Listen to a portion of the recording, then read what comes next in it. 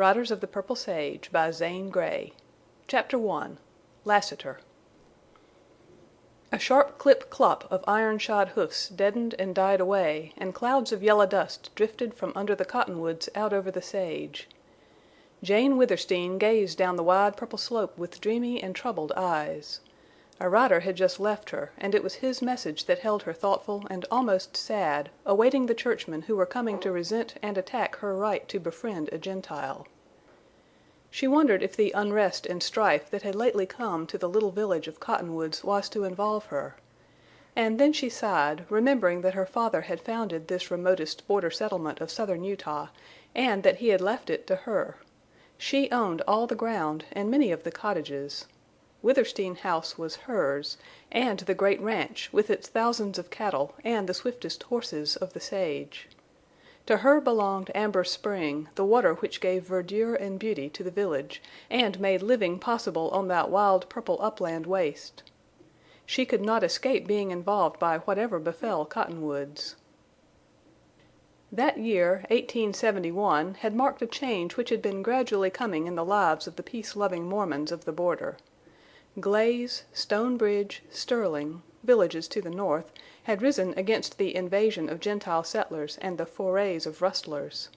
There had been opposition to the one and fighting with the other, and now Cottonwoods had begun to wake and bestir itself and grown hard.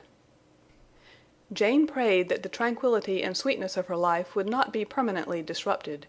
She meant to do so much more for her people than she had done. She wanted the sleepy, quiet, pastoral days to last always.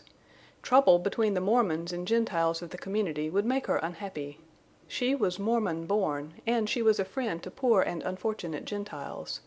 She wished only to go on doing good and being happy. And she thought of what that great ranch meant to her. She loved it all, the grove of cottonwoods, the old stone house, the amber-tinted water, and the droves of shaggy, dusty horses and mustangs, the sleek, clean-limbed, blooded racers, and the browsing herds of cattle, and the lean, sun-browned riders of the sage. While she waited there she forgot the prospect of untoward change. The bray of a lazy burro broke the afternoon quiet, and it was comfortingly suggestive of the drowsy farmyard and the open corrals and the green alfalfa fields. Her clear sight intensified the purple sage slope as it rolled before her. Low swells of prairie-like ground sloped up to the west. Dark, lonely cedar trees, few and far between, stood out strikingly, and at long distances ruins of red rocks. Farther on, up the gradual slope, rose a broken wall, a huge monument looming dark purple and stretching its solitary mystic way, a wavering line that faded in the north.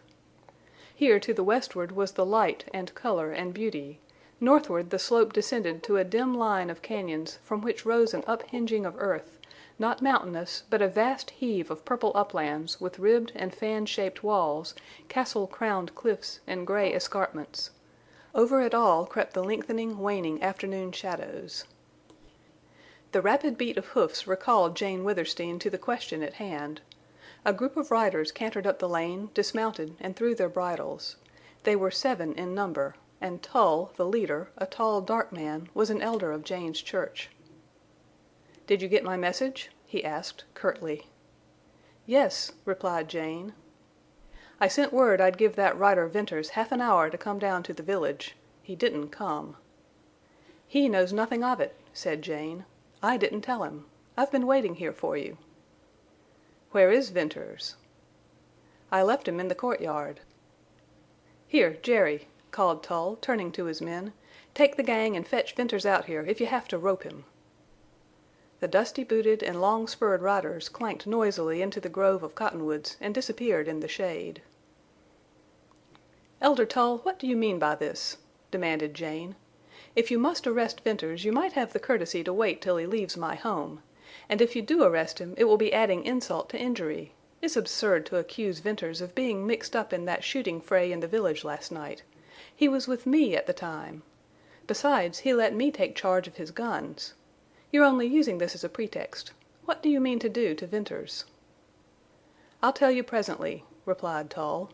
"But first tell me why you defend this worthless rider."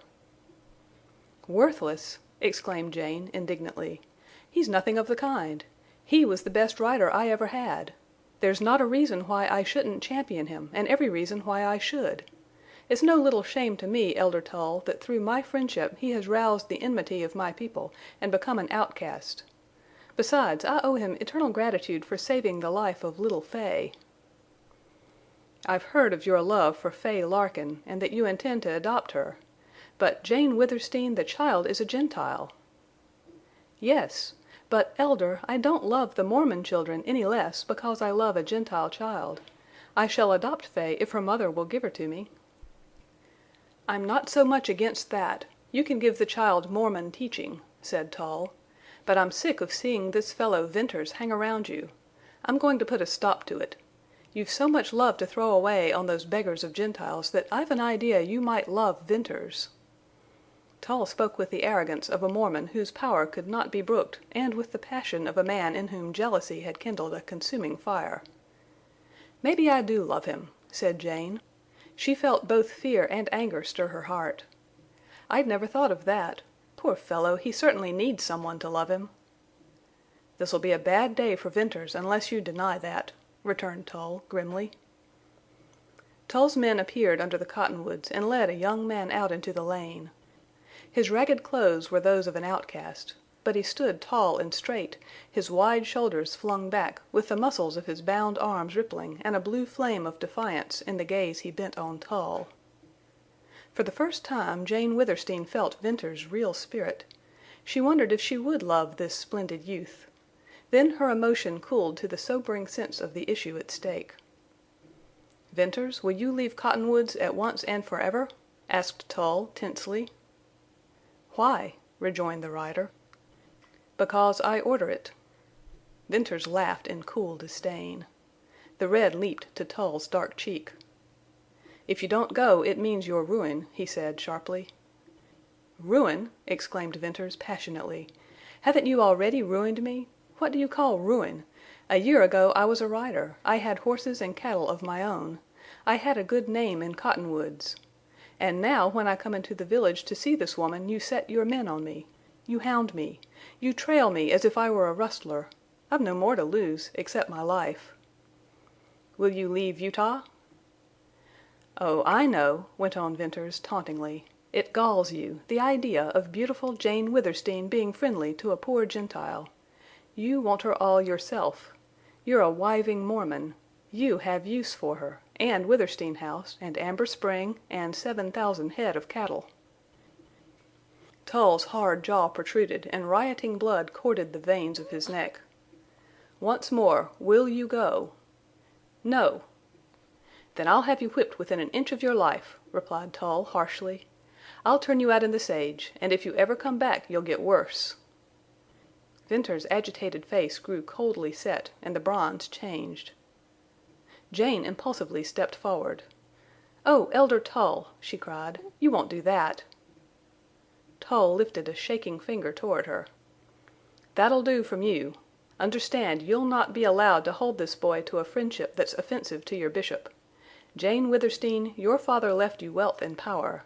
It has turned your head. You haven't yet come to see the place of Mormon women. We've reasoned with you, borne with you. We've patiently waited. We've let you have your fling, which is more than I ever saw granted to a Mormon woman. But you haven't come to your senses. Now, once for all, you can't have any further friendship with Venters.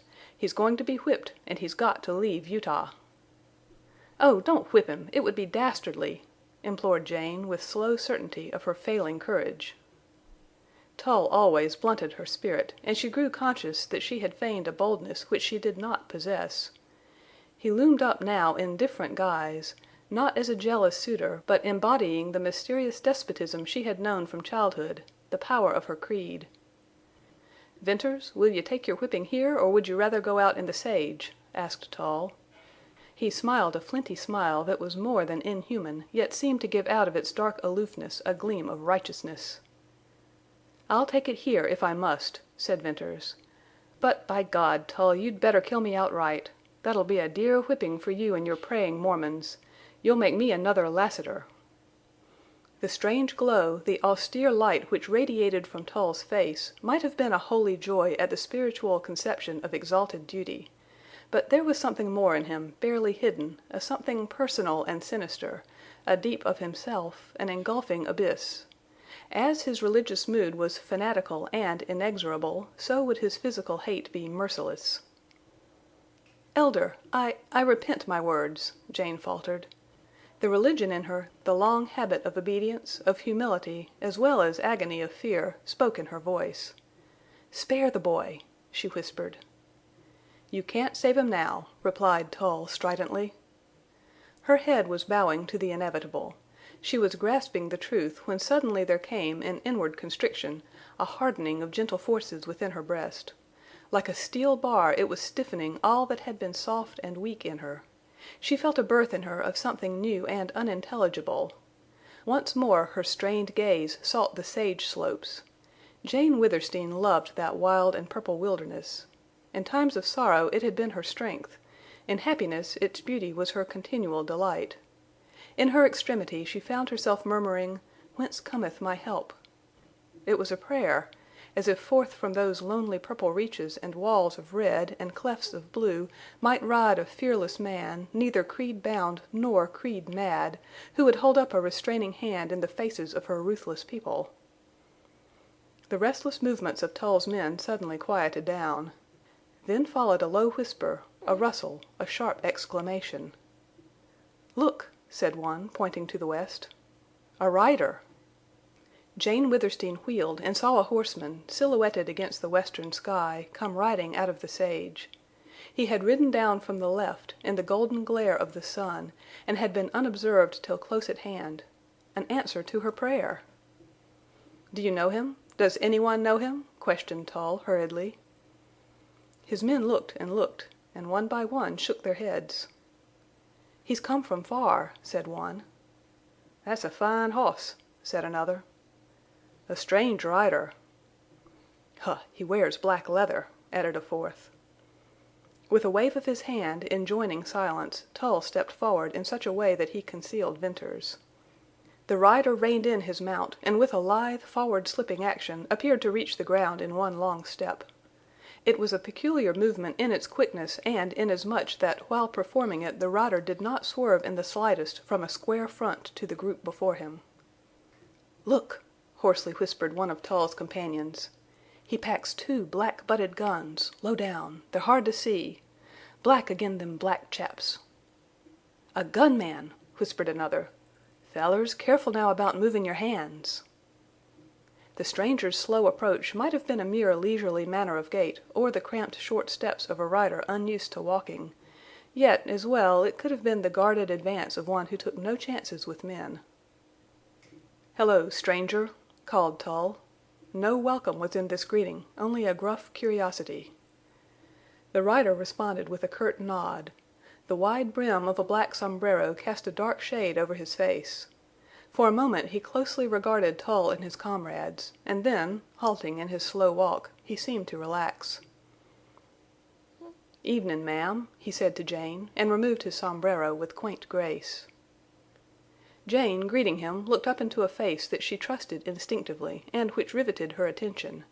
It had all the characteristics of the range riders, the leanness, the red burn of the sun, and the set changelessness that came from years of silence and solitude. But it was not these which held her, rather the intensity of his gaze, a strained weariness, a piercing wistfulness of keen gray sight, as if the man was forever looking for that which he never found.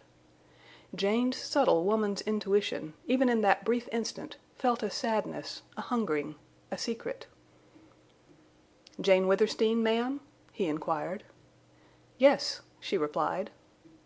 "The water here is yours?" "Yes." "May I water my horse?" "Certainly. There's the trough." "But maybe if you knew who I was—" He hesitated with his glance on the listening men. "Maybe you wouldn't let me water him, though I ain't askin' none for myself." "Stranger, it doesn't matter who you are. Water your horse. And if you're thirsty and hungry, come into my house." "Thanks, ma'am. I can't accept for myself, but for my tired horse—" Trampling of hoofs interrupted the rider. More restless movements on the part of Tull's men broke up the little circle, exposing the prisoner Venters. "Maybe I've kind of hindered something for a few moments, perhaps?" inquired the rider. "Yes," replied Jane Withersteen with a throb in her voice. She felt the drawing power of his eyes, and then she saw him look at the bound Venters, and at the men who held him, and their leader. "In this here country all the rustlers and thieves and cutthroats and gun throwers and all round no good men just happen to be Gentiles. Ma'am, which of the no good class does that young feller belong to?" "He belongs to none of them. He's an honest boy." "You know that, ma'am?" "Yes, yes." "Then what has he done to get tied up that way?" His clear and distinct question, meant for Tull as well as for Jane Withersteen, stilled the restlessness and brought a momentary silence. "Ask him," replied Jane, her voice rising high. The rider stepped away from her, moving out with the same slow, measured stride in which he had approached, and the fact that his action placed her wholly to one side and him no nearer to Tull and his men had a penetrating significance. "Young feller, speak up," he said to Venters. "Here, stranger, this is none of your mix," began Tull. "Don't try any interference. You've been asked to drink and eat. That's more than you'd have got in any other village of the Utah border. Water your horse and be on your way." "Easy, easy. I ain't interferin' yet," replied the rider. The tone of his voice had undergone a change. A different man had spoken. Where in addressing Jane he had been mild and gentle, now, with his first speech to Tull, he was dry, cool, biting. "I've jest stumbled onto a queer deal. 7 Mormons all packin' guns, and a Gentile tied with rope, and a woman who swears by his honesty. Queer, ain't that?" "Queer or not, it's none of your business," retorted Tull. "Where I was raised a woman's word was law. I ain't quite outgrowed that yet." Tull fumed between amaze and anger. "Meddler, we have a law here something different from woman's whim. Mormon law. Take care you don't transgress it." "To hell with your Mormon law." The deliberate speech marked the rider's further change, this time from kindly interest to an awakening menace. It produced a transformation in Tull and his companions. The leader gasped and staggered backward at a blasphemous affront to an institution he held most sacred. The man Jerry, holding the horses, dropped the bridles and froze in his tracks. Like posts, the other men stood watchful-eyed, arms hanging rigid, all waiting. "Speak up now, young man. What have you done to be roped that way?" "It's a damned outrage!" burst out Venters. "I've done no wrong. I've offended this Mormon elder by being a friend to that woman." "Ma'am, is it true what he says?" asked the rider of Jane, but his quiveringly alert eyes never left the little knot of quiet men. "True? Yes, perfectly true," she answered. "Well, young man, it seems to me that bein' a friend to such a woman would be what you wouldn't want to help and couldn't help. What's to be done to you for it?" "They intend to whip me. You know what that means in Utah." "I reckon," replied the rider, slowly. With his gray glance cold on the Mormons, with the restive bit-champing of the horses, with Jane failing to repress her mounting agitations, with Venters standing pale and still, the tension of the moment tightened. Tull broke the spell with a laugh without mirth, a laugh that was only a sound betraying fear. "Come on, men," he called. Jane Withersteen turned again to the rider. "Stranger, can you do nothing to save Venters?" "Ma'am, you ask me to save him from your own people?" "Ask you? I beg of you." "But you don't dream who you're askin'." "Oh, sir, I pray you, save him." "These are Mormons, and I—" At any cost save him, for I care for him." Tull snarled. "You love-sick fool! Tell your secrets. There'll be a way to teach you what you've never learned. Come, men, out of here." "Mormon, the young man stays," said the rider. Like a shot his voice halted Tull. "What? Who'll keep him? He's my prisoner," cried Tull, hotly. "Stranger, again I tell you, don't mix here. You've meddled enough. Go your way now, or— Listen, he stays." Absolute certainty, beyond any shadow of doubt, breathed in the rider's low voice. "Who are you? We are 7 here." The rider dropped his sombrero and made a rapid movement, singular in that it left him somewhat crouched, arms bent and stiff, with the big black gun sheaths swung around to the fore. Lassiter! It was Venters's wondering, thrilling cry that bridged the fateful connection between the rider's singular position and the dreaded name. Tull put out a groping hand. The life of his eyes dulled to the gloom with which men of his fear saw the approach of death. But death, while it hovered over him, did not descend, for the rider waited for the twitching fingers, the downward flash of hand that did not come. Tull, gathering himself together, turned to the horses, attended by his pale comrades. End of Chapter 1. Chapter 2. Cottonwoods. Venters appeared too deeply moved to speak the gratitude his face expressed, and Jane turned upon the rescuer and gripped his hands. Her smiles and tears seemingly dazed him. Presently, as something like calmness returned, she went to Lassiter's weary horse. "I will water him myself," she said, and she led the horse to a trough under a huge old cottonwood. With nimble fingers she loosened the bridle and removed the bit. The horse snorted and bent his head. The trough was of solid stone, hollowed out, moss-covered, and green, and wet and cool, and the clear brown water that fed it spouted and splashed from a wooden pipe. "He has brought you far to-day?" "Yes, ma'am, a matter of over 60 miles, maybe 70. "A long ride, a ride that—Ah! He is blind!" "Yes, ma'am," replied Lassiter. "What blinded him?" "Some men once roped and tied him, and then held white iron close to his eyes."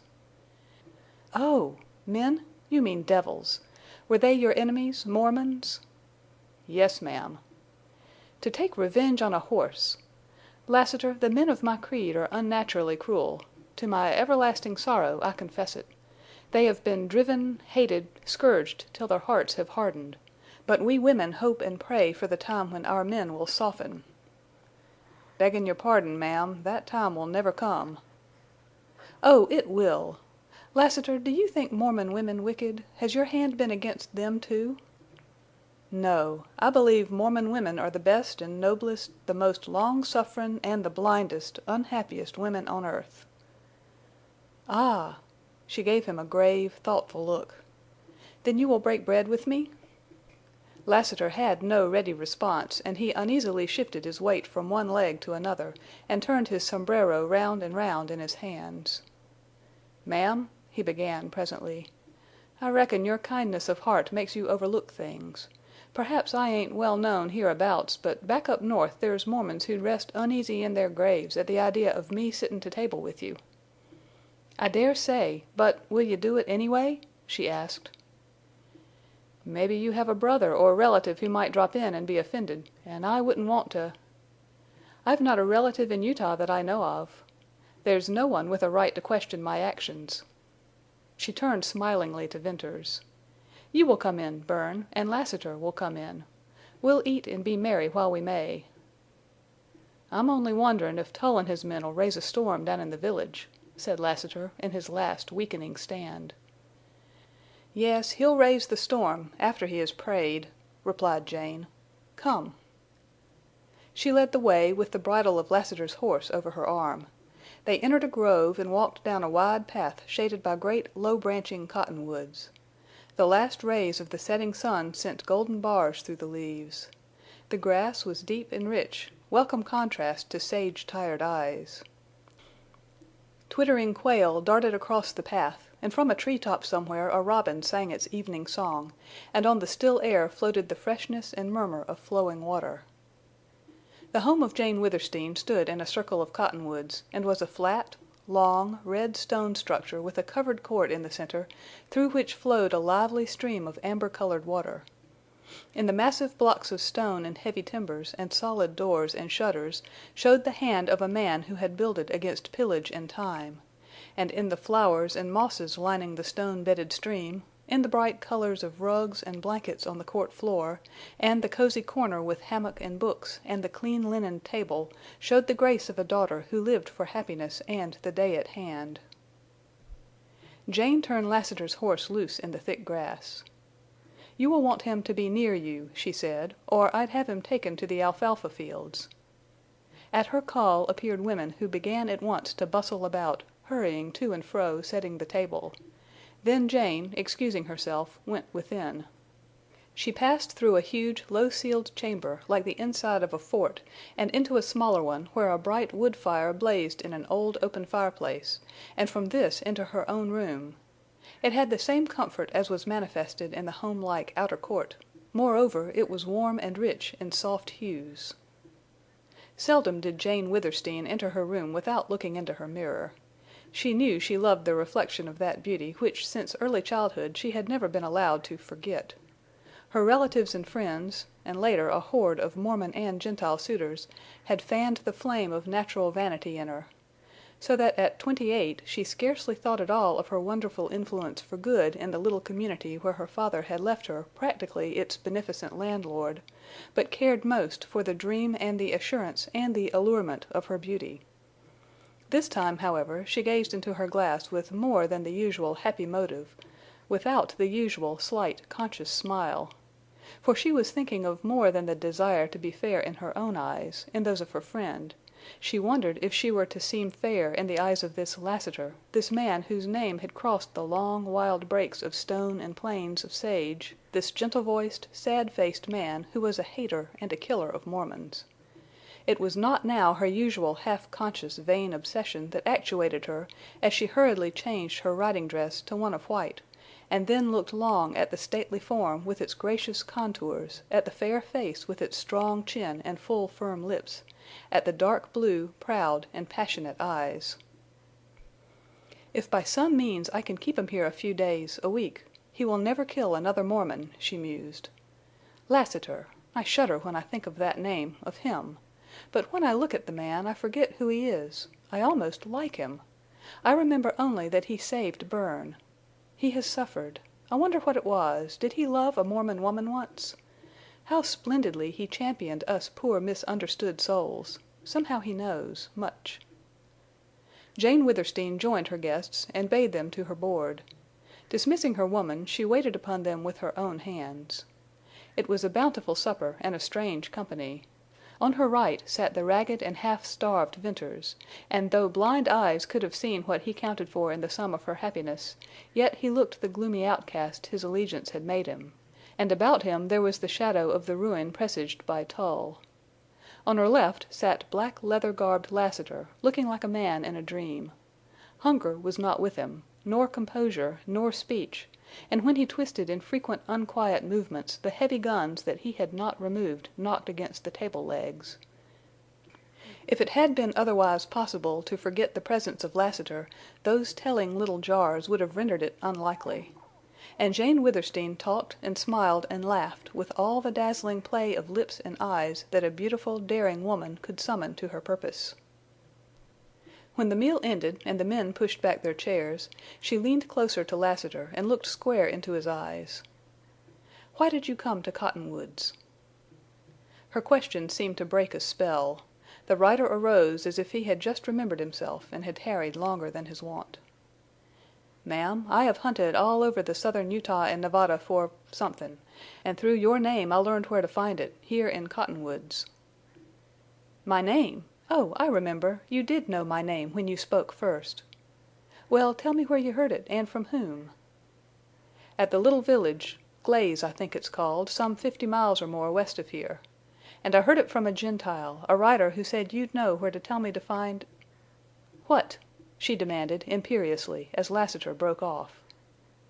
"Milly Erne's grave," he answered low, and the words came with a wrench. Venters wheeled in his chair to regard Lassiter in amazement, and Jane slowly raised herself in white, still wonder. "Milly Erne's grave?" she echoed in a whisper. "What did you know of Milly Erne, my best beloved friend who died in my arms? What were you to her?" "Did I claim to be anything?" he asked. "I know people, relatives, who have long wanted to know where she's buried, that's all." "Relatives? She never spoke of relatives except a brother who was shot in Texas.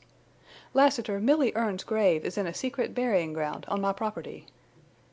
"Will you take me there? You'll be offendin' Mormons worse than by breakin' bread with me."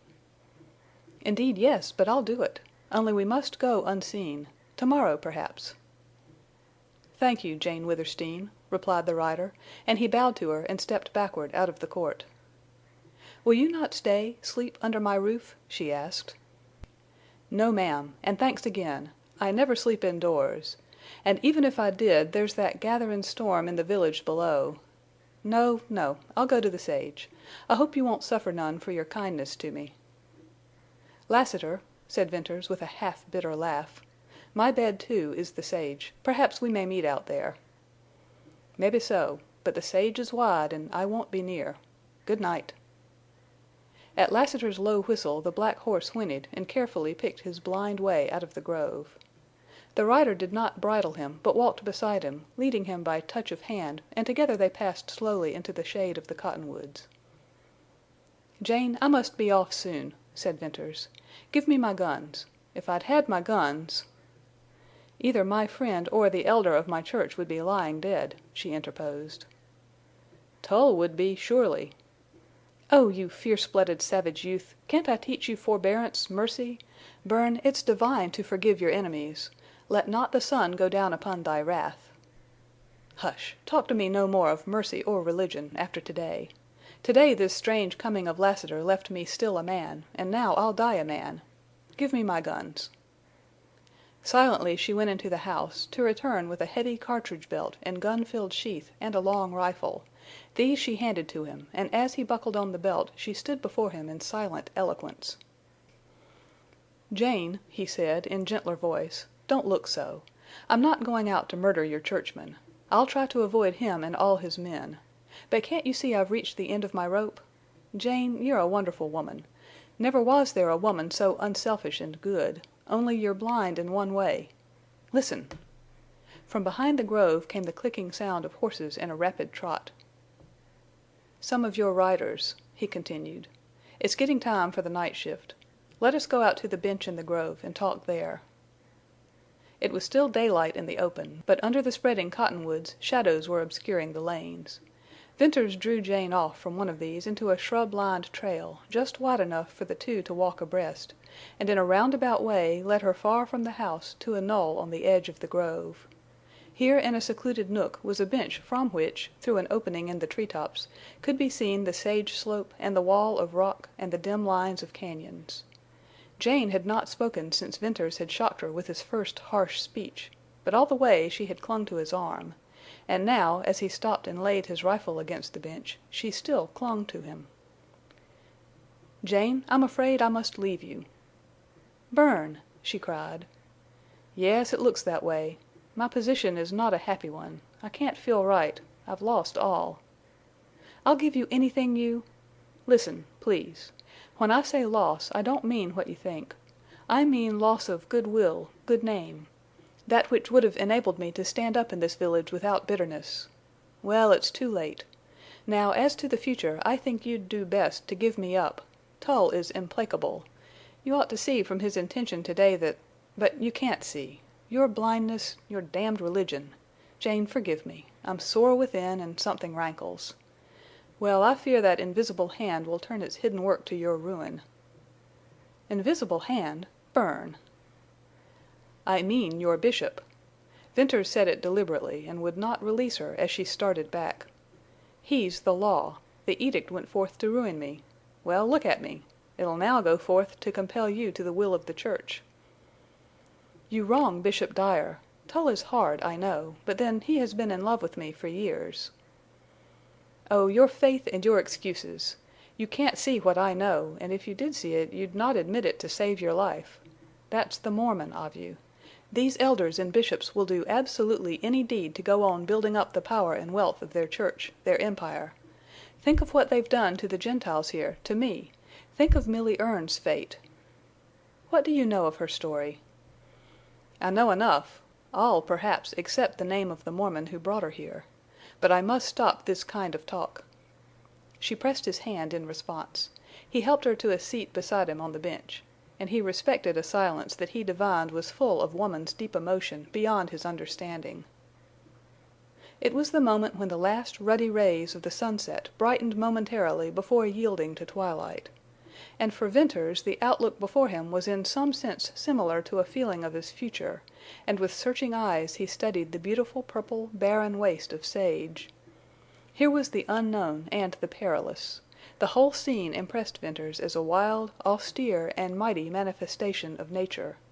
And as it somehow reminded him of his prospect in life, so it suddenly resembled the woman near him, only in her there were greater beauty and peril, a mystery more unsolvable, and something nameless that numbed his heart and dimmed his eye. "Look, a rider!" exclaimed Jane, breaking the silence. "Can that be Lassiter?" Venters moved his glance once more to the west. A horseman showed dark on the skyline, then merged into the color of the sage. "It might be, but I think not. That fellow was coming in. One of your riders, more likely. Yes, I see him clearly now. And there's another. I see them, too. Jane, your riders seem as many as the bunches of sage. I ran into 5 yesterday, way down near the trail to Deception Pass. They were with the white herd. You still go to that cañon? Bern, I wish you wouldn't. Oldring and his rustlers live somewhere down there." "Well, what of that?" "Tull has already hinted to your frequent trips into Deception Pass." "I know." Venters uttered a short laugh. "He'll make a rustler of me next. But, Jane, there's no water for 50 miles after I leave here, and the nearest is in the cañon. I must drink and water my horse. There, I see more riders. They are going out." "The red herd is on the slope toward the pass." Twilight was fast falling. A group of horsemen crossed the dark line of low ground to become more distinct as they climbed the slope. The silence broke to a clear call from an incoming rider, and, almost like the peal of a hunting horn, floated back the answer. The outgoing riders moved swiftly, came sharply into sight as they topped a ridge to show wild and black above the horizon, and then passed down, dimming into the purple of the sage. "I hope they don't meet Lassiter," said Jane. "So do I," replied Venters. "By this time the riders of the night shift know what happened today, but Lassiter will likely keep out of their way." "Bern, who is Lassiter? He's only a name to me, a terrible name." "Who is he? I don't know, Jane. Nobody I ever met knows him.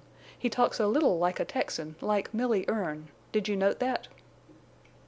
"Yes. How strange of him to know of her! And she lived here 10 years and has been dead, too. Bern, what do you know of Lassiter? Tell me what he has done, why you spoke of him to Tull, threatening to become another Lassiter yourself." "Jane, I only heard things, rumors, stories, most of which I disbelieved. At Glaze his name was known, but none of the riders or ranchers I knew there ever met him. At Stone Bridge I never heard him mentioned. But at Sterling and villages north of there he was spoken of often. I've never been in a village which he had been known to visit. There were many conflicting stories about him and his doings. Some said he had shot up this and that Mormon village, and others denied it. I'm inclined to believe he has, and you know how Mormons hide the truth. But there was one feature about Lassiter upon which all agree, that he was what riders in this country call a gunman. He's a man with a marvelous quickness and accuracy in the use of a Colt. And now that I've seen him I know more. Lassiter was born without fear. I watched him with eyes which saw him my friend. I'll never forget the moment I recognized him from what had been told me of his crouch before the draw. It was then I yelled his name. I believe that yell saved Tull's life. At any rate, I know this. Between Tull and death then there was not the breadth of the littlest hair. If he or any of his men had moved a finger downward— Venters left his meaning unspoken, but at the suggestion Jane shuddered. The pale afterglow in the west darkened with the merging of twilight into night. The sage now spread out black and gloomy. One dim star glimmered in the southwest sky. The sound of trotting horses had ceased, and there was silence broken only by a faint, dry pattering of cottonwood leaves in the soft night wind. Into this peace and calm suddenly broke the high-keyed yelp of a coyote, and from far off in the darkness came the faint answering note of a trailing mate. "Hello, the sage dogs are barking," said Venters. "I don't like to hear them," replied Jane. "At night, sometimes when I lie awake listening to the long mourn or breaking bark or wild howl, I think of you asleep somewhere in the sage, and my heart aches." "Jane, you couldn't listen to sweeter music, nor could I have a better bed." "Just think, men like Lassiter and you have no home, no comfort, no rest, no place to lay your weary heads. Well, let us be patient. Tull's anger may cool, and time may help us. You might do some service to the village, who can tell? Suppose you discovered the long unknown hiding place of Oldring and his band, and told it to my riders. That would disarm Tull's ugly hints and put you in favor. For years my riders have trailed the tracks of stolen cattle. You know as well as I how dearly we've paid for our ranges in this wild country. Oldring drives our cattle down into the network of deceiving cañons, and somewhere far to the north or east he drives them up and out to Utah markets. If you will spend time in Deception Pass, try to find the trails." "Jane, I've thought of that. I'll try." "I must go now. And it hurts, for now I'll never be sure of seeing you again. But tomorrow, Bern?" "Tomorrow, surely. I'll watch for Lassiter and ride in with him." "Good night." Then she left him and moved away, a white, gliding shape that soon vanished in the shadows. Venters waited until the faint slam of a door assured him she had reached the house, and then, taking up his rifle, he noiselessly slipped through the bushes, down the knoll, and on under the dark trees to the edge of the grove. The sky was now turning from gray to blue. Stars had begun to lighten the earlier blackness, and from the wide, flat sweep before him blew a cool wind, fragrant with the breath of sage. Keeping close to the edge of the cottonwoods, he went swiftly and silently westward. The grove was long, and he had not reached the end when he heard something that brought him to a halt. Low, padded thuds told him horses were coming this way. He sank down in the gloom, waiting, listening. Much before he had expected, judging from sound, to his amazement he descried horsemen near at hand. They were riding along the border of the sage, and instantly he knew the hoofs of the horses were muffled. Then the pale starlight afforded him indistinct sight of the riders, but his eyes were keen and used to the dark, and by peering closely he recognized the huge bulk and black-bearded visage of Oldring, and the lithe, supple form of the rustler's lieutenant, a masked rider. They passed on, the darkness swallowed them. Then, farther out on the sage, a dark, compact body of horsemen went by, almost without sound, almost like specters, and they, too, melted into the night. End of Chapter 2. Chapter 3. Amber Spring. No unusual circumstance was it for Oldring and some of his men to visit Cottonwoods in the broad light of day, but for him to prowl about in the dark with the hoofs of his horses muffled meant that mischief was brewing. Moreover, to Venters the presence of the masked rider with Oldring seemed especially ominous. For about this man there was mystery. He seldom rode through the village, and when he did ride through it was swiftly. Riders seldom met by day on the sage, but wherever he rode there always followed deeds as dark and mysterious as the mask he wore. Oldring's band did not confine themselves to the rustling of cattle. Venters lay low in the shade of the cottonwoods, pondering this chance meeting, and not for many moments did he consider it safe to move on. Then, with sudden impulse, he turned the other way and went back along the grove. When he reached the path leading to Jane's home, he decided to go down to the village. So he hurried onward, with quick, soft steps. Once beyond the grove, he entered the one and only street. It was wide, lined with tall poplars, and under each row of trees, inside the footpath, were ditches where ran the water from Jane Withersteen's spring. Between the trees twinkled lights of cottage candles, and far down flared bright windows of the village stores. When Venters got closer to these, he saw knots of men standing together in earnest conversation. The usual lounging on the corners and benches and steps was not in evidence. Keeping in the shadow, Venters went closer and closer until he could hear voices, but he could not distinguish what was said. He recognized many Mormons, and looked hard for Tull and his men, but looked in vain. Venters concluded that the rustlers had not passed along the village street.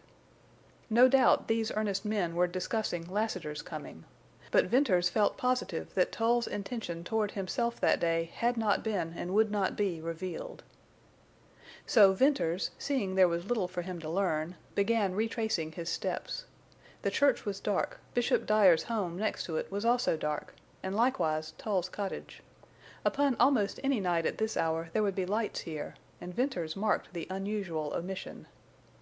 As he was about to pass out of the street to skirt the grove, he once more slunk down at the sound of trotting horses. Presently he descried two mounted men riding toward him. He hugged the shadow of a tree. Again the starlight, brighter now, aided him. and he made out Tull's stalwart figure, and beside him the short, frog-like shape of the rider Jerry. They were silent, and they rode on to disappear. Venters went his way with busy, gloomy mind, revolving events of the day, trying to reckon those brooding in the night. His thoughts overwhelmed him. Up in that dark grove dwelt a woman who had been his friend. And he skulked about her home, gripping a gun stealthily as an Indian, a man without place or people or purpose. Above her hovered the shadow of grim, hidden, secret power. No queen could have given more royally out of a bounteous store than Jane Withersteen gave her people, and likewise to those unfortunates whom her people hated. She asked only the divine right of all women, freedom, to love and to live as her heart willed, and yet prayer and her hope were vain. "For years I've seen a storm clouding over her and the village of Cottonwoods," muttered Venters as he strode on. "Soon it'll burst. I don't like the prospects." That night the villagers whispered in the street, and night-riding rustlers muffled horses, and Tull was at work in secret. And out there in the sage hid a man who meant something terrible—Lassiter. Venters passed the black cottonwoods, and, entering the sage, climbed the gradual slope. He kept his direction in line with a western star. From time to time he stopped to listen and heard only the usual familiar bark of coyote and sweep of wind and rustle of sage. Presently a low jumble of rocks loomed up darkly somewhat to his right, and turning that way he whistled softly. Out of the rocks glided a dog that leaped and whined about him. He climbed over rough, broken rock, picking his way carefully, and then went down. Here it was darker and sheltered from the wind. A white object guided him. It was another dog, and this one was asleep, curled up between a saddle and a pack. The animal awoke and thumped his tail in greeting. Venters placed the saddle for a pillow, rolled in his blankets with his face upward to the stars. The white dog snuggled close to him. The other whined and pattered a few yards to the rise of ground and there crouched on guard. And in that wild covert Venters shut his eyes under the great white stars and intense vaulted blue, bitterly comparing their loneliness to his own, and fell asleep. When he awoke day had dawned and all about him was bright steel gray. The air had a cold tang. Arising, he greeted the fawning dogs and stretched his cramped body, and then, gathering together bunches of dead sage sticks, he lighted a fire. Strips of dried beef held to the blaze for a moment served him and the dogs. He drank from a canteen. There was nothing else in his outfit. He had grown used to a scant fire. Then he sat over the fire, palms outspread, and waited. Waiting had been his chief occupation for months, and he scarcely knew what he waited for unless it was the passing of the hours. But now he sensed action in the immediate present. The day promised another meeting with Lassiter and Jane, perhaps news of the rustlers. On the morrow he meant to take the trail to Deception Pass. And while he waited he talked to his dogs. He called them Ring and Whitie. They were sheep dogs, half collie, half deerhound, superb in build, perfectly trained.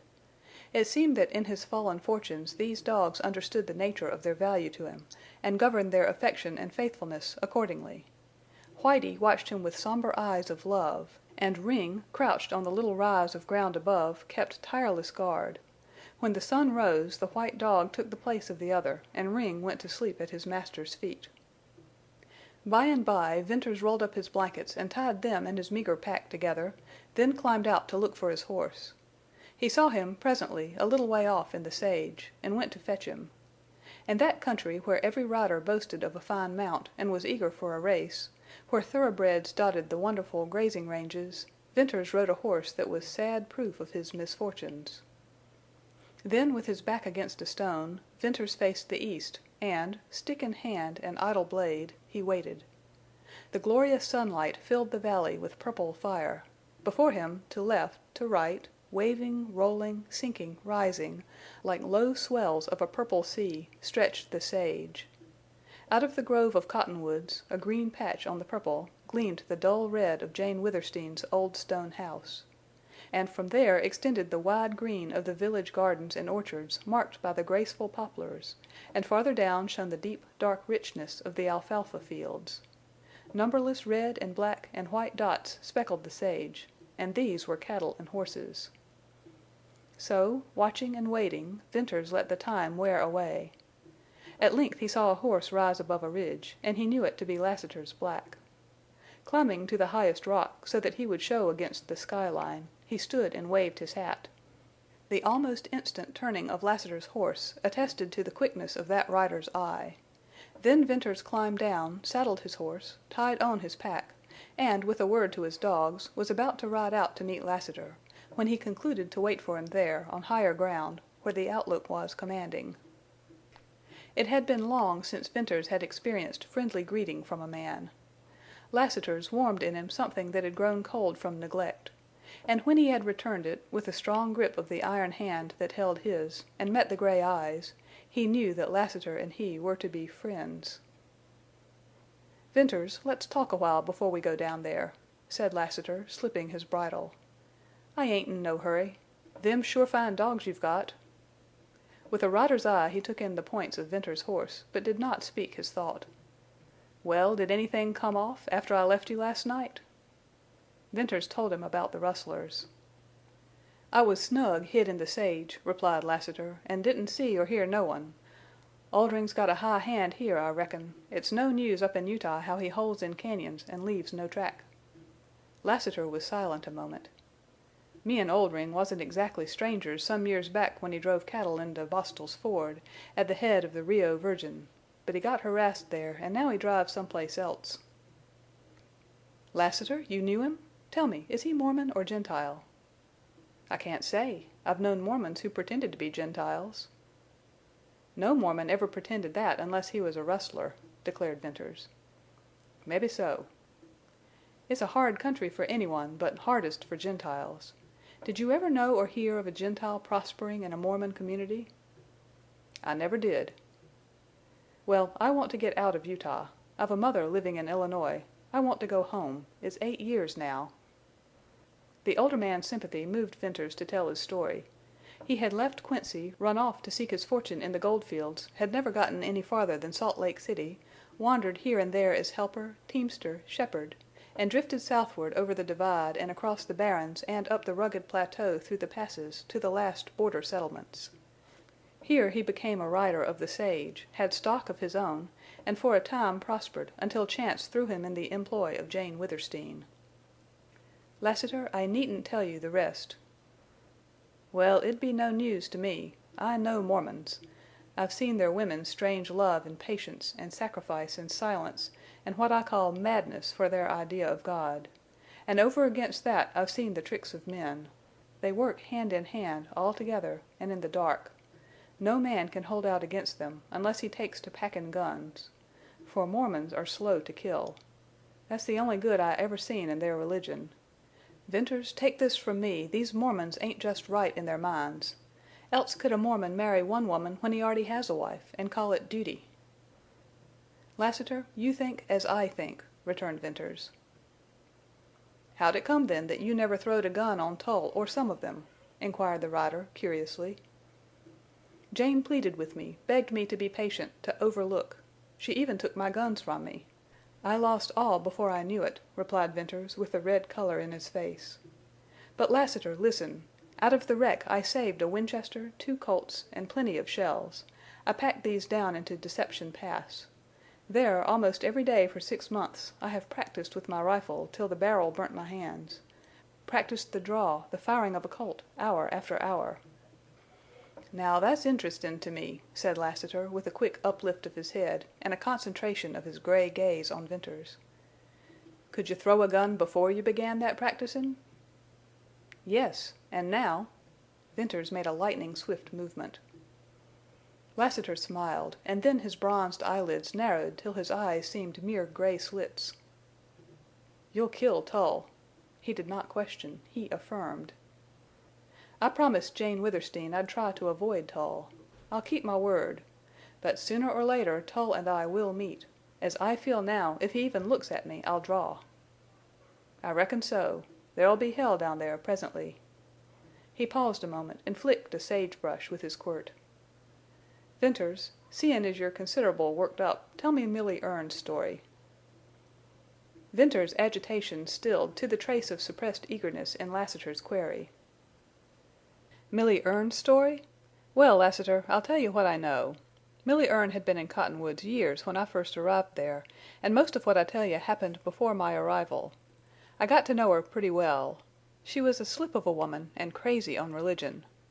I conceived an idea that I never mentioned. I thought she was at heart more Gentile than Mormon.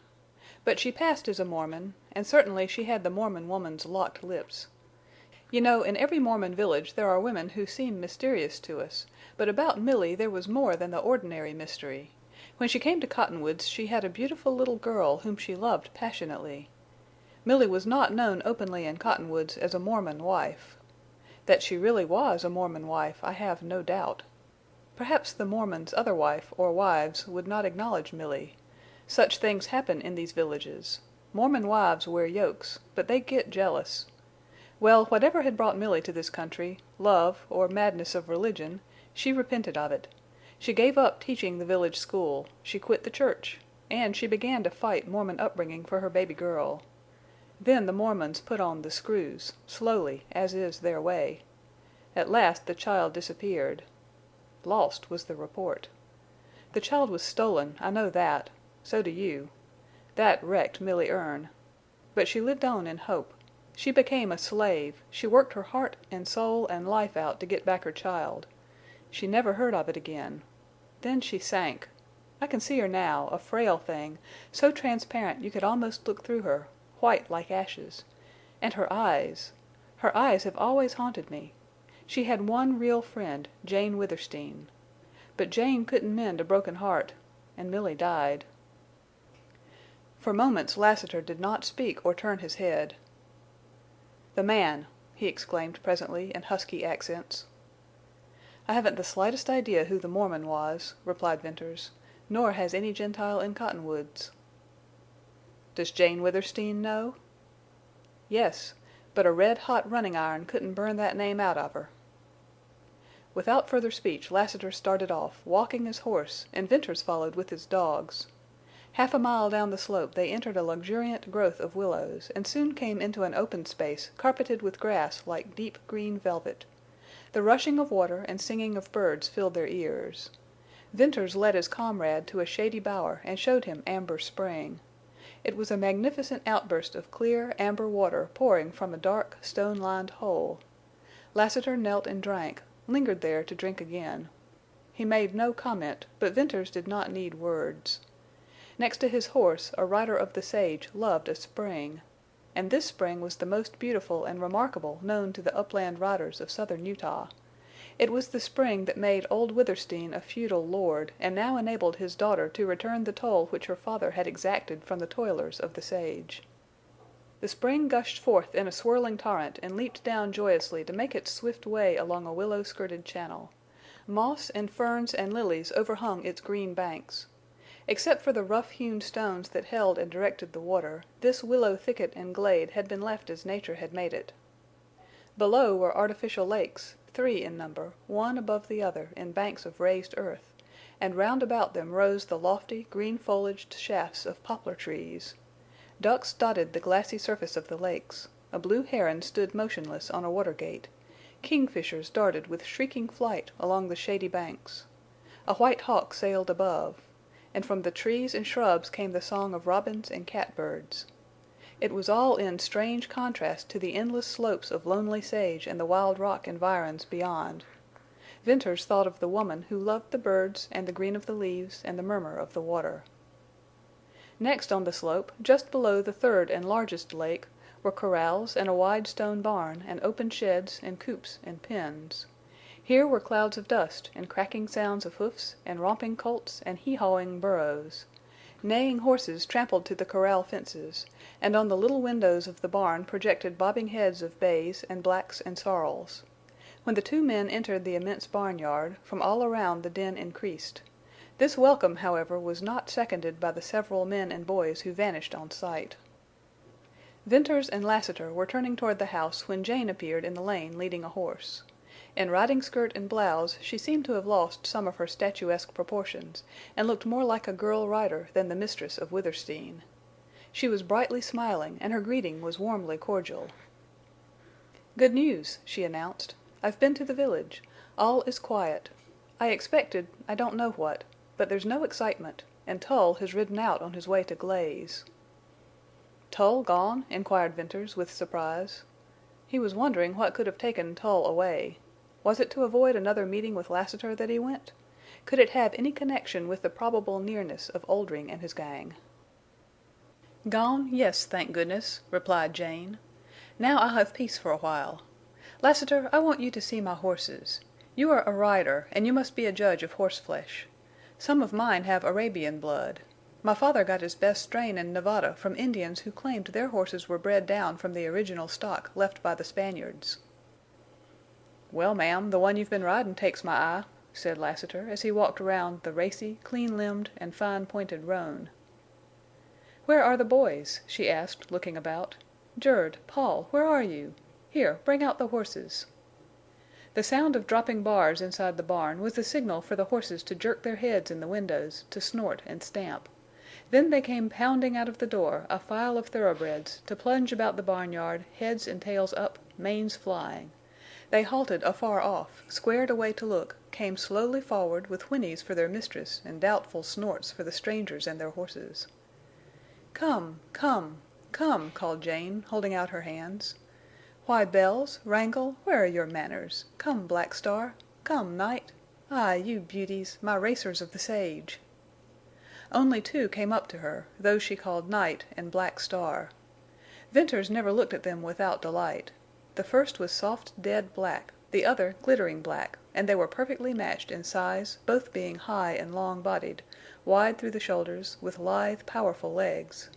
That they were a woman's pets showed in the gloss of skin, the fineness of mane. It showed, too, in the light of big eyes and the gentle reach of eagerness.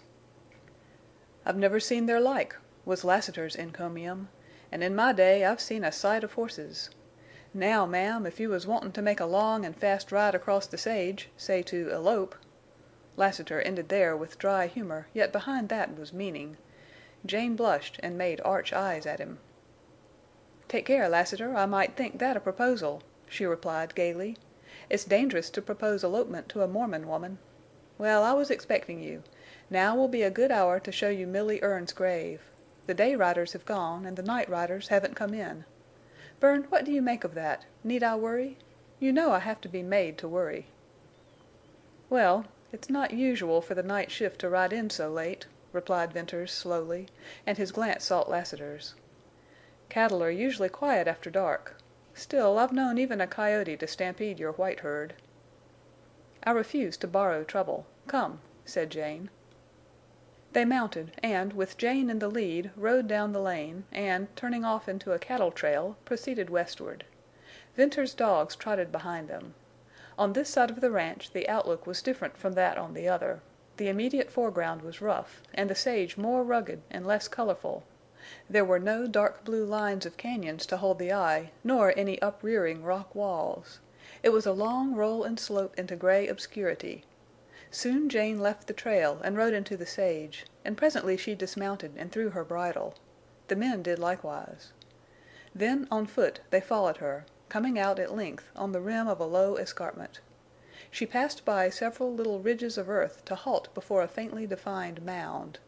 It lay in the shade of a sweeping sagebrush close to the edge of the promontory, and a rider could have jumped his horse over it without recognizing a grave. "Here." She looked sad as she spoke, but she offered no explanation for the neglect of an unmarked, uncared-for grave. There was a little bunch of pale, sweet lavender daisies, doubtless planted there by Jane. "I only come here to remember and to pray," she said. "But I leave no trail." A grave in the sage! How lonely this resting place of Milly Erne! The cottonwoods or the alfalfa fields were not in sight, nor was there any rock or ridge or cedar to lend contrast to the monotony. Gray slopes, tinging the purple, barren and wild, with the wind waving the sage, swept away to the dim horizon. Lassiter looked at the grave and then out into space. At that moment he seemed a figure of bronze. Jane touched Venters's arm and led him back to the horses. "Bern," cried Jane, when they were out of hearing, "suppose Lassiter were Milly's husband, the father of that little girl lost so long ago." "It might be, Jane. Let us ride on. If he wants to see us again, he'll come." So they mounted and rode out to the cattle trail and began to climb. From the height of the ridge, where they had started down, Venters looked back. He did not see Lassiter, but his glance, drawn irresistibly farther out on the gradual slope, caught sight of a moving cloud of dust. "Hello, a rider!" "Yes, I see," said Jane. "That fellow's riding hard. Jane, there's something wrong." "Oh yes, there must be. How he rides!" The horse disappeared in the sage, and then puffs of dust marked his course. "He's short cut on us. He's making straight for the corrals." Venters and Jane galloped their steeds and reined in at the turning of the lane. This lane led down to the right of the grove. Suddenly into its lower entrance flashed a bay horse. Then Venters caught the fast, rhythmic beat of pounding hoofs. Soon his keen eye recognized the swing of the rider in his saddle. "It's Judkins, your Gentile rider," he cried. "Jane, when Judkins rides like that, it means hell." Chapter 4. Deception Pass. The rider thundered up and almost threw his foam-flecked horse in the sudden stop. He was a giant form, and with fearless eyes. "Judkins, you're all bloody!" cried Jane in affright. "Oh, you've been shot!" "Nothin' much, Miss Withersteen. I got a nick in the shoulder. I'm some wet, and the hoss has been throwin' lather, so all this ain't blood." "What's up?" queried Venters, sharply. "Rustlers sloped off with the red herd." "Where are my riders?" demanded Jane. "Miss Withersteen, I was alone all night with the herd. At daylight this mornin' the rustlers rode down. They began to shoot at me on sight. They chased me hard and far, burnin' powder all the time, but I got away." "Jud, they meant to kill you," declared Venters. "Now I wonder," returned Judkins. "They wanted me bad, and it ain't regular for rustlers to waste time chasin' one rider." "Thank Heaven you got away," said Jane. "But my riders, where are they?" "I don't know. The night riders weren't there last night when I rode down, and this mornin' I met no day riders." "Judkins! Bern, they've been set upon, killed by Oldring's men." "I don't think so," replied Venters, decidedly. "Jane, your riders haven't gone out in the sage." "Bern, what do you mean?" Jane Withersteen turned deathly pale. "You remember what I said about the unseen hand?" "Oh! Impossible!" "I hope so. But I fear," Venters finished with a shake of his head. "Bern, you're bitter, but that's only natural. We'll wait to see what's happened to my riders. Judkins, come to the house with me. Your wound must be attended to." "Jane, I'll find out where Oldring drives the herd," vowed Venters. "No, no. Bern, don't risk it now, when the rustlers are in such shooting mood." "I'm going. Jud, how many cattle in that red herd?" 2,500 head." "Whew! What on earth can Oldring do with so many cattle? Why, 100 head is a big steal. I've got to find out." "Don't go," implored Jane. "Bern, you want a hoss that can run. Miss Withersteen, if it's not too bold of me to advise, make him take a fast hoss, or don't let him go." "Yes, yes, Judkins. He must ride a horse that can't be caught. Which one? Black Star? Night?" "Jane, I won't take either," said Venters, emphatically. "I wouldn't risk losing one of your favorites." "Wrangle, then?" "That's the hoss," replied Judkins. "Wrangle can outrun Black Star and Night. You'd never believe it, Miss Withersteen, but I know. Wrangle's the biggest and fastest hoss on the sage." "Oh no, Wrangle can't beat Black Star. But, Bern, take Wrangle if you will go. Ask Jerd for anything you need. Oh, be watchful, careful. Godspeed you." She clasped his hand, turned quickly away, and went down a lane with the rider. Venters rode to the barn and, leaping off, shouted for Jerd. The boy came running. Venters sent him for meat, bread, and dried fruits to be packed in saddlebags. His own horse he turned loose into the nearest corral. Then he went for Wrangle. The giant sorrel had earned his name for a trait the opposite of amiability. He came readily out of the barn, but once in the yard he broke from Venters and plunged about with ears laid back. Venters had to rope him, and then he kicked down a section of fence, stood on his hind legs, crashed down, and fought the rope. Jerd returned to lend a hand. "Wrangle don't get enough work," said Jerd as the big saddle went on. "He's unruly when he's corralled and wants to run. Wait till he smells the sage." "Jerd, this horse is an iron-jawed devil. I never straddled him but once. Run? Say, he's swift as wind." When Venters's boot touched the stirrup the sorrel bolted, giving him the rider's flying mount. The swing of this fiery horse recalled to Venters days that were not really long past, when he rode into the sage as the leader of Jane Withersteen's riders. Wrangle pulled hard on a tight rein. He galloped out of the lane, down the shady border of the grove, and hauled up at the watering trough, where he pranced and champed his bit. Venters got off and filled his canteen while the horse drank. The dogs, Ring and Whitie, came trotting up for their drink. Then Venters remounted and turned Wrangle toward the sage. A wide white trail wound away down the slope. One keen, sweeping glance told Venters that there was neither man nor horse nor steer within the limit of his vision, unless they were lying down in the sage. Ring loped in the lead, and Whitie loped in the rear. Wrangle settled gradually into an easy, swinging canter, and Venters's thoughts, now that the rush and flurry of the start were past and the long miles stretched before him, reverted to a calm reckoning of late singular coincidences.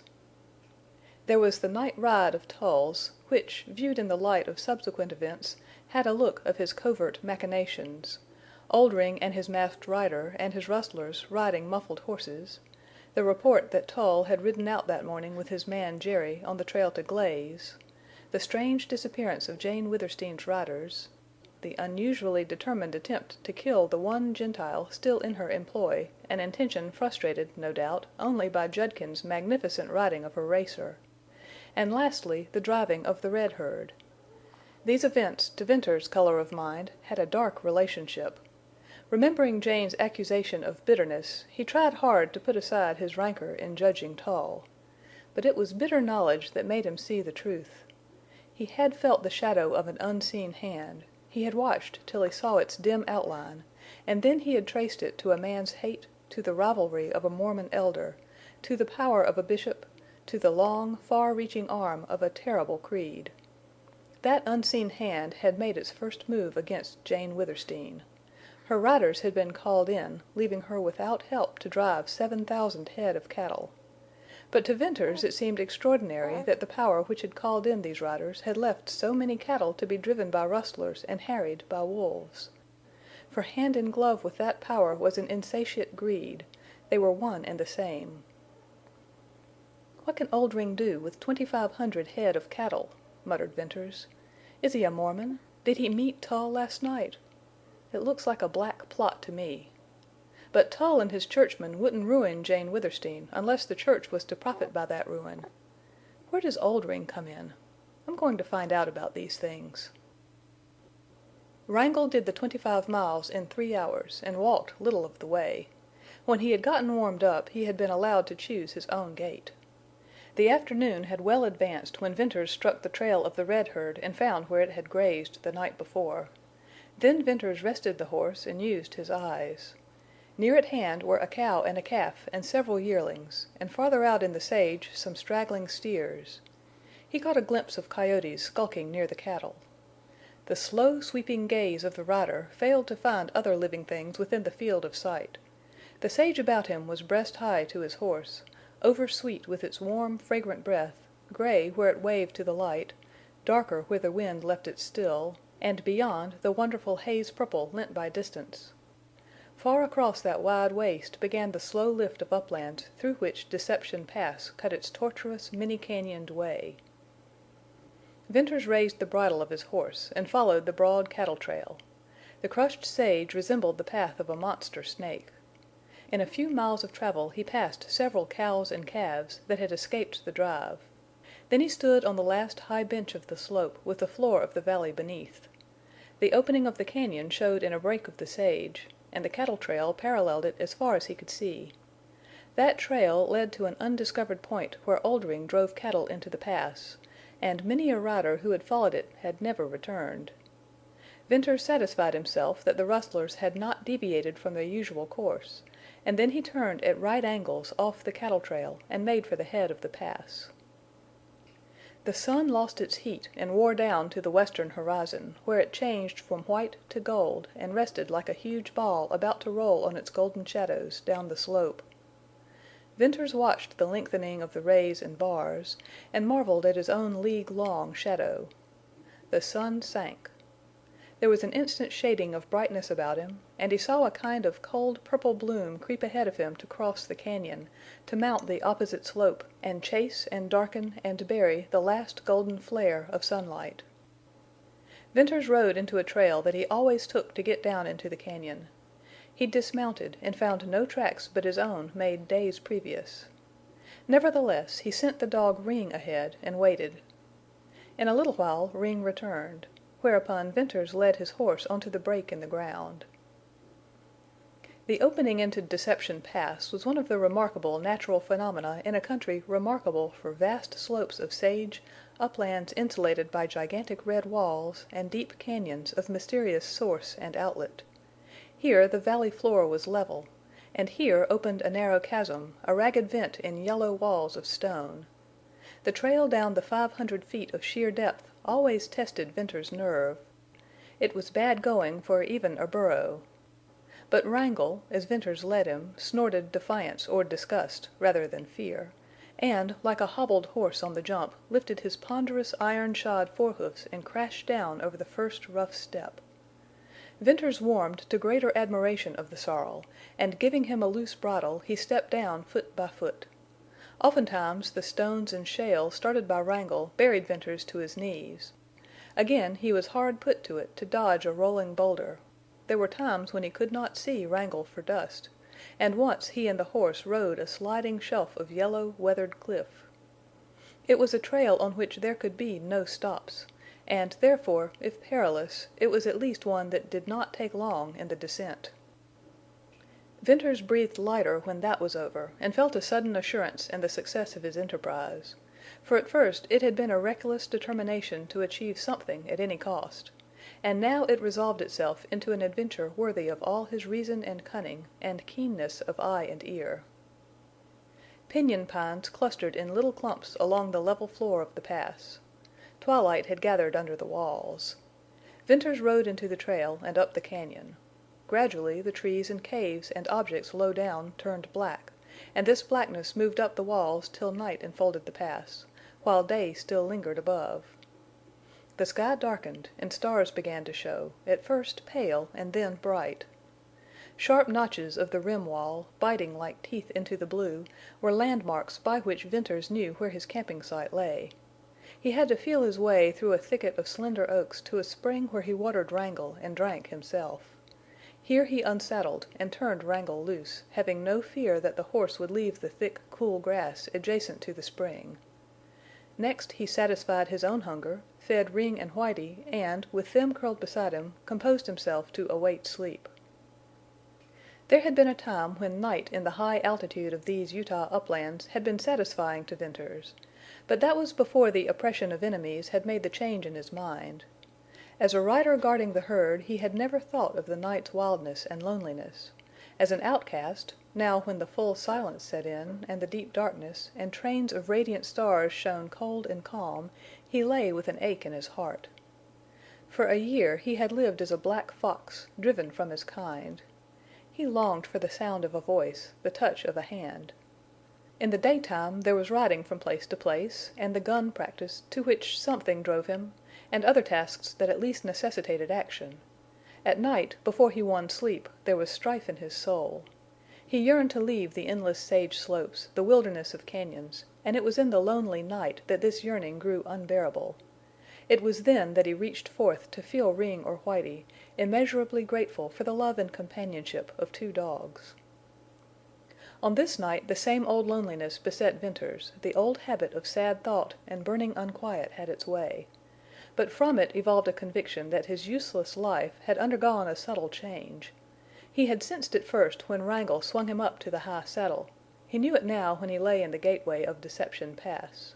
He had no thrill of adventure, rather a gloomy perception of great hazard, perhaps death. He meant to find Oldring's retreat. The rustlers had fast horses, but none that could catch Wrangle. Venters knew no rustler could creep upon him at night when Ring and Whitie guarded his hiding place. For the rest, he had eyes and ears, and a long rifle and an unerring aim, which he meant to use. Strangely, his foreshadowing of change did not hold a thought of the killing of Tull. It related only to what was to happen to him in Deception Pass, and he could no more lift the veil of that mystery than tell where the trails led to in that unexplored cañon. Moreover, he did not care. And at length, tired out by stress of thought, he fell asleep. When his eyes unclosed, day had come again, and he saw the rim of the opposite wall tipped with the gold of sunrise. A few moments sufficed for the morning's simple camp duties. Near at hand he found Wrangle, and to his surprise the horse came to him. Wrangle was one of the horses that left his viciousness in the home corral. What he wanted was to be free of mules and burros and steers, to roll in dust patches, and then to run down the wide, open, windy sage plains, and at night browse and sleep in the cool wet grass of a spring hole. Jerd knew the sorrel when he said of him, "Wait till he smells the sage." Venters saddled and led him out of the oak thicket, and leaping astride rode up the cañon with Ring and Whitie trotting behind. An old grass-grown trail followed the course of a shallow wash where flowed a thin stream of water. The cañon was 100 rods wide, its yellow walls were perpendicular, it had abundant sage, and a scant growth of oak and piñon. For 5 miles it held to a comparatively straight bearing, and then began a heightening of rugged walls and a deepening of the floor. Beyond this point of sudden change in the character of the cañon Venters had never explored, and here was the real door to the intricacies of Deception Pass. He reined Wrangle to a walk, halted now and then to listen, and then proceeded cautiously with shifting and alert gaze. The cañon assumed proportions that dwarfed those of its first 10 miles. Venters rode on and on, not losing in the interest of his wide surroundings any of his caution or keen search for tracks or sight of living thing. If there ever had been a trail here, he could not find it. He rode through sage and clumps of piñon trees and grassy plots where long-petaled purple lilies bloomed. He rode through a dark constriction of the pass no wider than the lane in the grove at Cottonwoods. And he came out into a great amphitheater into which jutted huge towering corners of a confluence of intersecting cañons. Venters sat his horse, and with a rider's eye studied this wild cross-cut of huge stone gullies. Then he went on, guided by the course of running water. If it had not been for the main stream of water flowing north, he would never have been able to tell which of these many openings was a continuation of the pass. In crossing this amphitheater he went by the mouths of 5 cañons, fording little streams that flowed into the larger one. Gaining the outlet which he took to be the pass, he rode on again under overhanging walls. One side was dark in shade, the other light in sun. This narrow passageway turned and twisted and opened into a valley that amazed Venters. Here again was a sweep of purple sage, richer than upon the higher levels. The valley was miles long, several wide, and enclosed by unscalable walls. But it was the background of this valley that so forcibly struck him. Across the sage flat rose a strange upflinging of yellow rocks. He could not tell which were close and which were distant. Scrawled mounds of stone, like mountain waves, seemed to roll up to steep bare slopes and towers. In this plain of sage Venters flushed birds and rabbits, and when he had proceeded about a mile he caught sight of the bobbing white tails of a herd of running antelope. He rode along the edge of the stream which wound toward the western end of the slowly looming mounds of stone. The high slope retreated out of sight behind the nearer projection. To Venters the valley appeared to have been filled in by a mountain of melted stone that had hardened in strange shapes of rounded outline. He followed the stream till he lost it in a deep cut. Therefore Venters quit the dark slit which baffled further search in that direction, and rode out along the curved edge of stone where it met the sage. It was not long before he came to a low place, and here Wrangle readily climbed up. All about him was ridgy roll of wind-smoothed, rain-washed rock. Not a tuft of grass or a bunch of sage colored the dull rust yellow. He saw where, to the right, this uneven flow of stone ended in a blunt wall. Leftward from the hollow that lay at his feet mounted a gradual, slow-swelling slope to a great height topped by leaning, cracked, and ruined crags. Not for some time did he grasp the wonder of that acclivity. It was no less than a mountainside, glistening in the sun like polished granite, with cedar trees springing as if by magic out of the denuded surface. Winds had swept it clear of weathered shale, and rains had washed it free of dust. Far up the curved slope its beautiful lines broke to meet the vertical rim wall, to lose its grace in a different order and color of rock, a stained yellow cliff of cracks and cave and seamed crags. And straight before Venters was a scene less striking but more significant to his keen survey. For beyond a mile of the bare hummocky rock began the valley of sage and the mouths of cañons, one of which surely was another gateway into the pass.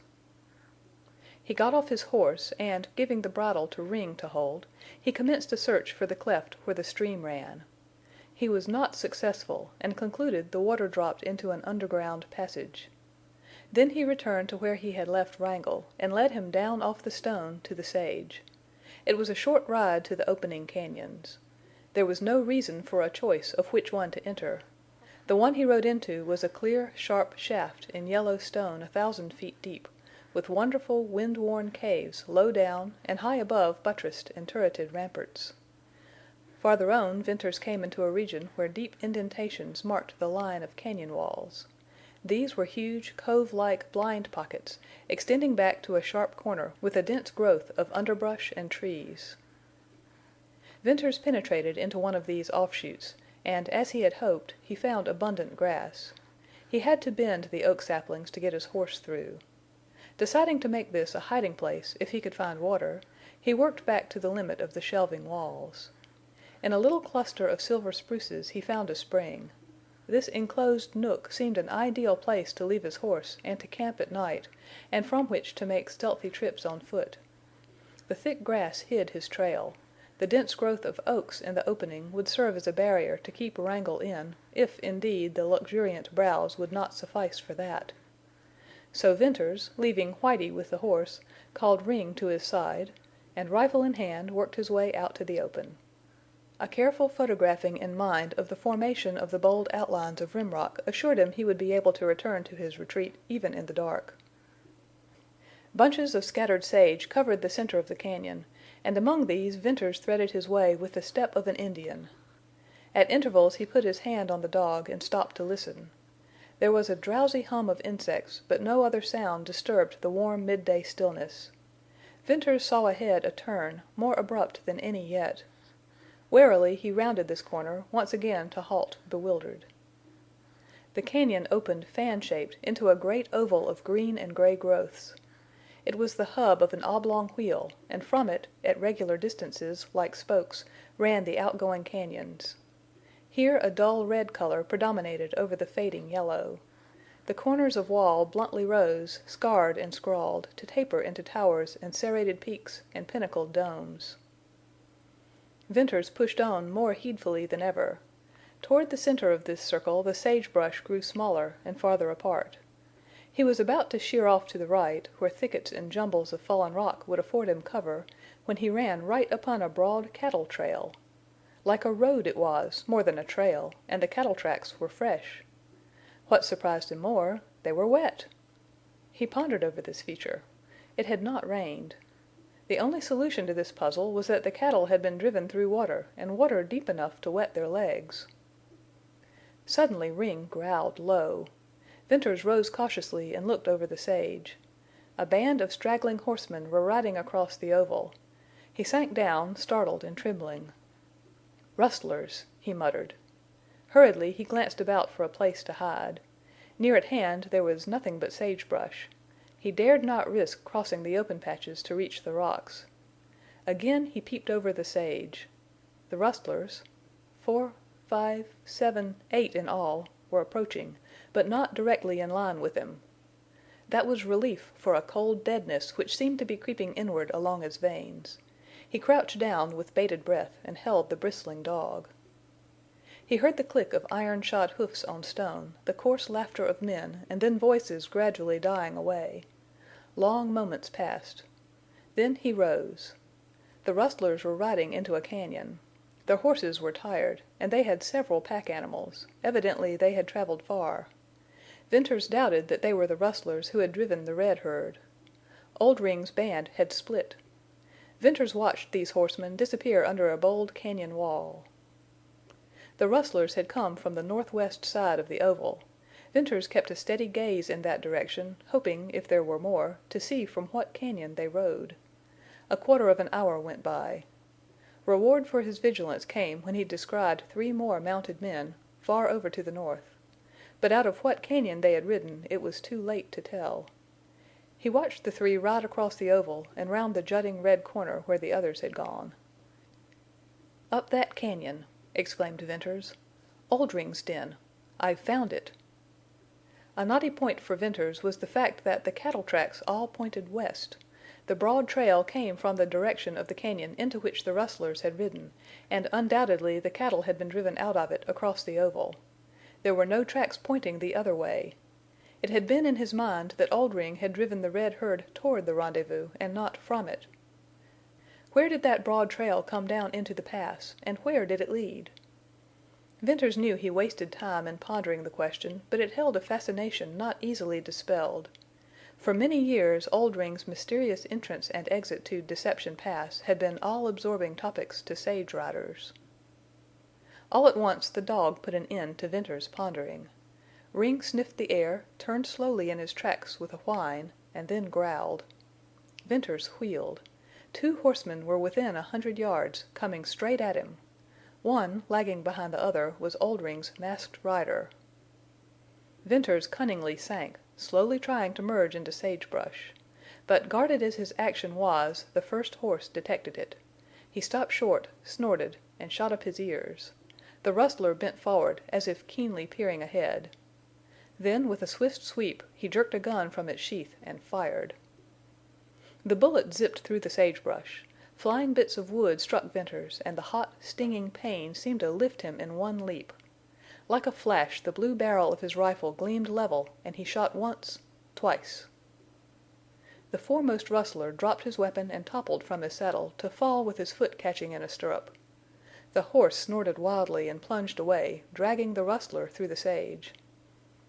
The masked rider huddled over his pommel, slowly swaying to one side, and then, with a faint, strange cry, slipped out of the saddle. End of Chapter 4. Chapter 5. The Masked Rider. Venters looked quickly from the fallen rustlers to the cañon where the others had disappeared. He calculated on the time needed for running horses to return to the open if their riders heard shots. He waited breathlessly. But the estimated time dragged by, and no riders appeared. Venters began presently to believe that the rifle reports had not penetrated into the recesses of the cañon, and felt safe for the immediate present. He hurried to the spot where the first rustler had been dragged by his horse. The man lay in deep grass, dead, jaw fallen, eyes protruding, a sight that sickened Venters. The first man at whom he had ever aimed a weapon he had shot through the heart. With the clammy sweat oozing from every pore, Venters dragged the rustler in among some boulders and covered him with slabs of rock. Then he smoothed out the crushed trail in grass and sage. The rustler's horse had stopped a quarter of a mile off, and was grazing. When Venters rapidly strode toward the masked rider, not even the cold nausea that gripped him could wholly banish curiosity. For he had shot Oldring's infamous lieutenant, whose face had never been seen. Venters experienced a grim pride in the feat. What would Tull say to this achievement of the outcast who rode too often to Deception Pass? Venters' curious eagerness and expectation had not prepared him for the shock he received when he stood over a slight, dark figure. The rustler wore the black mask that had given him his name, but he had no weapons. Venters glanced at the drooping horse. There were no gun sheaths on the saddle. "A rustler who didn't pack guns," muttered Venters. "He wears no belt. He couldn't pack guns in that rig. Strange." A low, gasping intake of breath and a sudden twitching of body told Venters the rider still lived. "He's alive. I've got to stand here and watch him die. And I shot an unarmed man." Shrinkingly Venters removed the rider's wide sombrero and the black cloth mask. This action disclosed bright chestnut hair, inclined to curl, and a white, youthful face. Along the lower line of cheek and jaw was a clear demarcation where the brown of tanned skin met the white that had been hidden from the sun. "Oh, he's only a boy. What? Can he be Oldring's Masked Rider?" The boy showed signs of returning consciousness. He stirred. His lips moved. A small brown hand clenched in his blouse. Venters knelt with a gathering horror of his deed. His bullet had entered the rider's right breast, high up to the shoulder. With hands that shook, Venters untied a black scarf and ripped open the blood-wet blouse. First he saw a gaping hole, dark red against a whiteness of skin from which welled a slender red stream. Then the graceful, beautiful swell of a woman's breast. "A woman!" he cried. "A girl! I've killed a girl!" She suddenly opened eyes that transfixed Venters. They were fathomless blue. Consciousness of death was there, a blended terror and pain, but no consciousness of sight. She did not see Venters. She stared into the unknown. Then came a spasm of vitality. She writhed in a torture of reviving strength, and in her convulsions she almost tore from Venters's grasp. Slowly she relaxed and sank partly back. The ungloved hand sought the wound, and pressed so hard that her wrist half buried itself in her bosom. Blood trickled between her spread fingers, and she looked at Venters with eyes that saw him. He cursed himself and the unerring aim of which he had been so proud. He had seen that look in the eyes of a crippled antelope which he was about to finish with his knife. But in her it had infinitely more, a revelation of mortal spirit. The instinctive bringing to life was there, and the divining helplessness, and the terrible accusation of the stricken. "Forgive me! I didn't know!" burst out Venters. "You've shot me! You've killed me!" she whispered, in panting gasps. Upon her lips appeared a fluttering, bloody froth. By that Venters knew the air in her lungs was mixing with blood. "Oh, I knew it would come some day. Oh, the burn! Hold me! I'm sinking. It's all dark. Ah, God! Mercy!" Her rigidity loosened in one long quiver, and she lay back limp, still, white as snow, with closed eyes. Venters thought then that she died, but the faint pulsation of her breast assured him that life yet lingered. Death seemed only a matter of moments, for the bullet had gone clear through her. Nevertheless, he tore sage leaves from a bush, and pressing them tightly over her wounds, he bound the black scarf round her shoulder, tying it securely under her arm. Then he closed the blouse, hiding from his sight that blood-stained, accusing breast. "What now?" he questioned, with flying mind. "I must get out of here. She's dying, but I can't leave her." He rapidly surveyed the sage to the north and made out no animate object. Then he picked up the girl's sombrero and the mask. This time the mask gave him as great a shock as when he first removed it from her face.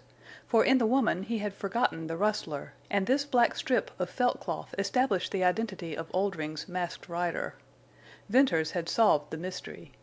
He slipped his rifle under her, and lifting her carefully upon it, he began to retrace his steps. The dog trailed in his shadow, and the horse, that had stood drooping by, followed without a call. Venters chose the deepest tufts of grass and clumps of sage on his return. From time to time he glanced over his shoulder. He did not rest. His concern was to avoid jarring the girl and to hide his trail. Gaining the narrow cañon, he turned and held close to the wall till he reached his hiding place. When he entered the dense thicket of oaks he was hard put to it to force a way through. But he held his burden almost upright, and by slipping sidewise and bending the saplings he got in. Through sage and grass he hurried to the grove of silver spruces. He laid the girl down, almost fearing to look at her. Though marble pale and cold, she was living. Venters then appreciated the tax that long carry had been to his strength. He sat down to rest. Whitie sniffed at the pale girl and whined and crept to Venters's feet. Ring lapped the water in the runway of the spring. Presently Venters went out to the opening, caught the horse, and leading him through the thicket, unsaddled him and tied him with a long halter. Wrangle left his browsing long enough to whinny and toss his head. Venters felt that he could not rest easily till he had secured the other rustler's horse, so, taking his rifle and calling for Ring, he set out. Swiftly yet watchfully he made his way through the cañon to the oval and out to the cattle trail. What few tracks might have betrayed him he obliterated, so only an expert tracker could have trailed him. Then, with many a wary, backward glance across the sage, he started to round up the rustler's horse. This was unexpectedly easy. He led the horse to lower ground, out of sight from the opposite side of the oval along the shadowy western wall, and so on into his cañon and secluded camp. The girl's eyes were open. A feverish spot burned in her cheeks. She moaned something unintelligible to Venters, but he took the movement of her lips to mean that she wanted water. Lifting her head, he tipped the canteen to her lips. After that she again lapsed into unconsciousness or a weakness which was its counterpart. Venters noted, however, that the burning flush had faded into the former pallor.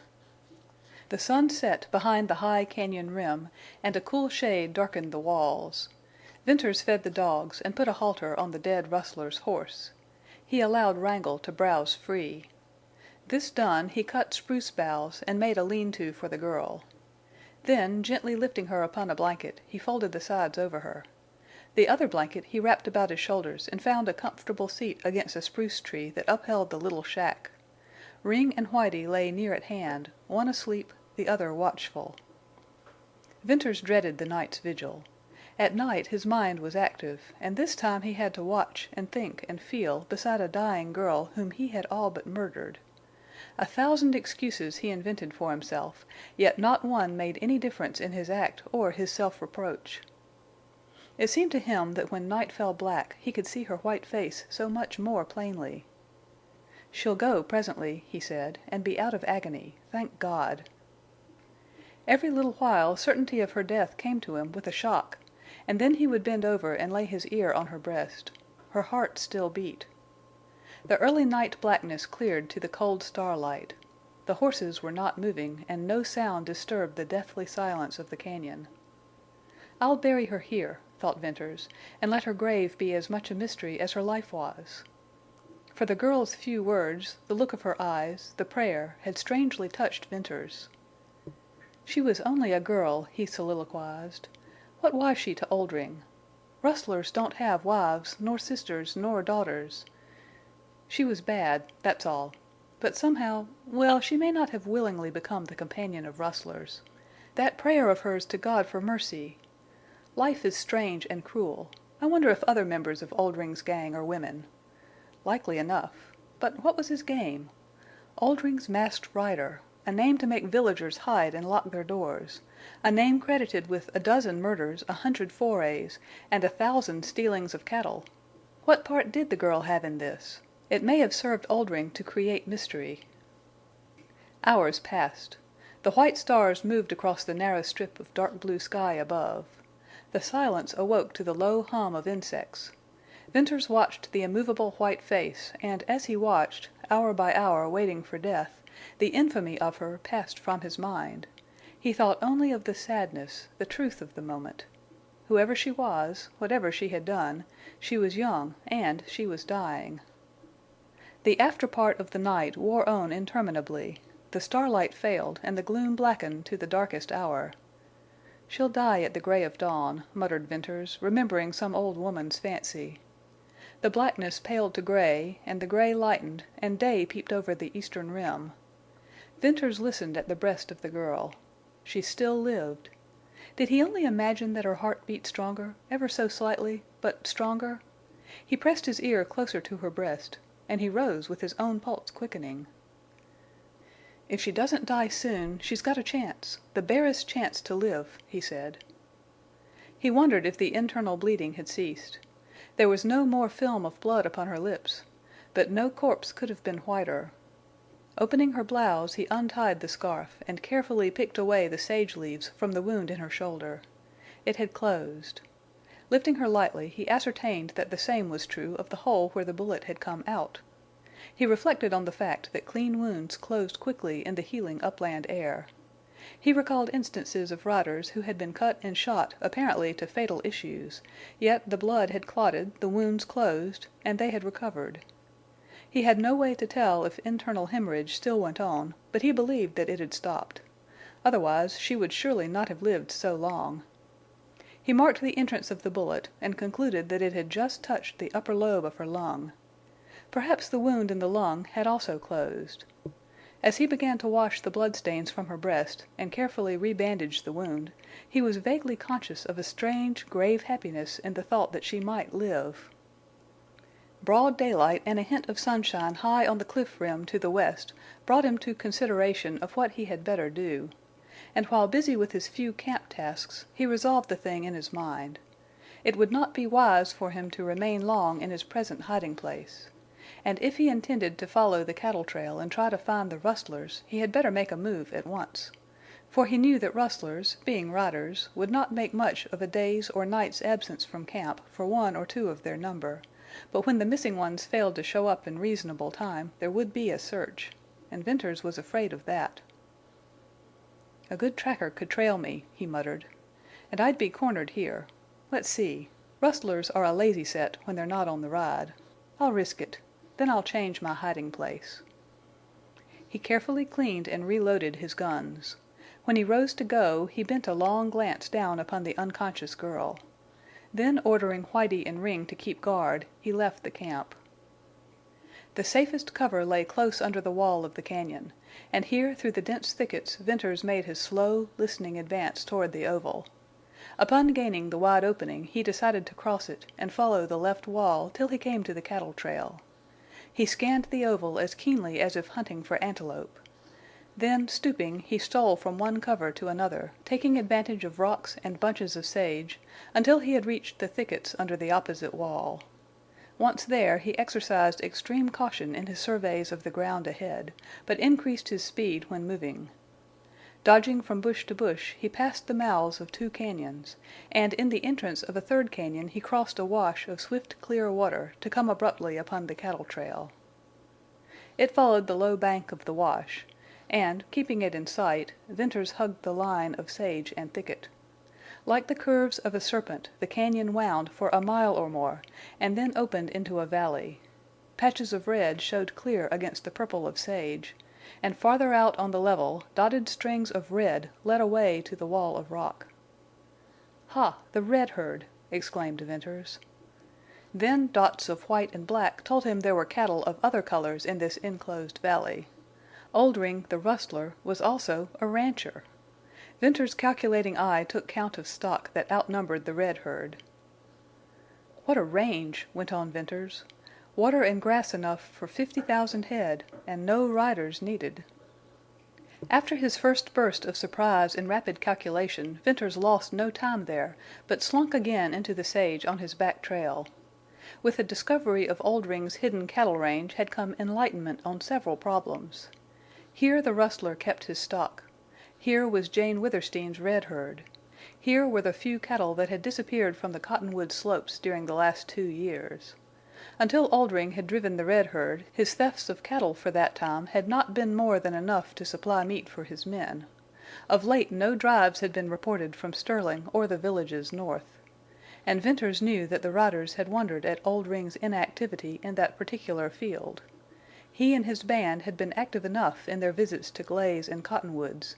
They always had gold, but of late the amount gambled away and drunk and thrown away in the villages had given rise to much conjecture. Oldring's more frequent visits had resulted in new saloons, and where there had formerly been one raid or shooting fray in the little hamlets, there were now many. Perhaps Oldring had another range farther on up the pass, and from there drove the cattle to distant Utah towns where he was little known. But Venters came finally to doubt this. And from what he had learned in the last few days, a belief began to form in Venters's mind that Oldring's intimidations of the villages and the mystery of the masked rider, with his alleged evil deeds, and the fierce resistance offered any trailing riders, and the rustling of cattle, these things were only the craft of the rustler chief to conceal his real life and purpose and work in Deception Pass. And like a scouting Indian, Venters crawled through the sage of the oval valley, crossed trail after trail on the north side, and at last entered the cañon out of which headed the cattle trail, and into which he had watched the rustlers disappear. If he had used caution before, now he strained every nerve to force himself to creeping stealth and to sensitiveness of ear. He crawled along so hidden that he could not use his eyes except to aid himself in the toilsome progress through the breaks and ruins of cliff wall. Yet from time to time, as he rested, he saw the massive red walls growing higher and wilder, more looming and broken. He made note of the fact that he was turning and climbing. The sage and thickets of oak and brakes of alder gave place to pinyon pine growing out of rocky soil. Suddenly a low, dull murmur assailed his ears. At first he thought it was thunder, then the slipping of a weathered slope of rock. But it was incessant, and as he progressed it filled out deeper and from a murmur changed into a soft roar. "Falling water," he said. "There's volume to that. I wonder if it's the stream I lost." The roar bothered him, for he could hear nothing else. Likewise, however, no rustlers could hear him. Emboldened by this, and sure that nothing but a bird could see him, he arose from his hands and knees to hurry on. An opening in the pinyons warned him that he was nearing the height of slope. He gained it and dropped low with a burst of astonishment. Before him stretched a short cañon with rounded stone floor bare of grass or sage or tree, and with curved, shelving walls. A broad rippling stream flowed toward him, and at the back of the cañon waterfall burst from a wide rent in the cliff, and bounding down in two green steps spread into a long white sheet. If Venters had not been indubitably certain that he had entered the right cañon, his astonishment would not have been so great. There had been no breaks in the walls, no side cañons entering this one where the rustler's tracks and the cattle trail had guided him, and therefore he could not be wrong. But here the cañon ended, and presumably the trails also. "That cattle trail headed out of here," Venters kept saying to himself. "It headed out. Now what I want to know is, how on earth did cattle ever get in here?" If he could be sure of anything, it was of the careful scrutiny he had given that cattle track, every hoofmark of which headed straight west. He was now looking east at an immense round boxed corner of cañon down which tumbled a thin white veil of water, scarcely 20 yards wide. Somehow, somewhere, his calculations had gone wrong. For the first time in years he found himself doubting his rider's skill in finding tracks and his memory of what he had actually seen. In his anxiety to keep under cover he must have lost himself in this offshoot of Deception Pass, and thereby in some unaccountable manner missed the cañon with the trails. There was nothing else for him to think. Rustlers could not fly, nor cattle jump down 1,000-foot precipices. He was only proving what the sage riders had long said of this labyrinthine system of deceitful cañons and valleys. Trails led down into Deception Pass, but no rider had ever followed them. On a sudden he heard above the soft roar of the waterfall an unusual sound that he could not define. He dropped flat behind a stone and listened. From the direction he had come swelled something that resembled a strange muffled pounding and splashing and ringing. Despite his nerve, the chill sweat began to dampen his forehead. What might not be possible in this stone-walled maze of mystery? The unnatural sound passed beyond him as he lay gripping his rifle and fighting for coolness. Then from the open came the sound, now distinct and different. Venters recognized a hobble bell of a horse, and the cracking of iron on submerged stones, and the hollow splash of hoofs in water. Relief surged over him. His mind caught again at realities, and curiosity prompted him to peep from behind the rock. In the middle of the stream waded a long string of packed burros driven by 3 superbly mounted men. Had Venters met these dark-clothed, dark-visaged, heavily armed men anywhere in Utah, let alone in this robber's retreat, he would have recognized them as rustlers. The discerning eye of a rider saw the signs of a long, arduous trip. These men were packing in supplies from one of the northern villages. They were tired, and their horses were almost played out, and the burros plodded on, after the manner of their kind when exhausted, faithful and patient, but as if every weary, splashing, slipping step would be their last. All this Venters noted in one glance. After that he watched with a thrilling eagerness. Straight at the waterfall the rustlers drove the burros, and straight through the middle, where the water spread into a fleecy, thin film like dissolving smoke. Following closely, the rustlers rode into this white mist, showing in bold black relief for an instant, and then they vanished.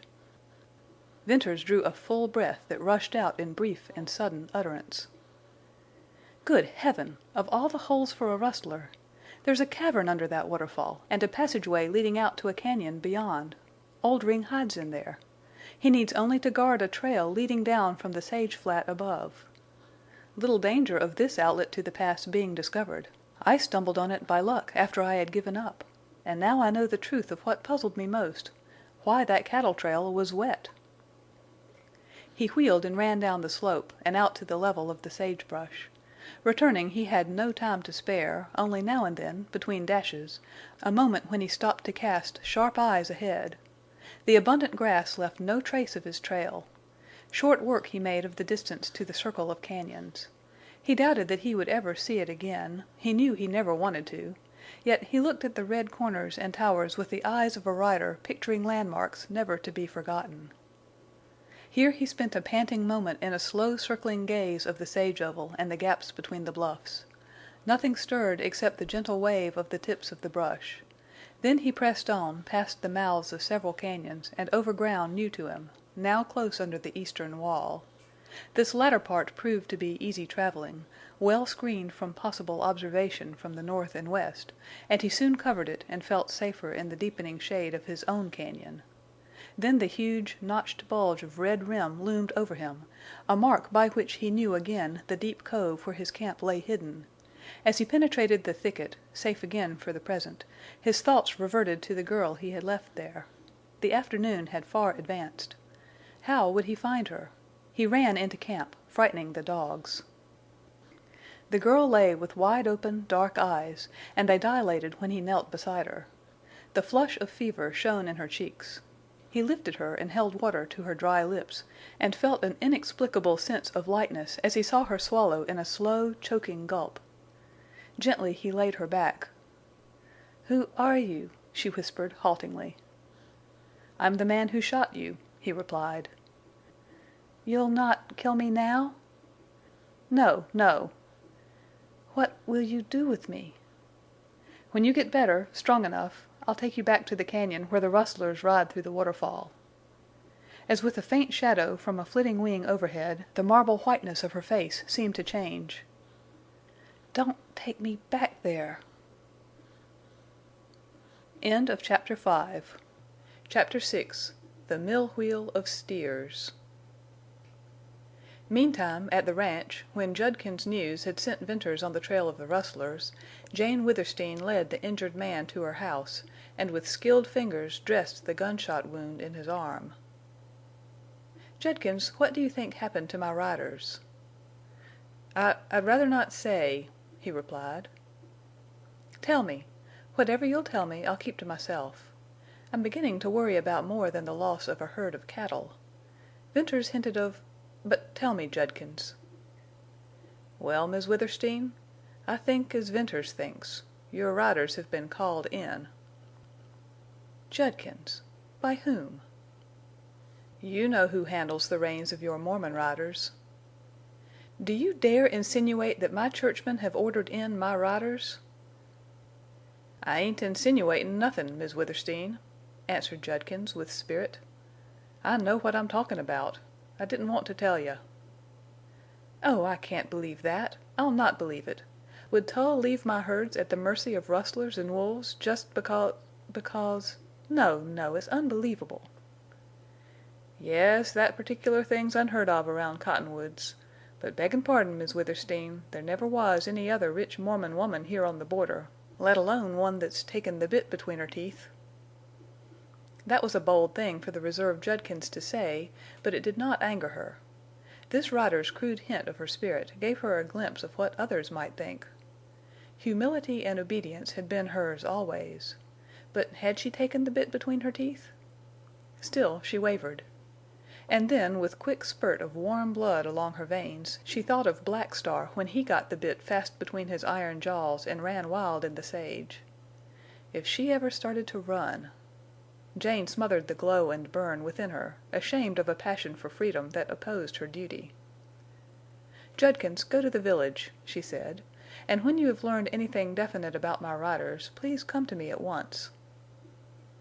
When he had gone, Jane resolutely applied her mind to a number of tasks that of late had been neglected. Her father had trained her in the management of 100 employees and the working of gardens and fields, and to keep record of the movements of cattle and riders. And beside the many duties she had added to this work was one of extreme delicacy, such as required all her tact and ingenuity. It was an unobtrusive, almost secret aid which she rendered to the Gentile families of the village. Though Jane Withersteen never admitted so to herself, it amounted to no less than a system of charity.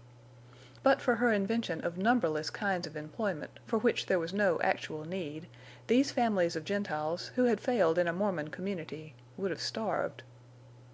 In aiding these poor people, Jane thought she deceived her keen churchmen, but it was a kind of deceit for which she did not pray to be forgiven.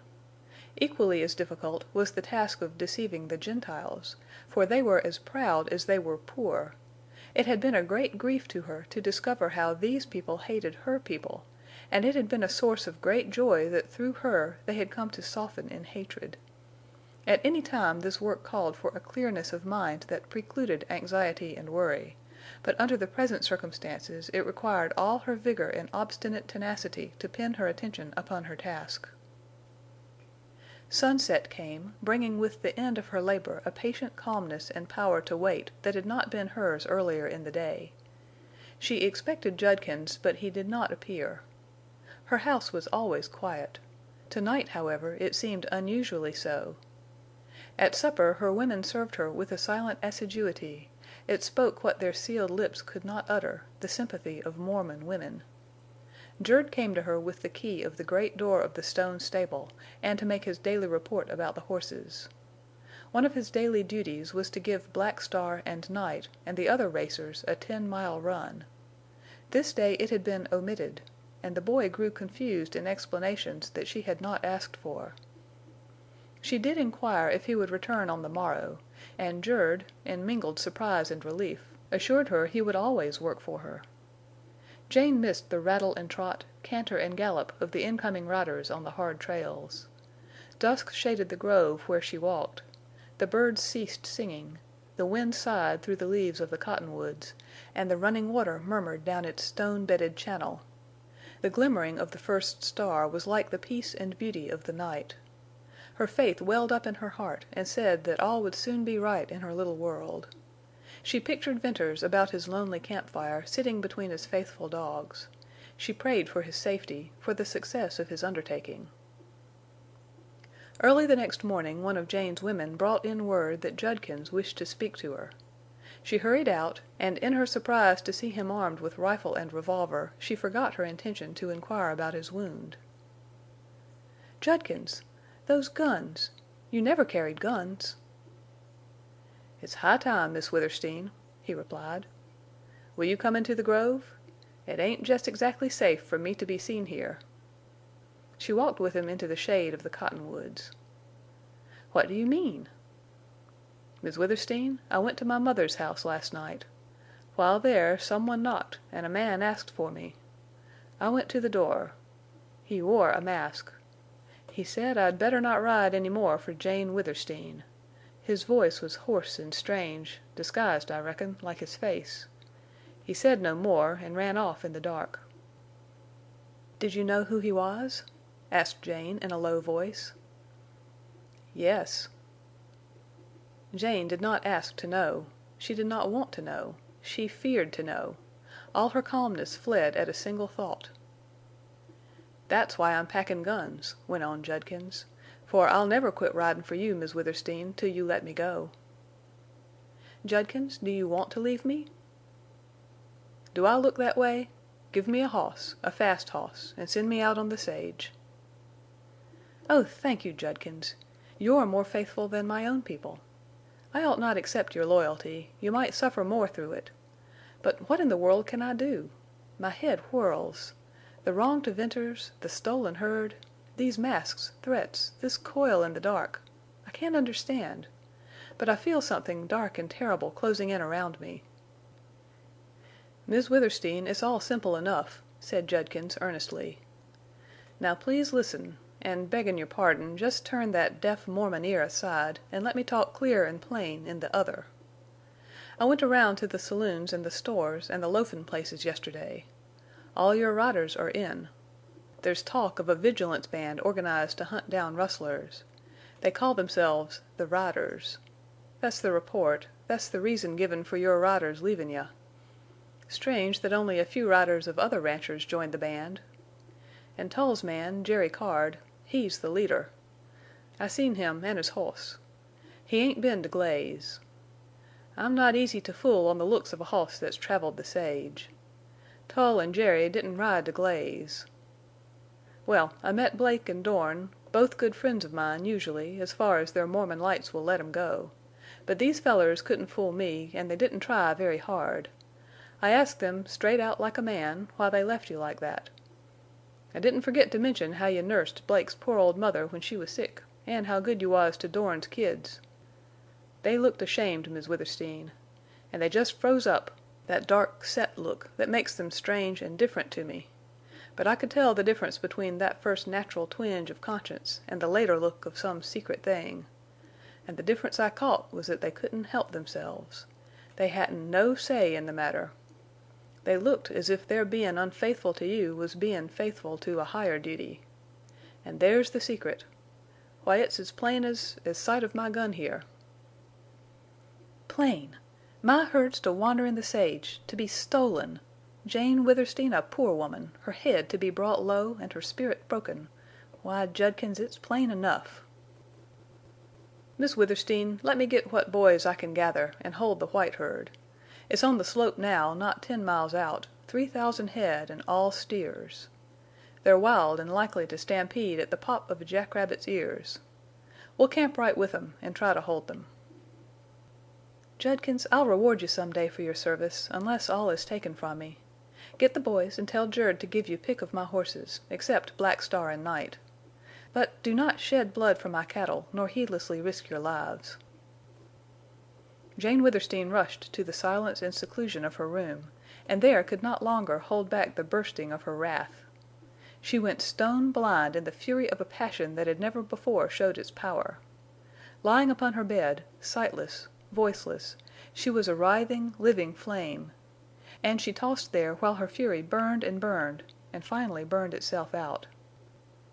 Then, weak and spent, she lay thinking, not of the oppression that would break her, but of this new revelation of self. Until the last few days there had been little in her life to rouse passions.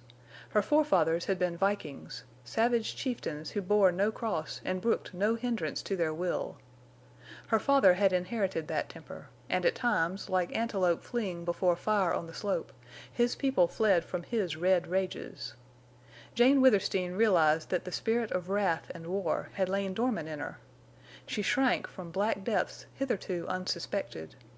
The one thing in man or woman that she scorned above all scorn, and which she could not forgive, was hate. Hate headed a flaming pathway straight to hell. All in a flash, beyond her control, there had been in her a birth of fiery hate. And the man who had dragged her peaceful and loving spirit to this degradation was a minister of God's word, an elder of her church, the counselor of her beloved bishop. The loss of herds and ranges, even of Amber Spring and the old stone house, no longer concerned Jane Withersteen. She faced the foremost thought of her life, what she now considered the mightiest problem, the salvation of her soul. She knelt by her bedside and prayed. She prayed as she had never prayed in all her life. Prayed to be forgiven to her sin to be immune from that dark, hot hate, to love Tull as her minister though she could not love him as a man, to do her duty by her church and people and those dependent upon her bounty, to hold reverence of God and womanhood inviolate. When Jane Withersteen rose from that storm of wrath and prayer for help, she was serene, calm, sure, a changed woman. She would do her duty as she saw it, live her life as her own truth guided her. She might never be able to marry a man of her choice, but she certainly never would become the wife of Tull. Her churchmen might take her cattle and horses, ranges and fields, her corrals and stables, the house of Withersteen, and the water that nourished the village of Cottonwoods, but they could not force her to marry Tull. They could not change her decision or break her spirit.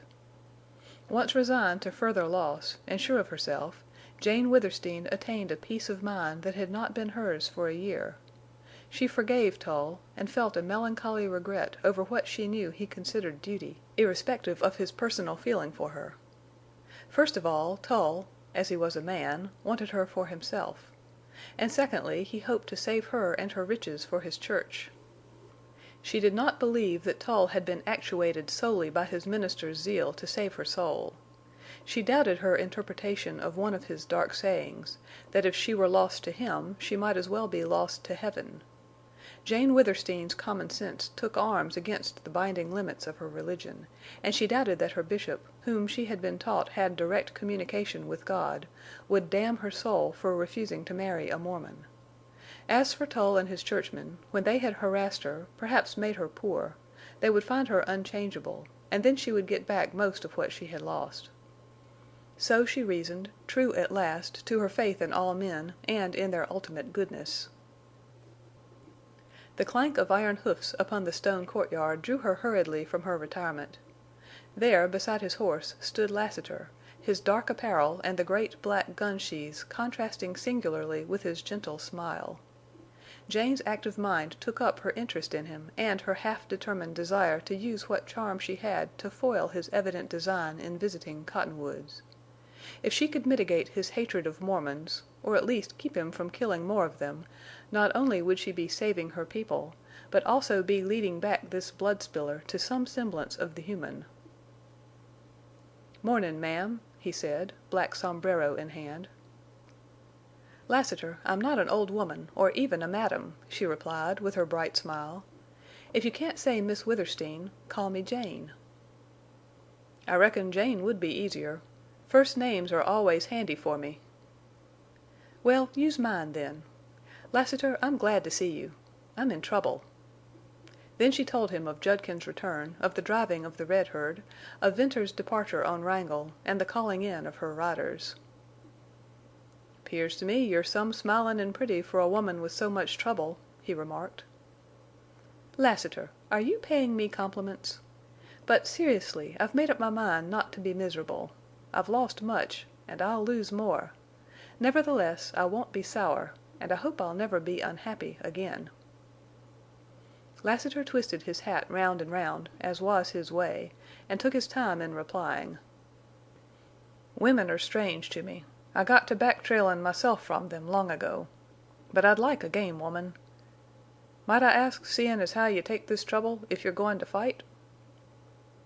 "Fight? How? Even if I would, I haven't a friend except that boy who doesn't dare stay in the village." "I make bold to say, ma'am, Jane, that there's another if you want him." "Lassiter! Thank you. But how can I accept you as a friend? Think. Why, you'd ride down into the village with those terrible guns and kill my enemies, who are also my churchmen."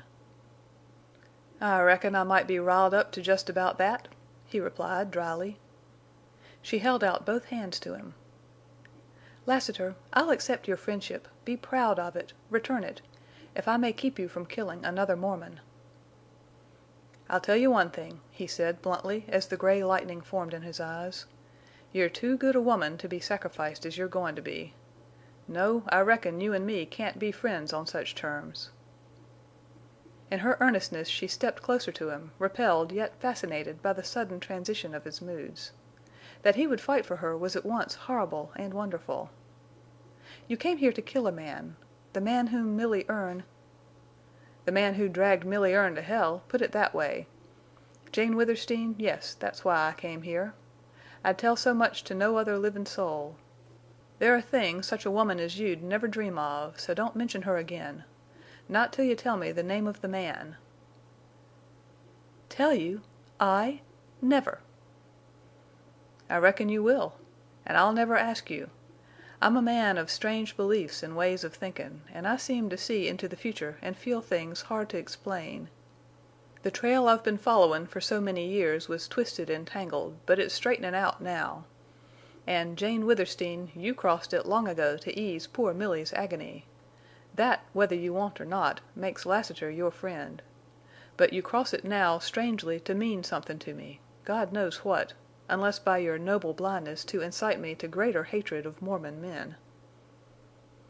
Jane felt swayed by a strength that far exceeded her own. In a clash of wills with this man she would go to the wall. If she were to influence him it must be wholly through womanly allurement. There was that about Lassiter which commanded her respect. She had abhorred his name. Face to face with him, she found she feared only his deeds.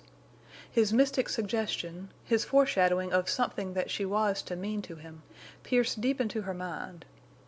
She believed fate had thrown in her way the lover or husband of Milly Erne.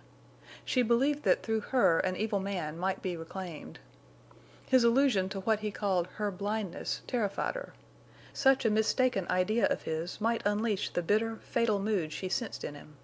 At any cost she must placate this man. She knew the die was cast, and that if Lassiter did not soften to a woman's grace and beauty and wiles, then it would be because she could not make him. "I reckon you'll hear no more such talk from me," Lassiter went on presently. "Now, Miss Jane, I rode in to tell you that your herd of white steers is down on the slope behind them big ridges, and I seen somethin' goin' on that'd be mighty interestin' to you if you could see it. Have you a field glass?" "Yes, I have 2 glasses. I'll get them and ride out with you. Wait, Lassiter, please," she said, and hurried within. Sending word to Jerd to saddle Black Star and fetch him to the court, she then went to her room and changed to the riding clothes she always donned when going into the sage. In this male attire her mirror showed her a jaunty, handsome rider. If she expected some little need of admiration from Lassiter, she had no cause for disappointment. The gentle smile that she liked, which made of him another person, slowly overspread his face. "If I didn't take you for a boy!" he exclaimed. "It's powerful queer what difference clothes make. Now I've been some scared of your dignity, like when the other night you was all in white, but in this rig—" Black Star came pounding into the court, dragging Jerd half off his feet, and he whistled at Lassiter's black. But at sight of Jane all his defiant lines seemed to soften, and with tosses of his beautiful head he whipped his bridle. "Down, Black Star, down," said Jane. He dropped his head, and, slowly lengthening, he bent one foreleg, then the other, and sank to his knees. Jane slipped her left foot in the stirrup, swung lightly into the saddle, and Black Star rose with a ringing stamp. It was not easy for Jane to hold him to a canter through the grove, and like the wind he broke when he saw the sage. Jane let him have a couple of miles of free running on the open trail, and then she coaxed him in and waited for her companion. Lassiter was not long in catching up, and presently they were riding side by side. It reminded her how she used to ride with Venters. Where was he now? She gazed far down the slope to the curved purple lines of Deception Pass, and involuntarily shut her eyes with a trembling stir of nameless fear. "We'll turn off here," Lassiter said, "and take to the sage a mile or so. The white herd is behind them big ridges." "What are you going to show me?" asked Jane. "I'm prepared. Don't be afraid." He smiled as if he meant that bad news came swiftly enough without being presaged by speech. When they reached the lee of a rolling ridge Lassiter dismounted, motioning to her to do likewise. They left the horses standing, bridles down. Then Lassiter, carrying the field glasses, began to lead the way up the slow rise of ground. Upon nearing the summit he halted her with a gesture. "I reckon we'd see more if we didn't show ourselves against the sky," he said. "I was here less than an hour ago. Then the herd was 7 or 8 miles south, and if they ain't bolted yet—" "Lassiter! Bolted?" "That's what I said. Now let's see." Jane climbed a few more paces behind him and then peeped over the ridge. Just beyond began a shallow swale that deepened and widened into a valley and then swung to the left. Following the undulating sweep of sage, Jane saw the straggling lines and then the great body of the white herd. She knew enough about steers, even at a distance of 4 or 5 miles, to realize that something was in the wind. Bringing her field glass into use, she moved it slowly from left to right, which action swept the whole herd into range. The stragglers were restless. The more compactly massed steers were browsing. Jane brought the glass back to the big sentinels of the herd. and she saw them trot with quick steps, stop short and toss wide horns, look everywhere, and then trot in another direction. "Judkins hasn't been able to get his boys together yet," said Jane. "But he'll be there soon. I hope not too late. Lassiter, what's frightening those big leaders?" "Nothin' just on the minute," replied Lassiter. "Them steers are quietin' down. They've been scared, but not bad yet. I reckon the whole herd has moved a few miles this way since I was here." "They didn't browse that distance, not in less than an hour. Cattle aren't sheep." "No, they just run it, and that looks bad." "Lassiter, what frightened them?" repeated Jane, impatiently. "Put down your glass. You'll see at first better with a naked eye. Now look along them ridges on the other side of the herd, the ridges where the sun shines bright on the sage. That's right. Now look, and look hard, and wait." Long-drawn moments of straining sight rewarded Jane with nothing save the low, purple rim of ridge and the shimmering sage. "It's begun again," whispered Lassiter, and he gripped her arm. "Watch. There, did you see that?" "No, no. Tell me what to look for." "A white flash, a kind of pin point of quick light, a gleam as from sun shining on somethin' white." Suddenly Jane's concentrated gaze caught a fleeting glint. Quickly she brought her glass to bear on the spot. Again the purple sage, magnified in color and size and wave, for long moments irritated her with its monotony. Then from out of the sage on the ridge flew up a broad white object, flashed in the sunlight, and vanished. Like magic it was, and bewildered Jane. "What on earth is that?" "I reckon there's someone behind that ridge throwin' up a sheet or a white blanket to reflect the sunshine." "Why?" queried Jane, more bewildered than ever. "To stampede the herd," replied Lassiter, and his teeth clicked. "Ah!" She made a fierce, passionate movement, clutched the glass tightly, shook as with the passing of a spasm, and then dropped her head. Presently she raised it to greet Lassiter with something like a smile. "My righteous brethren are at work again," she said in scorn. She had stifled the leap of her wrath, but for perhaps the first time in her life a bitter derision curled her lips. Lassiter's cool gray eyes seemed to pierce her. "I said I was prepared for anything, but that was hardly true. But why would anybody, stampede my cattle?" "That's a Mormon's godly way of bringin' a woman to her knees." "Lassiter, I'll die before I ever bend my knees. I might be led. I won't be driven. Do you expect the herd to bolt?" "I don't like the looks of them big steers. But you can never tell. Cattle sometimes stampede as easily as buffalo. Any little flash or move will start them.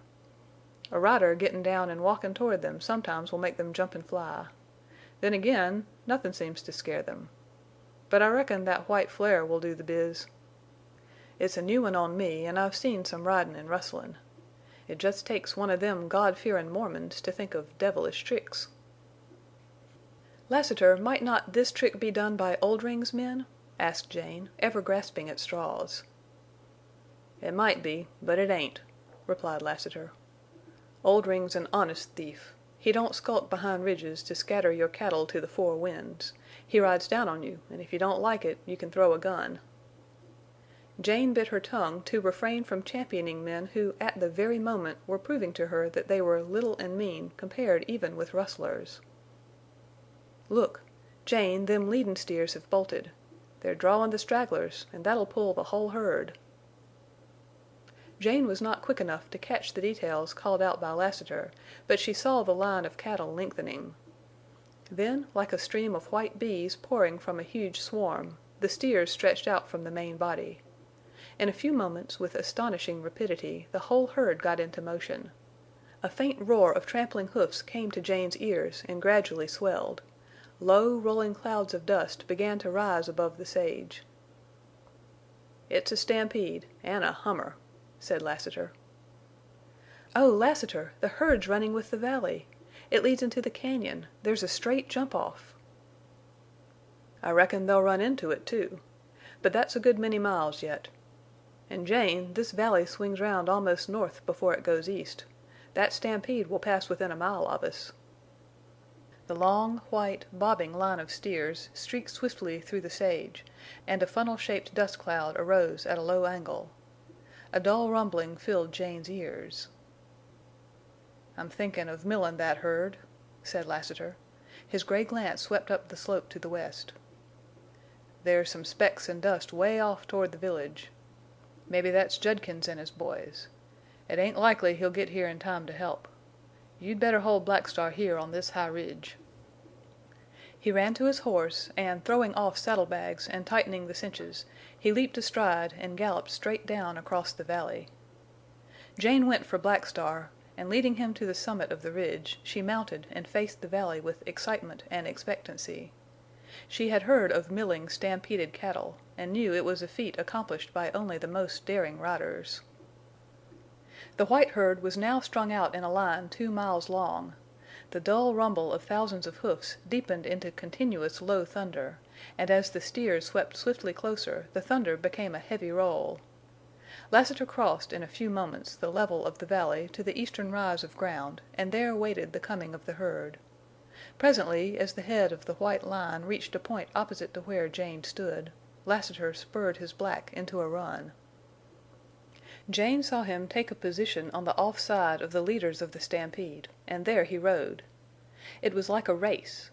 They swept on down the valley, and when the end of the white line neared Lassiter's first stand, the head had begun to swing round to the west. It swung slowly and stubbornly, yet surely, and gradually assumed a long, beautiful curve of moving white. To Jane's amaze she saw the leaders swinging, turning till they headed back toward her and up the valley.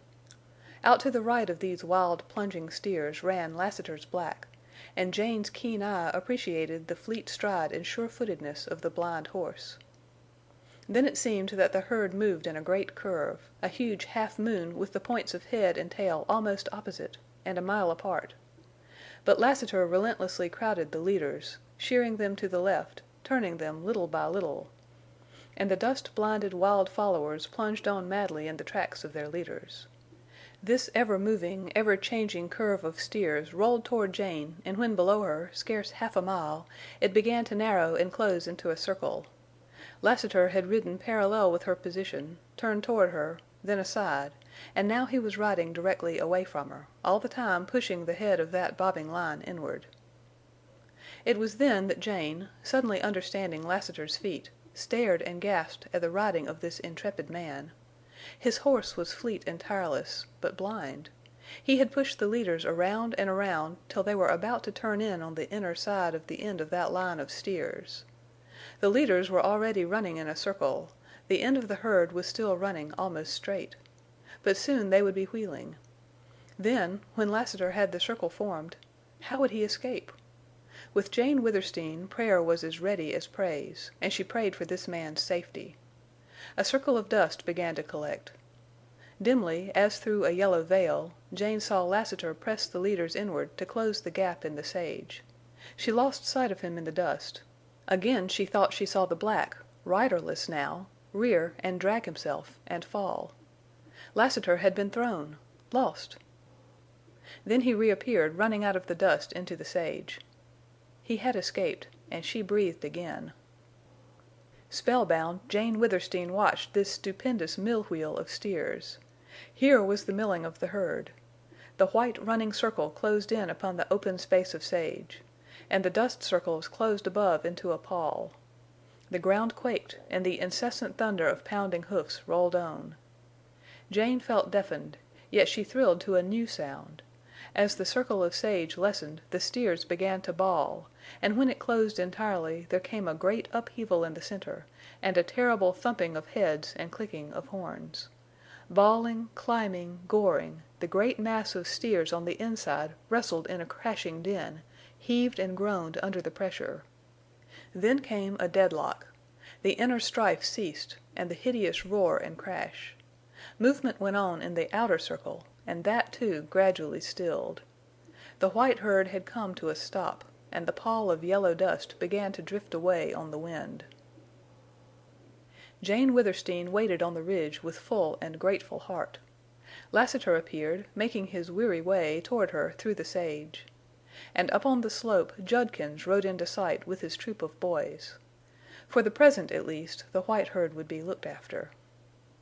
When Lassiter reached her and laid his hand on Black Star's mane, Jane could not find speech. "Killed my hoss," he panted. "Oh, I'm sorry," cried Jane. "Lassiter, I know you can't replace him, but I'll give you any one of my racers—Bells or Night, even Black Star." "I'll take a fast hoss, Jane, but not one of your favorites," he replied. "Only, will you let me have Black Star now and ride him over there and head off them fellers who stampeded the herd?" He pointed to several moving specks of black and puffs of dust in the purple sage. "I can head them off with this hoss, and then—" "Then, Lassiter?" "They'll never stampede no more cattle."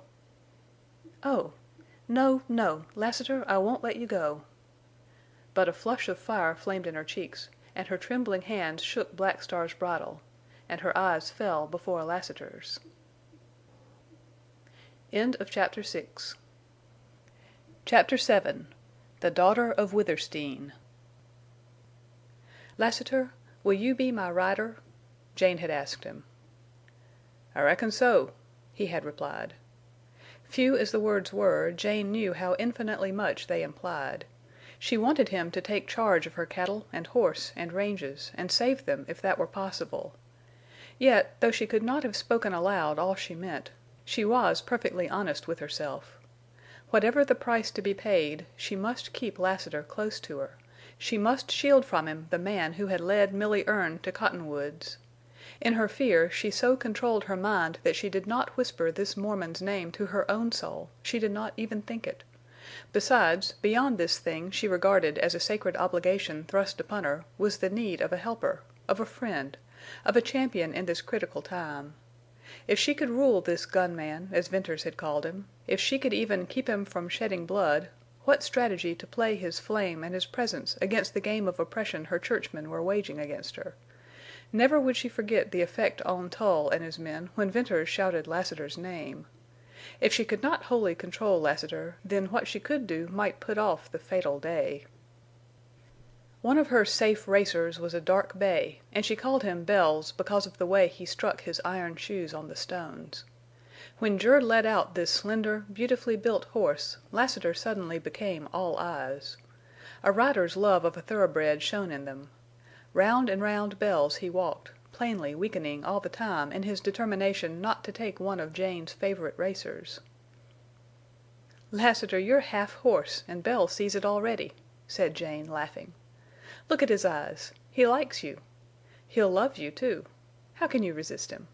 Oh, Lassiter, but Bells can run. It's nip and tuck between him and Wrangle, and only Black Star can beat him. He's too spirited a horse for a woman. Take him. He's yours." "I jest am weak where a hoss is concerned," said Lassiter. "I'll take him, and I'll take your orders, ma'am." "Well, I'm glad, but never mind the ma'am. Let it still be Jane." From that hour, it seemed, Lassiter was always in the saddle, riding early and late, and coincident with his part in Jane's affairs, the days assumed their old tranquillity. Her intelligence told her this was only the lull before the storm, but her faith would not have it so. She resumed her visits to the village, and upon one of these she encountered Tull. He greeted her as he had before any trouble came between them, and she, responsive to peace, if not quick to forget, met him halfway with manner almost cheerful. He regretted the loss of her cattle. He assured her that the vigilantes which had been organized would soon rout the rustlers. When that had been accomplished her riders would likely return to her.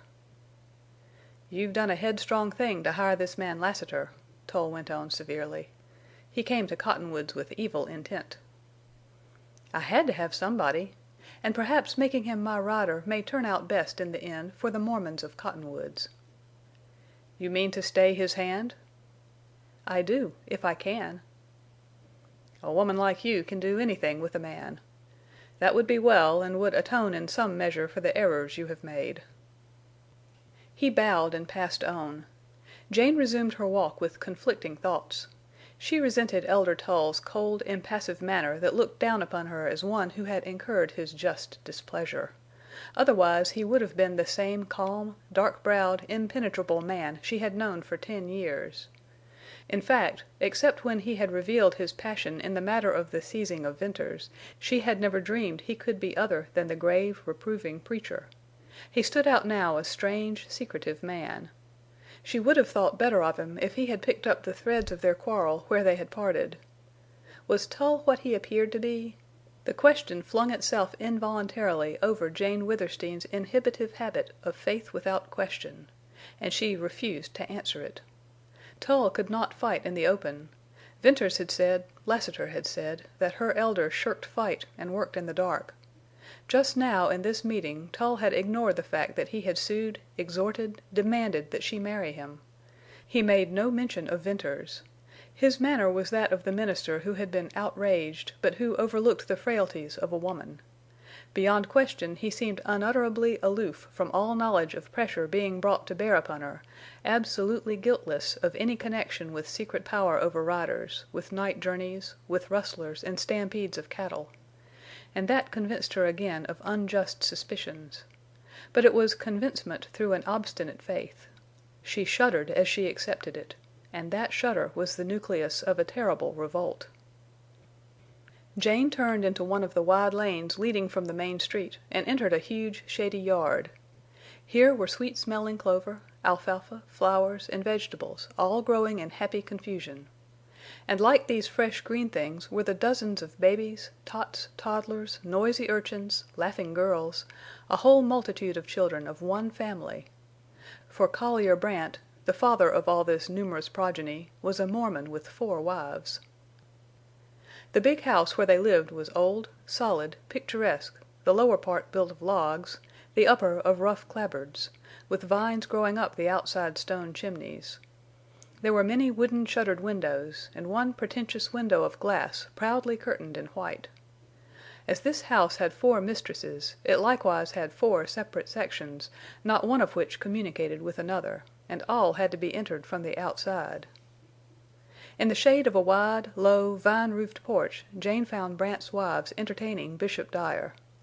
They were motherly women, of comparatively similar ages, and plain-featured, and just at this moment anything but grave. The bishop was rather tall, of stout build, with iron-gray hair and beard, and eyes of light blue. They were merry now, but Jane had seen them when they were not, and then she feared him as she had feared her father. The women flocked around her in welcome. "Daughter of Withersteen," said the bishop gaily as he took her hand, "you have not been prodigal of your gracious self of late. A Sabbath without you at service. I shall reprove Elder Tull." "Bishop, the guilt is mine. I'll come to you and confess," Jane replied lightly, but she felt the undercurrent of her words. "Mormon love-making!" exclaimed the bishop, rubbing his hands. "Tull keeps you all to himself." "No, he is not courting me." "What? The laggard! If he does not make haste I'll go a-courting myself up to Withersteen House." There was laughter and further bantering by the bishop, and then mild talk of village affairs, after which he took his leave, and Jane was left with her friend, Mary Brandt. "Jane, you're not yourself. Are you sad about the rustling of the cattle? But you have so many, you are so rich." Then Jane confided in her, telling much, yet holding back her doubts of fear. "Oh, why don't you marry Tull and be one of us?" "But, Mary, I don't love Tull," said Jane stubbornly. "I don't blame you for that. But, Jane Withersteen, you've got to choose between the love of man and love of God. Often we Mormon women have to do that. It's not easy. The kind of happiness you want, I wanted once. I never got it, nor will you unless you throw away your soul. We've all watched your affair with Venters in fear and trembling. Some dreadful thing will come of it. You don't want him hanged or shot, or treated worse as that Gentile boy was treated in Glaze for fooling round a Mormon woman. Marry Tull. It's your duty as a Mormon. You'll feel no rapture as his wife, but think of heaven. Mormon women don't marry for what they expect on earth. Take up the cross, Jane. Remember your father found Amber Spring, built these old houses, brought Mormons here, and fathered them. You are the daughter of Withersteen." Jane left Mary Brandt and went to call upon other friends. They received her with the same glad welcome as had Mary, lavished upon her the pent-up affection of Mormon women, and let her go with her ears ringing of Tull, Venters, Lassiter, of duty to God and glory in heaven. "Verily," murmured Jane, "I don't know myself when, through all this, I remain unchanged, nay, more fixed of purpose." She returned to the main street and bent her thoughtful steps toward the center of the village. A string of wagons drawn by oxen was lumbering along. These sage freighters, as they were called, hauled grain and flour and merchandise from Sterling, and Jane laughed suddenly in the midst of her humility at the thought that they were her property, as was one of the 3 stores for which they freighted goods. The water that flowed along the path at her feet, and turned into each cottage yard to nourish garden and orchard, also was hers, no less her private property because she chose to give it free. Yet in this village of cottonwoods, which her father had founded and which she maintained, she was not her own mistress. She was not able to abide by her own choice of a husband. She was the daughter of Withersteen. Suppose she proved it imperiously. But she quelled that proud temptation at its birth. Nothing could have replaced the affection which the village people had for her. No power could have made her happy as the pleasure her presence gave. As she went on down the street past the stores with their rude platform entrances, and the saloons where tired horses stood with bridles dragging, she was again assured of what was the bread and wine of life to her, that she was loved. Dirty boys playing in the ditch, clerks, teamsters, riders, loungers on the corners, ranchers on dusty horses, little girls running errands, and women hurrying to the stores, all looked up at her coming with glad eyes. Jane's various calls and wandering steps at length led her to the Gentile quarter of the village. This was at the extreme southern end, and here some 30 Gentile families lived in huts and shacks and log cabins and several dilapidated cottages. The fortunes of these inhabitants of Cottonwoods could be read in their abodes. Water they had in abundance, and therefore grass and fruit trees and patches of alfalfa and vegetable gardens. Some of the men and boys had a few stray cattle, others obtained such intermittent employment as the Mormons reluctantly tendered them. But none of the families was prosperous, many were very poor, and some lived only by Jane Withersteen's beneficence. As it made Jane happy to go among her own people, so it saddened her to come in contact with these Gentiles. Yet that was not because she was unwelcome. Here she was gratefully received by the women, passionately by the children. But poverty and idleness, with their attendant wretchedness and sorrow, always hurt her. That she could alleviate this distress more now than ever before proved the adage that it was an ill wind that blew nobody good. While her Mormon riders were in her employ, she had found few Gentiles who would stay with her, and now she was able to find employment for all the men and boys. No little shock was it to have man after man tell her that he dare not accept her kind offer. "It won't do," said one Carson, an intelligent man who had seen better days. "We've had our warning, plain and to the point. Now there's Judkins. He packs guns, and he can use them, and so can the daredevil boys he's hired. But they've little responsibility.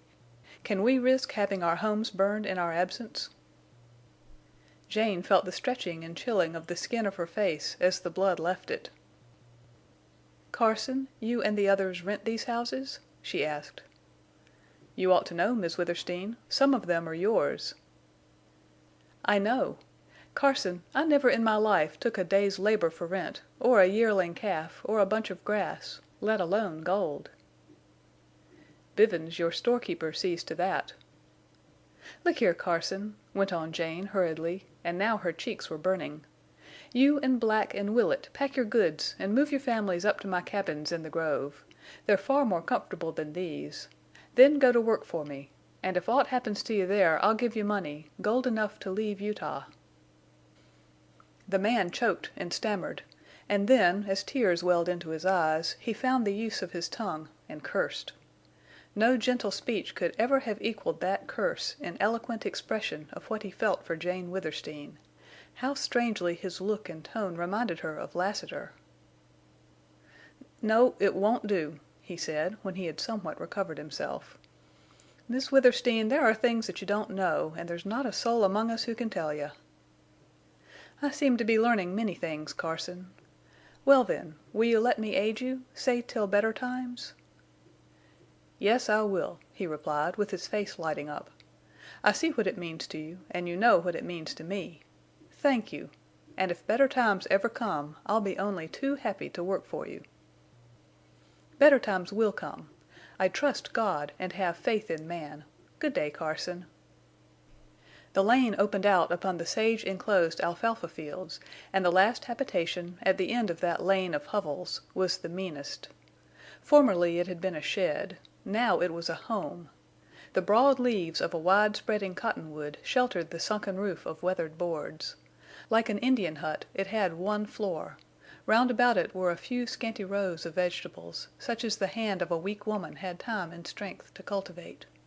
This little dwelling place was just outside the village limits, and the widow who lived there had to carry her water from the nearest irrigation ditch. As Jane Withersteen entered the unfenced yard, a child saw her, shrieked with joy, and came tearing toward her with curls flying. This child was a little girl of 4, called Fay. Her name suited her, for she was an elf, a sprite, a creature so fairy-like and beautiful that she seemed unearthly. "Muvver sended for you," cried Fay, as Jane kissed her, "an' oo never tum." "I didn't know, Fay, but I've come now." Fay was a child of outdoors, of the garden and ditch and field, and she was dirty and ragged. But rags and dirt did not hide her beauty. The one thin little bedraggled garment she wore half covered her fine, slim body. Red as cherries were her cheeks and lips, her eyes were violet blue, and the crown of her childish loveliness was the curling golden hair. All the children of Cottonwoods were Jane Withersteen's friends; she loved them all. But Fay was dearest to her. Fay had few playmates, for among the Gentile children there were none near her age, and the Mormon children were forbidden to play with her. So she was a shy, wild, lonely child. "Muvver's sick," said Fay, leading Jane toward the door of the hut. Jane went in. There was only one room, rather dark and bare, but it was clean and neat. A woman lay upon a bed. "Mis' Larkin, how are you?" asked Jane, anxiously. "I've been pretty bad for a week, but I'm better now." "You haven't been here all alone, with no one to wait on you?" "Oh no. My women neighbors are kind. They take turns coming in." "Did you send for me?" "Yes, several times." "But I had no word. No messages ever got to me."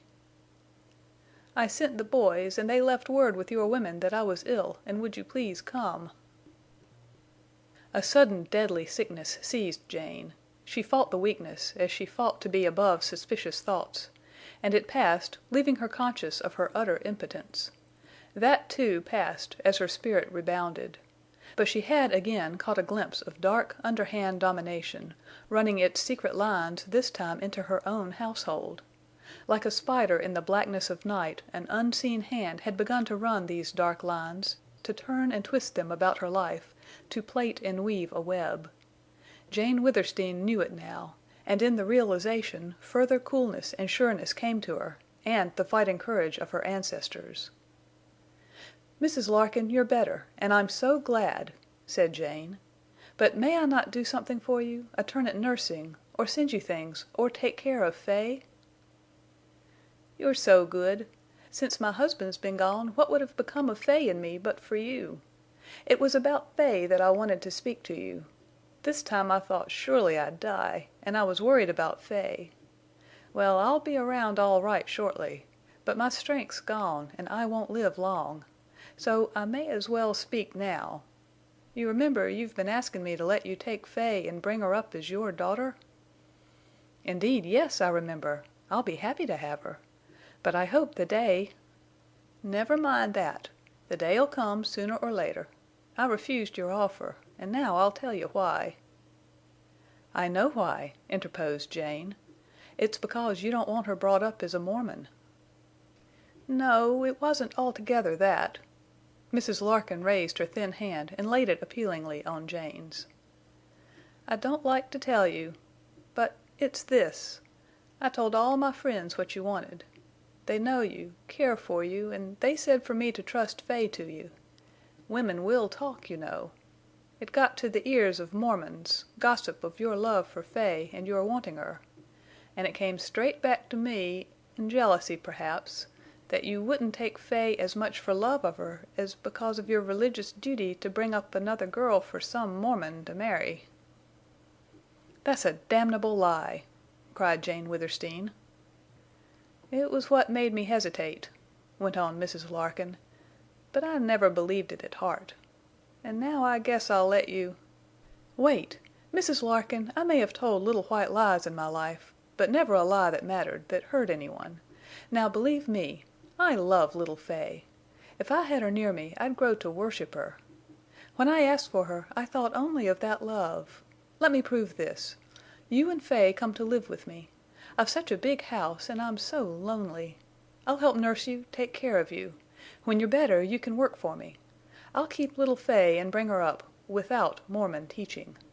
When she's grown, if she should want to leave me, I'll send her, and not empty-handed, back to Illinois where you came from. I promise you." "I knew it was a lie," replied the mother, and she sank back upon her pillow with something of peace in her white, worn face. "Jane Withersteen, may Heaven bless you. I've been deeply grateful to you. But because you're a Mormon I never felt close to you till now. I don't know much about religion as religion, but your God and my God are the same." End of Chapter 7. Chapter 8. Surprise Valley. Back in that strange cañon which Venters had found indeed a valley of surprises, the wounded girl's whispered appeal, almost a prayer, not to take her back to the rustlers, crowned the events of the last few days with a confounding climax. That she should not want to return to them staggered Venters. Presently, as logical thought returned, her appeal confirmed his first impression, that she was more unfortunate than bad, and he experienced a sensation of gladness. If he had known before that Oldring's Masked Rider was a woman, his opinion would have been formed, and he would have considered her abandoned. But his first knowledge had come when he lifted a white face quivering in a convulsion of agony. He had heard God's name whispered by blood-stained lips. Through her solemn and awful eyes he had caught a glimpse of her soul. And just now had come the entreaty to him, "Don't take me back there." Once for all, Venters's quick mind formed a permanent conception of this poor girl. He based it not upon what the chances of life had made her, but upon the revelation of dark eyes that pierced the infinite, upon a few pitiful, halting words that betrayed failure and wrong and misery, yet breathed the truth of a tragic fate rather than a natural leaning to evil. "What's your name?" he inquired. "Bess," she answered. "Bess what?" "That's enough. Just Bess." The red that deepened in her cheeks was not all the flush of fever. Venters marveled anew, and this time at the tint of shame in her face, at the momentary drooping of long lashes. She might be a rustler's girl, but she was still capable of shame; she might be dying, but she still clung to some little remnant of honor. "Very well, Bess. It doesn't matter," he said. "But this matters. What shall I do with you?" "Are you a rider?" she whispered. "Not now. I was once. I drove the Withersteen herds. But I lost my place, lost all I owned. And now I'm a sort of outcast. My name's Bern Venters." "You won't take me to Cottonwoods or Glaze? I'd be hanged." "No, indeed.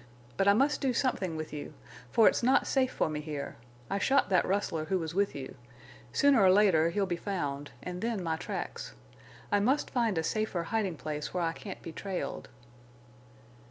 "Leave me here." "Alone, to die?" "Yes." "I will not." Venters spoke shortly, with a kind of ring in his voice. "What do you want to do with me?" Her whispering grew difficult, so low and faint that Venters had to stoop to hear her. "Why, let's see," he replied slowly. "I'd like to take you some place where I could watch by you, nurse you, till you're all right." "And then?" "Well, it'll be time to think of that when you're cured of your wound. It's a bad one. And, Bess, if you don't want to live, if you don't fight for life, you'll never—" "Oh, I want to live. I'm afraid to die. But I'd rather die than go back to—" "To Oldring?" asked Venters, interrupting her in turn. Her lips moved in an affirmative. "I promise not to take you back to him or to Cottonwoods or to Glaze." The mournful earnestness of her gaze suddenly shone with unutterable gratitude and wonder. And as suddenly Venters found her eyes beautiful as he had never seen or felt beauty. They were as dark blue as the sky at night. Then the flashing changed to a long, thoughtful look, in which there was a wistful, unconscious searching of his face, a look that trembled on the verge of hope and trust. "I'll try—to live," she said. The broken whisper just reached his ears. "Do what—you want with me." "Rest, then. Don't worry. Sleep," he replied. Abruptly he arose, as if words had been decision for him, and with a sharp command to the dogs he strode from the camp. Venters was conscious of an indefinite conflict of change within him. It seemed to be a vague passing of old moods, a dim coalescing of new forces, a moment of inexplicable transition. He was both cast down and uplifted. He wanted to think and think of the meaning, but he resolutely dispelled emotion. His imperative need at present was to find a safe retreat, and this called for action. So he set out. It still wanted several hours before dark. This trip he turned to the left and wended his skulking way southward a mile or more to the opening of the valley where lay the strange scrawled rocks. He did not, however, venture boldly out into the open sage, but clung to the right-hand wall and went along that till its perpendicular line broke into the long incline of bare stone. Before proceeding farther he halted, studying the strange character of this slope, and realizing that a moving black object could be seen far against such background. Before him ascended a gradual swell of smooth stone. It was hard, polished, and full of pockets worn by centuries of eddying rainwater. 100 yards up began a line of grotesque cedar trees, and they extended along the slope clear to its most southerly end. Beyond that end Venters wanted to get, and he concluded the cedars, few as they were, would afford some cover. Therefore he climbed swiftly. The trees were farther up than he had estimated, though he had, from long habit, made allowance for the deceiving nature of distances in that country. When he gained the cover of cedars he paused to rest and look, and it was then he saw how the trees sprang from holes in the bare rock. Ages of rain had run down the slope, circling, eddying in depressions, wearing deep round holes. There had been dry seasons, accumulations of dust, wind-blown seeds, and cedars rose wonderfully out of solid rock. But these were not beautiful cedars. They were gnarled, twisted into weird contortions as if growth were torture, dead at the tops, shrunken, gray, and old. Theirs had been a bitter fight, and Venters felt a strange sympathy for them. This country was hard on trees, and men. He slipped from cedar to cedar, keeping them between him and the open valley. As he progressed, the belt of trees widened and he kept to its upper margin. He passed shady pockets half full of water, and, as he marked the location for possible future need, he reflected that there had been no rain since the winter snows. From one of these shady holes a rabbit hopped out and squatted down, laying its ears flat. Venters wanted fresh meat now more than when he had only himself to think of. But it would not do to fire his rifle there. So he broke off a cedar branch and threw it. He crippled the rabbit, which started to flounder up the slope.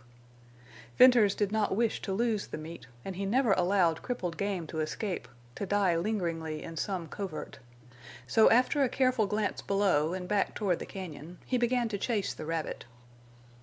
The fact that rabbits generally ran uphill was not new to him, but it presently seemed singular why this rabbit, that might have escaped downward, chose to ascend the slope. Venters knew then that it had a burrow higher up.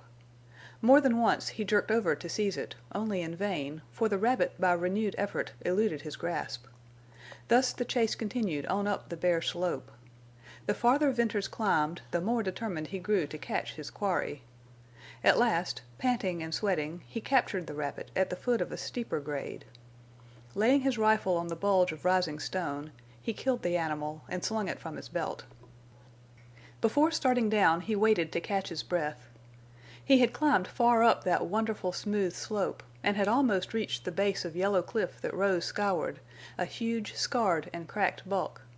It frowned down upon him as if to forbid further ascent. Venters bent over for his rifle, and as he picked it up from where it leaned against the steeper grade, he saw several little nicks cut in the solid stone. They were only a few inches deep and about a foot apart. Venters began to count them: 1, 2, 3, 4, on up to 16. That number carried his glance to the top of his first bulging bench of cliff base. Above, after a more level offset, was still steeper slope, and the line of nicks kept on to wind round a projecting corner of wall. A casual glance would have passed by these little dents. If Venters had not known what they signified, he would never have bestowed upon them the second glance. But he knew they had been cut there by hand, and, though age-worn, he recognized them as steps cut in the rock by the cliff dwellers. With a pulse beginning to beat and hammer away his calmness, he eyed that indistinct line of steps, up to where the buttress of wall hid further sight of them. He knew that behind the corner of stone would be a cave or a crack which could never be suspected from below. Chance, that had sported with him of late, now directed him to a probable hiding place. Again he laid aside his rifle and, removing boots and belt, he began to walk up the steps. Like a mountain goat, he was agile, sure-footed, and he mounted the first bench without bending to use his hands. The next ascent took grip of fingers as well as toes, but he climbed steadily, swiftly, to reach the projecting corner, and slipped around it. Here he faced a notch in the cliff. At the apex he turned abruptly into a ragged vent that split the ponderous wall clear to the top, showing a narrow streak of blue sky. At the base this vent was dark, cool, and smelled of dry, musty dust. It zigzagged so that he could not see ahead more than a few yards at a time. He noticed tracks of wildcats and rabbits in the dusty floor. At every turn he expected to come upon a huge cavern full of little square stone houses, each with a small aperture like a staring dark eye. The passage lightened and widened, and opened at the foot of a narrow, steep, ascending chute. Venters had a moment's notice of the rock, which was of the same smoothness and hardness as the slope below, before his gaze went irresistibly upward to the precipitous walls of this wide ladder of granite. These were ruined walls of yellow sandstone, and so split and splintered, so overhanging with great sections of balancing rim, so impending with tremendous crumbling crags, that Venters caught his breath sharply, and, appalled, he instinctively recoiled as if a step upward might jar the ponderous cliffs from their foundation. Indeed, it seemed that these ruined cliffs were but awaiting a breath of wind to collapse and come tumbling down. Venters hesitated. It would be a foolhardy man who risked his life under the leaning, waiting avalanches of rock in that gigantic split. Yet how many years had they leaned there without falling? At the bottom of the incline was an immense heap of weathered sandstone all crumbling to dust, but there were no huge rocks as large as houses such as rested so lightly and frightfully above, waiting patiently and inevitably to crash down. Slowly split from the parent rock by the weathering process, and carved and sculptured by ages of wind and rain, they waited their moment. Venters felt how foolish it was for him to fear these broken walls, to fear that, after they had endured for thousands of years, the moment of his passing should be the one for them to slip. Yet he feared it. "What a place to hide!" muttered Venters. "I'll climb. I'll see where this thing goes. If only I can find water." With teeth tight shut he essayed the incline, and as he climbed he bent his eyes downward. This, however, after a little grew impossible. He had to look to obey his eager, curious mind. He raised his glance and saw light between row on row of shafts and pinnacles and crags that stood out from the main wall. Some leaned against the cliff, others against each other. Many stood sheer and alone. All were crumbling, cracked, rotten. It was a place of yellow, ragged ruin. The passage narrowed as he went up. It became a slant, hard for him to stick on. It was smooth as marble. Finally he surmounted it, surprised to find the walls still several hundred feet high, and a narrow gorge leading down on the other side. This was a divide between two inclines, about 20 yards wide. At one side stood an enormous rock. Venters gave it a second glance because it rested on a pedestal. It attracted closer attention. It was like a colossal pear of stone standing on its stem. Around the bottom were thousands of little nicks just distinguishable to the eye. They were marks of stone hatchets. The cliff dwellers had chipped and chipped away at this boulder till it rested its tremendous bulk upon a mere pinpoint of its surface. Venters pondered. Why had the little stone men hacked away at that big boulder? It bore no semblance to a statue or an idol, or a godhead, or a sphinx. Instinctively he put his hands on it and pushed. Then his shoulder, and heaved. The stone seemed to groan, to stir, to grate, and then to move. It tipped a little downward and hung balancing for a long instant, slowly returned, rocked slightly, groaned, and settled back to its former position. Venters divined its significance. It had been meant for defense. The cliff dwellers, driven by dreaded enemies to this last stand, had cunningly cut the rock until it balanced perfectly, ready to be dislodged by strong hands. Just below it leaned a tottering crag that would have toppled, starting an avalanche on an acclivity where no sliding mass could stop. Crags and pinnacles, splintered cliffs, and leaning shafts and monuments would have thundered down to block forever the outlet to Deception Pass. "That was a narrow shave for me," said Venters soberly. "A balancing rock. The cliff dwellers never had to roll it. They died, vanished, and here the rock stands, probably little changed. But it might serve another lonely dweller of the cliffs. I'll hide up here somewhere, if I can only find water." He descended the gorge on the other side. The slope was gradual, the space narrow, the course straight for many rods. A gloom hung between the upsweeping walls. In a turn the passage narrowed to scarce a dozen feet, and here was darkness of night. But light shone ahead, another abrupt turn brought day again, and then wide open space.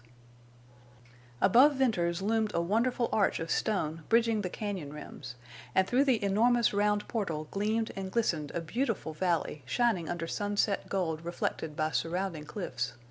He gave a start of surprise.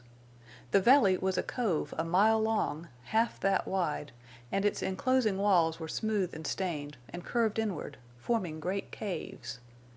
He decided that its floor was far higher than the level of Deception Pass and the intersecting cañons.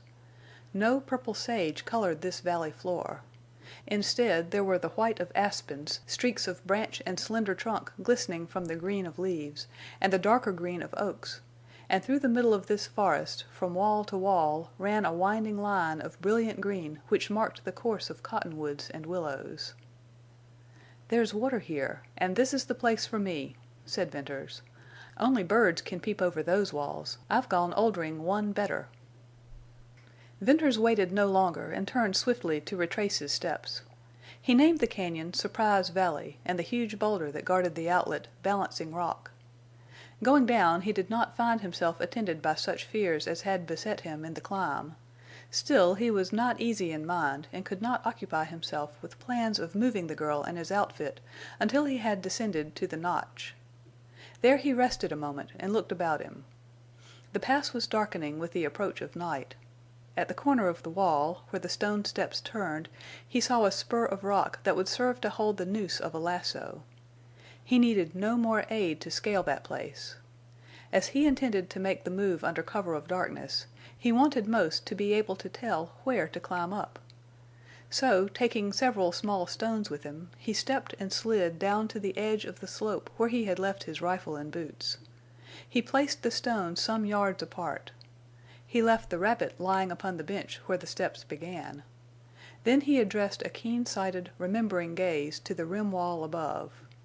It was serrated, and between two spears of rock, directly in line with his position, showed a zigzag crack that at night would let through the gleam of sky. This settled, he put on his belt and boots and prepared to descend. Some consideration was necessary to decide whether or not to leave his rifle there.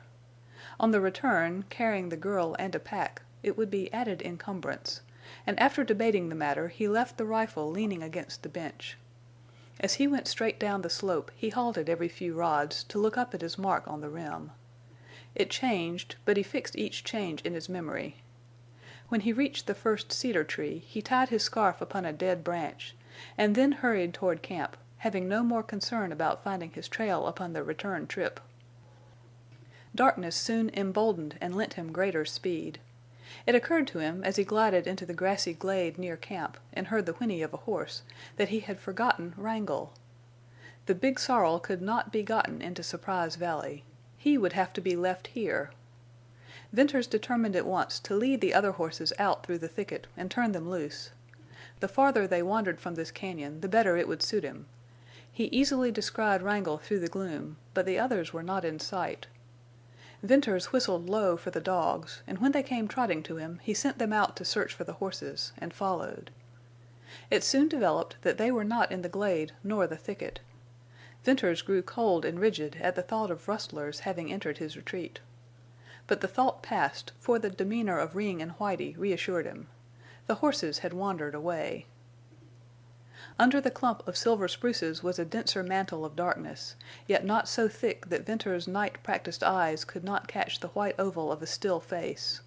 He bent over it with a slight suspension of breath that was both caution lest he frighten her and chill uncertainty of feeling lest he find her dead.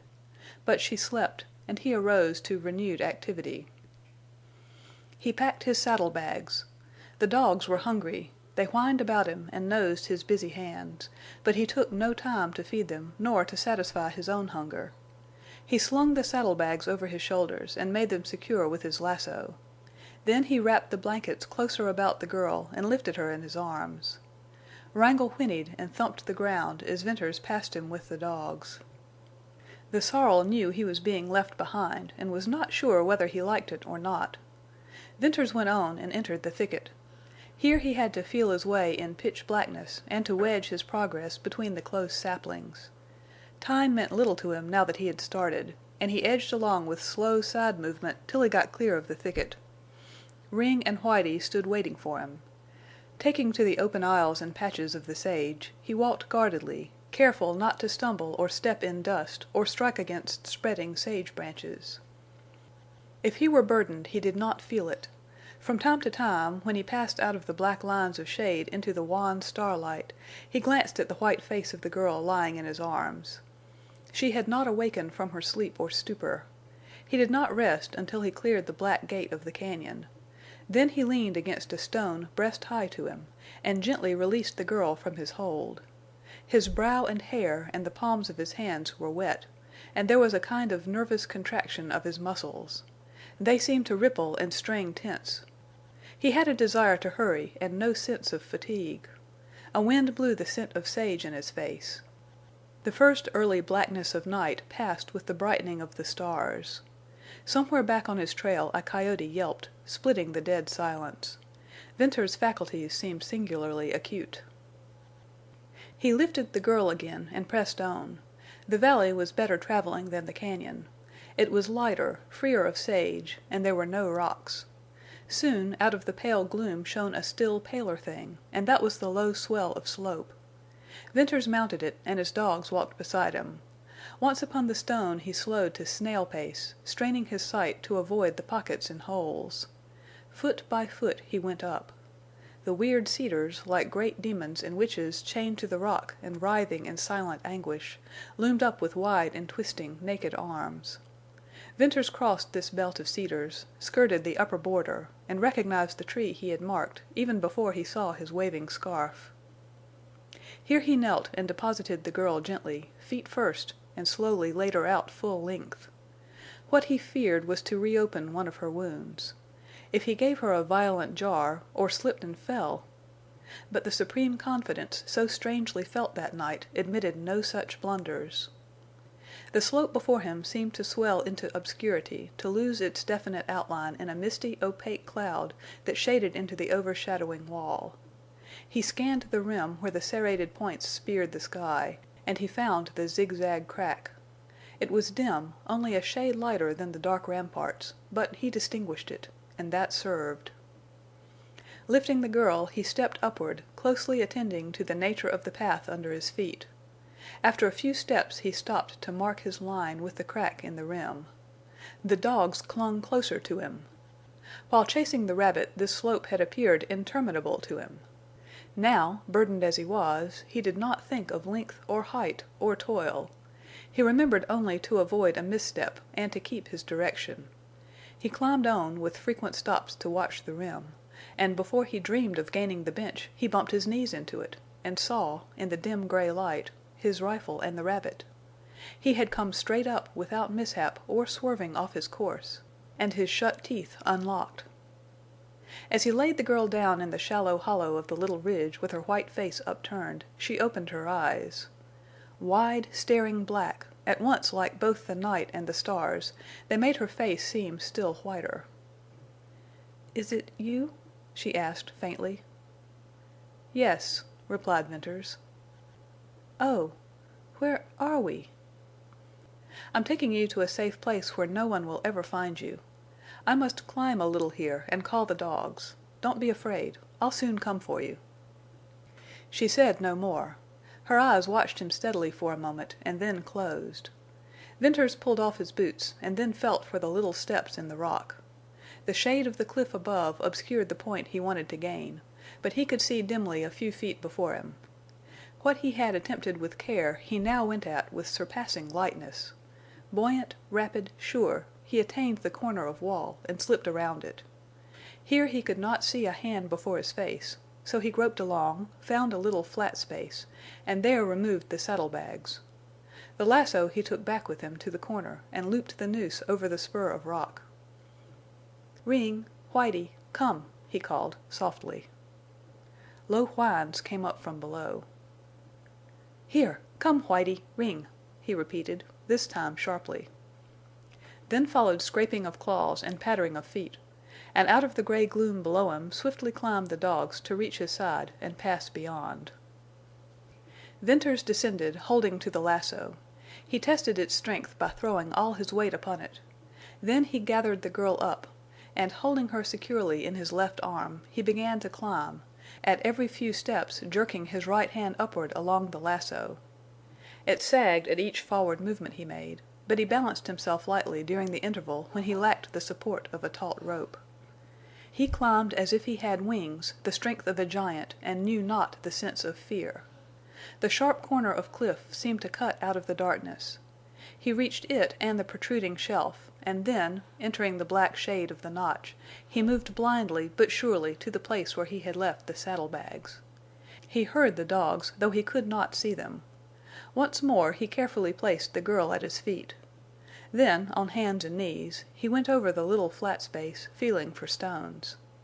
He removed a number, and, scraping the deep dust into a heap, he unfolded the outer blanket from around the girl and laid her upon this bed.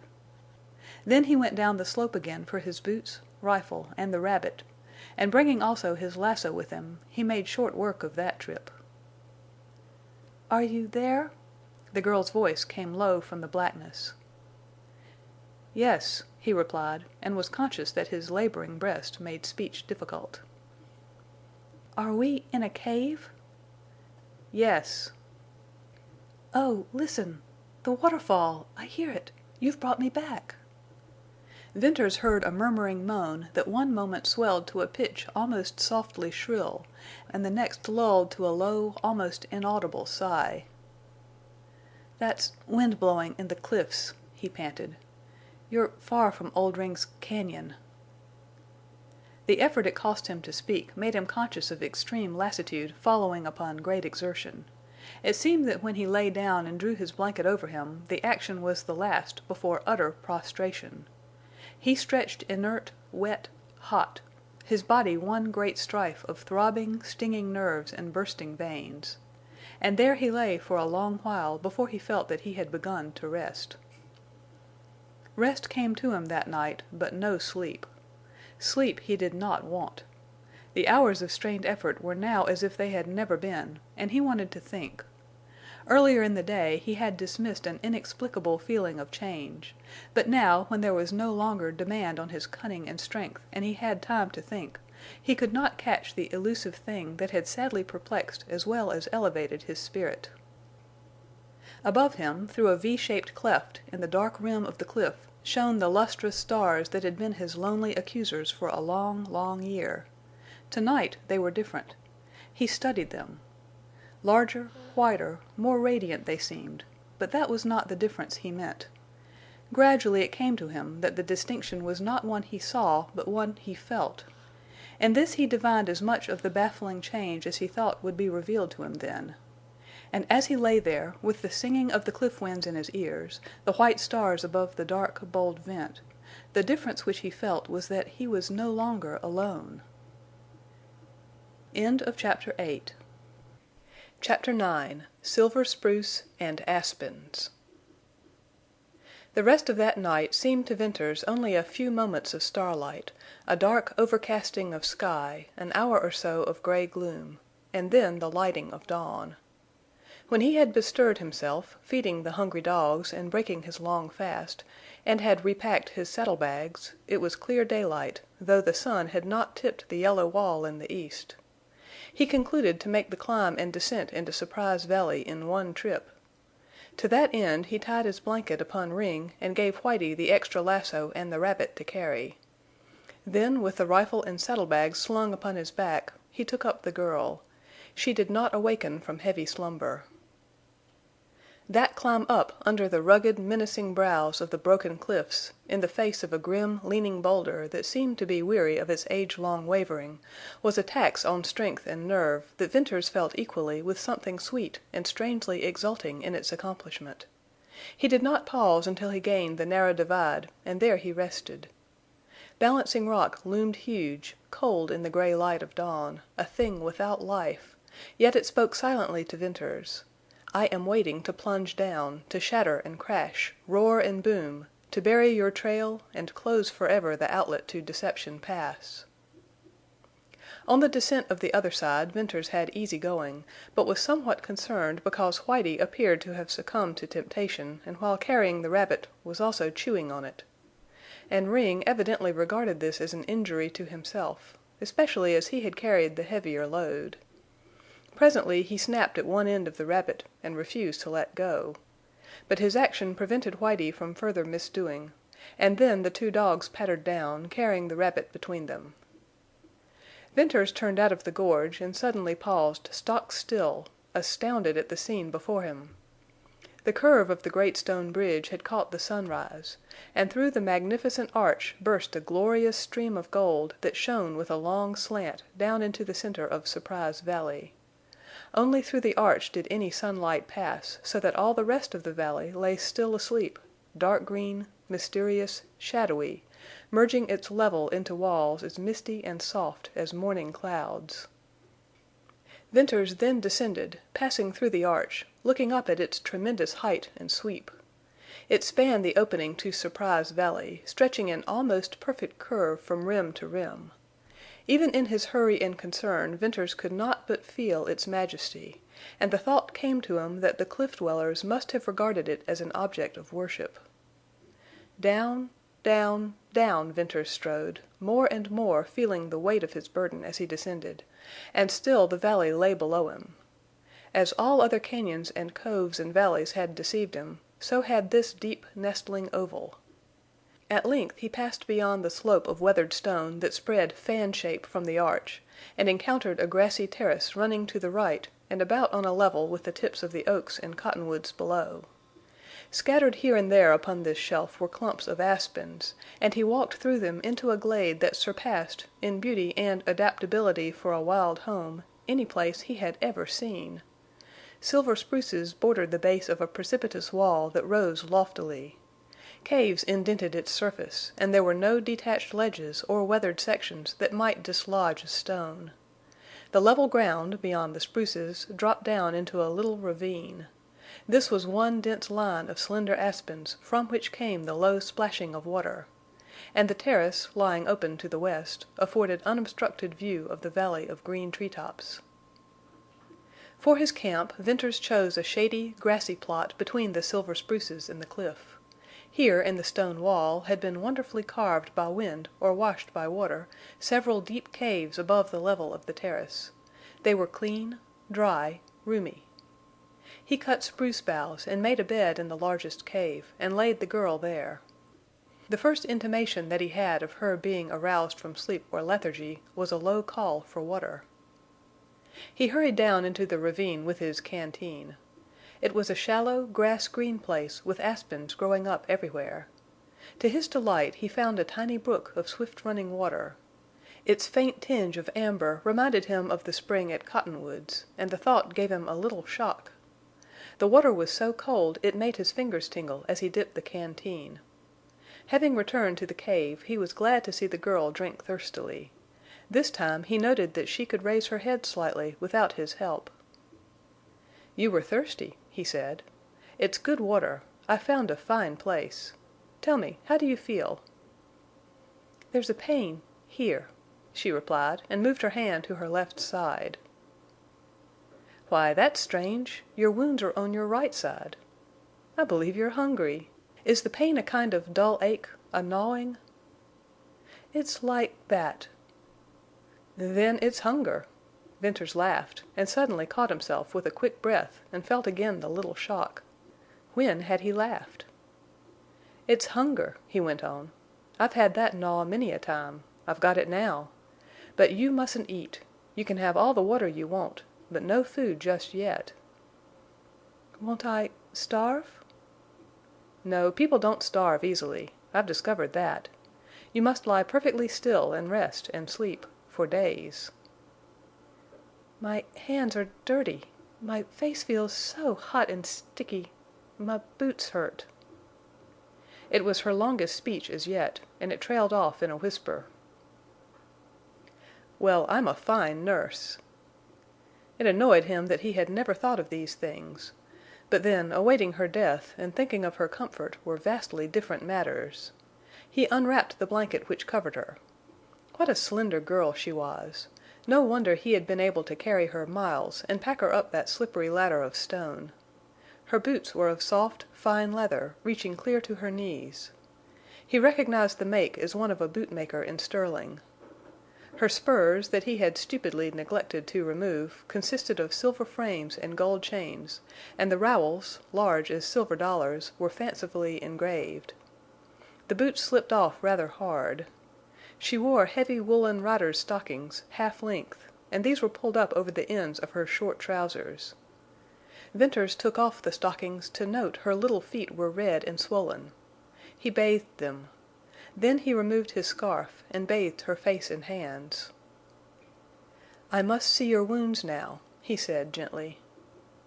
She made no reply, but watched him steadily as he opened her blouse and untied the bandage. His strong fingers trembled a little as he removed it. If the wounds had reopened! A chill struck him as he saw the angry red bullet mark, and a tiny stream of blood winding from it down her white breast. Very carefully he lifted her to see that the wound in her back had closed perfectly. Then he washed the blood from her breast, bathed the wound, and left it unbandaged, open to the air. Her eyes thanked him. "Listen," he said, earnestly. "I've had some wounds, and I've seen many. I know a little about them. The hole in your back has closed. If you lie still 3 days the one in your breast will close, and you'll be safe. The danger from hemorrhage will be over."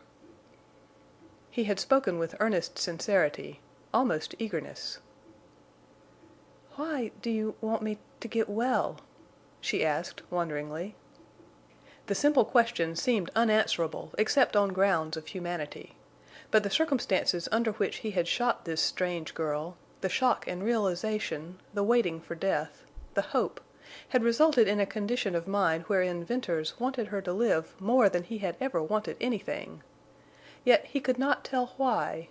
He believed the killing of the rustler and the subsequent excitement had disturbed him. For how else could he explain the throbbing of his brain, the heat of his blood, the undefined sense of full hours, charged, vibrant with pulsating mystery, where once they had dragged in loneliness? "I shot you," he said, slowly, "and I want you to get well so I shall not have killed a woman. But for your own sake, too." A terrible bitterness darkened her eyes, and her lips quivered. "Hush," said Venters. "You've talked too much already." In her unutterable bitterness he saw a darkness of mood that could not have been caused by her present weak and feverish state. She hated the life she had led, that she probably had been compelled to lead. She had suffered some unforgivable wrong at the hands of Oldring. With that conviction Venters felt a shame throughout his body, and it marked the rekindling of fierce anger and ruthlessness. In the past long year he had nursed resentment. He had hated the wilderness, the loneliness of the uplands.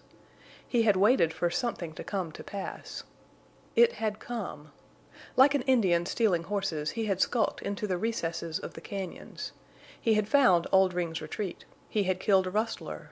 He had shot an unfortunate girl, then had saved her from this unwitting act, and he meant to save her from the consequent wasting of blood, from fever and weakness. Starvation he had to fight for her and for himself. Where he had been sick at the letting of blood, now he remembered it in grim, cold calm. And as he lost that softness of nature, so he lost his fear of men. He would watch for Oldring, biding his time, and he would kill this great black-bearded rustler who had held a girl in bondage, who had used her to his infamous ends. Venters surmised this much of the change in him. Idleness had passed. Keen, fierce vigor flooded his mind and body. All that had happened to him at Cottonwoods seemed remote and hard to recall. The difficulties and perils of the present absorbed him, held him in a kind of spell. First, then, he fitted up the little cave adjoining the girl's room for his own comfort and use. His next work was to build a fireplace of stones and to gather a store of wood. That done, he spilled the contents of his saddlebags upon the grass and took stock. His outfit consisted of a small-handled axe, a hunting knife, a large number of cartridges for rifle or revolver, a tin plate, a cup, and a fork and spoon, a quantity of dried beef and dried fruits, and small canvas bags containing tea, sugar, salt, and pepper. For him alone this supply would have been bountiful to begin a sojourn in the wilderness. But he was no longer alone. Starvation in the uplands was not an unheard-of thing. He did not, however, worry at all on that score, and feared only his possible inability to supply the needs of a woman in a weakened and extremely delicate condition. If there was no game in the valley, a contingency he doubted, it would not be a great task for him to go by night to Oldring's herd and pack out a calf. The exigency of the moment was to ascertain if there were game in Surprise Valley. Whitie still guarded the dilapidated rabbit, and Ring slept nearby under a spruce. Venters called Ring and went to the edge of the terrace, and there halted to survey the valley. He was prepared to find it larger than his unstudied glances had made it appear. For more than a casual idea of dimensions and a hasty conception of oval shape and singular beauty he had not had time. Again the felicity of the name he had given the valley struck him forcibly. Around the red perpendicular walls, except under the great arc of stone, ran a terrace fringed at the cliff base by silver spruces. Below that first terrace sloped another wider one, densely overgrown with aspens, and the center of the valley was a level circle of oaks and alders, with the glittering green line of willows and cottonwood dividing it in half. Venters saw a number and variety of birds flitting among the trees. To his left, facing the stone bridge, an enormous cavern opened in the wall. And low down, just above the treetops, he made out a long shelf of cliff dwellings, with little black, staring windows or doors. Like eyes they were, and seemed to watch him. The few cliff dwellings he had seen, all ruins, had left him with haunting memory of age and solitude and of something past. He had come, in a way, to be a cliff dweller himself, and those silent eyes would look down upon him as if in surprise that after thousands of years a man had invaded the valley.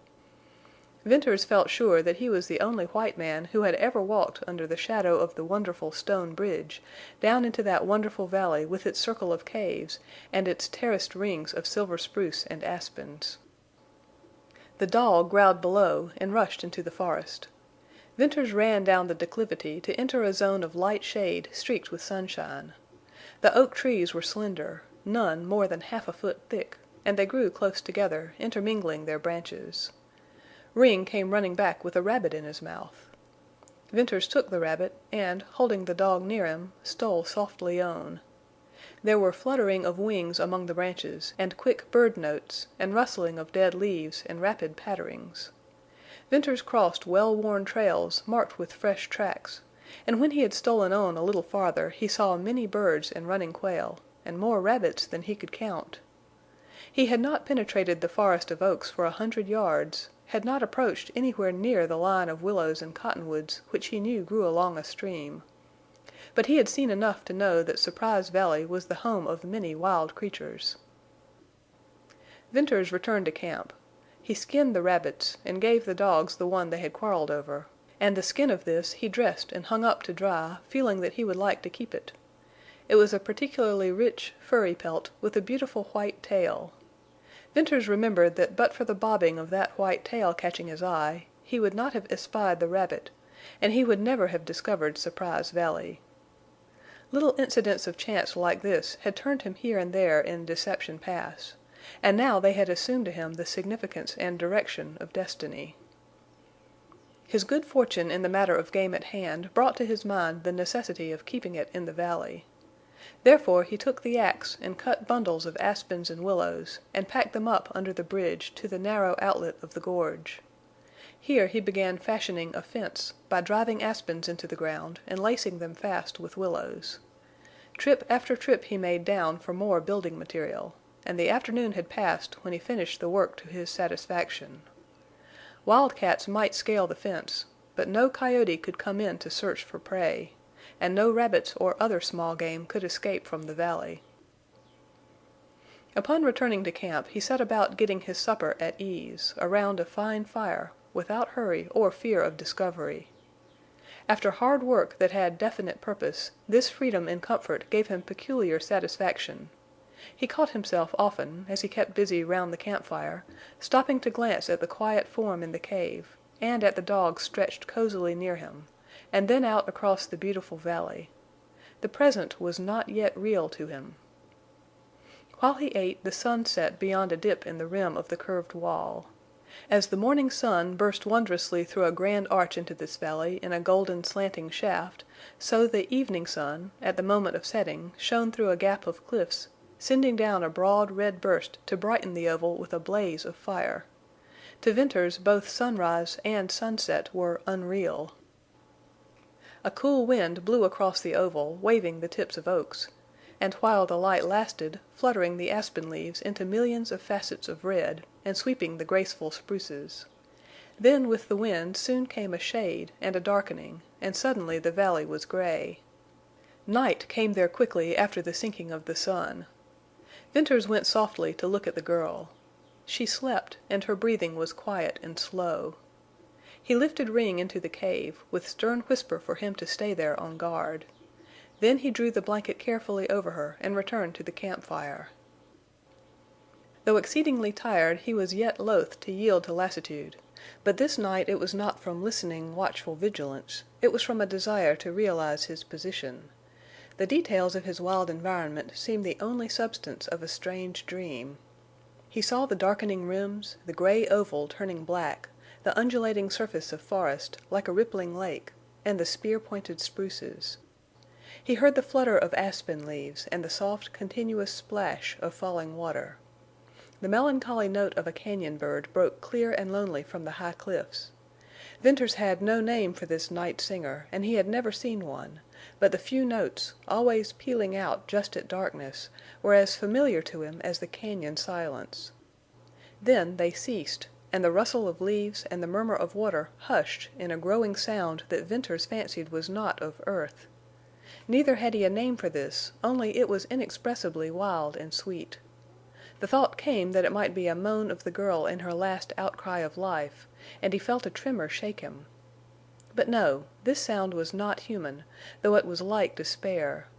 He began to doubt his sensitive perceptions, to believe that he half dreamed what he thought he heard. Then the sound swelled with the strengthening of the breeze, and he realized it was the singing of the wind in the cliffs. By and by a drowsiness overcame him, and Venters began to nod, half asleep, with his back against a spruce. Rousing himself and calling Whitie, he went to the cave. The girl lay barely visible in the dimness. Ring crouched beside her, and the patting of his tail on the stone assured Venters that the dog was awake and faithful to his duty. Venters sought his own bed of fragrant boughs, and as he lay back, somehow grateful for the comfort and safety, the night seemed to steal away from him, and he sank softly into intangible space and rest and slumber. Venters awakened to the sound of melody that he imagined was only the haunting echo of dream music. He opened his eyes to another surprise of this valley of beautiful surprises. Out of his cave he saw the exquisitely fine foliage of the silver spruces crossing a round space of blue morning sky, and in this lacy leafage fluttered a number of gray birds with black and white stripes and long tails. They were mockingbirds, and they were singing as if they wanted to burst their throats. Venters listened. One long, silver-tipped branch dropped almost to his cave, and upon it, within a few yards of him, sat one of the graceful birds. Venters saw the swelling and quivering of its throat in song. He arose, and when he slid down out of his cave, the birds fluttered and flew farther away. Venters stepped before the opening of the other cave and looked in. The girl was awake, with wide eyes and listening look, and she had a hand on Ring's neck. "Mockingbirds," she said. "Yes," replied Venters, "and I believe they like our company." "Where are we?" "Never mind now. After a little I'll tell you." "The birds woke me. When I heard them and saw the shiny trees and the blue sky and then a blaze of gold dropping down, I wondered—" She did not complete her fancy, but Venters imagined he understood her meaning. She appeared to be wandering in mind. Venters felt her face and hands and found them burning with fever. He went for water and was glad to find it almost as cold as if flowing from ice. That water was the only medicine he had, and he put faith in it. She did not want to drink, but he made her swallow, and then he bathed her face and head and cooled her wrists. The day began with the heightening of the fever. Venters spent the time reducing her temperature, cooling her hot cheeks and temples. He kept close watch over her, and at the least indication of restlessness, that he knew led to tossing and rolling of the body, he held her tightly so no violent move could reopen her wounds. Hour after hour she babbled and laughed and cried and moaned in delirium, but whatever her secret was, she did not reveal it. Attended by something somber for Venters, the day passed. At night in the cool winds the fever abated and she slept. The second day was a repetition of the first. On the third he seemed to see her wither and waste away before his eyes. That day he scarcely went from her side for a moment, except to run for fresh, cool water, and he did not eat. The fever broke on the fourth day and left her spent and shrunken, a slip of a girl with life only in her eyes. They hung upon Venters with a mute observance, and he found hope in that. To rekindle the spark that had nearly flickered out, to nourish the little life and vitality that remained in her, was Venters's problem. But he had little resource other than the meat of the rabbits and quail, and from these he made broths and soups as best he could and fed her with a spoon. It came to him that the human body, like the human soul, was a strange thing and capable of recovering from terrible shocks. For almost immediately she showed faint signs of gathering strength. There was one more waiting day, in which he doubted and spent long hours by her side as she slept, and watched the gentle swell of her breast rise and fall in breathing, and the wind stir the tangled chestnut curls. On the next day he knew that she would live. Upon realizing it, he abruptly left the cave and sought his accustomed seat against the trunk of a big spruce, where once more he let his glance stray along the sloping terraces. She would live, and the somber gloom lifted out of the valley, and he felt relief that was pain. Then he roused to the call of action, to the many things he needed to do in the way of making camp fixtures and utensils, to the necessity of hunting food, and the desire to explore the valley. But he decided to wait a few more days before going far from camp, because he fancied that the girl rested easier when she could see him near at hand. And on the first day her languor appeared to leave her in a renewed grip of life. She awoke stronger from each short slumber. She ate greedily, and she moved about in her bed of boughs. And always, it seemed to Venters, her eyes followed him.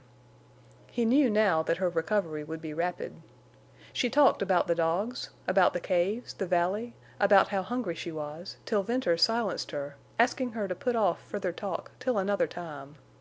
She obeyed, but she sat up in her bed, and her eyes roved to and fro, and always back to him.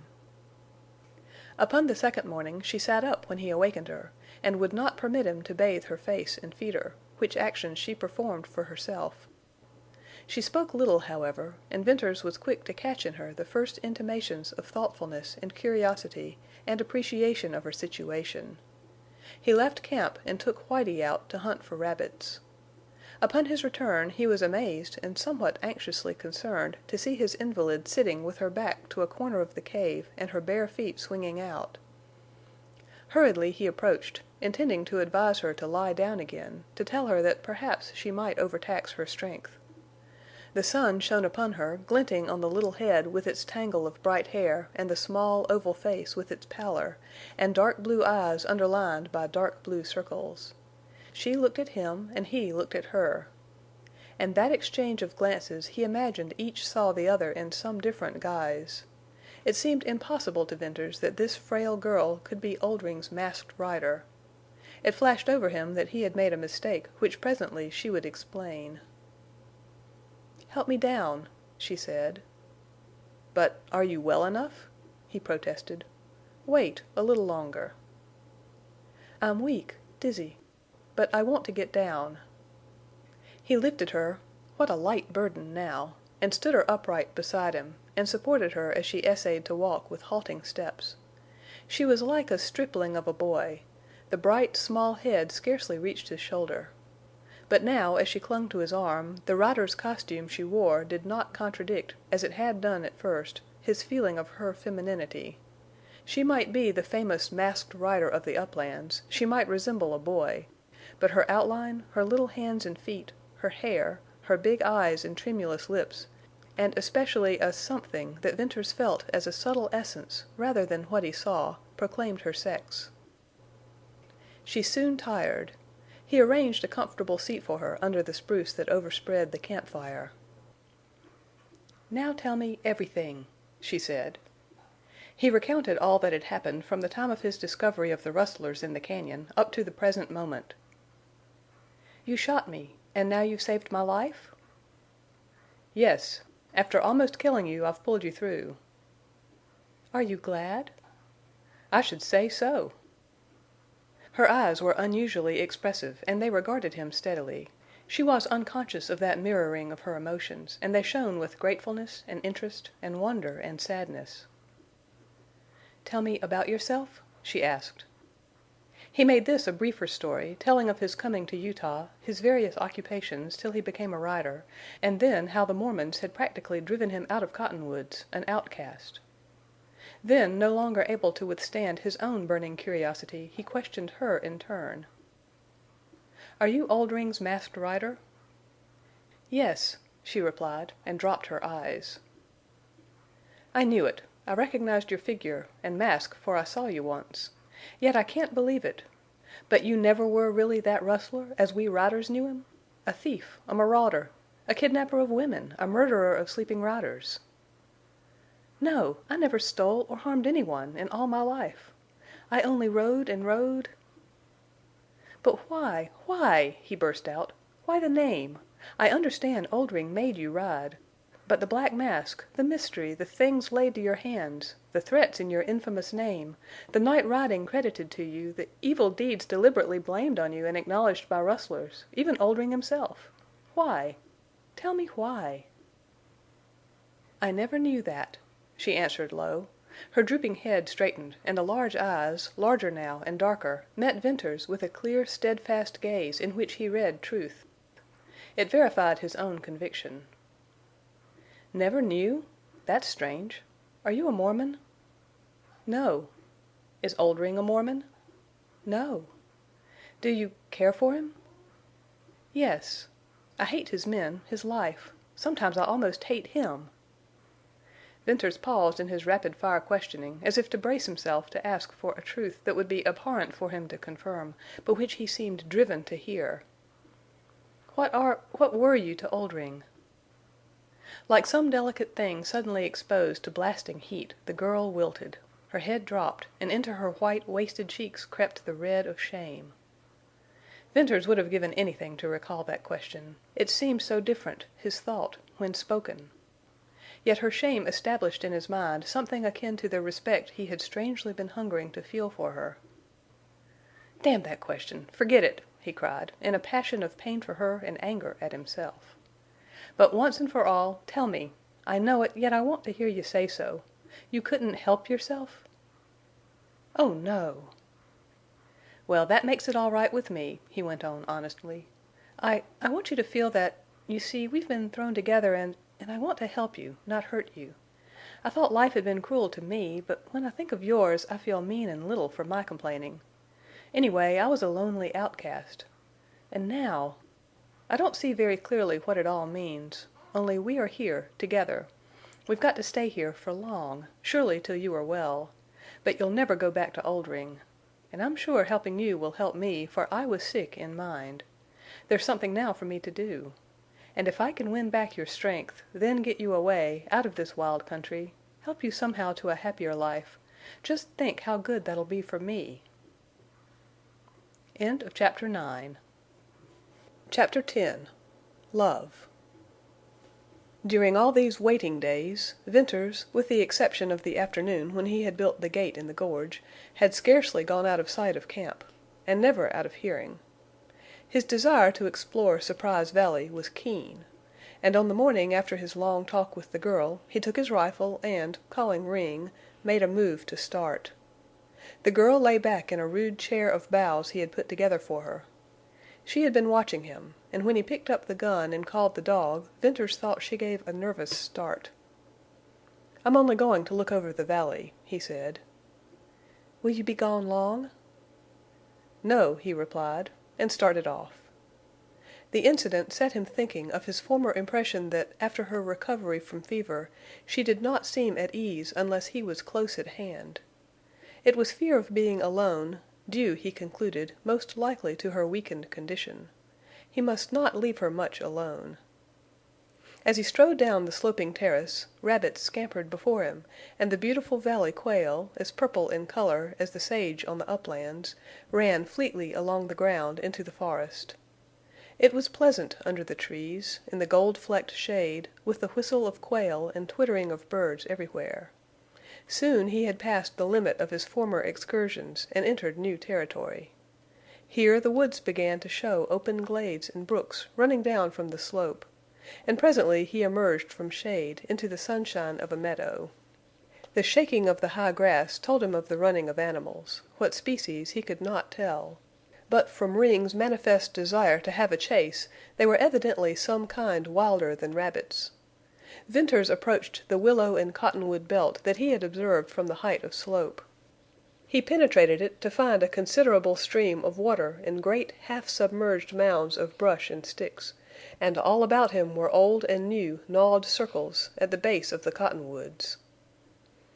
"Beaver!" he exclaimed. "By all that's lucky! The meadow's full of beaver! How did they ever get here?" Beaver had not found a way into the valley by the trail of the cliff dwellers, of that he was certain, and he began to have more than curiosity as to the outlet or inlet of the stream. When he passed some dead water, which he noted was held by a beaver dam, there was a current in the stream, and it flowed west. Following its course, he soon entered the oak forest again, and passed through to find himself before massed and jumbled ruins of cliff wall. There were tangled thickets of wild plum trees and other thorny growths that made passage extremely laborsome. He found innumerable tracks of wildcats and foxes.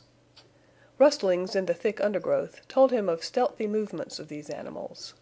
At length his further advance appeared futile, for the reason that the stream disappeared in a split at the base of immense rocks over which he could not climb.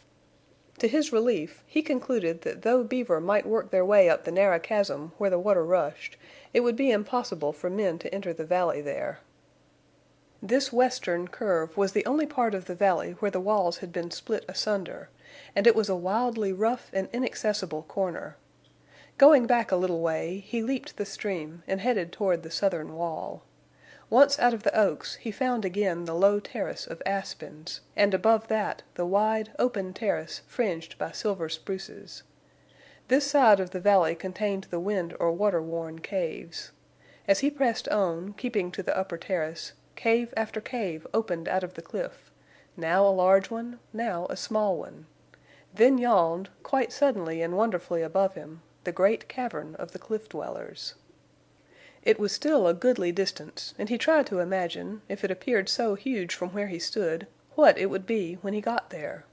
He climbed the terrace and then faced a long, gradual ascent of weathered rock and dust, which made climbing too difficult for attention to anything else.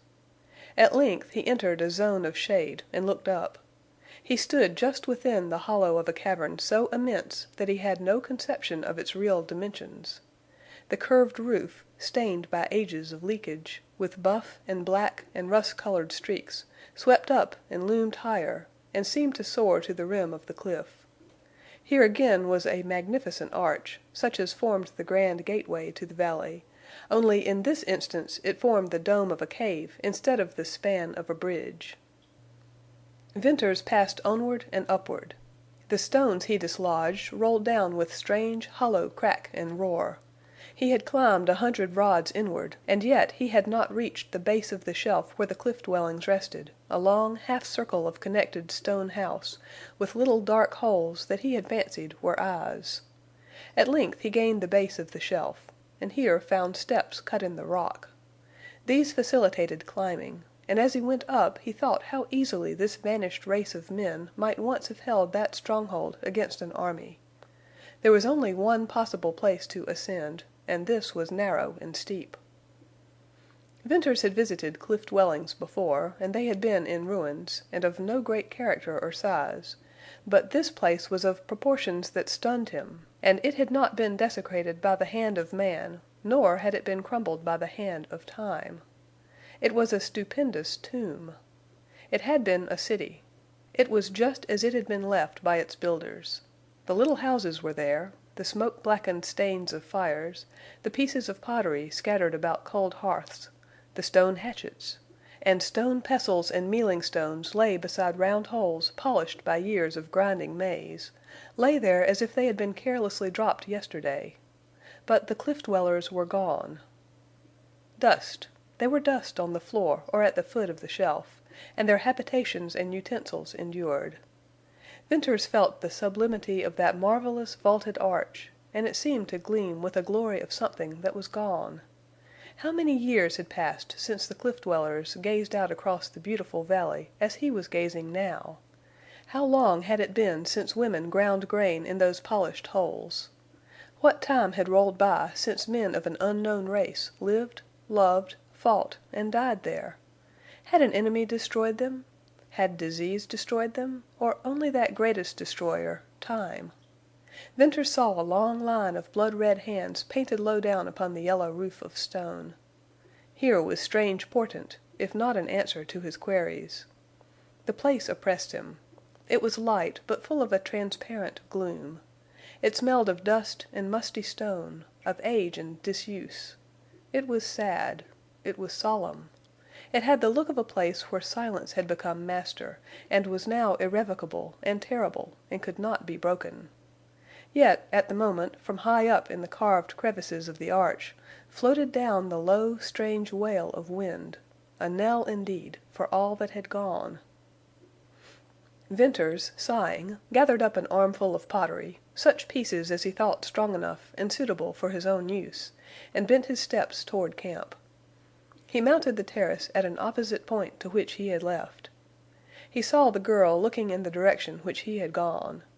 His footsteps made no sound in the deep grass, and he approached close without her being aware of his presence.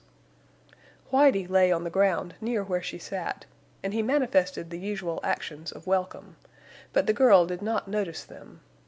She seemed to be oblivious to everything near at hand. She made a pathetic figure drooping there, with her sunny hair contrasting so markedly with her white, wasted cheeks, and her hands listlessly clasped, and her little bare feet propped in the framework of the rude seat. Venters could have sworn Anne laughed in one breath at the idea of the connection between this girl and Oldring's Masked Rider.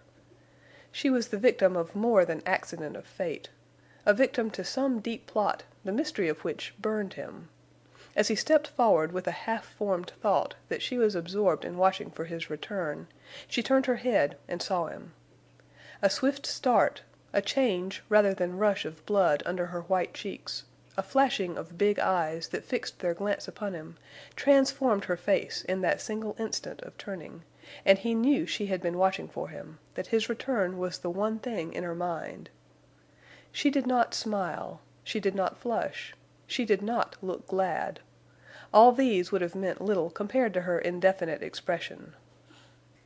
Venters grasped the peculiar, vivid, vital something that leaped from her face. It was as if she had been in a dead, hopeless clamp of inaction and feeling, and had been suddenly shot through and through with quivering animation. Almost it was as if she had returned to life. And Venters thought with lightning swiftness, "I've saved her. I've unlinked her from that old life. She was watching as if I were all she had left on earth. She belongs to me."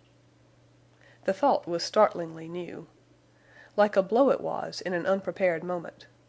The cheery salutation he had ready for her died unborn, and he tumbled the pieces of pottery awkwardly on the grass, while some unfamiliar, deep-seated emotion, mixed with pity and glad assurance of his power to succor her, held him dumb. "What a load you had!" she said. "Why, they're pots and crocks. Where did you get them?" Venters laid down his rifle, and filling one of the pots from his canteen, he placed it on the smoldering campfire. "Hope it'll hold water," he said, presently. "Why, there's an enormous cliff dwelling just across here. I got the pottery there. Don't you think we needed something?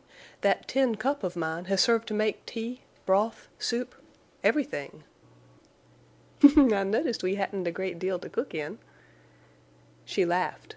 It was the first time. He liked that laugh, and though he was tempted to look at her, he did not want to show his surprise or his pleasure. "Will you take me over there and all around in the valley pretty soon when I'm well?" she added. "Indeed I shall. It's a wonderful place. Rabbits so thick you can't step without kicking one out. And quail, beaver, foxes, wildcats. We're in a regular den. But haven't you ever seen a cliff dwelling?" "No. I've heard about them, though. The men say the Pass is full of old houses and ruins." "Why, I should think you'd have run across one in all your riding around," said Venters.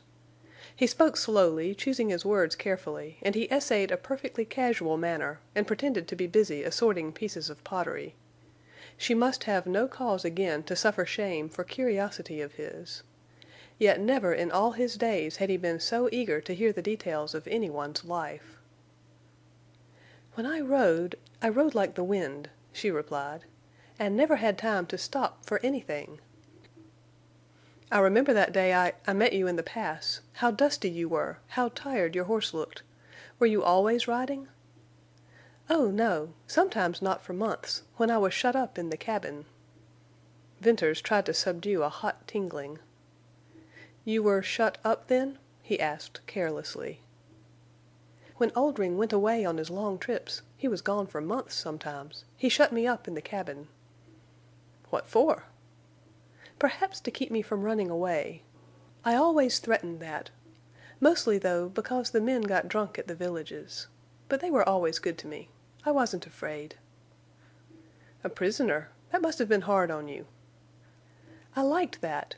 As long as I can remember I've been locked up there at times, and those times were the only happy ones I ever had.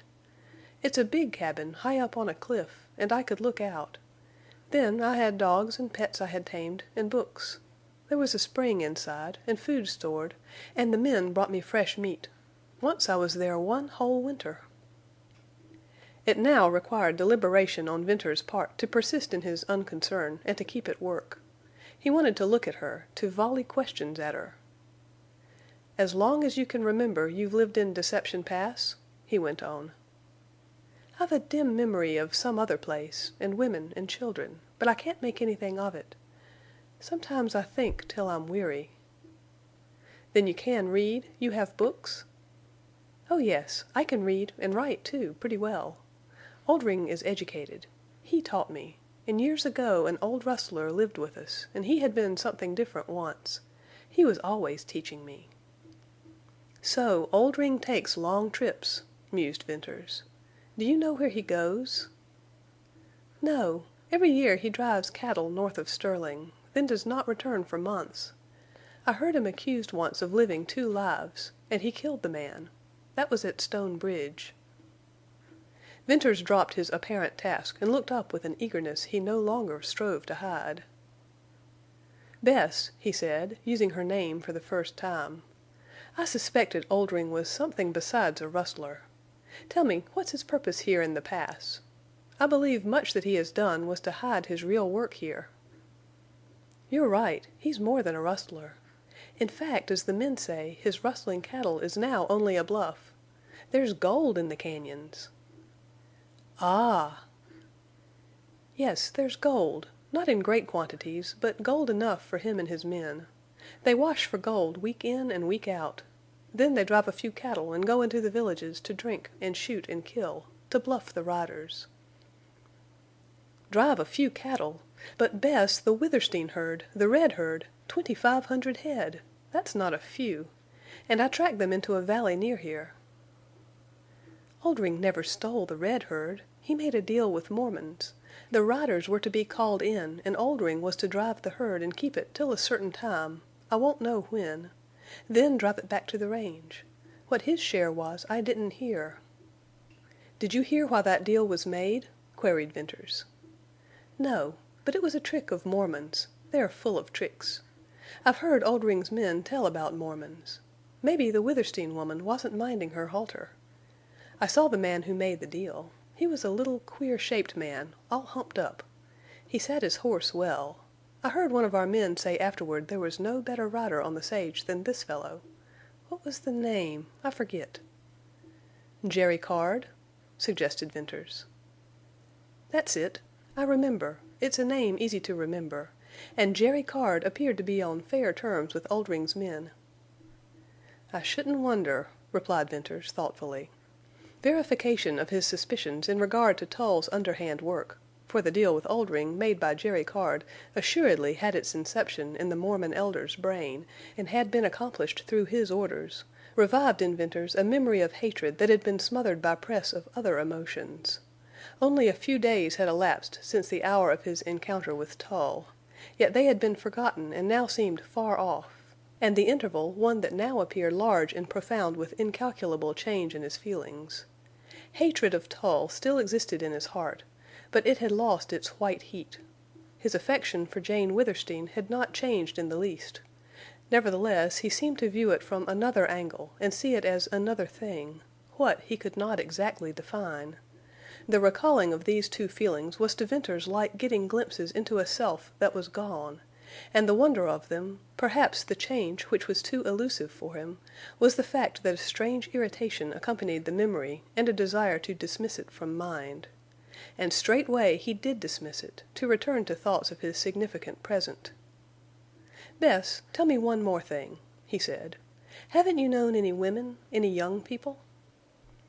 "Sometimes there were women with the men, but Oldring never let me know them. And all the young people I ever saw in my life was when I rode fast through the villages."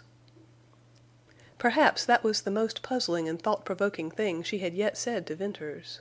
He pondered, more curious the more he learned, but he curbed his inquisitive desires, for he saw her shrinking on the verge of that shame, the causing of which had occasioned him such self-reproach. He would ask no more. Still, he had to think, and he found it difficult to think clearly. This sad-eyed girl was so utterly different from what it would have been reason to believe such a remarkable life would have made her.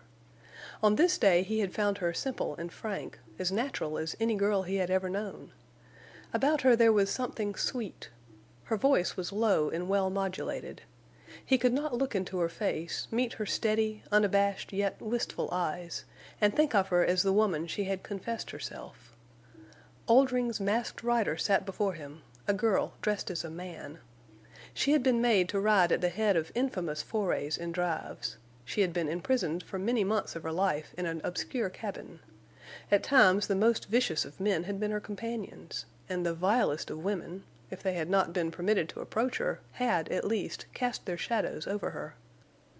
But in spite of all this, there thundered at Venters some truth that lifted its voice higher than the clamoring facts of dishonor, some truth that was the very life of her beautiful eyes, and it was innocence. In the days that followed, Venters balanced perpetually in mind this haunting conception of innocence over against the cold and sickening fact of an unintentional yet actual gift. How could it be possible for the two things to be true? He believed the latter to be true, and he would not relinquish his conviction of the former. And these conflicting thoughts augmented the mystery that appeared to be a part of Bess. In those ensuing days, however, it became clear as clearest light that Bess was rapidly regaining strength, that, unless reminded of her long association with Oldring, she seemed to have forgotten it, that, like an Indian who lives solely from moment to moment, she was utterly absorbed in the present.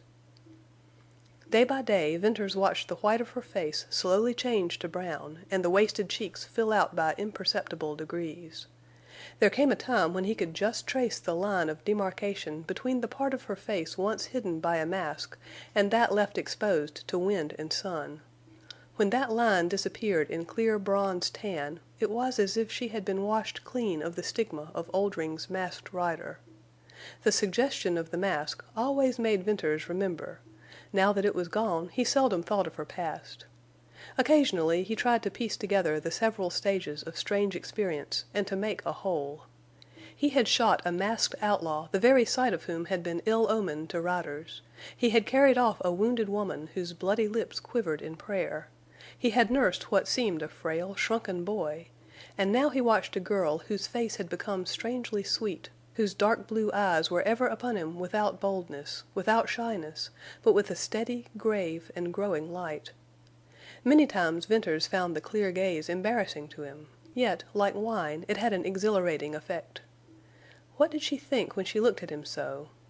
Almost he believed she had no thought at all. All about her and the present there in Surprise Valley, and the dim yet subtly impending future, fascinated Venters and made him thoughtful as all his lonely vigils in the sage had not. Chiefly it was the present that he wished to dwell upon, but it was the call of the future which stirred him to action. No idea had he of what that future had in store for Bess and him. He began to think of improving Surprise Valley as a place to live in, for there was no telling how long they would be compelled to stay there. Venters stubbornly resisted the entering into his mind of an insistent thought that, clearly realized, might have made it plain to him that he did not want to leave Surprise Valley at all. But it was imperative that he consider practical matters, and whether or not he was destined to stay long there, he felt the immediate need of a change of diet. It would be necessary for him to go farther afield for a variety of meat, and also that he soon visit Cottonwoods for a supply of food. It occurred again to Venters that he could go to the cañon where Oldring kept his cattle, and at little risk he could pack out some beef. He wished to do this, however, without letting Bess know of it till after he had made the trip. Presently he hit upon the plan of going while she was asleep. That very night he stole out of camp, climbed up under the stone bridge, and entered the outlet to the pass. The gorge was full of luminous gloom. Balancing Rock loomed dark and leaned over the pale descent. Transformed in the shadowy light, it took shape and dimensions of a spectral god waiting for the moment to hurl himself down upon the tottering walls and close forever the outlet to Deception Pass.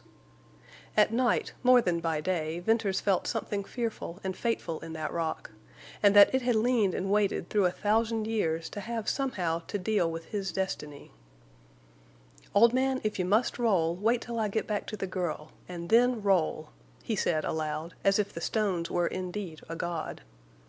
And those spoken words, in their grim note to his ear as well as contents to his mind, told Venters that he was all but drifting on a current which he had not power nor wish to stem. Venters exercised his usual care in the matter of hiding tracks from the outlet, yet it took him scarcely an hour to reach Oldring's cattle. Here sight of many calves changed his original intention, and instead of packing out meat, he decided to take a calf out alive. He roped one, securely tied its feet, and swung it over his shoulder. Here was an exceedingly heavy burden, but Venters was powerful. He could take up a sack of grain and with ease pitch it over a pack saddle, and he made long distance without resting. The hardest work came in the climb up to the outlet and on through to the valley. When he had accomplished it, he became fired with another idea that again changed his intention. He would not kill the calf, but keep it alive.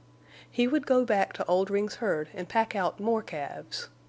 Thereupon he secured the calf in the best available spot for the moment and turned to make a second trip. When Venters got back to the valley with another calf, it was close upon daybreak. He crawled into his cave and slept late. Bess had no inkling that he had been absent from camp nearly all night, and only remarked solicitously that he appeared to be more tired than usual and more in the need of sleep.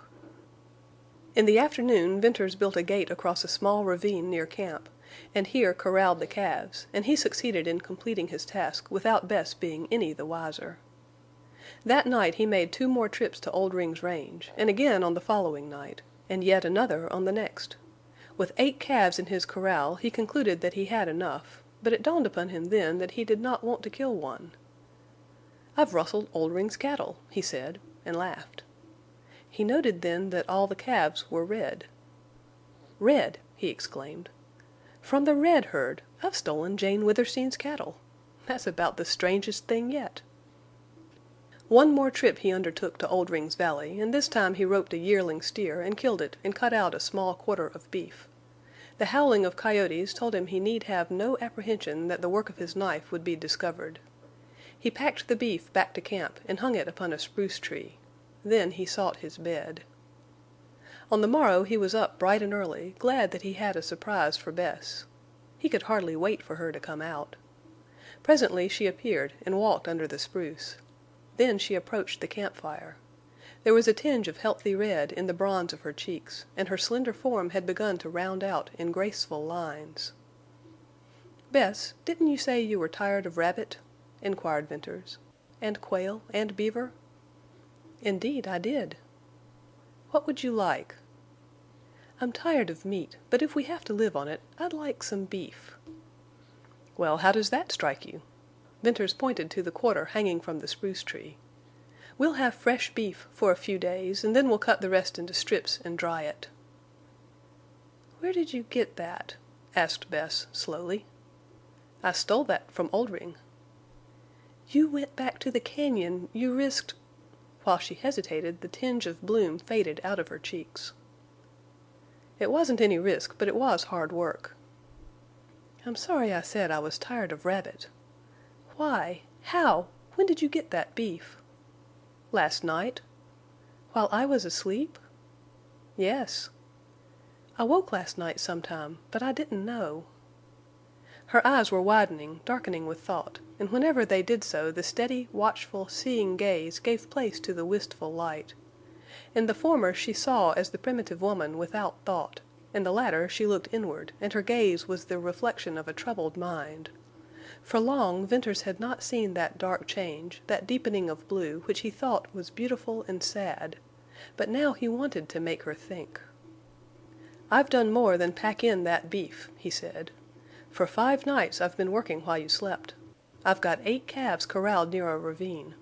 8 calves, all alive and doing fine." "You went 5 nights!" All that Venters could make of the dilation of her eyes, her slow pallor, and her exclamation was fear. Fear for herself or for him. "Yes. I didn't tell you because I knew you were afraid to be left alone." "Alone?" She echoed his word, but the meaning of it was nothing to her. She had not even thought of being left alone. It was not then fear for herself, but for him.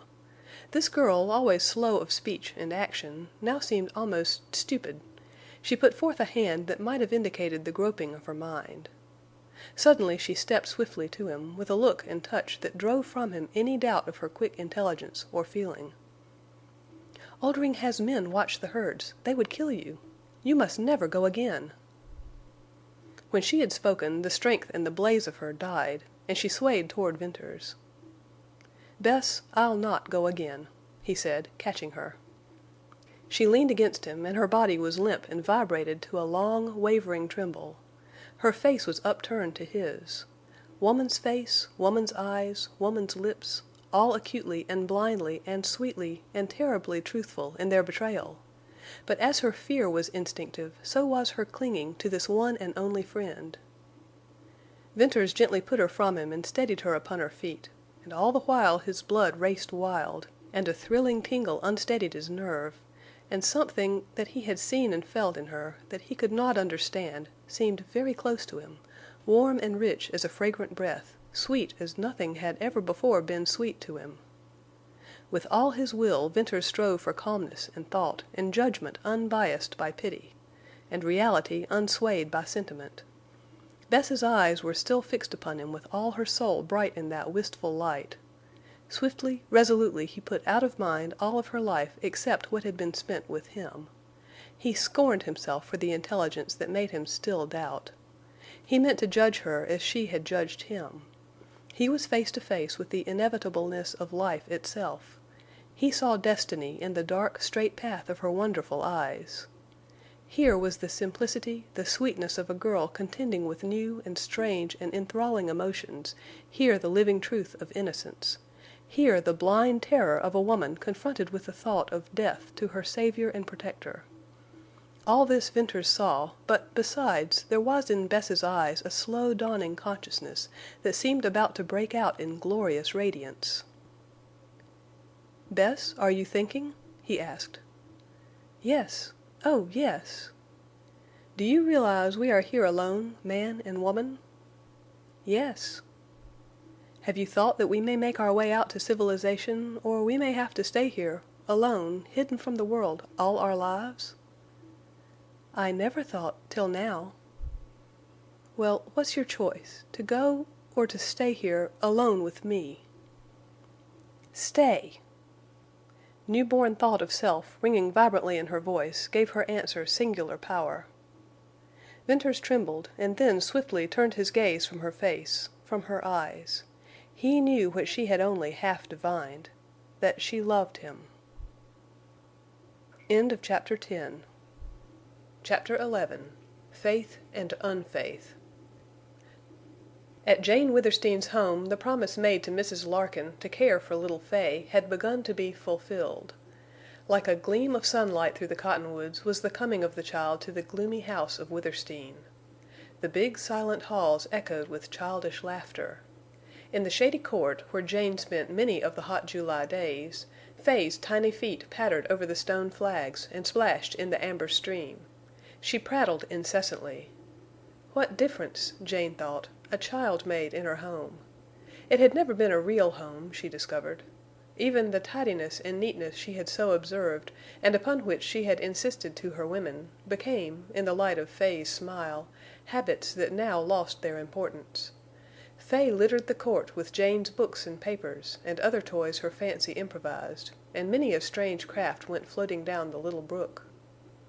And it was owing to Fay's presence that Jane Withersteen came to see more of Lassiter. The rider had, for the most part, kept to the sage. He rode for her, but he did not seek her except on business, and Jane had to acknowledge in pique that her overtures had been made in vain. Fay, however, captured Lassiter the moment he first laid eyes on her. Jane was present at the meeting, and there was something about it which dimmed her sight and softened her toward this foe of her people. The rider had clanked into the court, a tired yet wary man, always looking for the attack upon him that was inevitable and might come from any quarter, and he had walked right upon little Fay.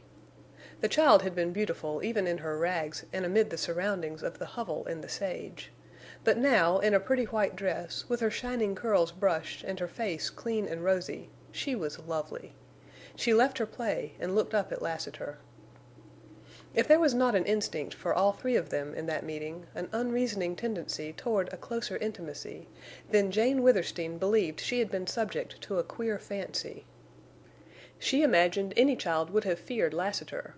And Fay Larkin had been a lonely, a solitary elf of the sage, not at all an ordinary child, and exquisitely shy with strangers. She watched Lassiter with great, round, grave eyes, but showed no fear. The The rider gave Jane a favorable report of cattle and horses, and as he took the seat to which she invited him, little Fay edged as much as half an inch nearer. Jane replied to his look of inquiry and told Fay's story. The rider's gray, earnest gaze troubled her. Then he turned to Fay and smiled in a way that made Jane doubt her sense of the true relation of things. How could Lassiter smile so at a child when he had made so many children fatherless? But he did smile, and to the gentleness she had seen a few times he added something that was infinitely sad and sweet. Jane's intuition told her that Lassiter had never been a father, but if life ever so blessed him, he would be a good one. Fay, also, must have found that smile singularly winning, for she edged closer and closer, and then, by way of feminine capitulation, went to Jane, from whose side she bent a beautiful glance upon the rider. Lassiter only smiled at her.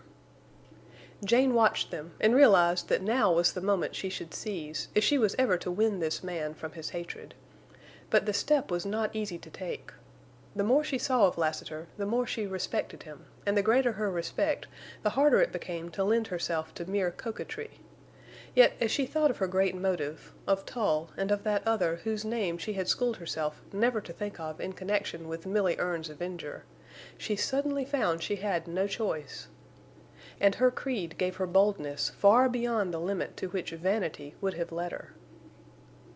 "Lassiter, I see so little of you now," she said, and was conscious of heat in her cheeks. "I've been riding hard," he replied. "But you can't live in the saddle. You come in sometimes. Won't you come here to see me? Oftener?" "Is that an order?" "Nonsense. I simply ask you to come and see me when you find time." "Why?" The query once heard was not so embarrassing to Jane as she might have imagined. Moreover, it established in her mind a fact that there existed actually other than selfish reasons for her wanting to see him.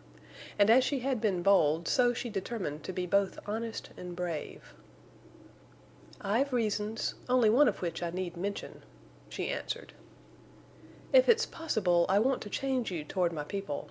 And on the moment I can conceive of little I wouldn't do to gain that end." How much better and freer Jane felt after that confession! She meant to show him that there was one Mormon who could play a game or wage a fight in the open. "I reckon," said Lassiter, and he laughed. It was the best in her, if the most irritating, that Lassiter always aroused. "Will you come?" She looked into his eyes, and for the life of her could not quite subdue an imperiousness that rose with her spirit. "I never asked so much of any man, except Bern Venters." "'Pears to me that you'd run no risk, or Venters either. But maybe that doesn't hold good for me." "You mean it wouldn't be safe for you to be often here? You look for ambush in the cottonwoods?" "Not that so much." At this juncture little Fay sidled over to Lassiter. "Has oo a little dirl?" she inquired. "No, lassie," replied the rider. Whatever Fay seemed to be searching for in Lassiter's sun-reddened face and quiet eyes she evidently found. "Oo'd come to see me," she added, and with that shyness gave place to friendly curiosity. First his sombrero with its leather band and silver ornaments commanded her attention, next his quirt, and then the clinking silver spurs. These held her for some time, but presently, true to childish fickleness, she left off playing with them to look for something else. She laughed in glee as she ran her little hands down the slippery, shiny surface of Lassiter's leather chaps. Soon she discovered one of the hanging gun sheaths, and she dragged it up and began tugging at the huge black handle of the gun. Jane Withersteen repressed an exclamation. What significance there was to her in the little girl's efforts to dislodge that heavy weapon! Jane Withersteen saw Fay's play and her beauty and her love as most powerful allies to her own woman's part in a game that suddenly had acquired a strange zest and a hint of danger. And as for the rider, he appeared to have forgotten Jane in the wonder of this lovely child playing about him. At first he was much the shyer of the two. Gradually her confidence overcame his backwardness, and he had the temerity to stroke her golden curls with a great hand. Fay rewarded his boldness with a smile, and when he had gone to the extreme of closing that great hand over her little brown one, she said simply, "I like oo." Sight of his face then made Jane oblivious for the time to his character as a hater of Mormons. Out of the mother longing that swelled her breast she divined the child hunger in Lassiter. He returned the next day and the next, and upon the following he came both at morning and at night. Upon the evening of this fourth day Jane seemed to feel the breaking of a brooding struggle in Lassiter. During all these visits he had scarcely a word to say, though he watched her and played absent-mindedly with Fay. Jane had contented herself with silence. Soon little Fay substituted for the expression of regard, "I like oo," a warmer and more generous one, "I love oo." Thereafter Lassiter came oftener to see Jane and her little protégée. Daily he grew more gentle and kind, and gradually developed a quaintly merry mood. In the morning he lifted Fay upon his horse and let her ride as he walked beside her to the edge of the sage.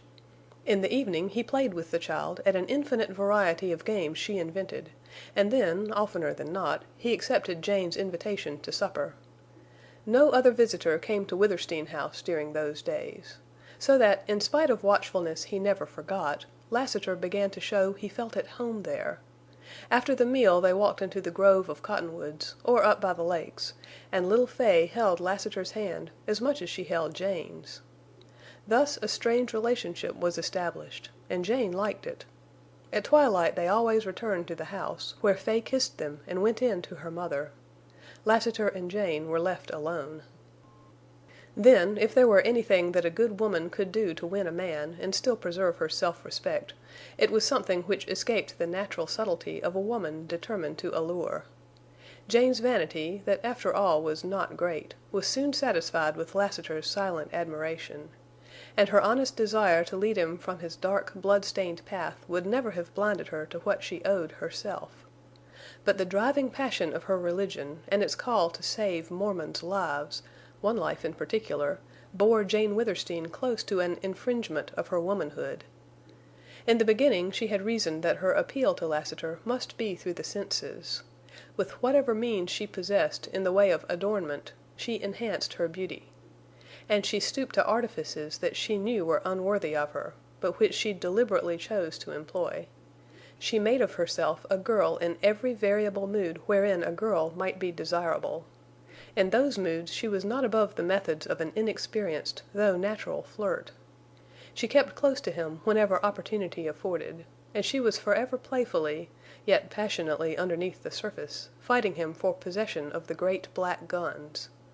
These he would never yield to her. And so in that manner their hands were often and long in contact. The more of simplicity that she sensed in him, the greater the advantage she took.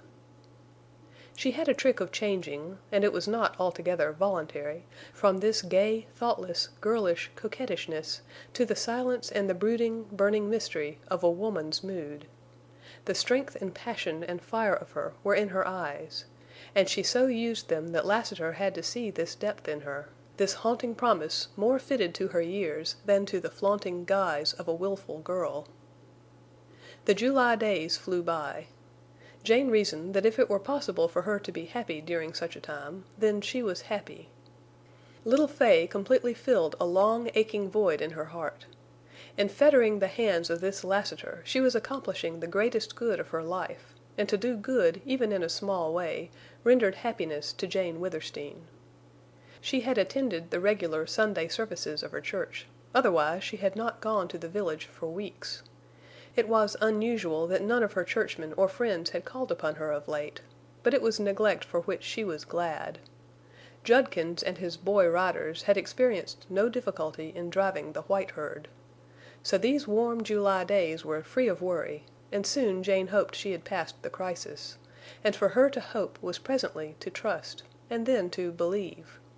She thought often of Venters, but in a dreamy, abstract way.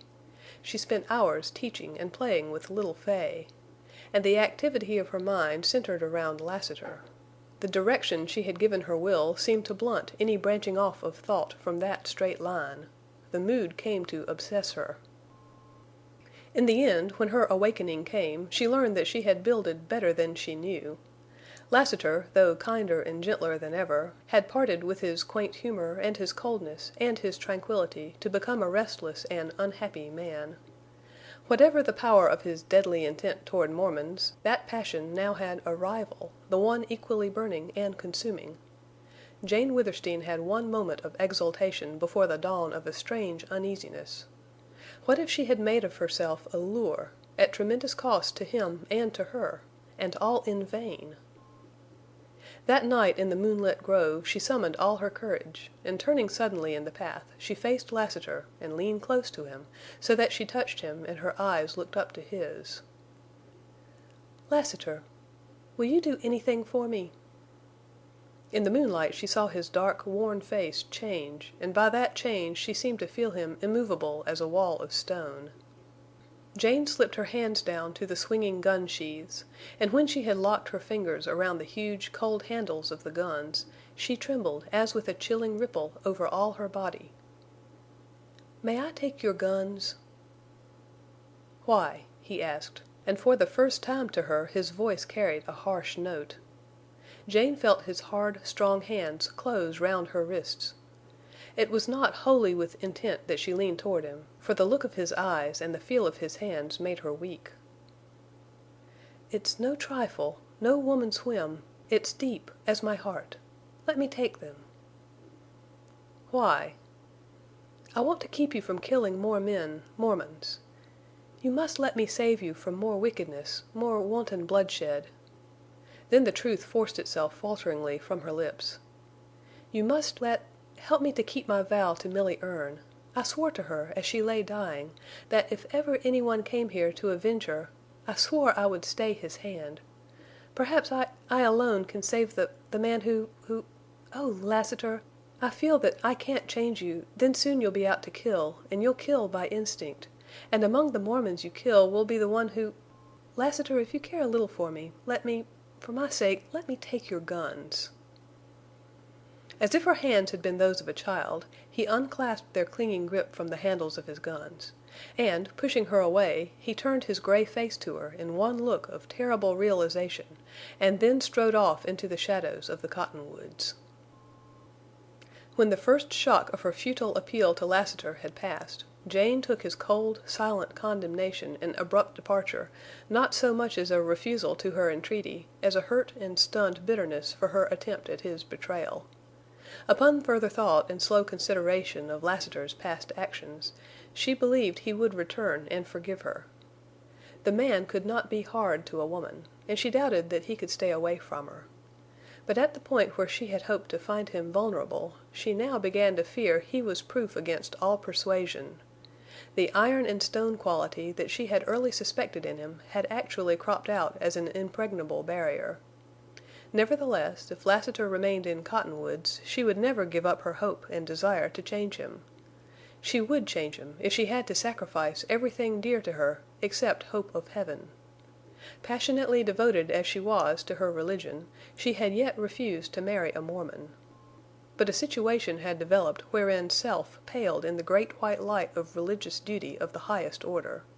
That was the leading motive, the divinely spiritual one. But there were other motives which, like tentacles, aided in drawing her will to the acceptance of a possible abnegation. And through the watches of that sleepless night Jane Withersteen, in fear and sorrow and doubt, came finally to believe that if she must throw herself into Lassiter's arms to make him abide by "Thou shalt not kill," she would yet do well. In the morning she expected Lassiter at the usual hour, but she was not able to go at once to the court, so she sent little Fay. Mrs. Larkin was ill and required attention. It appeared that the mother, from the time of her arrival at Withersteen House, had relaxed and was slowly losing her hold on life. Jane had believed that absence of worry and responsibility, coupled with good nursing and comfort, would mend Mrs. Larkin's broken health. Such, however, was not the case. When Jane did get out to the court, Fay was there alone, and at the moment embarking on a dubious voyage down the stone-lined amber stream upon a craft of 2 brooms and a pillow. Fay was as delightfully wet as she could possibly wish to get. Clatter of hoofs distracted Fay and interrupted the scolding she was gleefully receiving from Jane. The sound was not the light-spirited trot that Bells made when Lassiter rode him into the outer court. This was slower and heavier, and Jane did not recognize in it any of her other horses. The appearance of Bishop Dyer startled Jane. He dismounted with his rapid, jerky motion, flung the bridle, and, as he turned toward the inner court and stalked up on the stone flags, his boots rang. In his authoritative front, and in the red anger unmistakably flaming in his face, he reminded Jane of her father. "Is that the Larkin pauper?" he asked brusquely, without any greeting to Jane. "It's Mrs. Larkin's little girl," replied Jane, slowly. "I hear you intend to raise the child?" "Yes." "Of course you mean to give her Mormon bringing up." "No." His questions had been swift. She was amazed at a feeling that someone else was replying for her. "I've come to say a few things to you." He stopped to measure her with stern, speculative eye. Jane Withersteen loved this man. From earliest childhood she had been taught to revere and love bishops of her church. And for 10 years Bishop Dyer had been the closest friend and counselor of her father, and for the greater part of that period her own friend and scriptural teacher. Her interpretation of her creed, and her religious activity in fidelity to it, her acceptance of mysterious and holy Mormon truths, were all invested in this bishop. Bishop Dyer, as an entity, was next to God. He was God's mouthpiece to the little Mormon community at Cottonwoods. God revealed himself in secret to this mortal. And Jane Withersteen suddenly suffered a paralyzing affront to her consciousness of reverence by some strange, irresistible twist of thought wherein she saw this bishop as a man. And the train of thought hurdled the rising, crying protests of that other self whose poise she had lost. It was not her bishop who eyed her in curious measurement. It was a man who tramped into her presence without removing his hat, who had no greeting for her, who had no semblance of courtesy. In looks as in action he made her think of a bull stamping cross-grained into a corral. She had heard of Bishop Dyer forgetting the minister in the fury of a common man, and now she was to feel it. The glance by which she measured him in turn momentarily veiled the divine in the ordinary. He looked a rancher. He was booted, spurred, and covered with dust. He carried a gun at his hip, and she remembered that he had been known to use it. But during the long moment while he watched her there was nothing commonplace in the slow gathering might of his wrath. "Brother Tull has talked to me," he began. "It was your father's wish that you marry Tull, and my order. You refused him?" "Yes." "You would not give up your friendship with that tramp Venters?" "No." "But you'll do as I order," he thundered. "Why, Jane Withersteen, you are in danger of becoming a heretic. You can thank your Gentile friends for that. You face the damning of your soul to perdition." In the flux and reflux of the whirling torture of Jane's mind, that new, daring spirit of hers vanished in the old habitual order of her life. She was a Mormon, and the bishop regained ascendance. "It's well I got you in time, Jane Withersteen. What would your father have said to these goings-on of yours? He would have put you in a stone cage on bread and water. He would have taught you something about Mormonism. Remember, you're a born Mormon.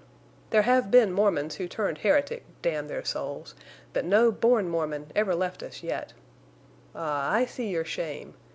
Your faith is not shaken. You are only a wild girl."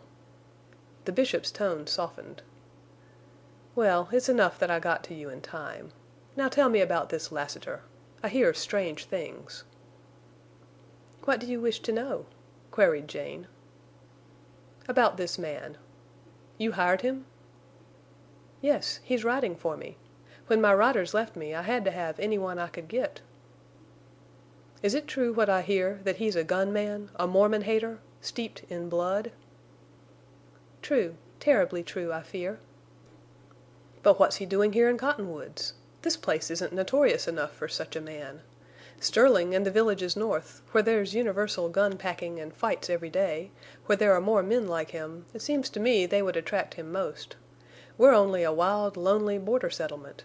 It's only recently that the rustlers have made killings here. Nor have there been saloons till lately, nor the drifting in of outcasts. Has not this gun-man some special mission here?" Jane maintained silence. "Tell me," ordered Bishop Dyer, sharply. "Yes," she replied. "Do you know what it is?" "Yes." "Tell me that." "Bishop Dyer, I don't want to tell." He waved his hand in an imperative gesture of command. The red once more leaped to his face, and in his steel blue eyes glinted a pinpoint of curiosity. "That first day," whispered Jane, "Lassiter said he came here to find Milly Erne's grave." With downcast eyes Jane watched the swift flow of the amber water. She saw it and tried to think of it, of the stones, of the ferns, but like her body her mind was in a leaden vise. Only the Bishop's voice could release her. Seemingly there was silence of longer duration than all her former life. "For what else?" When Bishop Dyer's voice did cleave the silence it was high, curiously shrill, and on the point of breaking. It released Jane's tongue, but she could not lift her eyes. "To kill the man who persuaded Milly Erne to abandon her home and her husband and her God." With wonderful distinctness Jane Withersteen heard her own clear voice. She heard the water murmur at her feet and flow on to the sea. She heard the rushing of all the waters in the world. They filled her ears with low, unreal murmurings, these sounds that deadened her brain, and yet could not break the long and terrible silence. Then from somewhere, from an immeasurable distance, came a slow, guarded, clinking, clanking step. Into her it shot electrifying life. It released the weight upon her numbed eyelids. Lifting her eyes she saw, ashen, shaken, stricken, not the Bishop, but the man. And beyond him, from round the corner, came that soft, silvery step. A long black boot with a gleaming spur swept into sight. And then Lassiter! Bishop Dyer did not see, did not hear. He stared at Jane in the throes of sudden revelation. "Ah, I understand!" he cried, in hoarse accents. "That's why you made love to this Lassiter—to bind his hands!" It was Jane's gaze riveted upon the rider that made Bishop Dyer turn. Then clear sight failed her. Dizzily, in a blur, she saw the Bishop's hand jerk to his hip. She saw gleam of blue and spout of red. In her ears burst a thundering report. The court floated in darkening circles around her, and she fell into utter blackness. The darkness lightened, turned to slow drifting haze, and lifted. Through a thin film of blue smoke she saw the rough-hewn timbers of the court roof. A cool, damp touch moved across her brow. She smelled powder, and it was that which galvanized her suspended thought. She moved to see that she lay prone upon the stone flags with her head on Lassiter's knee, and he was bathing her brow with water from the stream. The same swift glance, shifting low, brought into range of her sight a smoking gun and splashes of blood. "Ah!" she moaned, and was drifting, sinking again into darkness, when Lassiter's voice arrested her. "It's all right, Jane. It's all right." "Did you kill him?" she whispered. "Who? That fat party who was here? No, I didn't kill him." "Oh, Lassiter!" "Say, it was queer for you to faint. I thought you were such a strong woman, not faintish like that. You're all right now, only some pale. I thought you'd never come to. But I'm awkward round women folks. I couldn't think of anythin'." "Lassiter! The gun there! The blood!" "So that's troublin' you. I reckon it needn't. You see, it was this way. I come round the house en' seen that fat party en' heard him talkin' loud. Then he seen me, en' very impolite, goes straight for his gun. He oughtn't have tried to throw a gun on me, whatever his reason was. For that's meetin' me on my own grounds. I've seen runnin' molasses that was quicker'n him. Now I didn't know who he was, visitor or friend or relation of yours, though I seen he was a Mormon all over, en' I couldn't get serious about shootin'. So I winged him, put a bullet through his arm as he was pullin' at his gun. En' he dropped the gun there, en' a little blood. I told him he'd introduced himself sufficient, en' to please move out of my vicinity. En' he went. Lassiter spoke with slow, cool, soothing voice in which there was a hint of levity, and his touch, as he continued to bathe her brow, was gentle and steady. His impassive face, and the kind gray eyes, further stilled her agitation. "He drew on you first, and you deliberately shot to cripple him. You wouldn't kill him? You, Lassiter?" "That's about the size of it." Jane kissed his hand. All that was calm and cool about Lassiter instantly vanished. "Don't do that. I won't stand it. And I don't care a damn who that fat party was." He helped Jane to her feet and to a chair. Then with the wet scarf he had used to bathe her face he wiped the blood from the stone flags, and picking up the gun he threw it upon a couch. With that he began to pace the court, and his silver spurs jangled musically, and the great gun sheaths softly brushed against his leather chaps. "So it's true what I heard him say?" Lassiter asked, presently halting before her. "You made love to me to bind my hands?" "Yes," confessed Jane. It took all her woman's courage to meet the gray storm of his glance. "All these days that you've been so friendly and like a partner. All these evenings that have been so bewilderin' to me. Your beauty, and the way you looked and came close to me. They were woman's tricks to bind my hands?" "Yes." "And your sweetness that seemed so natural, and your throwin' little Fay and me so much together, to make me love the child—all that was for the same reason?" "Yes." Lassiter flung his arms, a strange gesture for him. "Maybe it wasn't much in your Mormon thinkin' for you to play that game. But to bring the child in—that was hellish." Jane's passionate, unheeding zeal began to loom darkly. "Lassiter, whatever my intention in the beginning, Fay loves you dearly. And I've grown to like you." "That's powerful kind of you now," he said. Sarcasm and scorn made his voice that of a stranger. "And you sit there and look me straight in the eyes. You're a wonderful strange woman, Jane Withersteen." "I'm not ashamed, Lassiter. I told you I'd try to change you." "Do you mind tellin' me just what you tried?" "I tried to make you see beauty in me and be softened by it. I wanted you to care for me so that I could influence you. It wasn't easy. At first you were stone blind. Then I hoped you'd love little Fay, and through that come to feel the horror of making children fatherless." "Jane Withersteen, either you're a fool or noble beyond my understandin'. Maybe you're both. I know you're blind. What you meant is one thing. What you did was make me love you." "Lassiter!" "I reckon I'm a human bein', though I never loved anyone but my sister, Milly Erne. That was long—" "Oh, are you Milly's brother?" "Yes, I was, and I loved her. There never was anyone but her in my life till now. Didn't I tell you that long ago I back-trailed myself from women? I was a Texas Ranger till Milly left home, and then I became somethin' else—Lassiter. For years I've been a lonely man set on one thing. I came here and met you, and now I'm not the man I was. The change was gradual, and I took no notice of it. I understand now that never satisfied longin' to see you, listen to you, watch you, feel you near me. It's plain now why you were never out of my thoughts. I've had no thoughts but of you. I've lived and breathed for you, and now when I know what it means, what you've done, I'm burnin' up with hell's fire." "Oh, Lassiter, no, no, you don't love me that way," Jane cased. "If that's what love is, then I do." "Forgive me. I didn't mean to make you love me like that. Oh, what a tangle of our lives! You, Milly Erne's brother! And I, heedless, mad to melt your heart toward Mormons. Lassiter, I may be wicked, but not wicked enough to hate.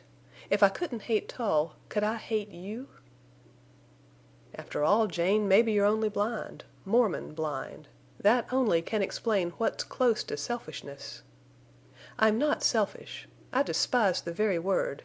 If I were free—" "But you're not free. Not free of Mormonism. And in playin' this game with me you've been unfaithful." "Unfaithful!" faltered Jane. "Yes, I said unfaithful. You're faithful to your bishop and unfaithful to yourself. You're false to your womanhood and true to your religion. But for a savin' innocence you'd have made yourself low and vile, betrayin' yourself, betrayin' me, all to bind my hands and keep me from snuffin' out Mormon life. It's your damned Mormon blindness." "Is it vile? Is it blind? Is it only Mormonism to save human life? No, Lassiter, that's God's law, divine, universal for all Christians." "The blindness I mean is blindness that keeps you from seein' the truth. I've known many good Mormons, but some are blacker than hell. You won't see that even when you know it.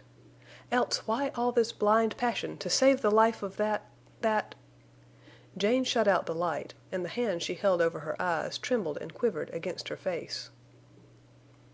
"Blind, yes, and let me make it clear and simple to you," Lassiter went on, his voice losing its tone of anger. "Take, for instance, that idea of yours last night when you wanted my guns. It was good and beautiful and showed your heart, but, why, Jane, it was crazy. Mind, I'm assumin' that life to me is as sweet as to any other man. And to preserve that life is each man's first and closest thought. Where would any man be on this border without guns? Where especially would Lassiter be? Well, I'd be under the sage with thousands of other men now livin' and sure better men than me. Gun packin' in the West since the Civil War has growed into a kind of moral law. And out here on this border it's the difference between a man and somethin' not a man. Look what your takin' Venters' guns from him all but made him. Why, your churchmen carry guns. Tull has killed a man and drawed on others. Your bishop has shot a half a dozen men, and it wasn't through prayers of his that they recovered. And today he'd have shot me if he'd been quick enough on the draw. Could I walk or ride down into Cottonwoods without my guns?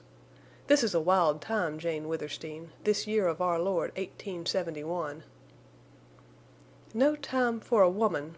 exclaimed Jane, brokenly. "Oh, Lassiter, I feel helpless, lost, and don't know where to turn. If I am blind, then I need someone, a friend, you, Lassiter, more than ever." "Well, I didn't say nothin' about goin' back on you, did I?" Chapter 12. The Invisible Hand. Jane received a letter from Bishop Dyer, not in his own handwriting, which stated that the abrupt termination of their interview had left him in some doubt as to her future conduct. A slight injury had incapacitated him from seeking another meeting at present, the letter went on to say, and ended with a request which was virtually a command that she call upon him at once. The reading of the letter acquainted Jane Withersteen with the fact that something within her had all but changed. She sent no reply to Bishop Dyer, nor did she go to see him. On Sunday she remained absent from the service, for the second time in years, and though she did not actually suffer, there was a deadlock of feelings deep within her, and the waiting for a balance to fall on either side was almost as bad as suffering. She had a gloomy expectancy of untoward circumstances, and with it a keen-edged curiosity to watch developments. She had a half-formed conviction that her future conduct, as related to her churchmen, was beyond her control and would be governed by their attitude toward her. Something was changing in her, forming, waiting for decision to make it a real and fixed thing. She had told Lassiter that she felt helpless and lost in the fateful tangle of their lives, and now she feared that she was approaching the same chaotic condition of mind in regard to her religion. It appalled her to find that she questioned phases of that religion. Absolute faith had been her serenity. Though leaving her faith unshaken, her serenity had been disturbed, and now it was broken by open war between her and her ministers. That something within her, a whisper, which she had tried in vain to hush, had become a ringing voice, and it called to her to wait. She had transgressed no laws of God. Her churchmen, however invested with the power and the glory of a wonderful creed, however they sat in inexorable judgment of her, must now practice toward her the simple, common, Christian virtue they professed to preach, do unto others as you would have others do unto you. Jane Withersteen, waiting in darkness of mind, remained faithful still. But it was darkness that must soon be pierced by light. If her faith were justified, if her churchmen were trying only to intimidate her, the fact would soon be manifest, as would their failure, and then she would redouble her zeal toward them and toward what had been the best work of her life, work for the welfare and happiness of those among whom she lived, Mormon and Gentile alike. If that secret intangible power closed its toils round her again, if that great invisible hand moved here and there and everywhere, slowly paralyzing her with its mystery and its inconceivable sway over her affairs, then she would know beyond doubt that it was not chance, nor jealousy, nor intimidation, nor ministerial wrath at her revolt, but a cold and calculating policy thought out long before she was born, a dark, immutable will of whose empire she and all that was hers was but an atom. Then might come her ruin. Then might come her fall into black storm. Yet she would rise again, and to the light. God would be merciful to a driven woman who had lost her way. A week passed. Little Fay played and prattled and pulled at Lassiter's big black guns. The rider came to Withersteen House oftener than ever. Jane saw a change in him, though it did not relate to his kindness and gentleness. He was quieter and more thoughtful. While playing with Fay or conversing with Jane, he seemed to be possessed of another self that watched with cool, roving eyes, that listened always, as if the murmuring amber stream brought messages and the moving leaves whispered something. Lassiter never rode Bells into the court any more, nor did he come by the lane or the paths. When he appeared, it was suddenly and noiselessly out of the dark shadow of the grove. "I left Bells out in the sage," he said, one day at the end of that week. "I must carry water to him." "Why not let him drink at the trough or here?" asked Jane, quickly. "I reckon it'd be safer for me to slip through the grove. I've been watched when I rode in from the sage." "Watched? By whom?" "By a man who thought he was well hid. But my eyes are pretty sharp. And Jane," he went on, almost in a whisper, "I reckon it'd be a good idea for us to talk low. You're spied on here by your women." "Lassiter!" she whispered in turn. "That's hard to believe. My women love me." "What of that?" he asked. "Of course they love you. But they're Mormon women." Jane's old rebellious loyalty clashed with her doubt. "I won't believe it," she replied, stubbornly. "Well, then, just act natural and talk natural, and pretty soon—give them time to hear us—pretend to go over there to the table, and then quick-like make a move for the door and open it." "I will," said Jane, with heightened color. Lassiter was right. He never made mistakes. He would not have told her unless he positively knew. Yet Jane was so tenacious of faith that she had to see with her own eyes, and so constituted that to employ even such small deceit toward her women made her ashamed and angry for her shame as well as theirs. Then a singular thought confronted her that made her hold up this simple ruse, which hurt her, though it was well justified, against the deceit she had wittingly and eagerly used toward Lassiter. The difference was staggering in its suggestion of that blindness of which he had accused her. Fairness and justice and mercy that she had imagined were anchor cables to hold fast her soul to righteousness had not been hers in the strange, biased duty that had so exalted and confounded her. Presently Jane began to act her little part, to laugh and play with Fay, to talk of horses and cattle to Lassiter. Then she made deliberate mention of a book in which she kept records of all pertaining to her stock, and she walked slowly toward the table, and when near the door she suddenly whirled and thrust it open. Her sharp action nearly knocked down a woman who had undoubtedly been listening. "Hester," said Jane, sternly, "you may go home, and you need not come back." Jane shut the door and returned to Lassiter. Standing unsteadily, she put her hand on his arm. She let him see that doubt had gone, and how this stab of disloyalty pained her. "Spies! My own women! Oh, miserable!" she cried, with flashing, tearful eyes. "I hate to tell you," he replied. By that she knew he had long spared her. "It's begun again, that work in the dark." "Nay, Lassiter. It never stopped." So bitter certainty claimed her at last, and trust fled Withersteen House, and fled forever. The women who owed much to Jane Withersteen changed not in love for her, nor in devotion to their household work, but they poisoned both by 1,000 acts of stealth and cunning and duplicity. Jane broke out once and caught them in strange, stone-faced, unhesitating falsehood. Thereafter she broke out no more. She forgave them because they were driven. Poor, fettered, and sealed Hagars, how she pitied them! What terrible thing bound them and locked their lips, when they showed neither consciousness of guilt toward their benefactress, nor distress at the slow wearing apart of long-established and dear ties? "The blindness again!" cried Jane Withersteen. "In my sisters as in me. Oh, God!" There came a time when no words passed between Jane and her women. Silently they went about their household duties, and secretly they went about the underhand work to which they had been bidden. The gloom of the house and the gloom of its mistress, which darkened even the bright spirit of little Fay, did not pervade these women. Happiness was not among them, but they were aloof from gloom. They spied and listened, they received and sent secret messengers, and they stole Jane's books and records, and finally the papers that were deeds of her possessions. Through it all they were silent, wrapped in a kind of trance. Then, one by one, without leave or explanation or farewell, they left Withersteen House and never returned.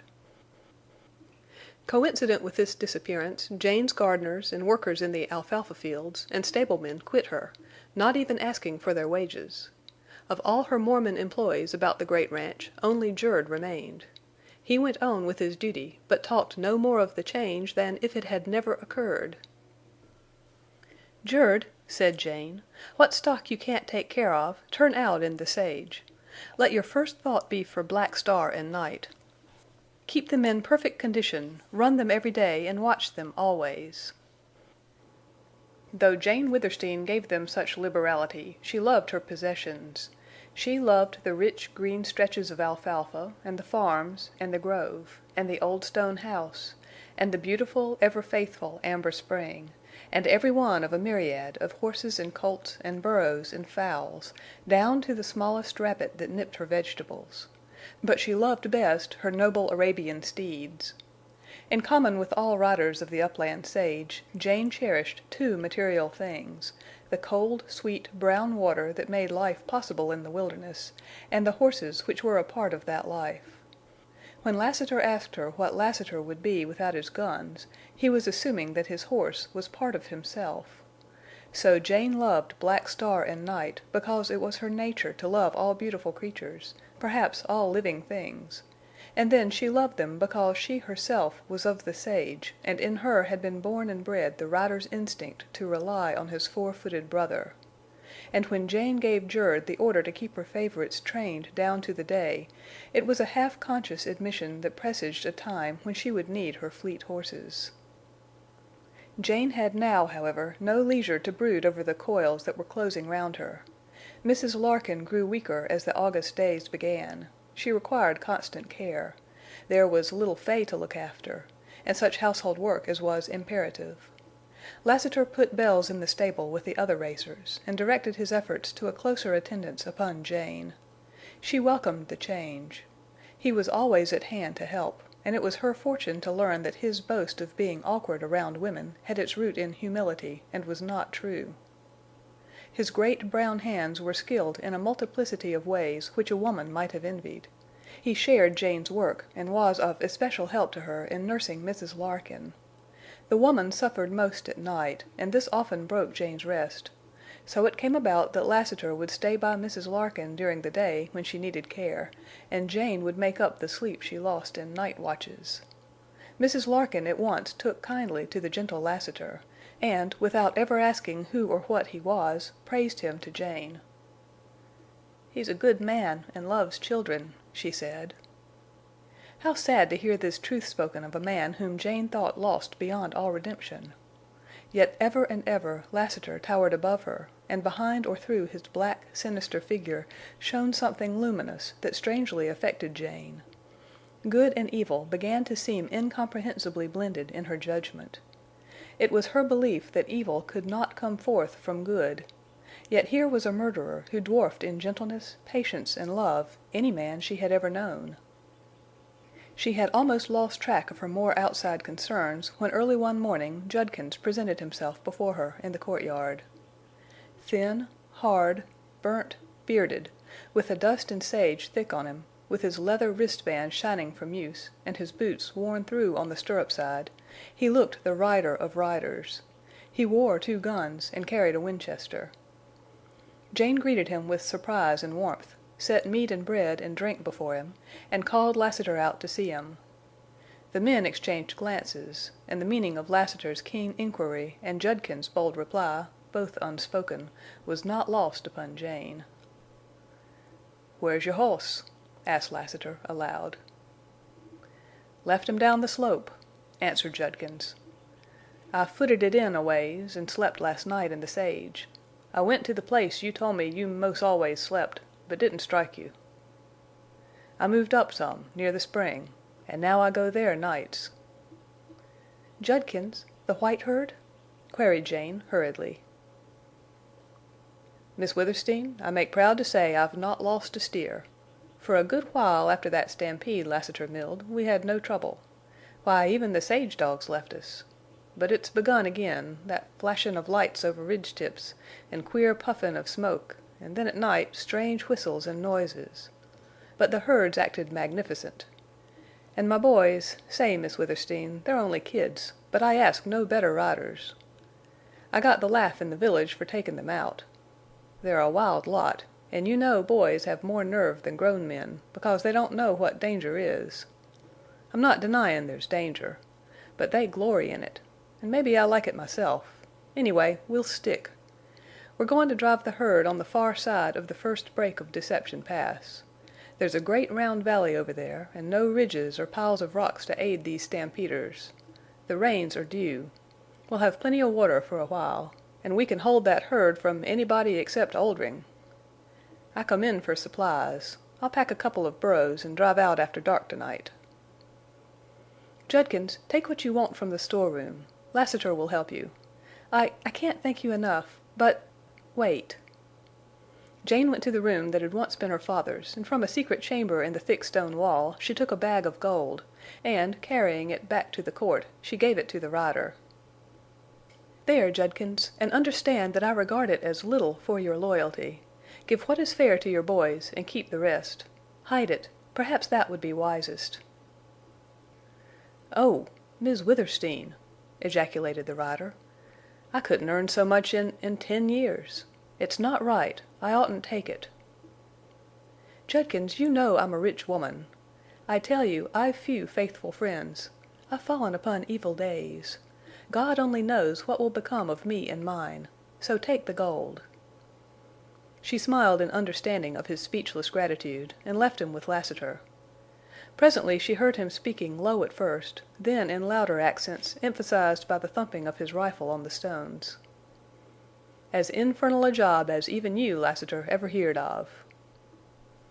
"Why, son," was Lassiter's reply, "this breakin' of Miss Withersteen may seem bad to you, but it ain't bad yet. Some of these wall-eyed fellers who look just as if they were walkin' in the shadow of Christ himself, right down the sunny road, now they can think of things and do things that are really hell-bent." Jane covered her ears and ran to her own room.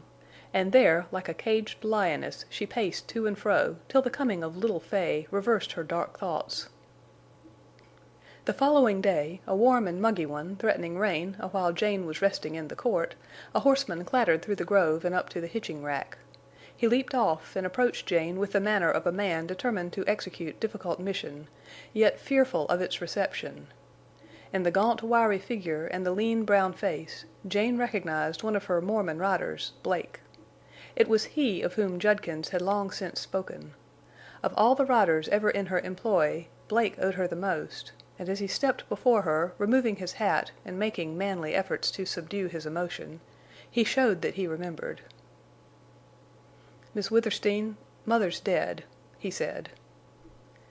"Oh, Blake!" exclaimed Jane, and she could say no more. "She died free from pain in the end, and she's buried, resting at last, thank God. I've come to ride for you again if you'll have me. Don't think I mentioned Mother to get your sympathy. When she was living and your riders quit, I had to also. I was afraid of what might be done, said to her. Miss Withersteen, we can't talk of what's going on now." "Blake, do you know?" "I know a great deal. You understand, my lips are shut. But without explanation or excuse I offer my services. I'm a Mormon, I hope a good one. But there are some things— It's no use, Miss Withersteen. I can't say any more what I'd like to. But will you take me back?" "Blake, you know what it means?" "I don't care. I'm sick of—I'll show you a Mormon who'll be true to you." "But, Blake, how terribly you might suffer for that." "Maybe. Aren't you suffering now?" "God knows, indeed I am." "Miss Withersteen, it's a liberty on my part to speak so, but I know you pretty well—know you'll never give in. I wouldn't, if I were you. And I must—something makes me tell you the worst is yet to come. That's all. I absolutely can't say more. Will you take me back, let me ride for you, show everybody what I mean?" "Blake, it makes me happy to hear you. How my riders hurt me when they quit." Jane felt the hot tears well to her eyes and splash down upon her hands. "I thought so much of them, tried so hard to be good to them, and not one was true. You've made it easy to forgive. Perhaps many of them really feel as you do, but dare not return to me. Still, Blake, I hesitate to take you back. Yet I want you so much." "Do it, then. If you're going to make your life a lesson to Mormon women, let me make mine a lesson to the men. Right is right. I believe in you, and here's my life to prove it." "You hint it may mean your life," said Jane, breathless and low. "We won't speak of that. I want to come back. I want to do what every rider aches in his secret heart to do for you. Miss Withersteen, I hoped it'd not be necessary to tell you that my mother on her deathbed told me to have courage. She knew how the thing galled me. She told me to come back. Will you take me?" "God bless you, Blake. Yes, I'll take you back. And will you accept gold from me?" "Miss Withersteen!" "I just gave Judkins a bag of gold. I'll give you one. If you will not take it, you must not come back. You might ride for me a few months, weeks, days till the storm breaks. Then you'd have nothing and be in disgrace with your people. We'll forearm you against poverty and me against endless regret. I'll give you gold which you can hide till some future time." "Well, if it pleases you," replied Blake. "But you know I never thought of pay. Now, Miss Withersteen, one thing more. I want to see this man Lassiter. Is he here?" "Yes, but Blake, what—need you see him? Why?" asked Jane, instantly worried. "I can speak to him, tell him about you." "That won't do. I've got to tell him myself. Where is he?"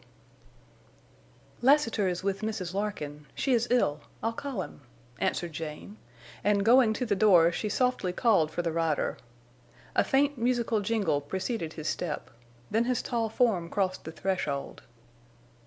"Lassiter, here's Blake, an old rider of mine. He has come back to me, and he wishes to speak to you."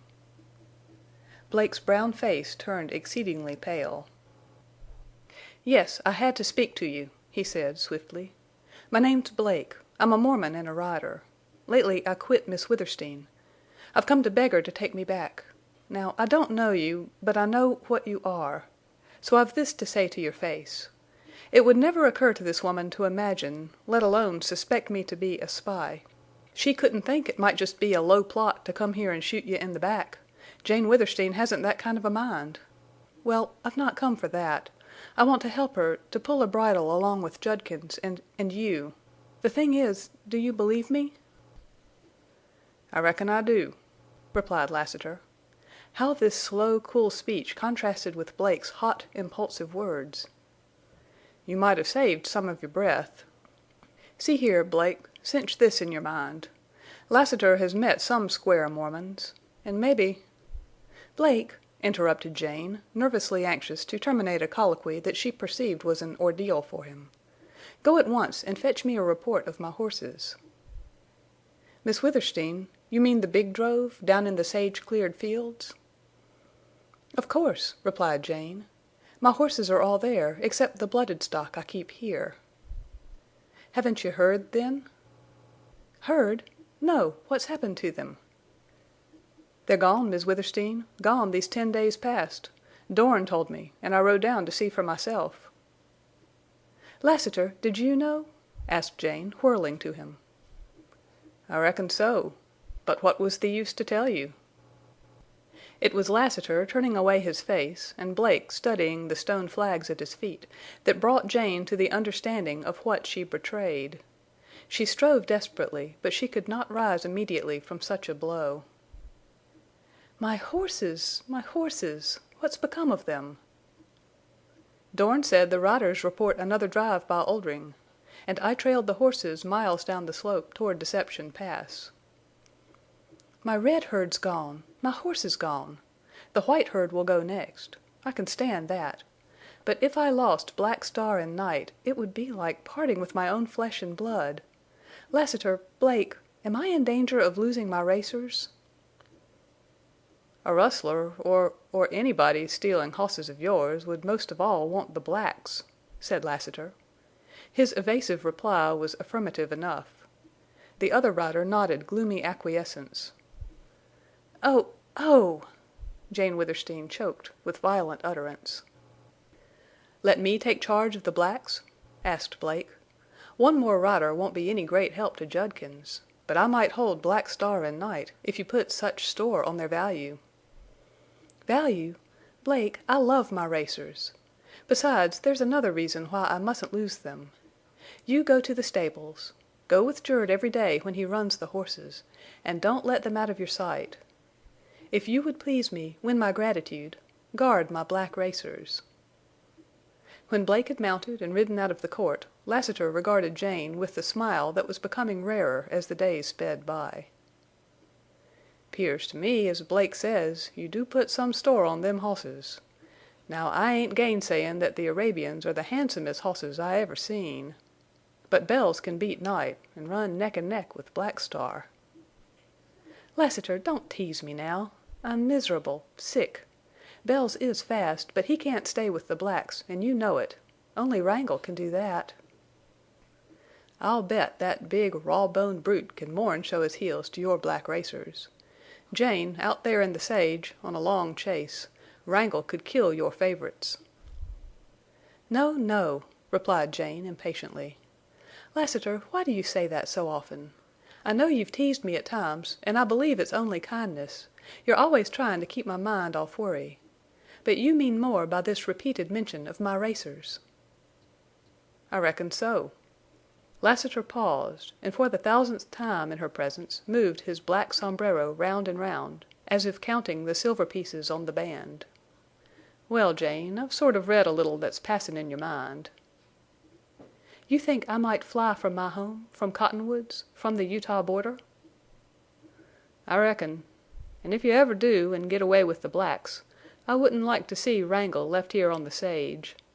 Wrangle could catch you. I know Venters had him, but you never can tell. Maybe he hasn't got him now. Besides, things are happenin', and somethin' of the same queer nature might have happened to Venters." "God knows you're right. Poor Bern, how long he's gone! In my trouble I've been forgetting him. But, Lassiter, I've little fear for him. I've heard my riders say he's keen as a wolf. As to your reading my thoughts—well, your suggestion makes an actual thought of what was only one of my dreams. I believe I dreamed of flying from this wild borderland, Lassiter. I've strange dreams. I'm not always practical in thinking of my many duties, as you said once. For instance, if I dared, I'd ask you to saddle the blacks and ride away with me, and hide me." "Jane!" The rider's sunburnt face turned white. A few times Jane had seen Lassiter's cool calm broken, when he had met little Fay, when he had learned how and why he had come to love both child and mistress, when he had stood beside Milly Erne's grave. But one and all they could not be considered in the light of his present agitation. Not only did Lassiter turn white, not only did he grow tense, not only did he lose his coolness, but also he suddenly, violently, hungrily took her into his arms and crushed her to his breast. "Lassiter!" cried Jane, trembling. It was an action for which she took sole blame. Instantly, as if dazed, weakened, he released her. "Forgive me," went on Jane. "I'm always forgetting your feelings. I thought of you as my faithful friend. I'm always making you out more than human, only, let me say, I meant that about riding away. I'm wretched, sick of this—oh, something bitter and black grows on my heart." "Jane, the hell of it," he replied, with deep intake of breath, "is you can't ride away. Mebbe realizin' it accounts for my grabbin' you that way, as much as the crazy boy's rapture your words gave me. I don't understand myself. But the hell of this game is, you can't ride away." "Lassiter, what on earth do you mean? I'm an absolutely free woman." "You ain't absolutely anythin' of the kind. I reckon I've got to tell you." "Tell me all. It's uncertainty that makes me a coward. It's faith and hope, blind love if you will, that makes me miserable. Every day I awake believing, still believing. The day grows, and with it doubts, fears, and that black bat hate that bites hotter and hotter into my heart. Then comes night. I pray for all, and for myself. I sleep, and I awake free once more, trustful, faithful, to believe, to hope. Then, oh my God, I grow and live 1,000 years till night again. But if you want to see me a woman, tell me why I can't ride away. Tell me what more I'm to lose. Tell me the worst." "Jane, you're watched. There ain't no single move of yours, except when you're hid in your house, that ain't seen by sharp eyes. The cottonwood grove's full of creepin', crawlin' men, like Indians in the grass. When you rode, which wasn't often lately, the sage was full of sneakin' men. At night they crawl under your windows into the court, and I reckon into the house. Jane Withersteen, you know, never locked a door. This here grove's a hummin' beehive of mysterious happenin's. Jane, it ain't so much that these souls keep out of my way as me keepin' out of theirs. They're goin' to try to kill me, that's plain. But maybe I'm as hard to shoot in the back as in the face. So far I've seen fit to watch only. This all means, Jane, that you're a marked woman. You can't get away, not now. Maybe later, when you're broken, you might. But that's sure doubtful. Jane, you're to lose the cattle that's left, your home and ranch, and Amber Spring. You can't even hide a sack of gold. For it couldn't be slipped out of the house, day or night, and hid or buried, let alone be rid off with. You may lose all. I'm tellin' you, Jane, hopin' to prepare you if the worst does come. I told you once before about that strange power I've got to feel things." "Lassiter, what can I do?" "Nothin', I reckon, except know what's comin' and wait and be game. If you'd let me make a call on Tull, an' a long-deferred call on—" "Hush! Hush!" she whispered. "Well, even that wouldn't help you any in the end." "What does it mean? Oh, what does it mean? I am my father's daughter, a Mormon, yet I can't see. I've not failed in religion, in duty. For years I've given with a free and full heart. When my father died I was rich. If I'm still rich, it's because I couldn't find enough ways to become poor. What am I, what are my possessions to set in motion such intensity of secret oppression?" "Jane, the mind behind it all is an empire builder." "But, Lassiter, I would give freely, all I own, to avert this wretched thing. If I gave, that would leave me with faith still. Surely my churchmen think of my soul.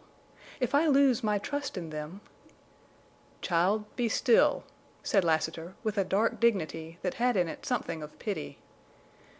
"You're a woman, fine and big and strong, and your heart matches your size. But in mind you're a child.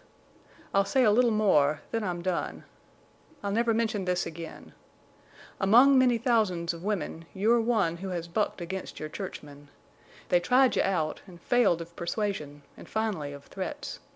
You meet now the cold steel of a will as far from Christ-like as the universe is wide. You're to be broken. Your body's to be held, given to some man, made, if possible, to bring children into the world. But your soul? What do they care for your soul?" End of Chapter 12. Chapter 13. Solitude and Storm. In his hidden valley Venters awakened from sleep, and his ears rang with innumerable melodies from full-throated mockingbirds, and his eyes opened wide upon the glorious golden shaft of sunlight shining through the great stone bridge. The circle of cliffs surrounding Surprise Valley lay shrouded in morning mist, a dim blue low down along the terraces, a creamy, moving cloud along the ramparts. The oak forest in the center was a plumed and tufted oval of gold. He saw Bess under the spruces. Upon her complete recovery of strength she always rose with the dawn. At the moment she was feeding the quail she had tamed, and she had begun to tame the mockingbirds. They fluttered among the branches overhead, and some left off their songs to flit down and shyly hop near the twittering quail. Little gray and white rabbits crouched in the grass, now nibbling, now laying long ears flat and watching the dogs. Venters's swift glance took in the brightening valley, and Bess and her pets, and Ring and Whitie. It swept over all to return again and rest upon the girl. She had changed. To the dark trousers and blouse she had added moccasins of her own make, but she no longer resembled a boy. No eye could have failed to mark the rounded contours of a woman. The change had been to grace and beauty. A glint of warm gold gleamed from her hair, and a tint of red shone in the clear dark brown of cheeks. The haunting sweetness of her lips and eyes, that earlier had been elusive, a promise, had become a living fact. She fitted harmoniously into that wonderful setting. She was like Surprise Valley, wild and beautiful. Venters leaped out of his cave to begin the day. He had postponed his journey to Cottonwoods until after the passing of the summer rains. The rains were due soon, but until their arrival and the necessity for his trip to the village, he sequestered in a far corner of mind all thought of peril, of his past life, and almost that of the present. It was enough to live. He did not want to know what lay hidden in the dim and distant future. Surprise Valley had enchanted him. In this home of the cliff dwellers there were peace and quiet and solitude, and another thing, wondrous as the golden morning shaft of sunlight, that he dared not ponder over long enough to understand. The solitude he had hated when alone he had now come to love. He was assimilating something from this valley of gleams and shadows. From this strange girl he was assimilating more. The day at hand resembled many days gone before.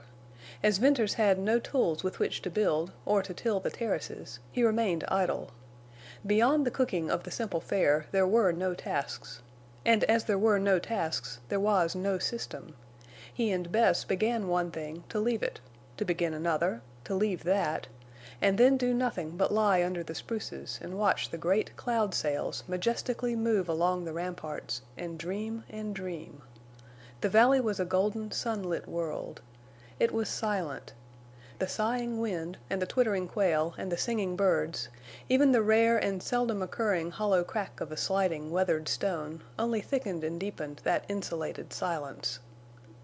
Venters and Bess had vagrant minds.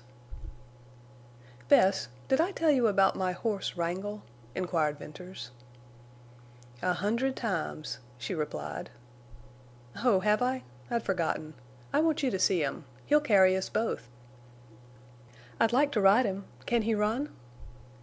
"Run? He's a demon. Swiftest horse on the sage. I hope he'll stay in that cañon." "He'll stay." They left camp to wander along the terraces, into the aspen ravines, under the gleaming walls. Ring and Whitie wandered in the fore, often turning, often trotting back, open-mouthed and solemn-eyed and happy. Venters lifted his gaze to the grand archway over the entrance to the valley, and Bess lifted hers to follow his, and both were silent. Sometimes the bridge held their attention for a long time. Today a soaring eagle attracted them. "How he sails!" exclaimed Bess. "I wonder where his mate is." "She's at the nest. It's on the bridge in a crack near the top. I see her often. She's almost white." They wandered on down the terrace into the shady, sun-flecked forest. A brown bird fluttered crying from a bush. Bess peeped into the leaves. "Look! A nest and 4 little birds. They're not afraid of us. See how they open their mouths. They're hungry." Rabbits rustled the dead brush and pattered away. The forest was full of a drowsy hum of insects. Little darts of purple, that were running quail, crossed the glades. and a plaintive, sweet peeping came from the coverts. Bess's soft step disturbed a sleeping lizard that scampered away over the leaves. She gave chase and caught it, a slim creature of nameless color, but of exquisite beauty. "Jewel eyes," she said. "It's like a rabbit, afraid. We won't eat you. There, go." Murmuring water drew their steps down into a shallow, shaded ravine where a brown brook brawled softly over mossy stones. Multitudes of strange gray frogs with white spots and black eyes lined the rocky bank and leaped only at close approach. Then Venters's eye descried a very thin, very long green snake coiled round a sapling. They drew closer and closer till they could have touched it. The snake had no fear and watched them with scintillating eyes. "It's pretty," said Bess. "How tame! I thought snakes always ran." "No, even the rabbits didn't run here till the dogs chased them." On and on they wandered to the wild jumble of massed and broken fragments of cliff at the west end of the valley. The roar of the disappearing stream dinned in their ears. Into this maze of rocks they threaded a tortuous way, climbing, descending, halting to gather wild plums and great lavender lilies, and going on at the will of fancy. Idle and keen perceptions guided them equally. "Oh, let us climb there!" cried Bess, pointing upward to a small space of terrace left green and shady between huge abutments of broken cliff. And they climbed to the nook and rested and looked out across the valley to the curling column of blue smoke from their camp fire. But the cool shade and the rich grass and the fine view were not what they had climbed for. They could not have told, although whatever had drawn them was well satisfying. Light, sure-footed as a mountain goat, Bess pattered down at Venters's heels, and they went on, calling the dogs, eyes dreamy and wide, listening to the wind and the bees and the crickets and the birds. Part of the time Ring and Whitie led the way, then Venters, then Bess, and the direction was not an object. They left the sun-streaked shade of the oaks, brushed the long grass of the meadows, entered the green and fragrant swaying willows, to stop, at length, under the huge old cottonwoods where the beavers were busy. Here they rested and watched. A dam of brush and logs and mud and stones backed the stream into a little lake. The round, rough beaver houses projected from the water. Like the rabbits, the beavers had become shy. Gradually, however, as Venters and Bess knelt low, holding the dogs, the beavers emerged to swim with logs and gnaw at cottonwoods, and pat mud walls with their paddle-like tails, and, glossy and shiny in the sun, to go on with their strange, persistent industry. They were the builders. The lake was a mud hole, and the immediate environment a scarred and dead region, but it was a wonderful home of wonderful animals. "Look at that one! He paddles in the mud," said Bess.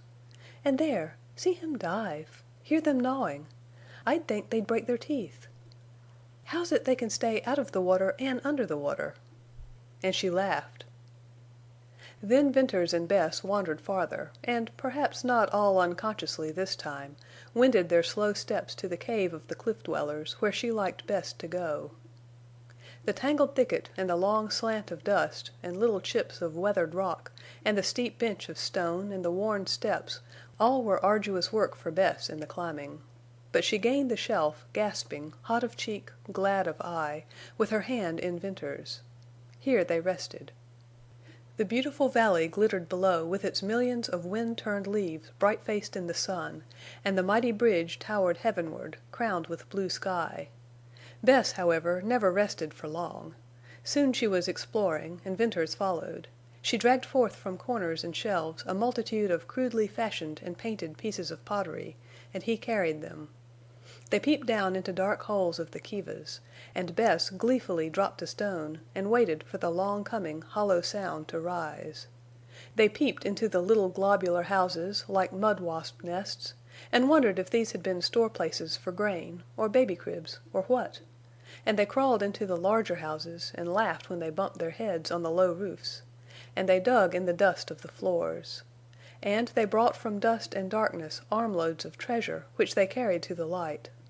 Flints and stones and strange curved sticks and pottery they found, and twisted grass rope that crumbled in their hands, and bits of whitish stone which crushed to powder at a touch and seemed to vanish in the air.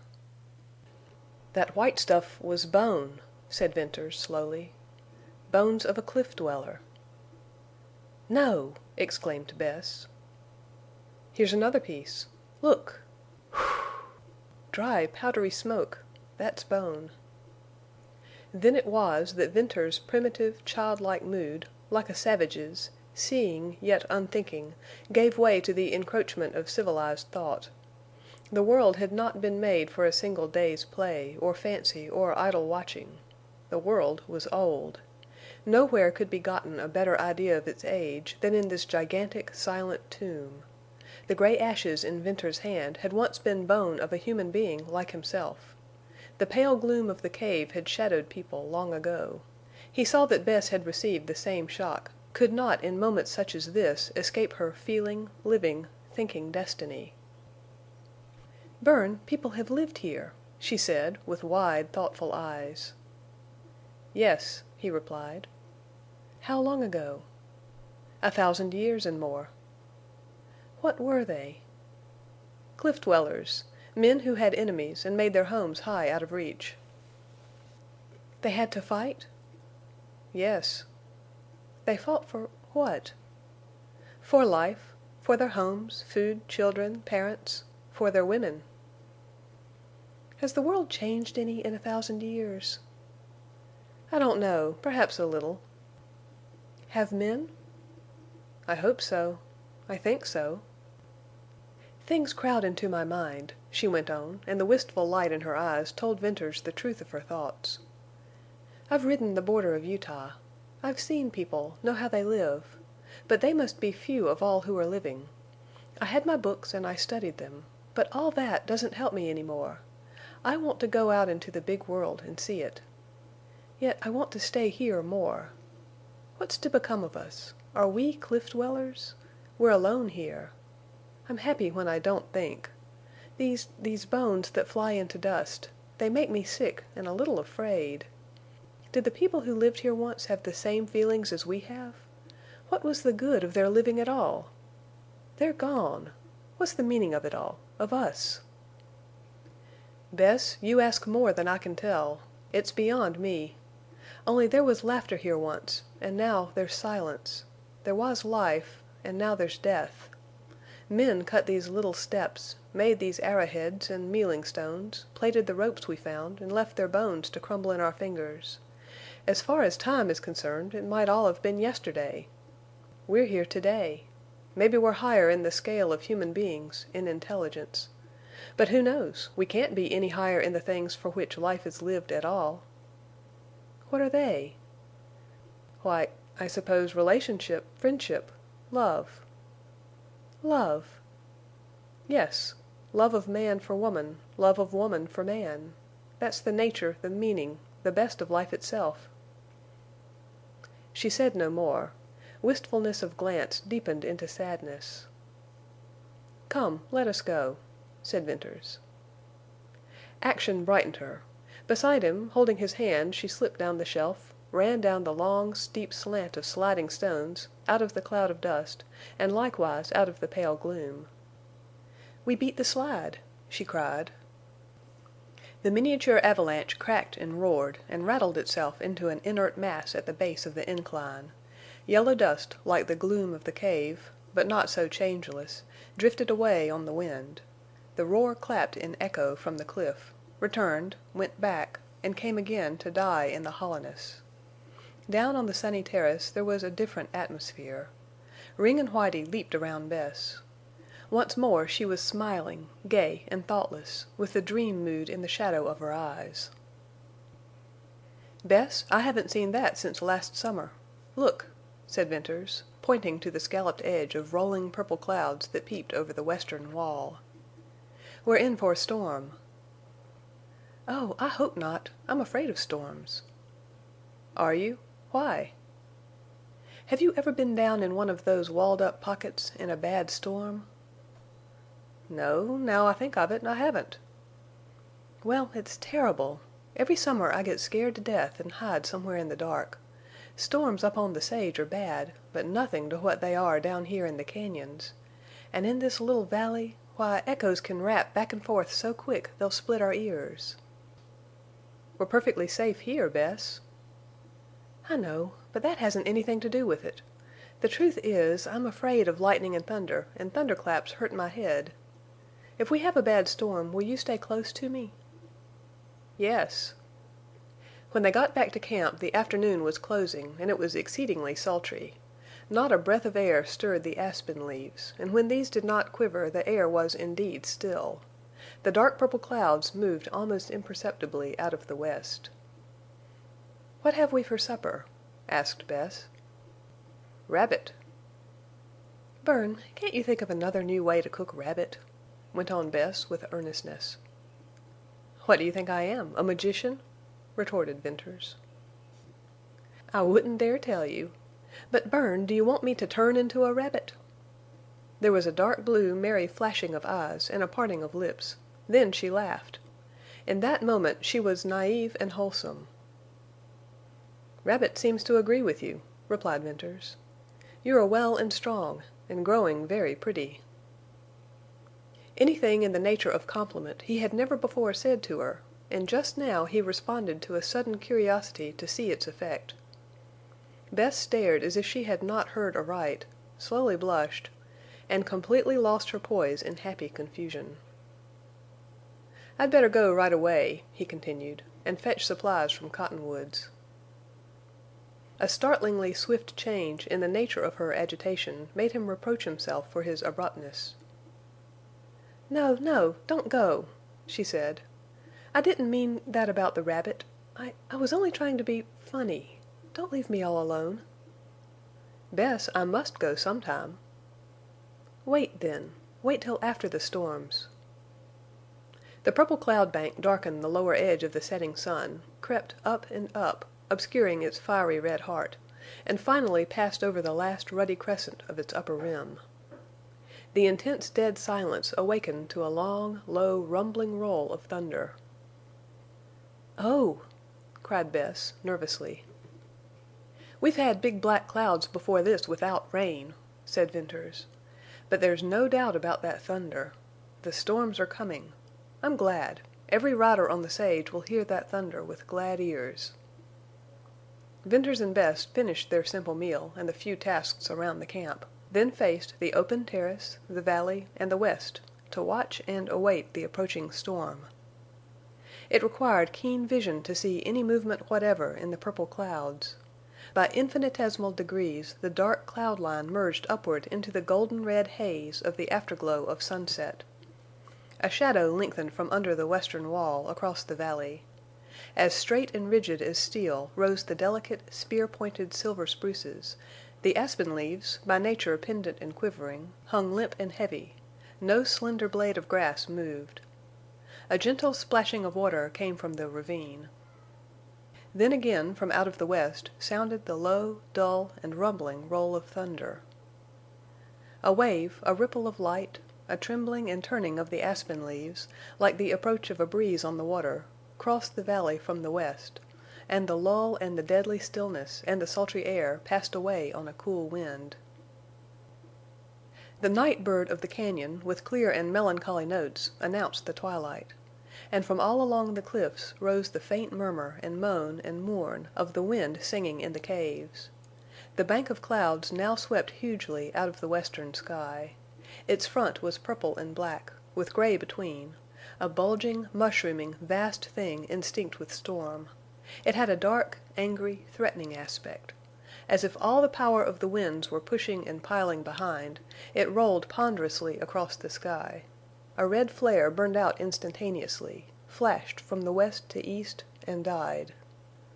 Then from the deepest black of the purple cloud burst a boom. It was like the bowling of a huge boulder along the crags and ramparts, and seemed to roll on and fall into the valley, to bound and bang and boom from cliff to cliff. "Oh!" cried Bess, with her hands over her ears. "What did I tell you?" "Why, Bess, be reasonable," said Venters. "I'm a coward." "Not quite that, I hope. It's strange you're afraid. I love a storm." "I tell you a storm down in these cañons is an awful thing. I know Oldring hated storms. His men were afraid of them. There was one who went deaf in a bad storm and never could hear again. "Maybe I've lots to learn, Bess. I'll lose my guess if this storm isn't bad enough. We're going to have heavy wind first, then lightning and thunder, then the rain. Let's stay out as long as we can." The tips of the cottonwoods and the oaks waved to the east, and the rings of aspens along the terraces twinkled their myriad of bright faces in fleet and glancing gleam. A low roar rose from the leaves of the forest, and the spruces swished in the rising wind. It came in gusts, with light breezes between. As it increased in strength, the lull shortened in length till there was a strong and steady blow all the time, and violent puffs at intervals, and sudden whirling currents. The clouds spread over the valley, rolling swiftly and low, and twilight faded into a sweeping darkness. Then the singing of the wind in the caves drowned the swift roar of rustling leaves. Then the song swelled to a mourning, moaning wail. Then, with the gathering power of the wind, the wail changed to a shriek. Steadily the wind strengthened, and constantly the strange sound changed. The last bit of blue sky yielded to the own sweep of clouds. Like angry surf, the pale gleams of gray, amid the purple of that scudding front, swept beyond the eastern rampart of the valley. The purple deepened to black. Broad sheets of lightning flared over the western wall. There were not yet any ropes or zigzag streaks darting down through the gathering darkness. The storm center was still beyond Surprise Valley. "Listen! Listen!" cried Bess, with her lips close to Venters's ear. "You'll hear Oldring's knell." "What's that?" "Oldring's knell. When the wind blows a gale in the caves, it makes what the rustlers call Oldring's knell. They believe it bodes his death. I think he believes so, too. It's not like any sound on earth. It's beginning. Listen." The gale swooped down with a hollow, unearthly howl. It yelled and pealed and shrilled and shrieked. It was made up of 1,000 piercing cries. It was a rising and a moving sound. Beginning at the western break of the valley, it rushed along each gigantic cliff, whistling into the caves and cracks, to mount in power, to bellow a blast through the great stone bridge. Gone as into an engulfing roar of surging waters, it seemed to shoot back and begin all over again. It was only wind, thought Venters. Here sped and shrieked the sculptor that carved out the wonderful caves in the cliffs. It was only a gale, but as Venters listened, as his ears became accustomed to the fury and strife, out of it all, or through it, or above it, pealed low and perfectly clear and persistently uniform a strange sound that had no counterpart in all the sounds of the elements. It was not of earth or of life. It was the grief and agony of the gale, a knell of all upon which it blew. Black night enfolded the valley. Venters could not see his companion, and knew of her presence only through the tightening hold of her hand on his arm. He felt the dogs huddle closer to him. Suddenly the dense black vault overhead split asunder to a blue-white, dazzling streak of lightning. The whole valley lay vividly clear and luminously bright in his sight. Upreared, vast and magnificent, the stone bridge glimmered like some grand god of storm in the lightning's fire. Then all flashed black again, blacker than pitch, a thick, impenetrable, coal blackness. And there came a ripping, crashing report. Instantly an echo resounded with clapping crash. The initial report was nothing to the echo. It was a terrible, living, reverberating, detonating crash. The wall threw the sound across, and could have made no greater roar if it had slipped in avalanche.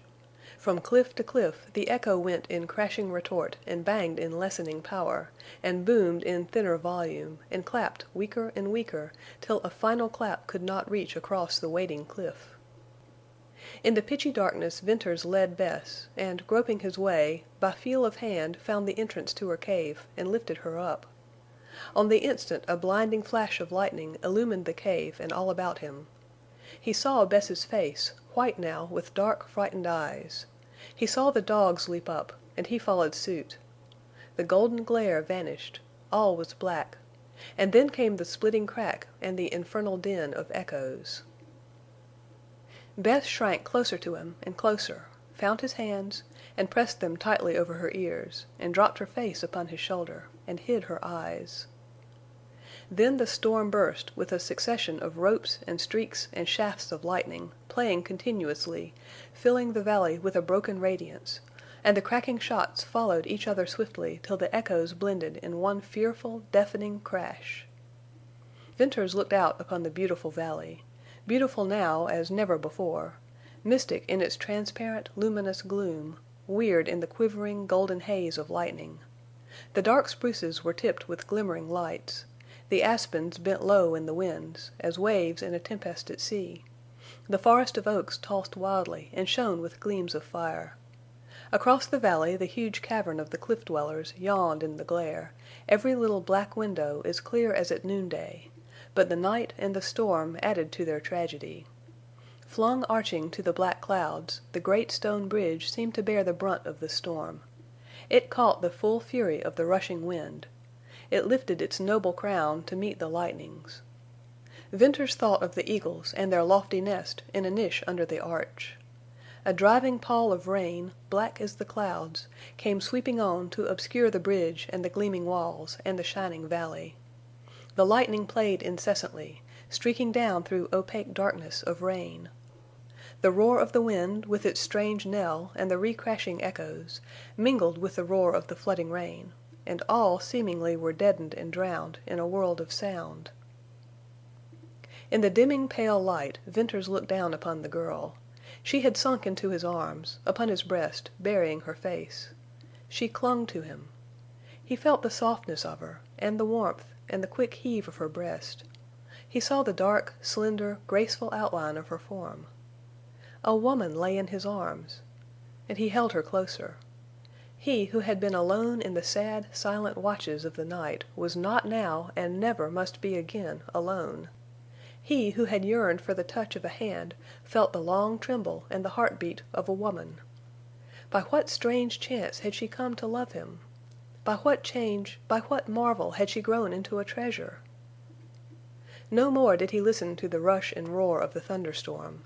For with the touch of clinging hands and the throbbing bosom he grew conscious of an inward storm, the tingling of new chords of thought, strange music of unheard, joyous bells, sad dreams dawning to wakeful delight, dissolving doubt, resurging hope, force, fire, and freedom, unutterable sweetness of desire. A storm in his breast, a storm of real love. End of Chapter 13. Chapter 14. West Wind. When the storm abated Venters sought his own cave, and late in the night, as his blood cooled and the stir and throb and thrill subsided, he fell asleep. With the breaking of dawn his eyes unclosed. The valley lay drenched and bathed, a burnished oval of glittering green. The rain-washed walls glistened in the morning light. Waterfalls of many forms poured over the rims. One, a broad, lacy sheet, thin as smoke, slid over the western notch and struck a ledge in its downward fall, to bound into a broader leap, to burst far below into white and gold and rosy mist. Venters prepared for the day, knowing himself a different man. "It's a glorious morning," said Bess in greeting.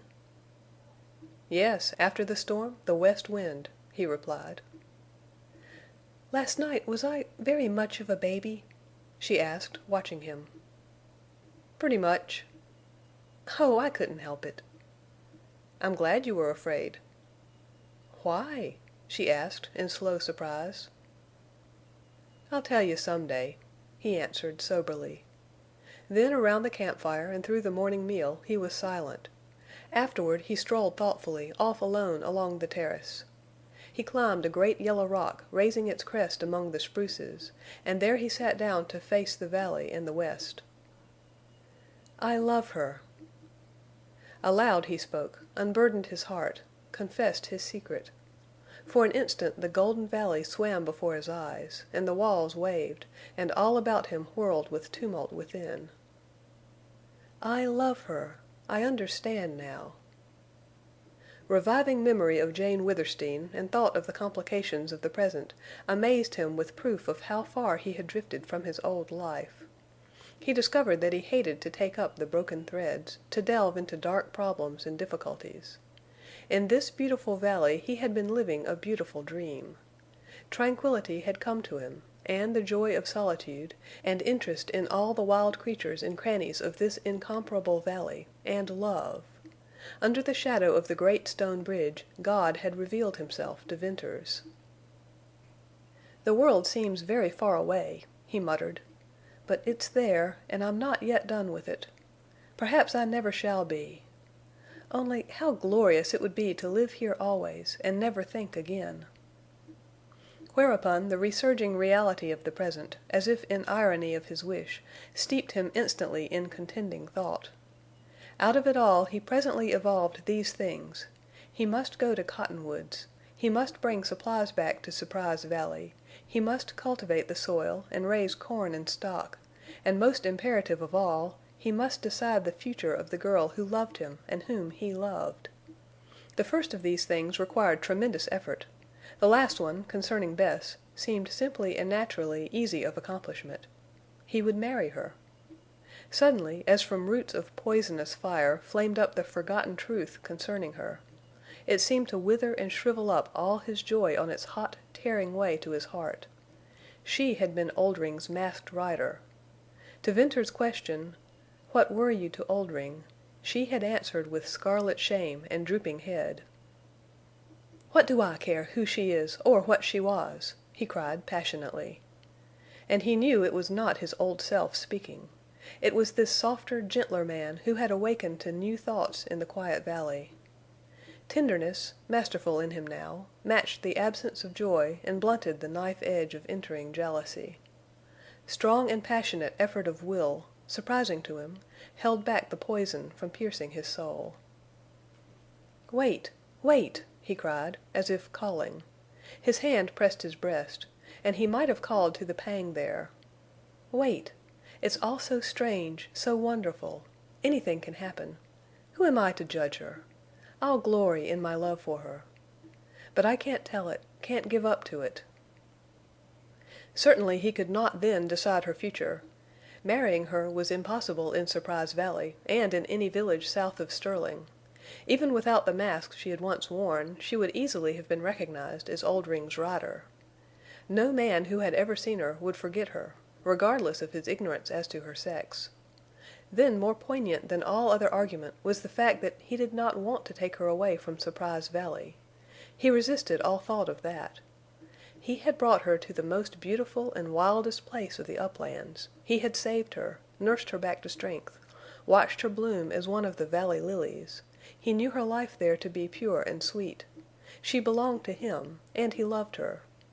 Still, these were not all the reasons why he did not want to take her away. Where could they go? He feared the rustlers. He feared the riders. He feared the Mormons. And if he should ever succeed in getting Bess safely away from these immediate perils, he feared the sharp eyes of women and their tongues, the big outside world with its problems of existence. He must wait to decide her future, which, after all, was deciding his own. But between her future and his something hung impending. Like Balancing Rock, which waited darkly over the steep gorge, ready to close forever the outlet to Deception Pass, that nameless thing, as certain yet intangible as fate, must fall and close forever all doubts and fears of the future. "I've dreamed," muttered Venters as he rose. "Well, why not? To dream is happiness. But let me just once see this clearly, wholly, then I can go on dreaming till the thing falls. I've got to tell Jane Withersteen. I've dangerous trips to take. I've work here to make comfort for this girl. She's mine. I'll fight to keep her safe from that old life. I've already seen her forget it. I love her. And if a beast ever rises in me, I'll burn my hand off before I lay it on her with shameful intent. And by God, sooner or later I'll kill the man who hid her and kept her in Deception Pass." As he spoke the west wind softly blew in his face. It seemed to soothe his passion. That west wind was fresh, cool, fragrant, and it carried a sweet, strange burden of far-off things, tidings of life in other climes, of sunshine asleep on other walls, of other places where reigned peace.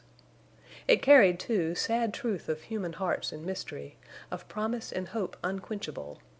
Surprise Valley was only a little niche in the wide world whence blew that burdened wind. Bess was only one of millions at the mercy of unknown motive in nature and life. Content had come to Venters in the valley. Happiness had breathed in the slow, warm air. Love, as bright as light, had hovered over the walls and descended to him. And now on the west wind came a whisper of the eternal triumph of faith over doubt. "How much better I am for what has come to me!" he exclaimed. "I'll let the future take care of itself. Whatever falls, I'll be ready."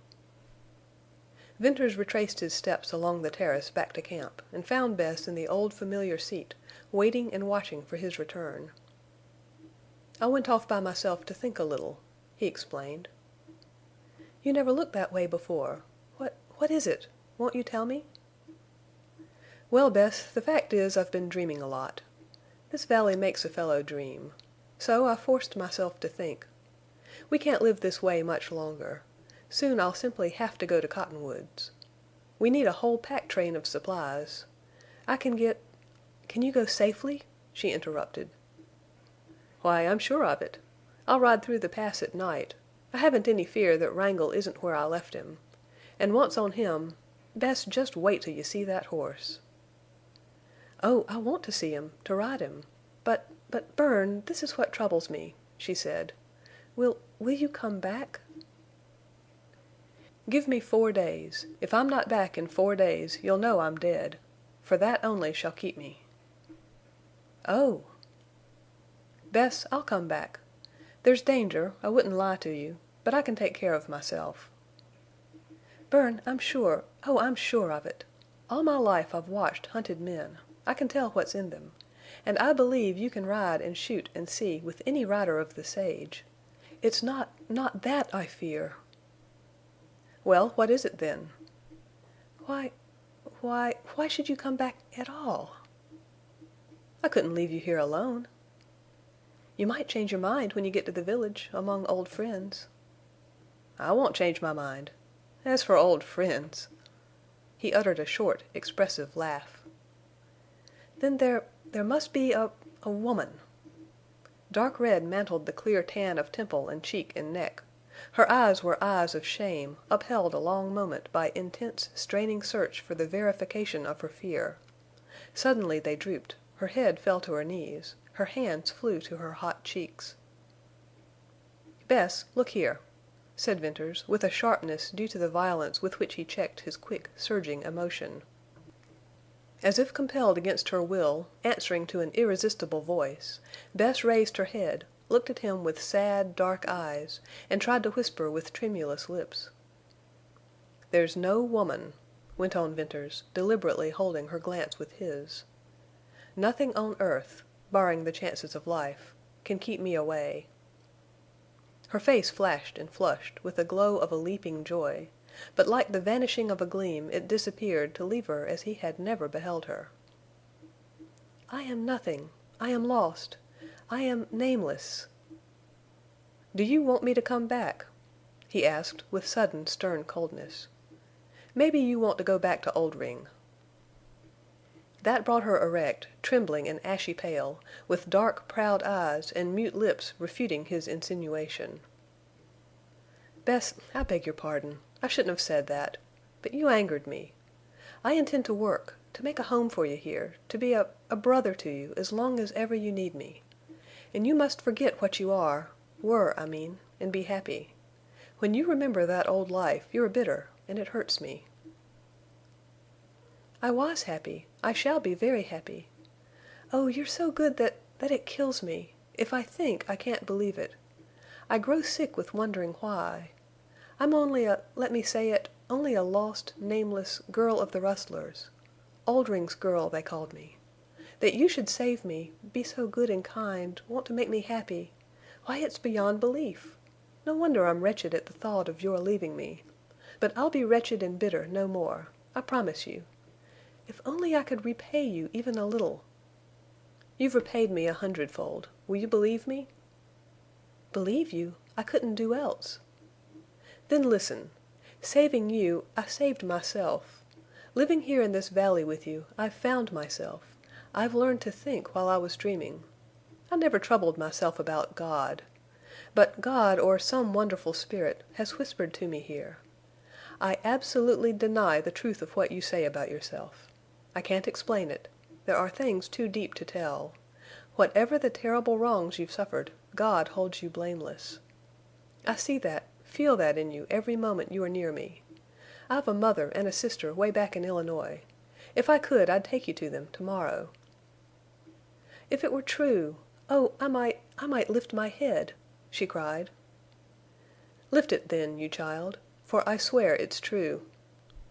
She did lift her head with a singular wild grace always a part of her actions, with that old unconscious intimation of innocence which always tortured Venters, but now with something more, a spirit rising from the depths that linked itself to his brave words.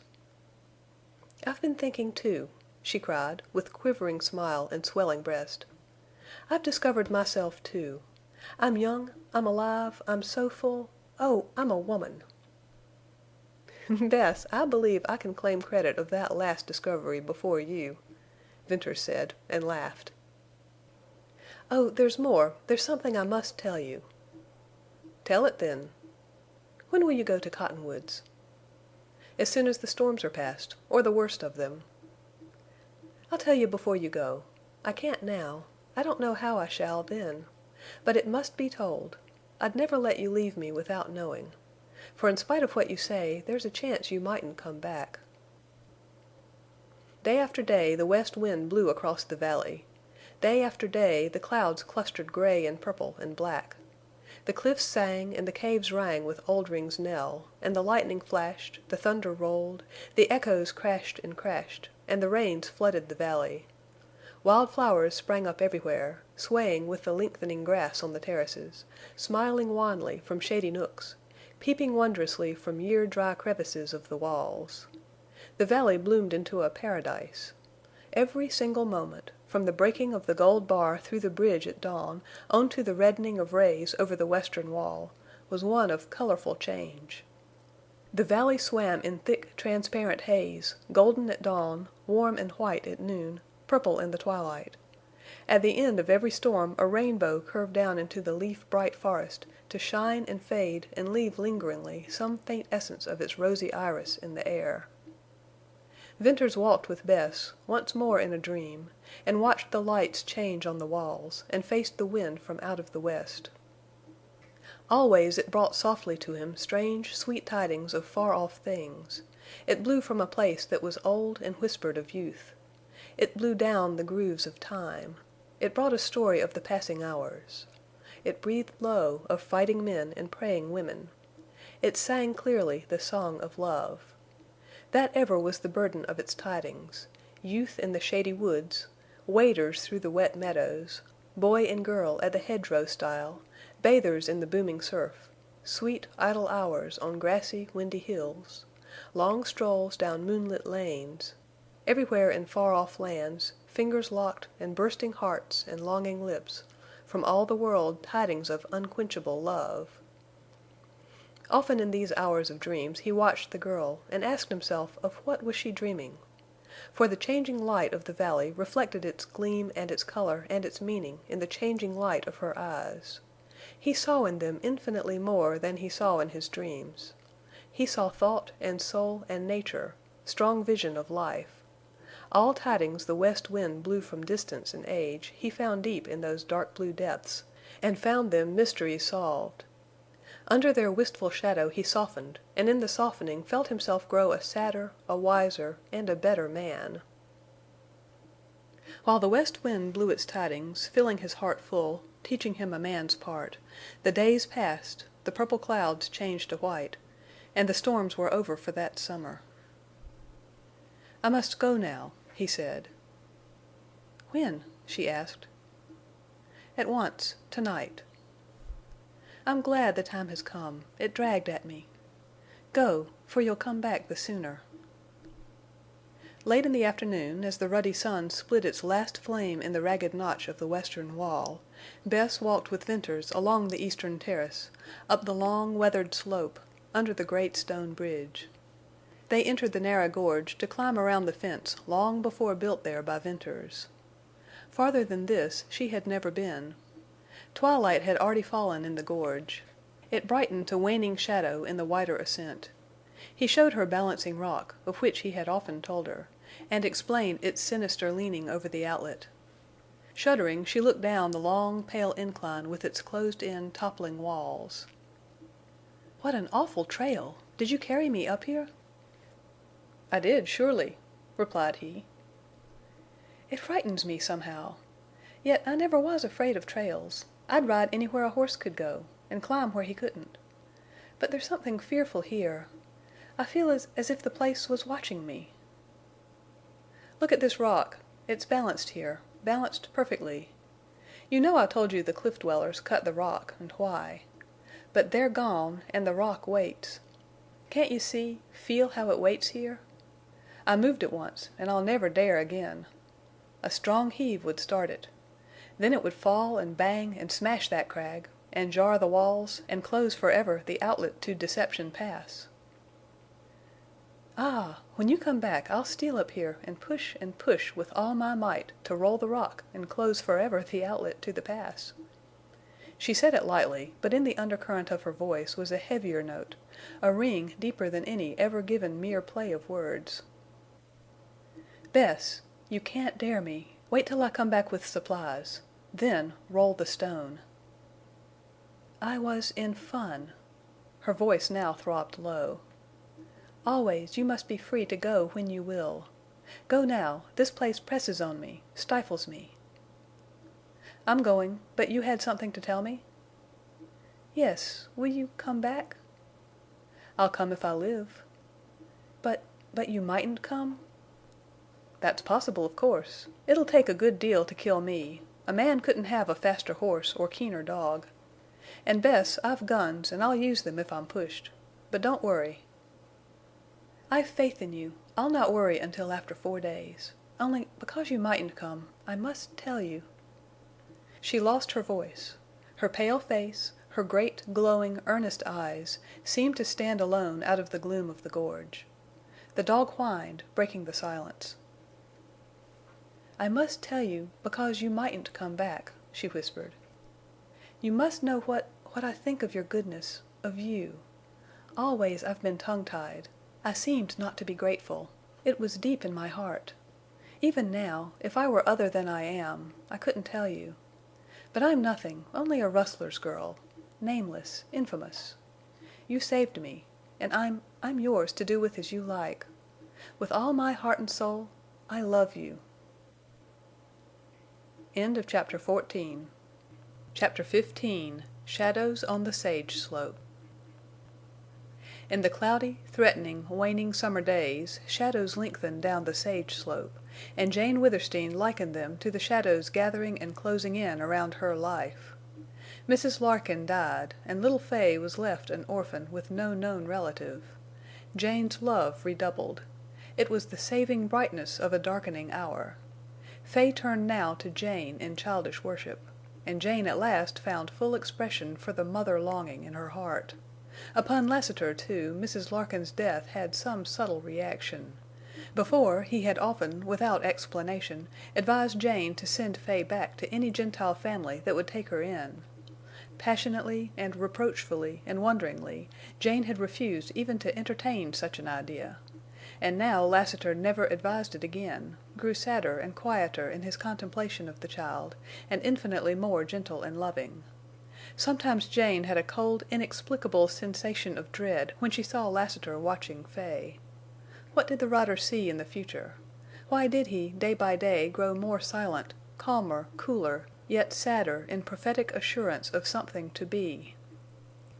No doubt, Jane thought, the rider, in his almost superhuman power of foresight, saw behind the horizon the dark, lengthening shadows that were soon to crowd and gloom over him and her and little Fay. Jane Withersteen awaited the long-deferred breaking of the storm with a courage and embittered calm that had come to her in her extremity. Hope had not died. Doubt and fear, subservient to her will, no longer gave her sleepless nights and tortured days. Love remained. All that she had loved she now loved the more. She seemed to feel that she was defiantly flinging the wealth of her love in the face of misfortune and of hate. No day passed but she prayed for all, and most fervently for her enemies. It troubled her that she had lost, or had never gained, the whole control of her mind. In some measure reason and wisdom and decision were locked in a chamber of her brain, awaiting a key. Power to think of some things was taken from her. Meanwhile, abiding a day of judgment, she fought ceaselessly to deny the bitter drops in her cup, to tear back the intangibly slow growth of a hot, corrosive lichen eating into her heart. On the morning of August 10th, Jane, while waiting in the court for Lassiter, heard a clear, ringing report of a rifle. It came from the grove, somewhere toward the corrals. Jane glanced out in alarm. The day was dull, windless, soundless. The leaves of the cottonwoods drooped, as if they had foretold the doom of Withersteen House and were now ready to die and drop and decay. Never had Jane seen such shade. She pondered on the meaning of the report. Revolver shots had of late cracked from different parts of the grove, spies taking snapshots at Lassiter from a cowardly distance. But a rifle report meant more. Riders seldom used rifles. Judkins and Venters were the exceptions she called to mind. Had the men who hounded her hidden in her grove taken to the rifle to rid her of Lassiter, her last friend? It was probable, it was likely, and she did not share his cool assumption that his death would never come at the hands of a Mormon. Long had she expected it. His constancy to her, his singular reluctance to use the fatal skill for which he was famed, both now plain to all Mormons, laid him open to inevitable assassination. Yet what charm against ambush and aim and enemy he seemed to bear about him!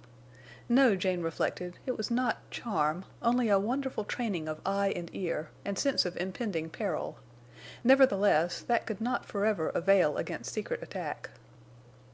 That moment a rustling of leaves attracted her attention, then the familiar clinking accompaniment of a soft, slow, measured step, and Lassiter walked into the court.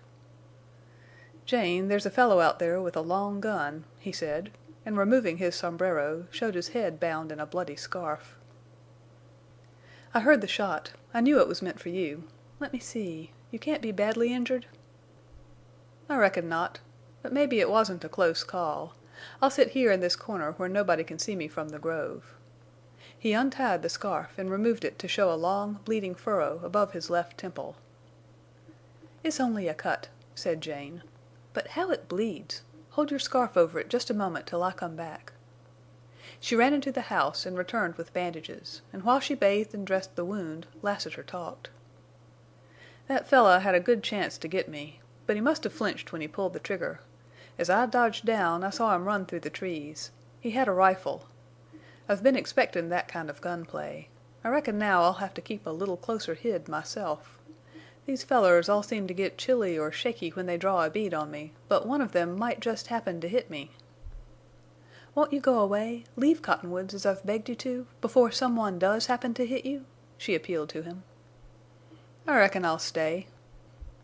"But, oh, Lassiter, your blood will be on my hands." "See here, lady, look at your hands now, right now. Aren't they fine, firm, white hands? Aren't they bloody now? Lassiter's blood. That's a queer thing to stain your beautiful hands. But if you could only see deeper you'd find a redder color of blood. Heart color, Jane." "Oh, my friend." "No, Jane, I'm not one to quit when the game grows hot, no more than you. This game, though, is new to me, and I don't know the moves yet, else I wouldn't have stepped in front of that bullet." "Have you no desire to hunt the man who fired at you, to find him and kill him?" "Well, I reckon I haven't any great hankerin' for that." "Oh, the wonder of it! I knew, I prayed, I trusted. Lassiter, I almost gave all myself to soften you to Mormons. Thank God, and thank you, my friend.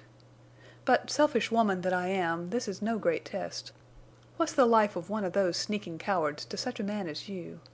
I think of your great hate toward him I think of your life's implacable purpose.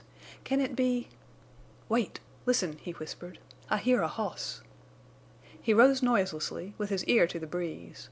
Suddenly he pulled his sombrero down over his bandaged head, and swinging his gun sheath round in front, he stepped into the alcove. "It's a hoss, comin' fast," he added. Jane's listening ear soon caught a faint, rapid, rhythmic beat of hoofs. It came from the sage. It gave her a thrill that she was at a loss to understand. The sound rose stronger, louder. Then came a clear, sharp difference when the horse passed from the sage trail to the hard-packed ground of the grove. It became a ringing run, swift in its bell-like clatterings, yet singular in longer pause than usual between the hoof-beats of a horse. "It's Wrangle! It's Wrangle!" cried Jane Withersteen. "I'd know him from a million horses." Excitement and thrilling expectancy flooded out all Jane Withersteen's calm. A tight band closed round her breast as she saw the giant sorrel flit in reddish-brown flashes across the openings in the green. Then he was pounding down the lane, thundering into the court, crashing his great iron-shod hoofs on the stone flags. Wrangle it was, surely, but shaggy and wild-eyed and sage-streaked, with dust-caked lather staining his flanks. He reared and crashed down and plunged. The rider leaped off, threw the bridle, and held hard on a lasso looped round Wrangle's head and neck. Jane's heart sank as she tried to recognize Venters in the rider. Something familiar struck her in the lofty stature, in the sweep of powerful shoulders. But this bearded, long-haired, unkempt man, who wore ragged clothes patched with pieces of skin and boots that showed bare legs and feet, this dusty, dark, and wild rider could not possibly be Venters. "Whoa, Wrangle, old boy! Come down. Easy now. So. You're home, old boy, and presently you can have a drink of water you'll remember." In the voice Jane knew the rider to be Venters. He tied Wrangle to the hitching rack and turned to the court. "Oh, Bern! You wild man!" she exclaimed. "Jane, it's good to see you. Hello, Lassiter. Yes, it's Venters." Like rough iron his hard hand crushed Jane's. In it she felt the difference she saw in him. Wild, rugged, unshorn, yet how splendid! He had gone away a boy; he had returned a man. He appeared taller, wider of shoulder, deeper chested, more powerfully built. But was that only her fancy? Had he always been a young giant? Was the change one of spirit? He might have been absent for years, proven by fire and steel, grown like Lassiter, strong and cool and sure. His eyes, were they keener, more flashing than before, met hers with clear, frank, warm regard in which perplexity was not, nor discontent, nor pain. "Look at me long as you like," he said with a laugh. "I'm not much to look at. And, Jane, neither you nor Lassiter can brag. You're paler than I ever saw you. Lassiter here, he wears a bloody bandage under his hat. That reminds me, someone took a flying shot at me down in the sage. It made Wrangle run some. Well, perhaps you've more to tell me than I've got to tell you." Briefly, in a few words, Jane outlined the circumstances of her undoing in the weeks of his absence. Under his beard and bronze she saw his face whiten in terrible wrath. "Lassiter, what held you back?" No time in the long period of fiery moments and sudden shocks had Jane Withersteen ever beheld Lassiter as calm and serene and cool as then. "Jane had gloom enough without my addin' to it by shootin' up the village," he said. As strange as Lassiter's coolness was Venters's curious, intent scrutiny of them both, and under it Jane felt a flaming tide wave from bosom to temples. "Well, you're right," he said, with slow pause. "It surprises me a little, that's all." Jane sensed then a slight alteration in Venters, and what it was, in her own confusion, she could not tell. It had always been her intention to acquaint him with the deceit she had fallen to in her zeal to move Lassiter. She did not mean to spare herself. Yet now, at the moment, before these riders, it was an impossibility to explain. Venters was speaking somewhat haltingly, without his former frankness. "I found Oldring's hiding place and your red herd. I know—I'm sure there was a deal between Tull and Oldring." He paused and shifted his position and his gaze. He looked as if he wanted to say something that he found beyond him. Sorrow and pity and shame seemed to contend for mastery over him. Then he raised himself and spoke with effort. "Jane, I've cost you too much. You've almost ruined yourself for me. It was wrong, for I'm not worth it. I never deserved such friendship. Well, maybe it's not too late. You must give me up. Mind, I haven't changed. I'm just the same as ever. I'll see Tull while I'm here, and tell him to his face." "Bern, it's too late," said Jane. "I'll make him believe," cried Venters, violently. "You ask me to break our friendship?" "Yes. If you don't, I shall." "Forever?" "Forever." Jane sighed. Another shadow had lengthened down the sage slope to cast further darkness upon her. A melancholy sweetness pervaded her resignation. The boy who had left her had returned a man, nobler, stronger, one in whom she divined something unbending as steel. There might come a moment later when she would wonder why she had not fought against his will, but just now she yielded to it.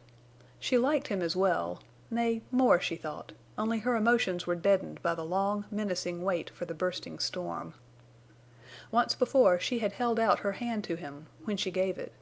Now she stretched it tremblingly forth in acceptance of the decree circumstance had laid upon them. Venters bowed over it, kissed it, pressed it hard, and half stifled a sound very like a sob.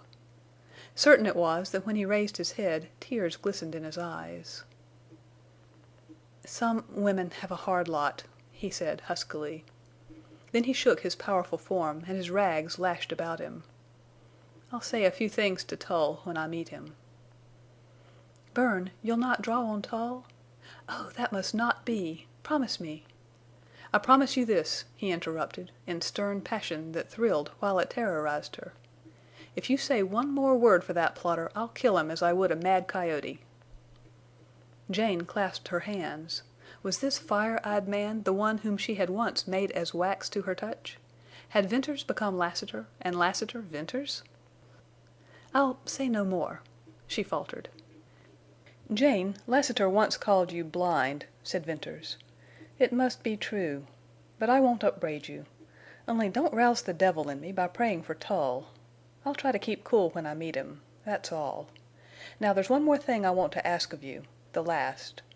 I found a valley down in the pass. It's a wonderful place. I intend to stay there. It's so hidden I believe no one can find it. There's good water and browse and game. I want to raise corn and stock. I need to take in supplies. Will you give them to me?" "Assuredly. The more you take the better you'll please me, and perhaps the less my enemies will get." "Venters, I reckon you'll have trouble packing anything away," put in Lassiter. "I'll go at night."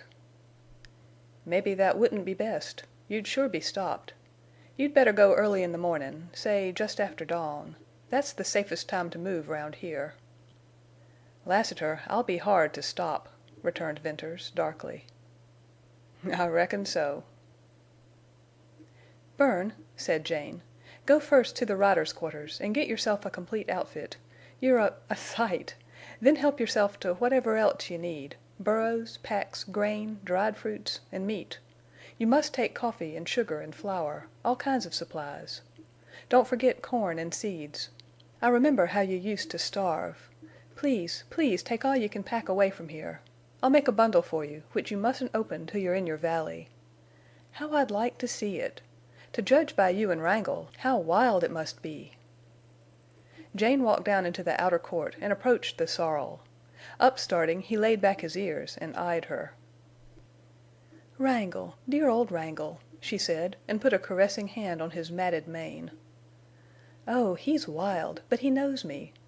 Bern, can he run as fast as ever?" "Run? Jane, he's done 60 miles since last night at dark, and I could make him kill Black Star right now in a 10-mile race." "He never could," protested Jane. "He couldn't even if he was fresh." "I reckon maybe the best hoss'll prove himself yet," said Lassiter. "And, Jane, if it ever comes to that race, I'd like you to be on Wrangle." "I'd like that, too," rejoined Venters. "But, Jane, maybe Lassiter's hint is extreme. Bad as your prospects are, you'll surely never come to the running point." "Who knows?" she replied, with mournful smile. "No, no, Jane, it can't be so bad as all that. Soon as I see Tull there'll be a change in your fortunes. I'll hurry down to the village. Now don't worry." Jane retired to the seclusion of her room. Lassiter's subtle forecasting of disaster, Venters's forced optimism, neither remained in mind. Material loss weighed nothing in the balance with other losses she was sustaining. She wondered dully at her sitting there, hands folded listlessly, with a kind of numb deadness to the passing of time and the passing of her riches. She thought of Venters' friendship. She had not lost that, but she had lost him. Lassiter's friendship—that was more than love. It would endure, but soon he, too, would be gone. Little Fay slept dreamlessly upon the bed, her golden curls streaming over the pillow. Jane had the child's worship. Would she lose that, too? And if she did, what then would be left? Conscience thundered at her that there was left her religion. Conscience thundered that she should be grateful on her knees for this baptism of fire, that through misfortune, sacrifice, and suffering her soul might be fused pure gold. But the old, spontaneous, rapturous spirit no more exalted her. She wanted to be a woman, not a martyr. Like the saint of old who mortified his flesh, Jane Withersteen had in her the temper for heroic martyrdom, if by sacrificing herself she could save the souls of others. But here the damnable verdict blistered her that the more she sacrificed herself, the blacker grew the souls of her churchmen. There was something terribly wrong with her soul, something terribly wrong with her churchmen and her religion. In the whirling gulf of her thought there was yet one shining light to guide her, to sustain her in her hope, and it was that, despite her errors and her frailties and her blindness, she had one absolute and unfaltering hold on ultimate and supreme justice. That was love. Love your enemies as yourself was a divine word, entirely free from any church or creed. Jane's meditations were disturbed by Lassiter's soft, tinkling step in the court. Always he wore the clinking spurs. Always he was in readiness to ride. She passed out and called him into the huge, dim hall. "I think you'll be safer here. The court is too open," she said. "I reckon," replied Lassiter. "And it's cooler here. The day's sure muggy. Well, I went down to the village with Venters." "Already? Where is he?" queried Jane, in quick amaze. "He's at the corrals.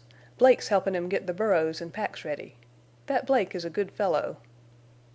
"Did Bern meet Tull?" "I guess he did," answered Lassiter, and he laughed dryly. "Tell me. Oh, you exasperate me. You're so cool, so calm. For Heaven's sake, tell me what happened." "First time I've been in the village for weeks," went on Lassiter, mildly. "I reckon there ain't been more of a show for a long time, me en' Venters walkin' down the road. It was funny. I ain't sayin' anybody was particularly glad to see us.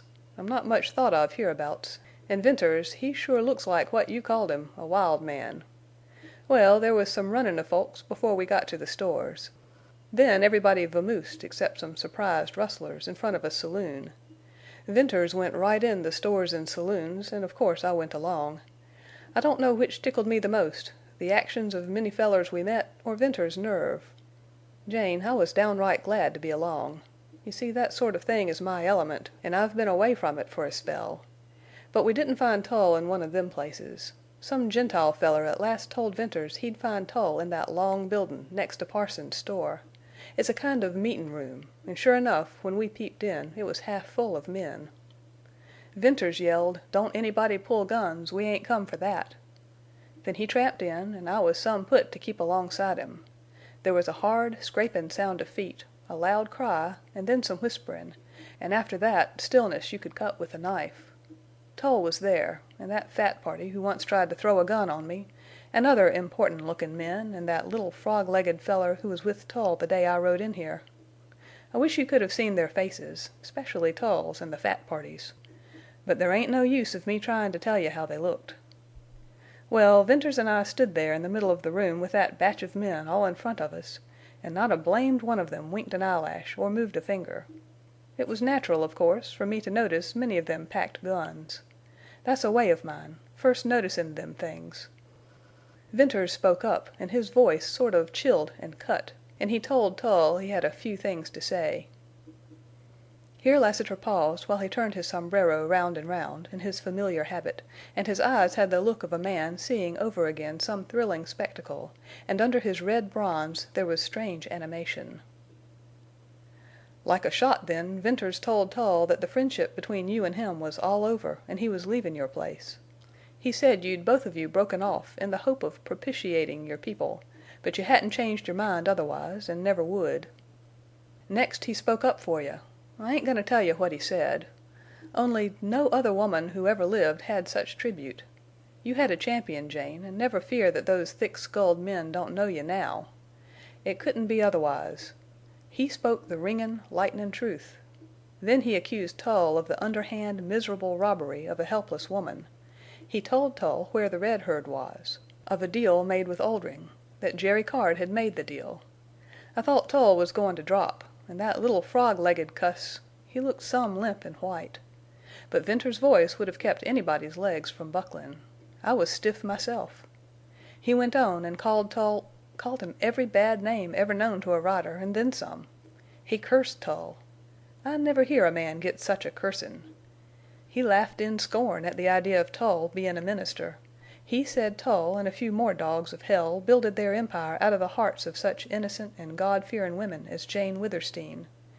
He called Tull a binder of women, a callous beast who hid behind a mock mantle of righteousness, and the last and lowest coward on the face of the earth.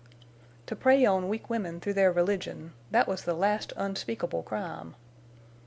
Then he finished, and by this time he'd almost lost his voice. But his whisper was enough. "Tull," he said, "she begged me not to draw on you today. She would pray for you if you burned her at the stake. But listen, I swear if you and I ever come face to face again, I'll kill you." We backed out of the door then and up the road. But nobody followed us. Jane found herself weeping passionately. She had not been conscious of it till Lassiter ended his story, and she experienced exquisite pain and relief in shedding tears. Long had her eyes been dry, her grief deep. Long had her emotions been dumb. Lassiter's story put her back on the rack. The appalling nature of Venters' act and speech had no parallel as an outrage. It was worse than bloodshed. Men like Tull had been shot, but had one ever been so terribly denounced in public? Overmounting her horror, an uncontrollable, quivering passion shook her very soul. It was sheer human glory in the deed of a fearless man. It was hot, primitive instinct to live, to fight. It was a kind of mad joy in Venters' chivalry. It was close to the wrath that had first shaken her in the beginning of this war waged upon her. "Well, well, Jane, don't take it that way," said Lassiter in evident distress. "I had to tell you. There's some things a feller just can't keep. It's strange you give up on hearin' that, when all this long time you've been the gamest woman I ever seen. But I don't know women. Mebbe there's reason for you to cry.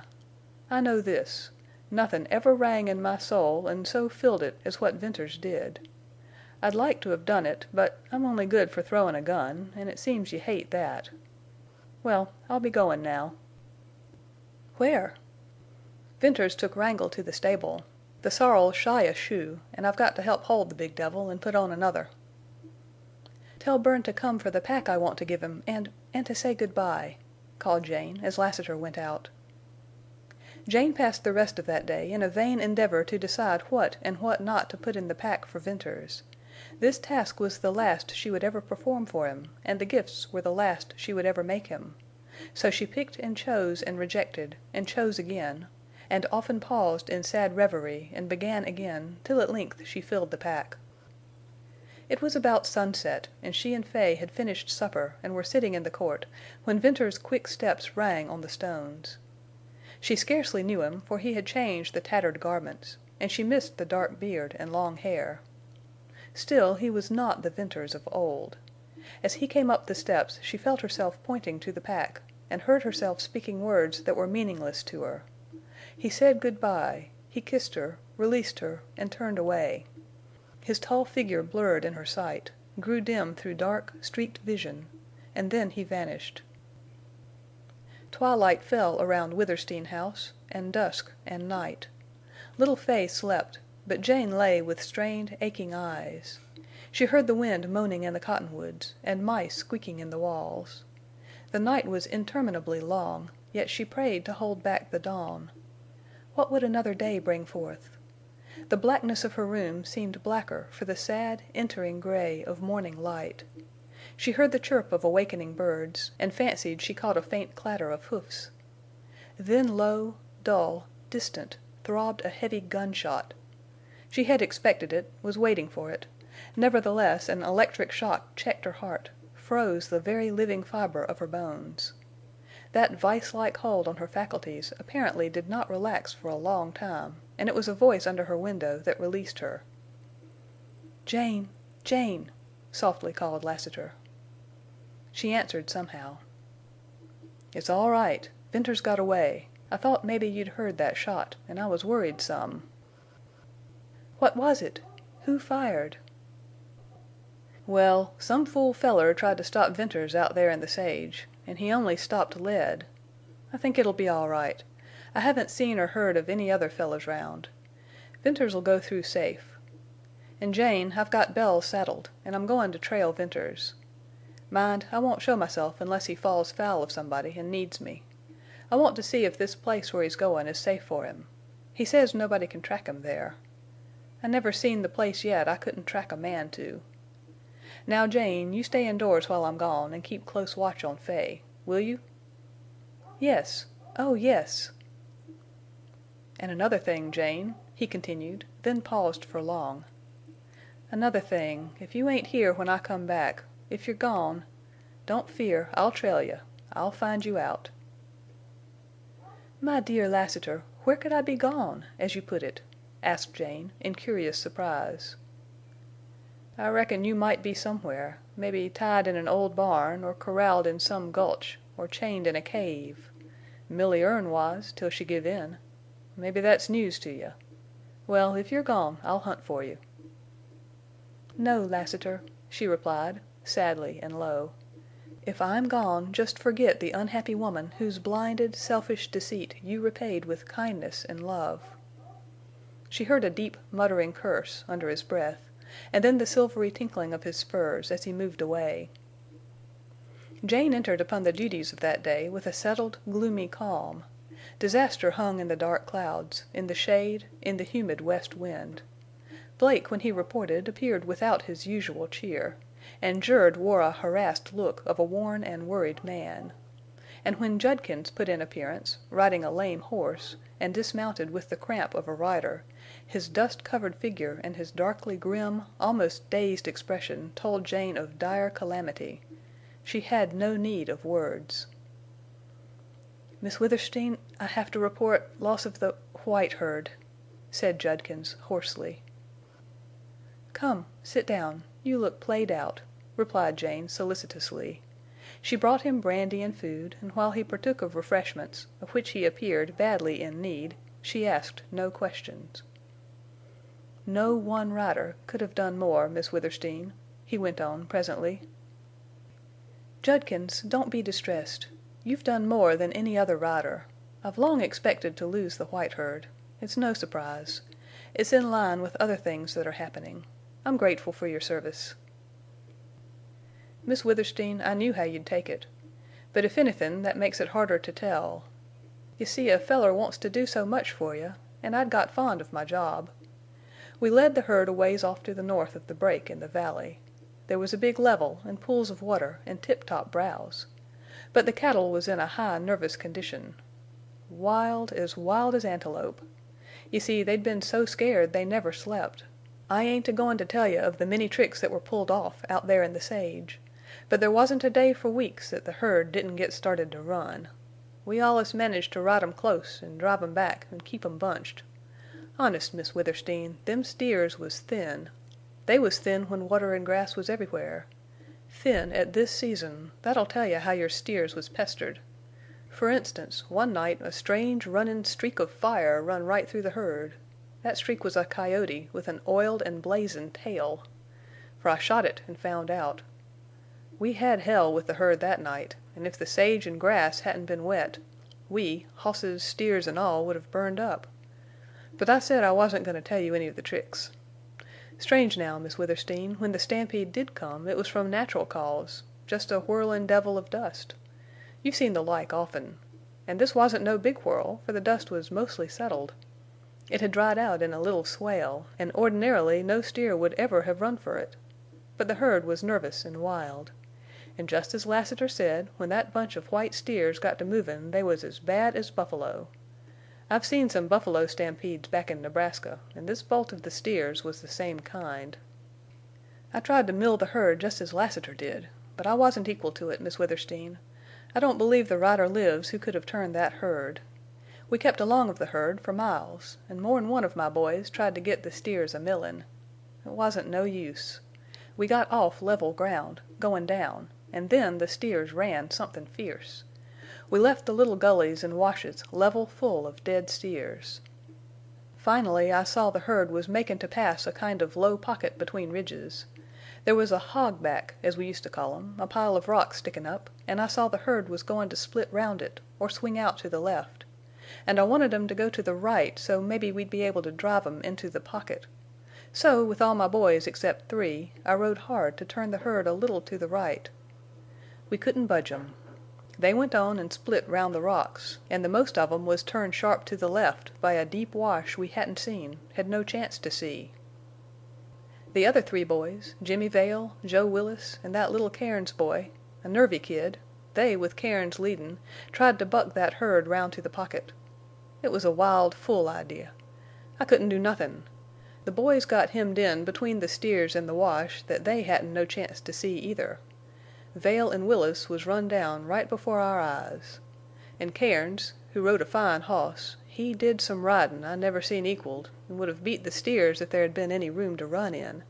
I was high up and could see how the steers kept spillin' by 2s and 3s over into the wash. Cairns put his hoss to a place that was too wide for any hoss, and broke his neck and the hoss's too. We found that out after, and as for Vail and Willis, 2,000 steers ran over the poor boys. There wasn't much left to pack home for buryin'. And, Miss Withersteen, that all happened yesterday, and I believe if the white herd didn't run over the wall of the pass, it's runnin' yet. On the morning of the second day after Judkins's recital, during which time Jane remained indoors, a prey to regret and sorrow for the boy riders, and a new and now strangely insistent fear for her own person, she again heard what she had missed more than she dared honestly confess, the soft, jingling step of Lassiter. Almost overwhelming relief surged through her, a feeling as akin to joy as any she could have been capable of in those gloomy hours of shadow, and one that suddenly stunned her with the significance of what Lassiter had come to mean to her. She had begged him, for his own sake, to leave Cottonwoods. She might yet beg that, if her weakening courage permitted her to dare absolute loneliness and helplessness, but she realized now that if she were left alone her life would become one long, hideous nightmare.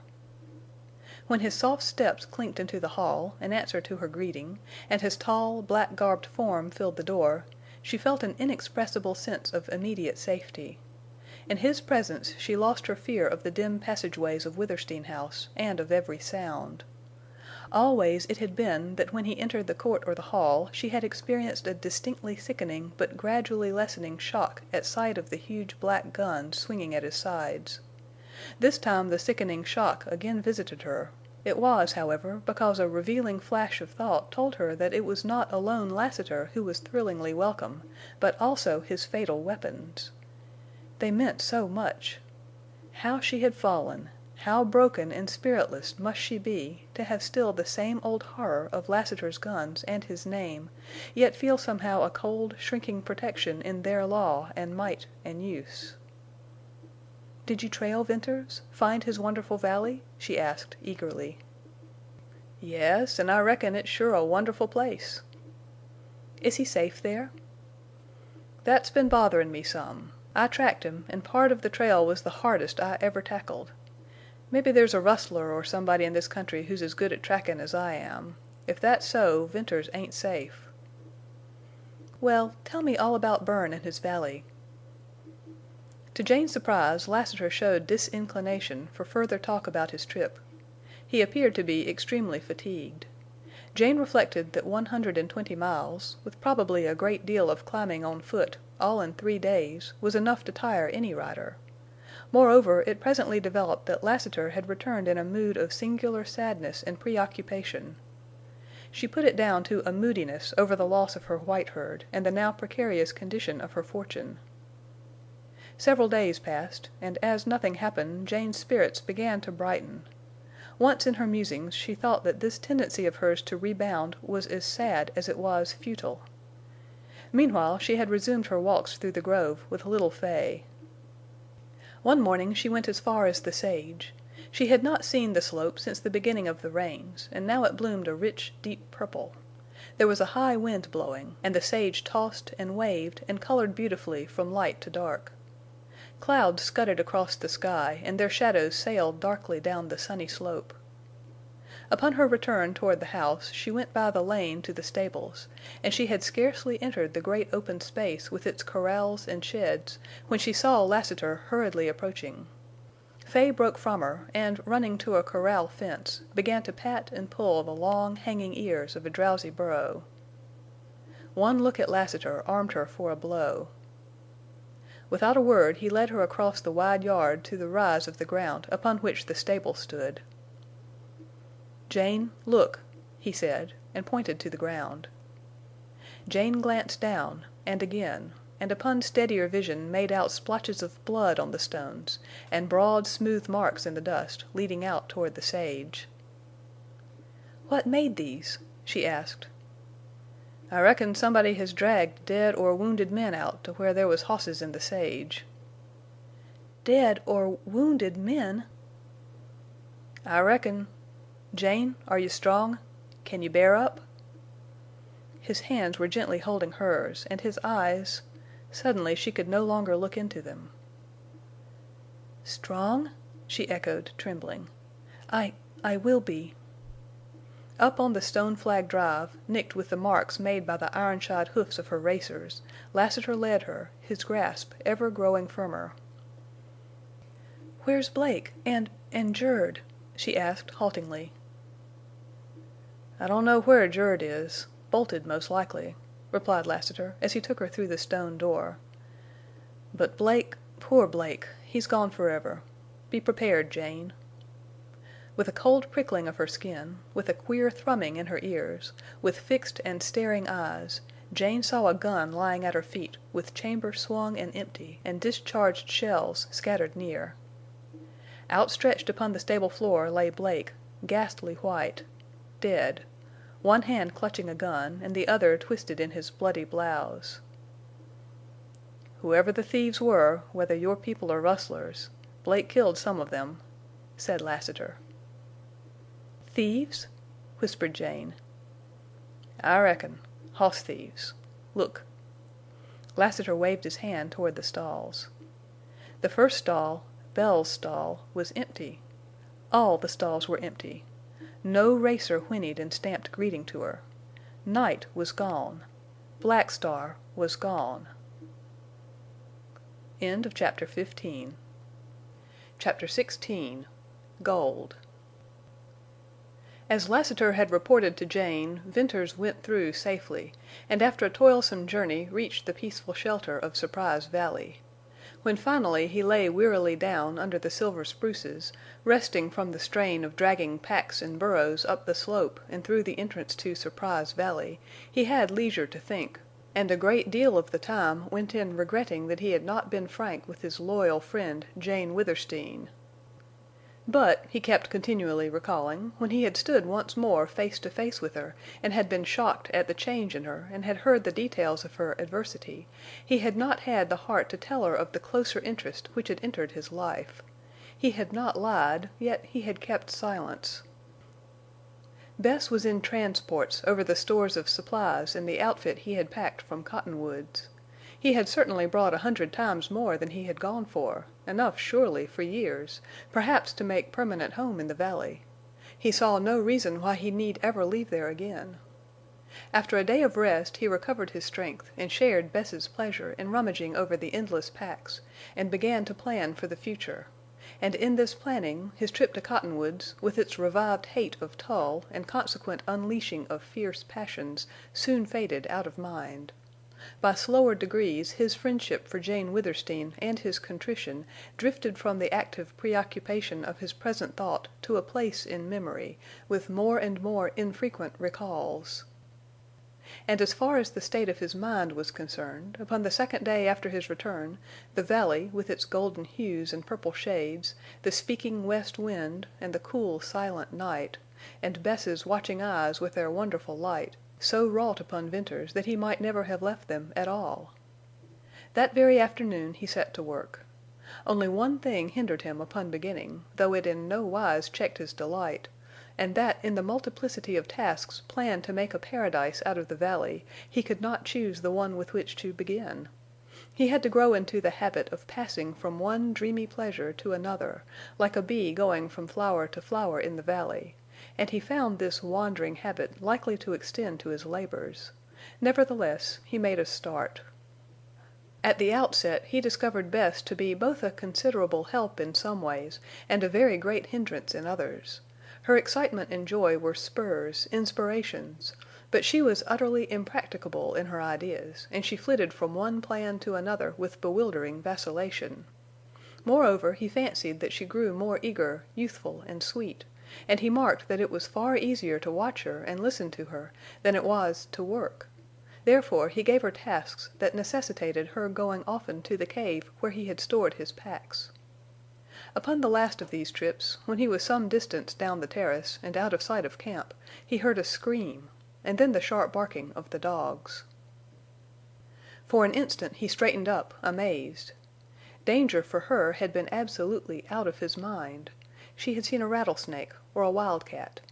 Still, she would not have been likely to scream at sight of either, and the barking of the dogs was ominous. Dropping his work, he dashed back along the terrace. Upon breaking through a clump of aspens, he saw the dark form of a man in the camp. Cold, then hot, Venters burst into frenzied speed to reach his guns. He was cursing himself for a thoughtless fool when the man's tall form became familiar and he recognized Lassiter. Then the reversal of emotions changed his run to a walk. He tried to call out, but his voice refused to carry. When he reached camp, there was Lassiter staring at the white-faced girl. By that time Ring and Whitie had recognized him.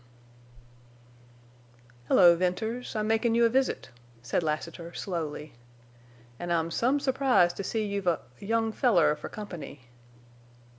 One glance had sufficed for the keen rider to read Bess's real sex, and for once his cool calm had deserted him. He stared till the white of Bess's cheeks flared into crimson. That, if it were needed, was the concluding evidence of her femininity, for it went fittingly with her sun-tinted hair and darkened, dilated eyes, the sweetness of her mouth, and the striking symmetry of her slender shape. "Heavens, Lassiter!" panted Venters when he caught his breath. "What relief it's only you! How in the name of all that's wonderful did you ever get here?" "I trailed you. I wanted to know where you was, if you had a safe place. So I trailed you." "Trailed me?" cried Venters, bluntly. "I reckon. It was some of a job after I got to them smooth rocks. I was all day trackin' you up to them little cut steps in the rock. The rest was easy." "Where's your hoss? I hope you hid him." "I tied him in them queer cedars down on the slope. He can't be seen from the valley." "That's good. Well, well, I'm completely dumbfounded. It was my idea that no man could track me in here." "I reckon. But if there's a tracker in these uplands as good as me, he can find you." "That's bad. That'll worry me. But, Lassiter, now you're here, I'm glad to see you. And my companion here is not a young fellow. Bess, this is a friend of mine. He saved my life once." The embarrassment of the moment did not extend to Lassiter. Almost at once his manner, as he shook hands with Bess, relieved Venters and put the girl at ease.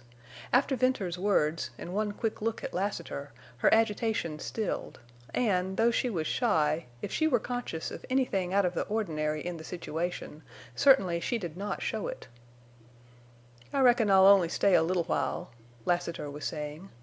"And if you don't mind troublin', I'm hungry. I fetched some biscuits along, but they're gone.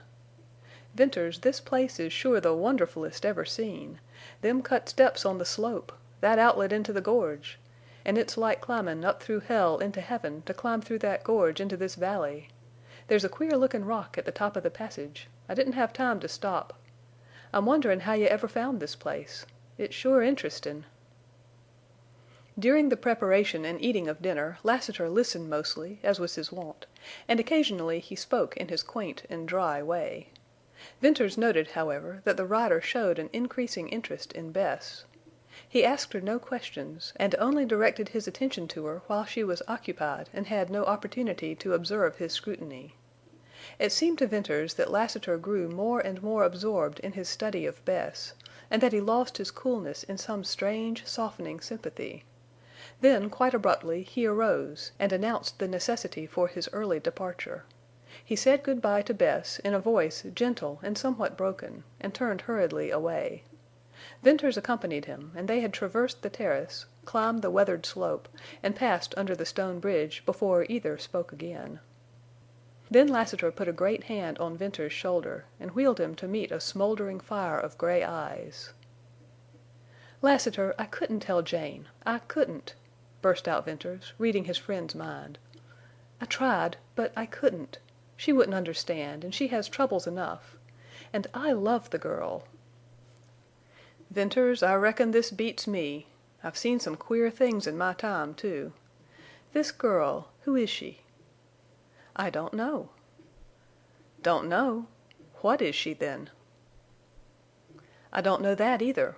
Oh, it's the strangest story you ever heard. I must tell you, but you'll never believe." "Venters, women were always puzzles to me. But for all that, if this girl ain't a child, and as innocent, I'm no fit person to think of virtue and goodness in anybody. Are you going to be square with her?" "I am, so help me God." "I reckoned so. Mebbe my temper oughtn't led me to make sure. But, man, she's a woman in all but years. She's sweeter'n the sage." "Lassiter, I know, I know. And the hell of it is that in spite of her innocence and charm she's not what she seems." "I wouldn't want to—of course I couldn't call you a liar, Venters," said the older man. "What's more, she was Oldring's Masked Rider." Venters expected to floor his friend with that statement, but he was not in any way prepared for the shock his words gave. For an instant he was astounded to see Lassiter stunned. Then his own passionate eagerness to unbosom himself, to tell the wonderful story, precluded any other thought. "Son, tell me all about this," presently said Lassiter, as he seated himself on a stone and wiped his moist brow. Thereupon Venters began his narrative at the point where he had shot the rustler and Oldring's Masked Rider, and he rushed through it, telling all, not holding back even Bess's unreserved avowal of her love or his deepest emotions. "That's the story," he said, concluding. "I love her, though I've never told her.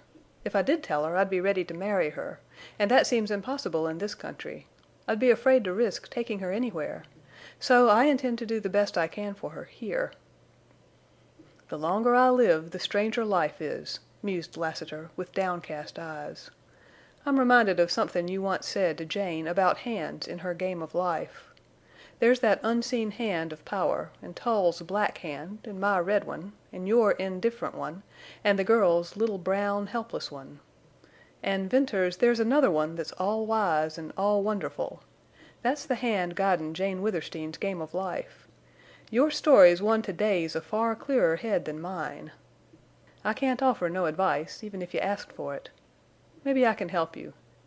Anyway, I'll hold Oldring up when he comes to the village, and find out about this girl. I knew the rustler years ago. He'll remember me." "Lassiter, if I ever meet Oldring, I'll kill him," cried Venters, with sudden intensity.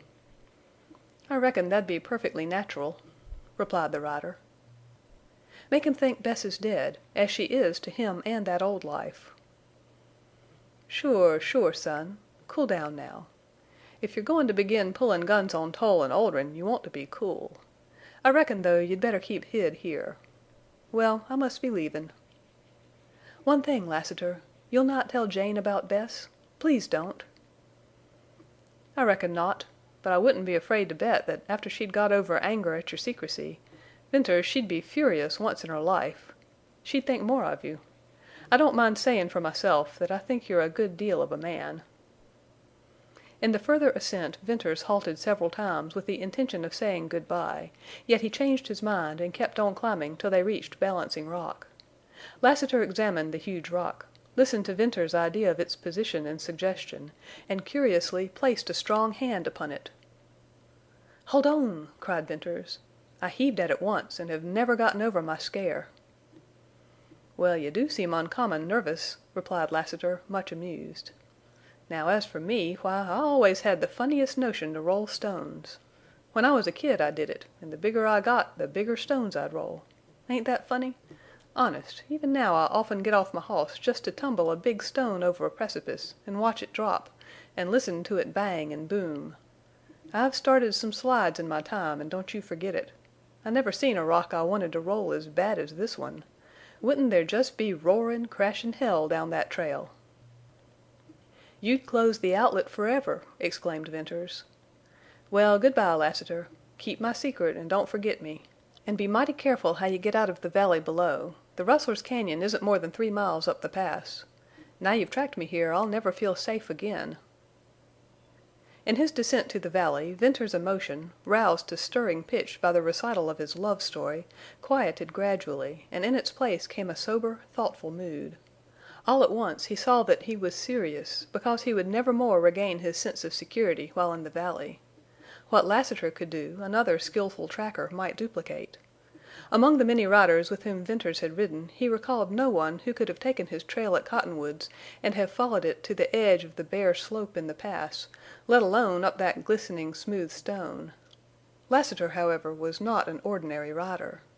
Instead of hunting cattle tracks, he had likely spent a goodly portion of his life tracking men.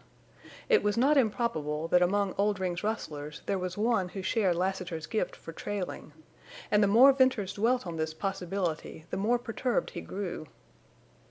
Lassiter's visit, moreover, had a disquieting effect upon Bess, and Venters fancied that she entertained the same thought as to future seclusion. The breaking of their solitude, though by a well-meaning friend, had not only dispelled all its dream and much of its charm, but had instilled a canker of fear. Both had seen the footprint in the sand. Venters did no more work that day. Sunset and twilight gave way to night, and the cañon bird whistled its melancholy notes, and the wind sang softly in the cliffs, and the campfire blazed and burned down to red embers. To Venters a subtle difference was apparent in all of these, or else the shadowy change had been in him. He hoped that on the morrow this slight depression would have passed away. In that measure, however, he was doomed to disappointment. Furthermore, Bess reverted to a wistful sadness that he had not observed in her since her recovery. His attempt to cheer her out of it resulted in dismal failure, and consequently in a darkening of his own mood. Hard work relieved him. Still, when the day had passed, his unrest returned. Then he set to deliberate thinking, and there came to him the startling conviction that he must leave Surprise Valley and take Bess with him. As a rider he had taken many chances, and as an adventurer in Deception Pass he had unhesitatingly risked his life, but now he would run no preventable hazard of Bess's safety and happiness, and he was too keen not to see that hazard. It gave him a pang to think of leaving the beautiful valley just when he had the means to establish a permanent and delightful home there. One flashing thought tore in hot temptation through his mind. Why not climb up into the gorge, roll Balancing Rock down the trail, and close forever the outlet to Deception Pass? "That was the beast in me showing his teeth," muttered Venters, scornfully. "I'll just kill him good and quick. I'll be fair to this girl, if it's the last thing I do on earth." Another day went by in which he worked less and pondered more, and all the time covertly watched Bess.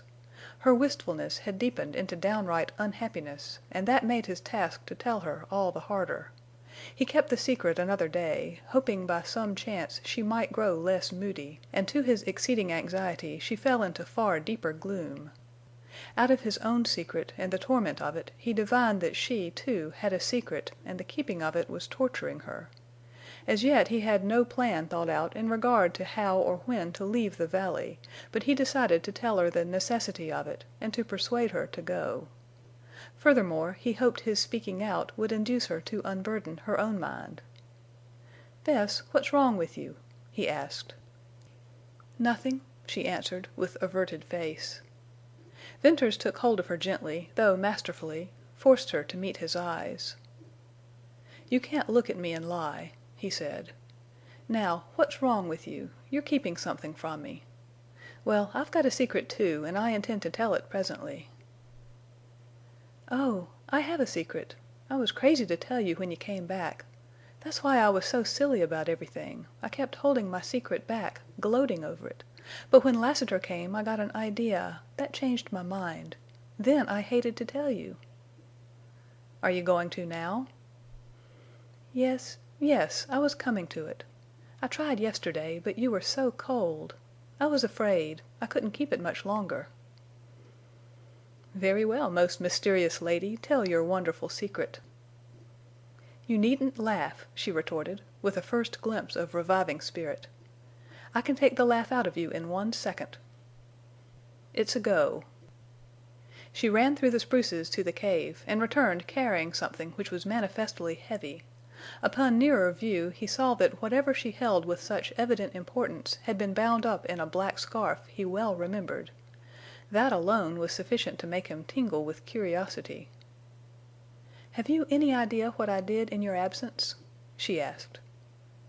"I imagine you lounged about, waiting and watching for me," he replied, smiling. "I've my share of conceit, you know." "You're wrong. I worked. Look at my hands." She dropped on her knees close to where he sat, and carefully depositing the black bundle, she held out her hands. The palms and inside of her fingers were white, puckered, and worn. "Why, Bess, you've been fooling in the water," he said. "Fooling? Look here." With deft fingers she spread open the black scarf, and the bright sun shone upon a dull, glittering heap of gold. "Gold!" he ejaculated. "Yes, gold. See, pounds of gold. I found it, washed it out of the stream, picked it out grain by grain, nugget by nugget." "Gold!" he cried. "Yes. Now laugh at my secret." For a long minute Venters gazed. Then he stretched forth a hand to feel if the gold was real. "Gold!" he almost shouted. "Bess, there are hundreds, thousands of dollars worth here." He leaned over to her and put his hand, strong and clenching now, on hers. "Is there more where this came from?" he whispered. "Plenty of it, all the way up the stream to the cliff. You know I've often washed for gold. Then I've heard the men talk. I think there's no great quantity of gold here, but enough for a fortune for you." "That was your secret!"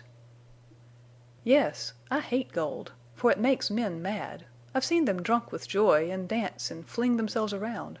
I've seen them curse and rave. I've seen them fight like dogs and roll in the dust. I've seen them kill each other for gold." "Is that why you hated to tell me?" "Not altogether." Bess lowered her head. "It was because I knew you'd never stay here long after you found gold." "You were afraid I'd leave you?" "Yes."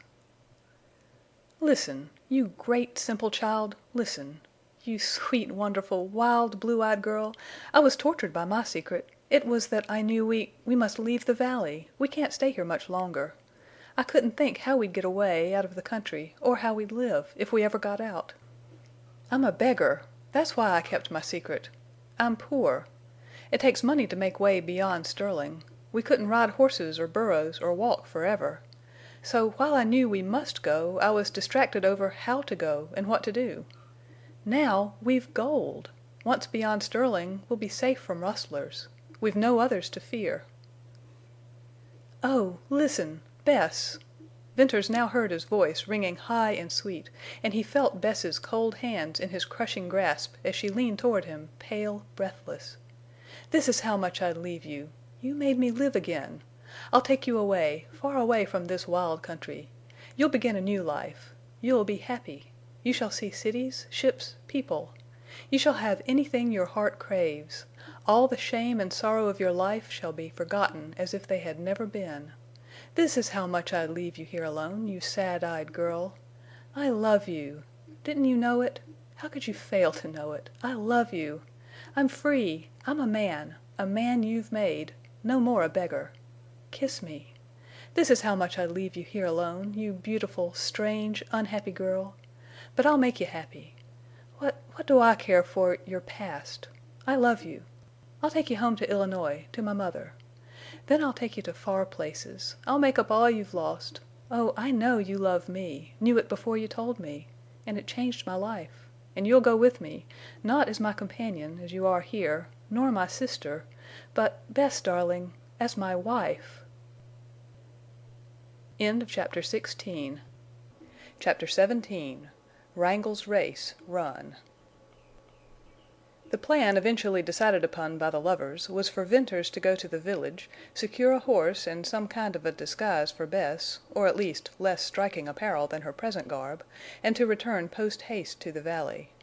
Meanwhile she would add to their store of gold. Then they would strike the long and perilous trail to ride out of Utah. In the event of his inability to fetch back a horse for her, they intended to make the giant sorrel carry double. The gold, a little food, saddle blankets, and Venters's guns were to compose the light outfit with which they would make the start. "I love this beautiful place," said Bess. "It's hard to think of leaving it."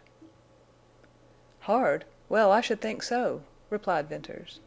"Maybe in years—" But he did not complete in words his thought that might be possible to return after many years of absence and change.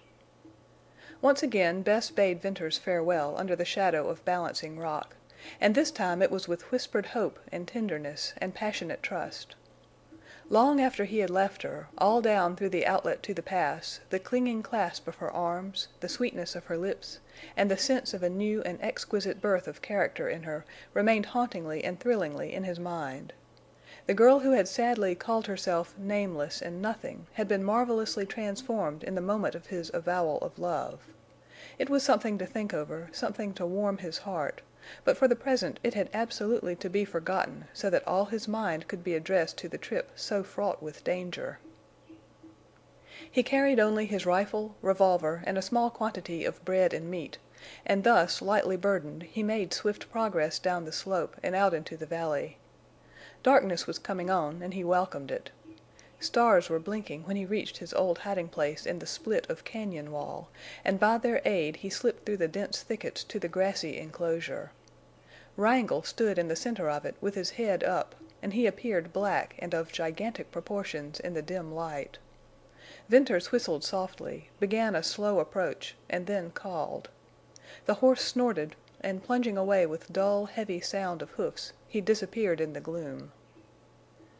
"Wilder than ever," muttered Venters. He followed the sorrel into the narrowing split between the walls, and presently had to desist because he could not see a foot in advance. As he went back toward the open, Wrangle jumped out of an ebony shadow of cliff and like a thunderbolt shot huge and black past him down into the starlit glade. Deciding that all attempts to catch Wrangle at night would be useless, Venters repaired to the shelving rock where he had hidden saddle and blanket, and there went to sleep. The first peep of day found him stirring, and as soon as it was light enough to distinguish objects, he took his lasso off his saddle and went out to rope the sorrel. He espied Wrangle at the lower end of the cove and approached him in a perfectly natural manner. When he got near enough, Wrangle evidently recognized him, but was too wild to stand. He ran up the glade and on into the narrow lane between the walls. This favored Venters' speedy capture of the horse, so, coiling his noose ready to throw, he hurried on. Wrangle let Venters get to within 100 feet, and then he broke. But as he plunged by, rapidly getting into his stride, Venters made a perfect throw with the rope. He had time to brace himself for the shock. Nevertheless, Wrangle threw him and dragged him several yards before halting. "You wild devil!" said Venters, as he slowly pulled Wrangle up. "Don't you know me? Come now, old fellow. So. Wrangle yielded to the lasso and then to Venters's strong hand. He was as straggly and wild-looking as a horse left to roam free in the sage. He dropped his long ears and stood readily to be saddled and bridled. But he was exceedingly sensitive and quivered at every touch and sound. Venters led him to the thicket, and, bending the close saplings to let him squeeze through, at length reached the open. Sharp survey in each direction assured him of the usual lonely nature of the cañon. Then he was in the saddle, riding south. Wrangle's long, swinging canter was a wonderful ground gainer. His stride was almost twice that of an ordinary horse, and his endurance was equally remarkable. Venters pulled him in occasionally and walked him up the stretches of rising ground and along the soft washes. Wrangle had never yet shown any indication of distress while Venters rode him. Nevertheless, there was now reason to save the horse; therefore Venters did not resort to the hurry that had characterized his former trip. He camped at the last water in the pass. What distance that was to Cottonwoods he did not know. He calculated, however, that it was in the neighborhood of 50 miles. Early in the morning he proceeded on his way, and about the middle of the forenoon reached the constricted gap that marked the southerly end of the pass, and through which led the trail up to the sage level. He spied out Lassiter's tracks in the dust, but no others, and, dismounting, he straightened out Wrangle's bridle and began to lead him up the trail. The short climb, more severe on beast than on man, necessitated a rest on the level above, and during this he scanned the wide purple reaches of slope. Wrangle whistled his pleasure at the smell of the sage.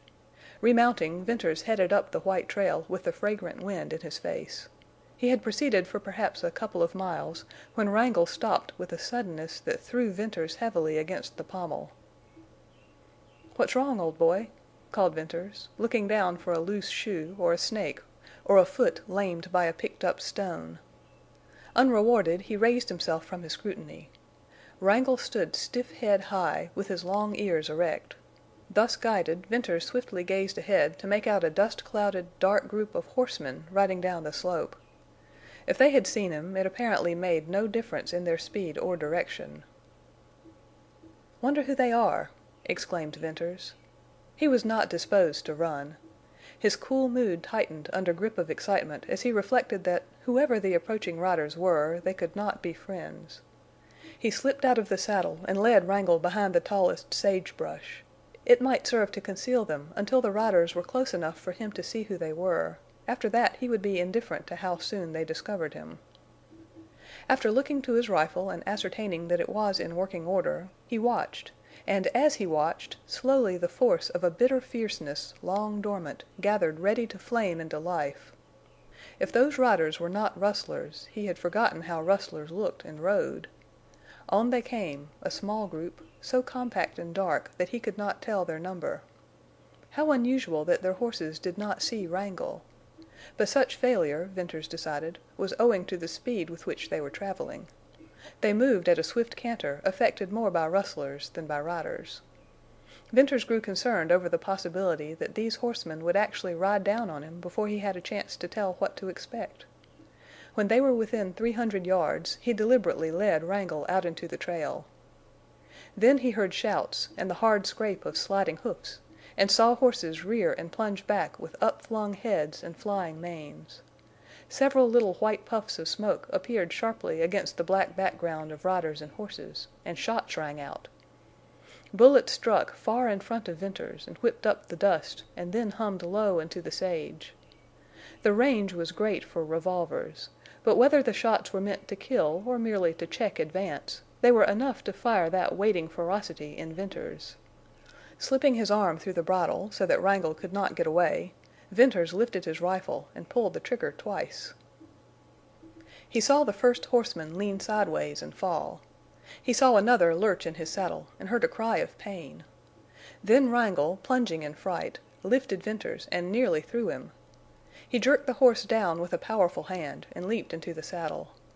Wrangle plunged again, dragging his bridle, that Venters had not had time to throw in place. Bending over with a swift movement, he secured it and dropped the loop over the pommel. Then, with grinding teeth, he looked to see what the issue would be. The band had scattered so as not to afford such a broad mark for bullets. The riders faced Venters, some with red-belching guns. He heard a sharper report, and just as Wrangle plunged again, he caught the whim of a leaden missile that would have hit him but for Wrangle's sudden jump. A swift, hot wave, turning cold, passed over Venters. Deliberately he picked out the one rider with a carbine and killed him. Wrangle snorted shrilly and bolted into the sage.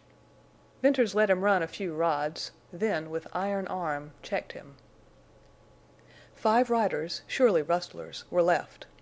One leaped out of the saddle to secure his fallen comrade's carbine. A shot from Venters, which missed the man but sent the dust flying over him, made him run back to his horse. Then they separated.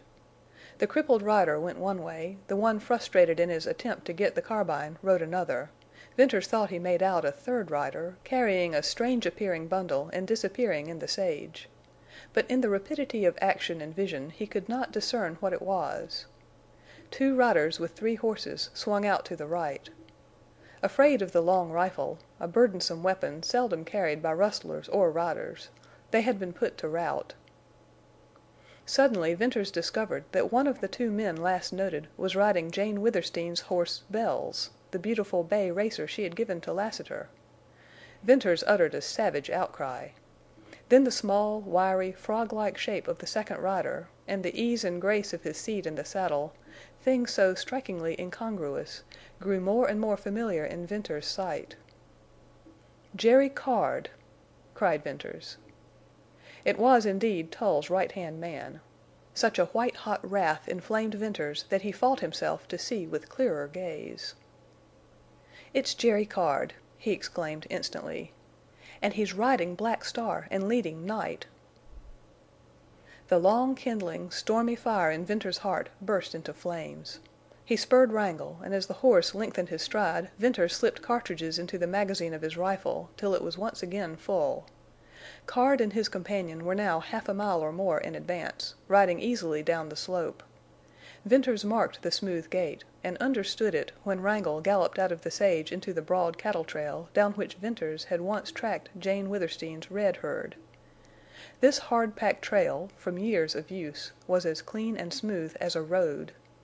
Venters saw Jerry Card look back over his shoulder. The other rider did likewise. Then the 3 racers lengthened their stride to the point where the swinging canter was ready to break into a gallop. "Wrangle, the race is on," said Venters, grimly. "We'll canter with them, and gallop with them, and run with them. We'll let them set the pace."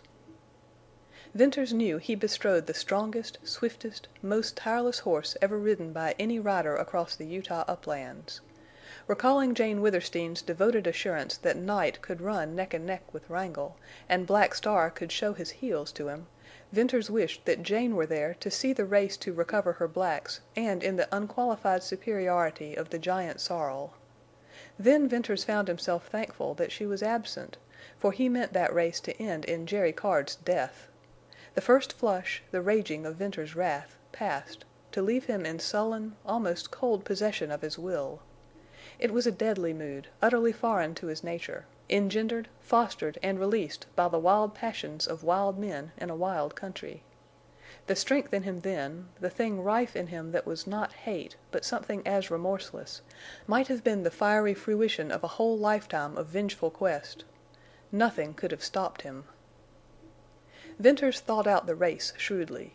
The rider on Bells would probably drop behind and take to the sage. What he did was of little moment to Venters. To stop Jerry Card, his evil hidden career as well as his present flight, and then to catch the blacks, that was all that concerned Venters. The cattle trail wound for miles and miles down the slope. Venters saw with a rider's keen vision 10, 15, 20 miles of clear purple sage. There were no oncoming riders or rustlers to aid Card. His only chance to escape lay in abandoning the stolen horses and creeping away in the sage to hide. In 10 miles Wrangle could run Black Star and Night off their feet, and in 15 he could kill them outright. So Venters held the sorrel in, letting Card make the running. It was a long race that would save the blacks. In a few miles of that swinging canter Wrangle had crept appreciably closer to the 3 horses. Jerry Card turned again, and when he saw how the sorrel had gained, he put Black Star to a gallop.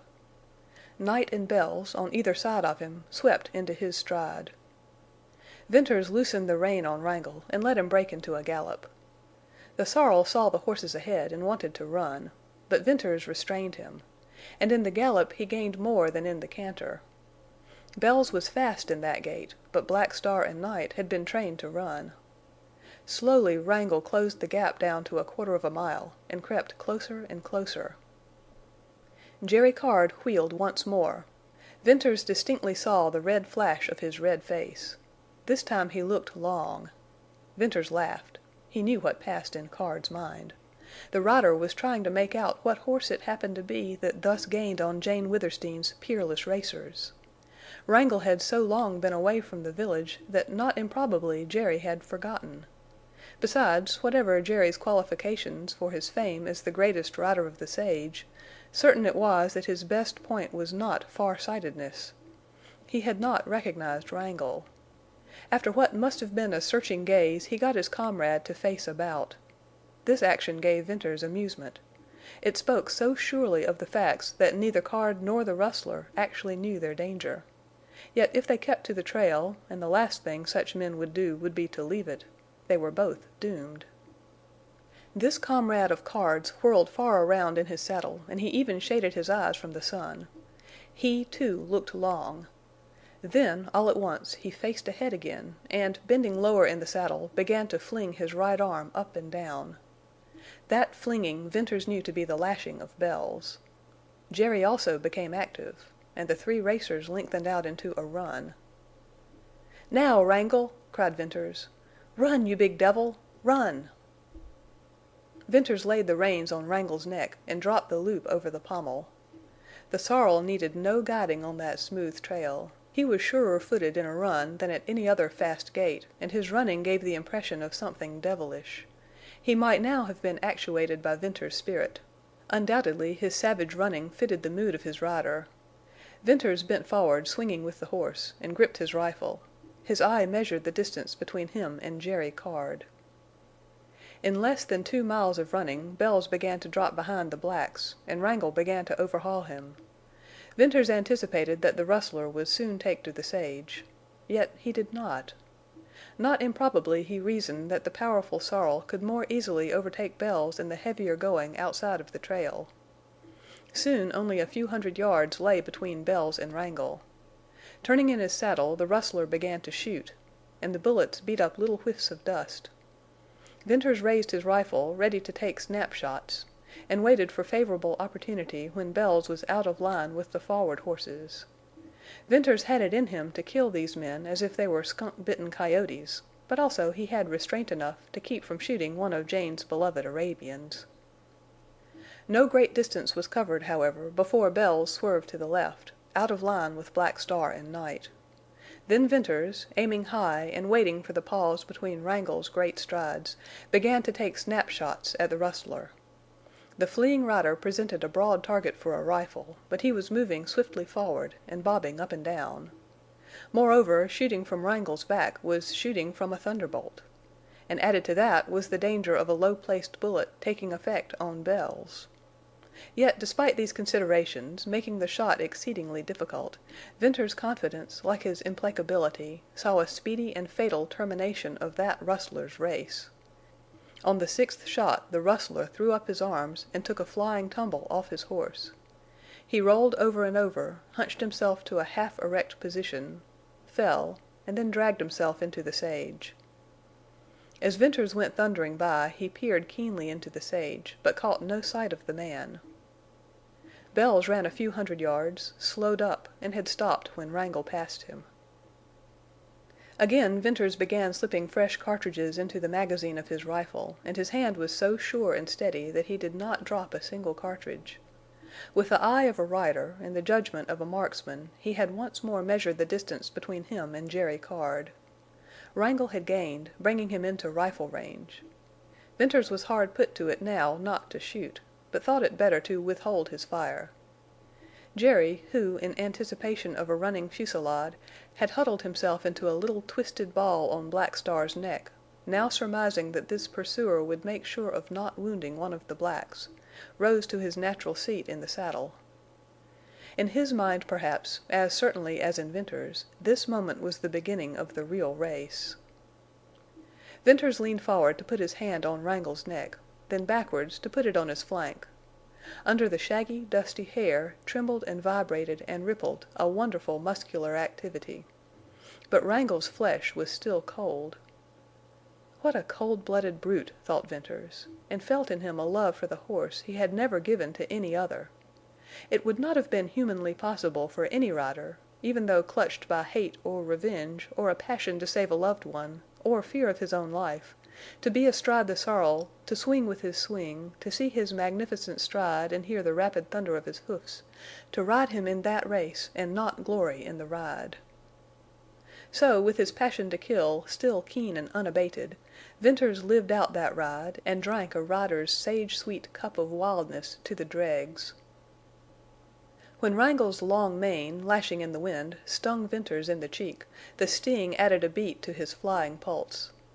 He bent a downward glance to try to see Wrangle's actual stride, and saw only twinkling, darting streaks and the white rush of the trail. He watched the sorrel's savage head, pointed level, his mouth still closed and dry, but his nostrils distended as if he were snorting unseen fire.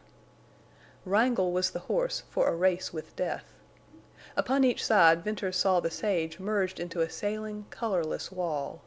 In front sloped the lay of ground with its purple breadth split by the white trail. The wind, blowing with heavy, steady blast into his face, sickened him with enduring, sweet odor, and filled his ears with a hollow, rushing roar. Then, for the 100th time, he measured the width of space separating him from Jerry Card. Wrangle had ceased to gain. The blacks were proving their fleetness. Venters watched Jerry Card, admiring the little rider's horsemanship. He had the incomparable seat of the upland rider, born in the saddle. It struck Venters that Card had changed his position, or the position of the horses. Presently Venters remembered positively that Jerry had been leading Night on the right-hand side of the trail. The racer was now on the side to the left. No, it was Black Star. But, Venters argued in amaze, Jerry had been mounted on Black Star. Another clearer, keener gaze assured Venters that Black Star was really riderless. Night now carried Jerry Card. "He's changed from one to the other," ejaculated Venters, realizing the astounding feat with unstinted admiration. "Changed at full speed. Jerry Card, that's what you've done, unless I'm drunk on the smell of sage. But I've got to see the trick before I believe it." Thenceforth, while Wrangle sped on, Venters glued his eyes to the little rider. Jerry Card rode as only he could ride. Of all the daring horsemen of the uplands, Jerry was the one rider fitted to bring out the greatness of the blacks in that long race. He had them on a dead run, but not yet at the last strained and killing pace. From time to time he glanced backward, as a wise general in retreat calculating his chances and the power and speed of pursuers, and the moment for the last desperate burst. No doubt Card, with his life at stake, gloried in that race, perhaps more wildly than Venters. For he had been born to the sage and the saddle and the wild. He was more than half horse. Not until the last call, the sudden upflashing instinct of self-preservation, would he lose his skill and judgment and nerve and the spirit of that race. Venters seemed to read Jerry's mind. That little crime-stained rider was actually thinking of his horses, husbanding their speed, handling them with knowledge of years, glorying in their beautiful, swift, racing stride, and wanting them to win the race when his own life hung suspended in quivering balance. Again Jerry whirled in his saddle, and the sun flashed red on his face. Turning, he drew Black Star closer and closer toward Night, till they ran side by side as one horse. Then Card raised himself in the saddle, slipped out of the stirrups, and, somehow twisting himself, leaped upon Black Star. He did not even lose the swing of the horse. Like a leech he was there in the other saddle, and as the horses separated, his right foot, that had been apparently doubled under him, shot down to catch the stirrup. The grace and dexterity and daring of that rider's act won something more than admiration from Venters. For the distance of a mile Jerry rode Black Star and then changed back to Night. But all Jerry's skill and the running of the blacks could avail little more against the sorrel. Venters peered far ahead, studying the lay of the land. Straight away for 5 miles the trail stretched, and then it disappeared in hummocky ground. To the right, some few rods, Venters saw a break in the sage, and this was the rim of Deception Pass. Across the dark cleft gleamed the red of the opposite wall. Venters imagined that the trail went down into the pass somewhere north of those ridges, and he realized that he must and would overtake Jerry Card in this straight course of 5 miles. Cruelly he struck his spurs into Wrangle's flanks. A light touch of spur was sufficient to make Wrangle plunge. And now, with a ringing, wild snort, he seemed to double up in muscular convulsions and to shoot forward with an impetus that almost unseated Venters. The sage blurred by, the trail flashed by, and the wind robbed him of breath and hearing. Jerry Card turned once more, and the way he shifted to Black Star showed he had to make his last desperate running. Venters aimed to the side of the trail and sent a bullet puffing the dust beyond Jerry. Venters hoped to frighten the rider and get him to take to the sage. But Jerry returned the shot, and his ball struck dangerously close in the dust at Wrangle's flying feet. Venters held his fire then, while the rider emptied his revolver. For a mile, with Black Star leaving Night behind and doing his utmost, Wrangle did not gain. For another mile he gained little if at all. In the third he caught up with the now galloping Night and began to gain rapidly on the other black. Only 100 yards now stretched between Black Star and Wrangle. The giant sorrel thundered on and on and on. In every yard he gained a foot. He was whistling through his nostrils, wringing wet, flying lather, and as hot as fire. Savage as ever, strong as ever, fast as ever, but each tremendous stride jarred Venters out of the saddle. Wrangle's power and spirit and momentum had begun to run him off his legs. Wrangle's great race was nearly won, and run. Venters seemed to see the expanse before him as a vast, sheeted, purple plain sliding under him. Black Star moved in it as a blur. The rider, Jerry Card, appeared a mere dot bobbing dimly. Wrangle thundered on. Venters felt the increase in quivering, straining shock after every leap. Flecks of foam flew into Venters' eyes, burning him, making him see all the sage as red. But in that red haze he saw, or seemed to see, Black Star suddenly riderless and with broken gait. Wrangle thundered on to change his pace with a violent break. Then Venters pulled him hard. From run to gallop, gallop to canter, canter to trot, trot to walk, and walk to stop, the great sorrel ended his race. Venters looked back. Black Star stood riderless in the trail. Jerry Card had taken to the sage. Far up the white trail Night came trotting faithfully down. Venters leaped off, still half blind, reeling dizzily. In a moment he had recovered sufficiently to have a care for Wrangle. Rapidly he took off the saddle and bridle. The sorrel was reeking, heaving, whistling, shaking. But he had still the strength to stand, and for him Venters had no fears.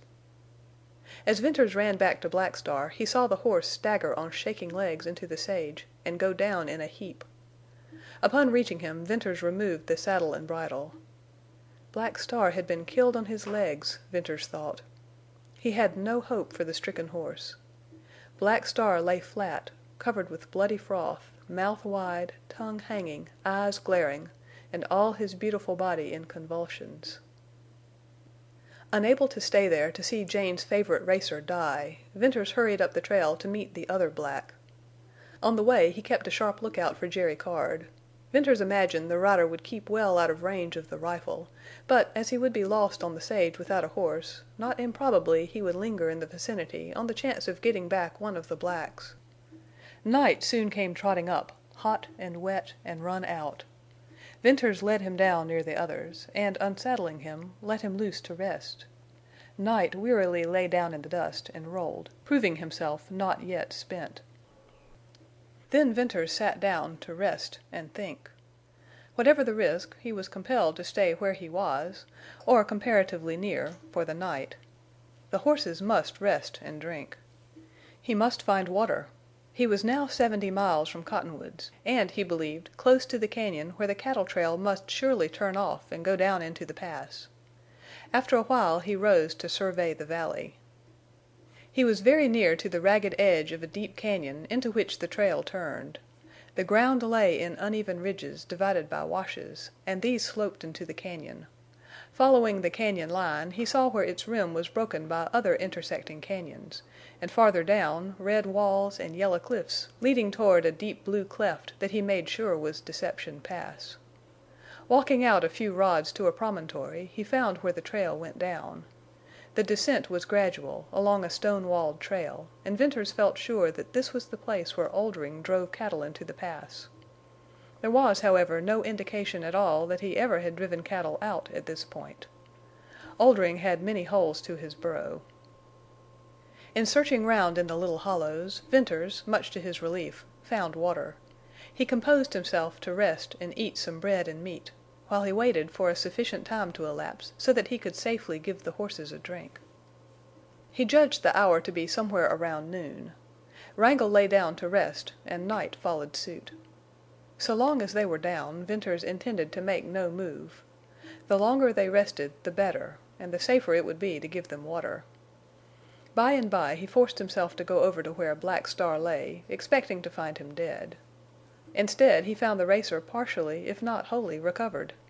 There was recognition, even fire, in his big black eyes. Venters was overjoyed. He sat by the black for a long time. Black Star presently labored to his feet with a heave and a groan, shook himself, and snorted for water. Venters repaired to the little pool he had found, filled his sombrero, and gave the racer a drink. Black Star gulped it at one draught, as if it were but a drop, and pushed his nose into the hat and snorted for more. Venters now led Night down to drink, and after a further time Black Star also. Then the blacks began to graze. The sorrel had wandered off down the sage between the trail and the cañon. Once or twice he disappeared in little swales. Finally Venters concluded Wrangle had grazed far enough, and taking his lasso, he went to fetch him back. In crossing from one ridge to another he saw where the horse had made muddy a pool of water. It occurred to Venters then that Wrangle had drunk his fill and did not seem the worse for it, and might be anything but easy to catch. And true enough, he could not come within roping reach of the sorrel. He tried for an hour, and gave up in disgust. Wrangle did not seem so wild as simply perverse. In a quandary, Venters returned to the other horses, hoping much, yet doubting more, that when Wrangle had grazed to suit himself, he might be caught. As the afternoon wore away, Venters' concern diminished, yet he kept close watch on the blacks and the trail and the sage. There was no telling of what Jerry Card might be capable. Venters suddenly acquiesced to the idea that the rider had been too quick and too shrewd for him. Strangely and doggedly, however, Venters clung to his foreboding of Card's downfall. The wind died away, the red sun topped the far distant western rise of slope, and the long, creeping purple shadows lengthened. The rims of the cañons gleamed crimson and the deep clefts appeared to belch forth blue smoke. Silence enfolded the scene. It was broken by a horrid, long-drawn scream of a horse and the thudding of heavy hoofs. Venters sprang erect and wheeled south. Along the cañon rim near the edge came Wrangle, once more in thundering flight. Venters gasped in amazement. Had the wild sorrel gone mad? His head was high and twisted, in a most singular position for a running horse. Suddenly Venters descried a frog-like shape clinging to Wrangle's neck. Jerry Card! Somehow he had straddled Wrangle and now stuck like a huge burr. But it was his strange position and the sorrel's wild scream that shook Venters' nerves. Wrangle was pounding toward the turn where the trail went down. He plunged onward like a blind horse. More than one of his leaps took him to the very edge of the precipice. Jerry Card was bent forward with his teeth fast in the front of Wrangle's nose. Venters saw it, and there flashed over him a memory of this trick of a few desperate riders. He even thought of one rider who had worn off his teeth in this terrible hold to break or control desperate horses. Wrangle had indeed gone mad. The marvel was what guided him. Was it the half-brute, the more than half-horse instinct of Jerry Card? Whatever the mystery, it was true, and in a few more rods Jerry would have the sorrel turning into the trail leading down into the cañon. "No, Jerry," whispered Venters, stepping forward and throwing up the rifle. He tried to catch the little humped, frog-like shape over the sights. It was moving too fast. It was too small. Yet Venters shot once, twice, the third time, 4 times, 5, all wasted shots and precious seconds. With a deep muttered curse, Venters caught Wrangle through the sights and pulled the trigger. Plainly he heard the bullet thud. Wrangle uttered a horrible, strangling sound. In swift death action he whirled, and with one last splendid leap he cleared the cañon rim. and he whirled downward with the little frog-like shape clinging to his neck. There was a pause which seemed never-ending, a shock, and an instant silence. Then uprolled a heavy crash, a long roar of sliding rocks dying away in distant echo, then silence unbroken. Wrangle's race was run. End of Chapter 17. Chapter 18. Oldring's Knell. Some 40 hours or more later Venters created a commotion in Cottonwoods by riding down the main street on Black Star and leading Bells and Night. He had come upon Bells grazing near the body of a dead rustler, the only incident of his quick ride into the village. Nothing was farther from Venters's mind than bravado. No thought came to him of the defiance and boldness of riding Jane Withersteen's racers straight into the arch plotter's stronghold. He wanted men to see the famous Arabians. He wanted men to see them dirty and dusty, bearing all the signs of having been driven to their limit. He wanted men to see and to know that the thieves who had ridden them out into the sage had not ridden them back. Venters had come for that and for more. He wanted to meet Tull face to face. If not Tull, then Dyer. If not Dyer, then anyone in the secret of these master conspirators. Such was Venters's passion. The meeting with the rustlers, the unprovoked attack upon him, the spilling of blood, the recognition of Jerry Card, and the horses, the race, and that last plunge of mad wrangle, all these things, fuel on fuel to the smoldering fire, had kindled and swelled and leaped into living flame. He could have shot Dyer in the midst of his religious services at the altar. He could have killed Tull in front of wives and babes. He walked the three racers down the broad, green-bordered village road. He heard the murmur of running water from Amber Spring. Bitter waters for Jane Withersteen. Men and women stopped to gaze at him and the horses. All knew him. All knew the blacks and the bay. As well as if it had been spoken, Venters read in the faces of men the intelligence that Jane Withersteen's Arabians had been known to have been stolen. Venters reined in and halted before Dyer's residence. It was a low, long stone structure resembling Withersteen House. The spacious front yard was green and luxuriant with grass and flowers. Gravel walks led to the huge porch. A well-trimmed hedge of purple sage separated the yard from the church grounds. Birds sang in the trees, water flowed musically along the walks, and there were glad, careless shouts of children. For Venters, the beauty of this home, and the serenity and its apparent happiness, all turned red and black. For Venters, a shade overspread the lawn, the flowers, the old vine-clad stone house. In the music of the singing birds, in the murmur of the running water, he heard an ominous sound. Quiet beauty, sweet music, innocent laughter. By what monstrous abortion of fate did these abide in the shadow of Dyer? Venters rode on and stopped before Tull's cottage. Women stared at him with white faces and then flew from the porch. Tull himself appeared at the door, bent low, craning his neck. His dark face flashed out of sight. The door banged. A heavy bar dropped with a hollow sound. Then Venters shook Black Star's bridle, and, sharply trotting, led the other horses to the center of the village. Here at the intersecting streets and in front of the stores he halted once more. The usual lounging atmosphere of that prominent corner was not now in evidence. Riders and ranchers and villagers broke up what must have been absorbing conversation. There was a rush of many feet, and then the walk was lined with faces. Venters's glance swept down the line of silent, stone-faced men. He recognized many riders and villagers, but none of those he had hoped to meet. There was no expression in the faces turned toward him. All of them knew him. Most were inimical, but there were few who were not burning with curiosity and wonder in regard to the return of Jane Withersteen's racers. Yet all were silent. Here were the familiar characteristics, masked feeling, strange secretiveness, expressionless expression of mystery and hidden power. "Has anybody here seen Jerry Card?" queried Venters in a loud voice. In reply there came not one word, not a nod or shake of head, not so much as dropping eye or twitching lip, nothing but a quiet, stony stare. "Been under the knife? You've a fine knife wielder here, one Tull, I believe. Maybe you've all had your tongues cut out?" This passionate sarcasm of Venters brought no response, and the stony calm was as oil on the fire within him. I see some of you pack guns, too," he added in biting scorn. In the long, tense pause, strung keenly as a tight wire, he sat motionless on Black Star. "All right," he went on. "Then let some of you take this message to Tull. Tell him I've seen Jerry Card. Tell him Jerry Card will never return."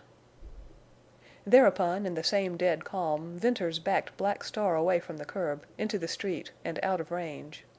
He was ready now to ride up to Withersteen House and turn the racers over to Jane. "Hello, Venters!" a familiar voice cried, hoarsely, and he saw a man running toward him. It was the rider Judkins who came up and gripped Venters' hand. "Venters, I could have dropped when I seen them hosses, but that sight ain't a marker to the looks of you. What's wrong? Have you gone crazy? You must be crazy to ride in here this way, with them hosses, talkin' that way about Tull and Jerry Card." "Jud, I'm not crazy, only mad clean through," replied Venters. "Mad? Now, Bern, I'm glad to hear some of your old self in your voice, for when you come up you look like the corpse of a dead rider with fire for eyes. You had that crowd too stiff for throwin' guns. Come, we've got to have a talk. Let's go up the lane. We ain't much safe here." Judkins mounted Bells and rode with Venters up to the cottonwood grove. Here they dismounted and went among the trees. "Let's hear from you first," said Judkins. "You fetched back them hosses. That is the trick. And of course you got Jerry the same as you got Horn." "Horn?" "Sure. He was found dead yesterday, all chewed by coyotes, and he'd been shot plumb center." "Where was he found?" "At the split down the trail. You know where Oldring's cattle trail runs off north from the trail to the Pass." "That's where I met Jerry and the rustlers. What was Horn doing with them? I thought Horn was an honest cattleman." "Lord, Bern, don't ask me that. I'm all muddled now, trying to figure things." Venters told of the fight and the race with Jerry Card, and its tragic conclusion.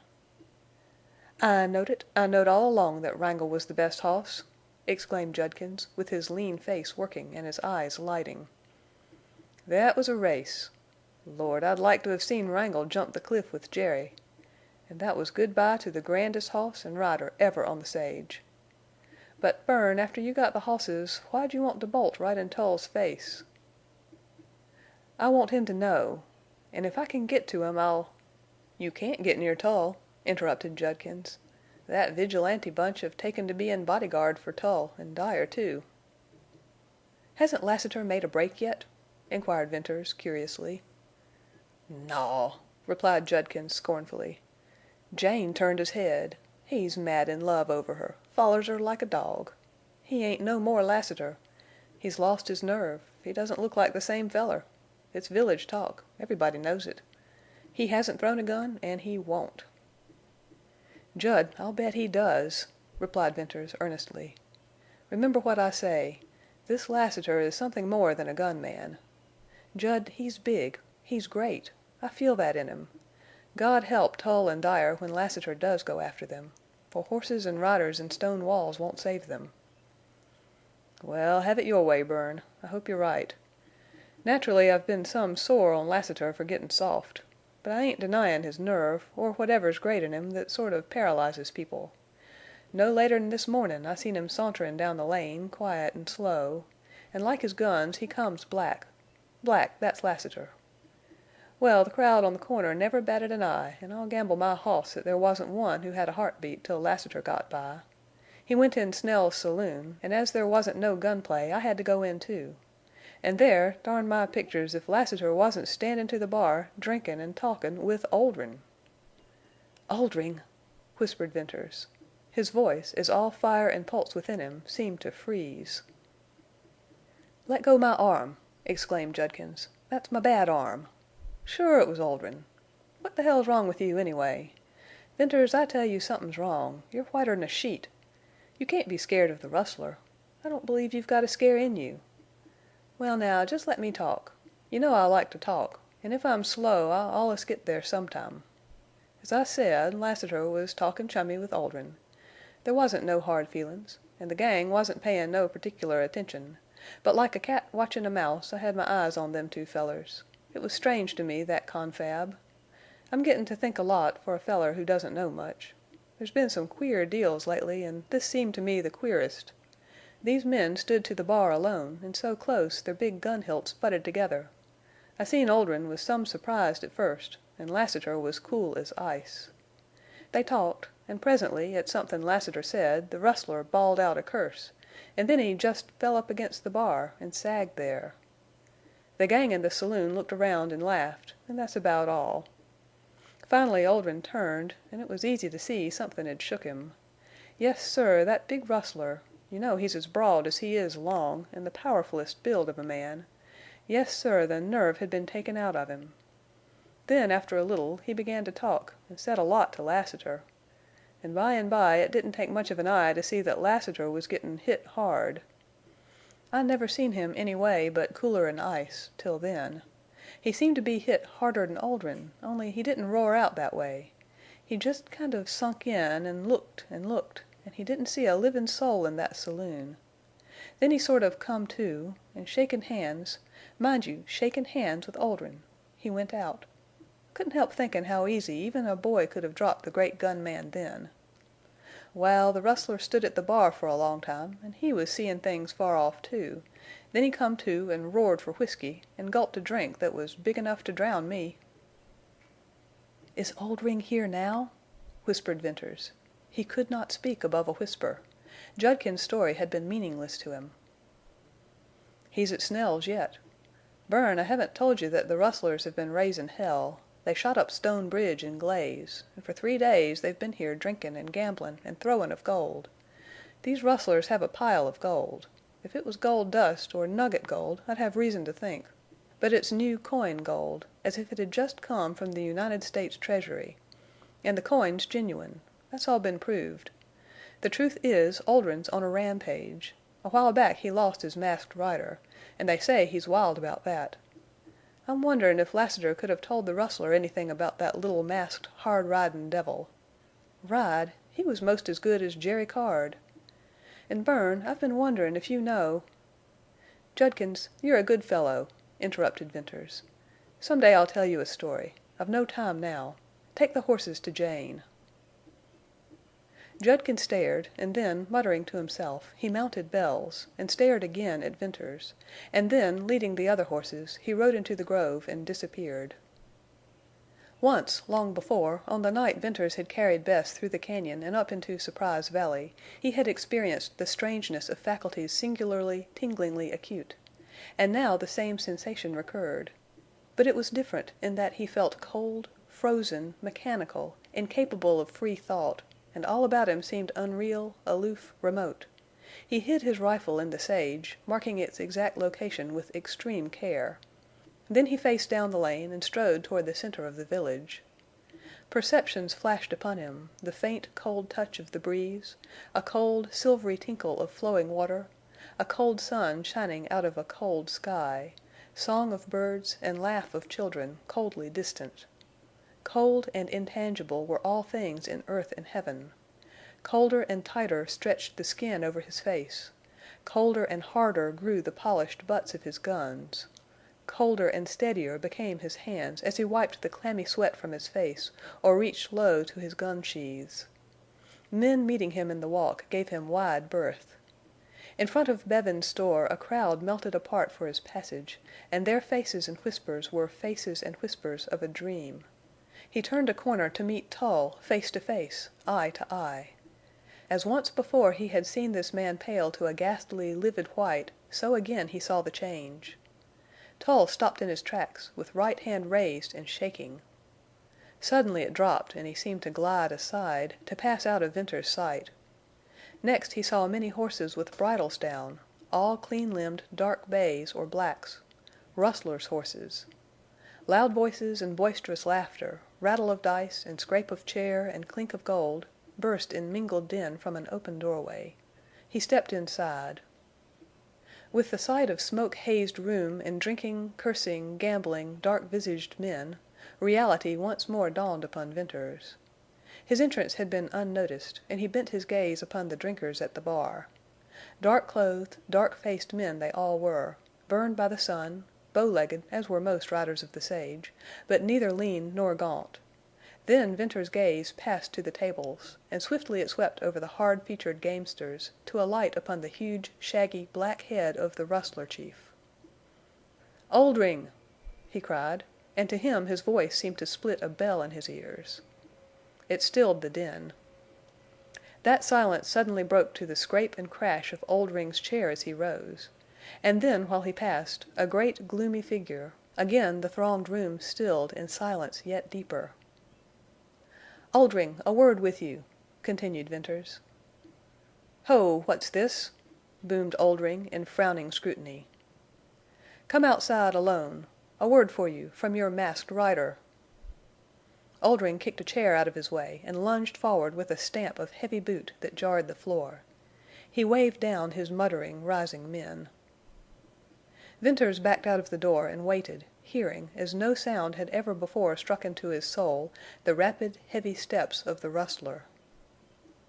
Oldring appeared, and Venters had one glimpse of his great breadth and bulk, his gold-buckled belt with hanging guns, his high-top boots with gold spurs. In that moment Venters had a strange, unintelligible curiosity to see Oldring alive.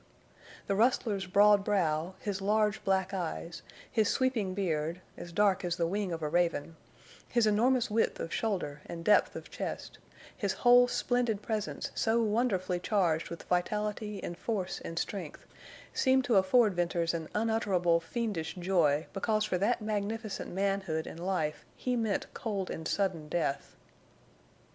"Oldring, Bess is alive. But she's dead to you, dead to the life you made her lead, dead as you will be in 1 second." Swift as lightning, Venters's glance dropped from Oldring's rolling eyes to his hands. One of them, the right, swept out, then toward his gun, and Venters shot him through the heart. Slowly Oldring sank to his knees, and the hand, dragging at the gun, fell away. Venters's strangely acute faculties grasped the meaning of that limp arm, of the swaying hulk, of the gasp and heave, of the quivering beard. But was that awful spirit in the black eyes only one of vitality? "Man, why didn't you wait? Bess was—" Oldring's whisper died under his beard, and with a heavy lurch he fell forward. Bounding swiftly away, Venters fled around the corner, across the street, and leaping a hedge he ran through yard, orchard, and garden to the sage.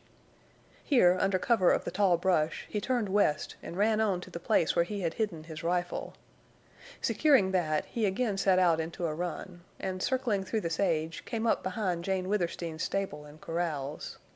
With laboring, dripping chest, and pain as of a knife thrust in his side, he stopped to regain his breath, and while resting his eyes roved around in search of a horse. Doors and windows of the stable were open wide and had a deserted look. One dejected, lonely burro stood in the near corral. Strange indeed was the silence brooding over the once happy, noisy home of Jane Withersteen's pets. He went into the corral, exercising care to leave no tracks, and led the burro to the watering trough. Venters, though not thirsty, drank till he could drink no more.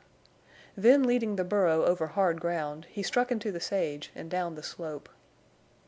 He strode swiftly, turning from time to time to scan the slope for riders. His head just topped the level of sagebrush, and the burro could not have been seen at all. Slowly the green of cottonwoods sank behind the slope, and at last a wavering line of purple sage met the blue of sky. To avoid being seen, to get away, to hide his trail—these were the sole ideas in his mind as he headed for Deception Pass, and he directed all his acuteness of eye and ear, and the keenness of a rider's judgment for distance and ground, to stern accomplishment of the task. He kept to the sage far to the left of the trail leading into the pass. He walked 10 miles and looked back 1,000 times. Always the graceful, purple wave of sage remained wide and lonely, a clear, undotted waste. Coming to a stretch of rocky ground, he took advantage of it to cross the trail, and then continued down on the right. At length he persuaded himself that he would be able to see riders mounted on horses before they could see him on the little burro, and he rode bareback. Hour by hour the tireless burro kept to his faithful, steady trot. The sun sank, and the long shadows lengthened down the slope. Moving veils of purple twilight crept out of the hollows and, mustering and forming on the levels, soon merged and shaded into night. Venters guided the burro nearer to the trail, so that he could see its white line from the ridges, and rode on through the hours. Once down in the pass without leaving a trail, he would hold himself safe for the time being. When late in the night he reached the break in the sage, he sent the burro down ahead of him and started an avalanche that all but buried the animal at the bottom of the trail. Bruised and battered as he was, he had a moment's elation, for he had hidden his tracks. Once more he mounted the burro and rode on. The hour was the blackest of the night when he made the thicket which enclosed his old camp. Here he turned the burro loose in the grass near the spring, and then lay down on his old bed of leaves. He felt only vaguely, as outside things, the ache and burn and throb of the muscles of his body, but a dammed-up torrent of emotion at last burst its bounds, and the hour that saw his release from immediate action was one that confounded him in the reaction of his spirit. He suffered without understanding why. He caught glimpses into himself, into unlit darkness of soul. The fire that had blistered him and the cold which had frozen him now united in one torturing possession of his mind and heart, and, like a fiery steed with ice-shod feet ranged his being, ran rioting through his blood, trampling the resurging good, dragging ever at the evil. Out of the subsiding chaos came a clear question. What had happened? He had left the valley to go to Cottonwoods. Why? It seemed that he had gone to kill a man, Oldring. The name riveted his consciousness upon the one man of all men upon earth whom he had wanted to meet. He had met the rustler. Venters recalled the smoky haze of the saloon, the dark-visaged men, the huge Oldring. He saw him step out of the door, a splendid specimen of manhood, a handsome giant with purple-black and sweeping beard. He remembered inquisitive gaze of falcon eyes. He heard himself repeating, "Oldring, Bess is alive, but she's dead to you," and he felt himself jerk, and his ears throbbed to the thunder of a gun, and he saw the giant sink slowly to his knees. Was that only the vitality of him, that awful light in his eyes, only the hard dying life of a tremendously powerful brute? A broken whisper, strange as death. "Man, why didn't you wait? Bess was—" And Oldring plunged face forward, dead. "I killed him," cried Venters in remembering shock. "But it wasn't that. Ah, the look in his eyes and his whisper!" Herein lay the secret that had clamored to him through all the tumult and stress of his emotions. What a look in the eyes of a man shot through the heart! It had been neither hate nor ferocity, nor fear of men, nor fear of death. It had been no passionate, glinting spirit of a fearless foe, willing shot for shot, life for life, but lacking physical power. Distinctly recalled now, never to be forgotten, Venters saw in Oldring's magnificent eyes the rolling of great, glad surprise, softness, love. Then came a shadow and the terrible superhuman striving of his spirit to speak. Oldring, shot through the heart, had fought and forced back death, not for a moment in which to shoot or curse, but to whisper strange words. What words for a dying man to whisper? Why had not Venters waited? For what? That was no plea for life. It was regret that there was not a moment of life left in which to speak. Bess was— Herein lay renewed torture for Venters. What had Bess been to Oldring? The old question, like a specter, stalked from its grave to haunt him. He had overlooked, he had forgiven, he had loved, and he had forgotten. And now out of the mystery of a dying man's whisper rose again that perverse, unsatisfied, jealous uncertainty.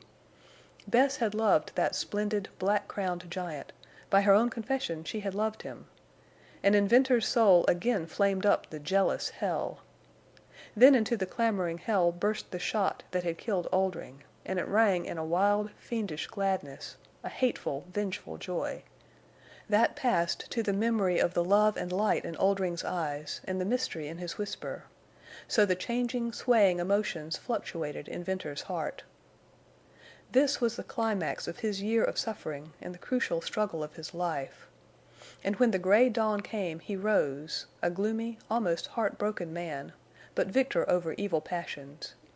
He could not change the past, and even if he had not loved Bess with all his soul, he had grown into a man who would not change the future he had planned for her. Only, and once for all, he must know the truth, know the worst, stifle all these insistent doubts and subtle hopes and jealous fancies, and kill the past by knowing truly what Bess had been to Oldring. For that matter he knew, he had always known, but he must hear it spoken. Then, when they had safely gotten out of that wild country to take up a new and an absorbing life, she would forget, she would be happy, and through that, in the years to come, he could not but find life worth living. All day he rode slowly and cautiously up the pass, taking time to peer around corners, to pick out hard ground and grassy patches, and to make sure there was no one in pursuit. In the night sometime he came to the smooth, scrawled rocks dividing the valley, and here set the burro at liberty. He walked beyond, climbed the slope in the dim, starlit gorge. Then, weary to the point of exhaustion, he crept into a shallow cave and fell asleep. In the morning, when he descended the trail, he found the sun was pouring a golden stream of light through the arch of the great stone bridge. Surprise Valley, like a valley of dreams, lay mystically soft and beautiful, awakening to the golden flood which was rolling away its slumberous bands of mist, brightening its walled faces.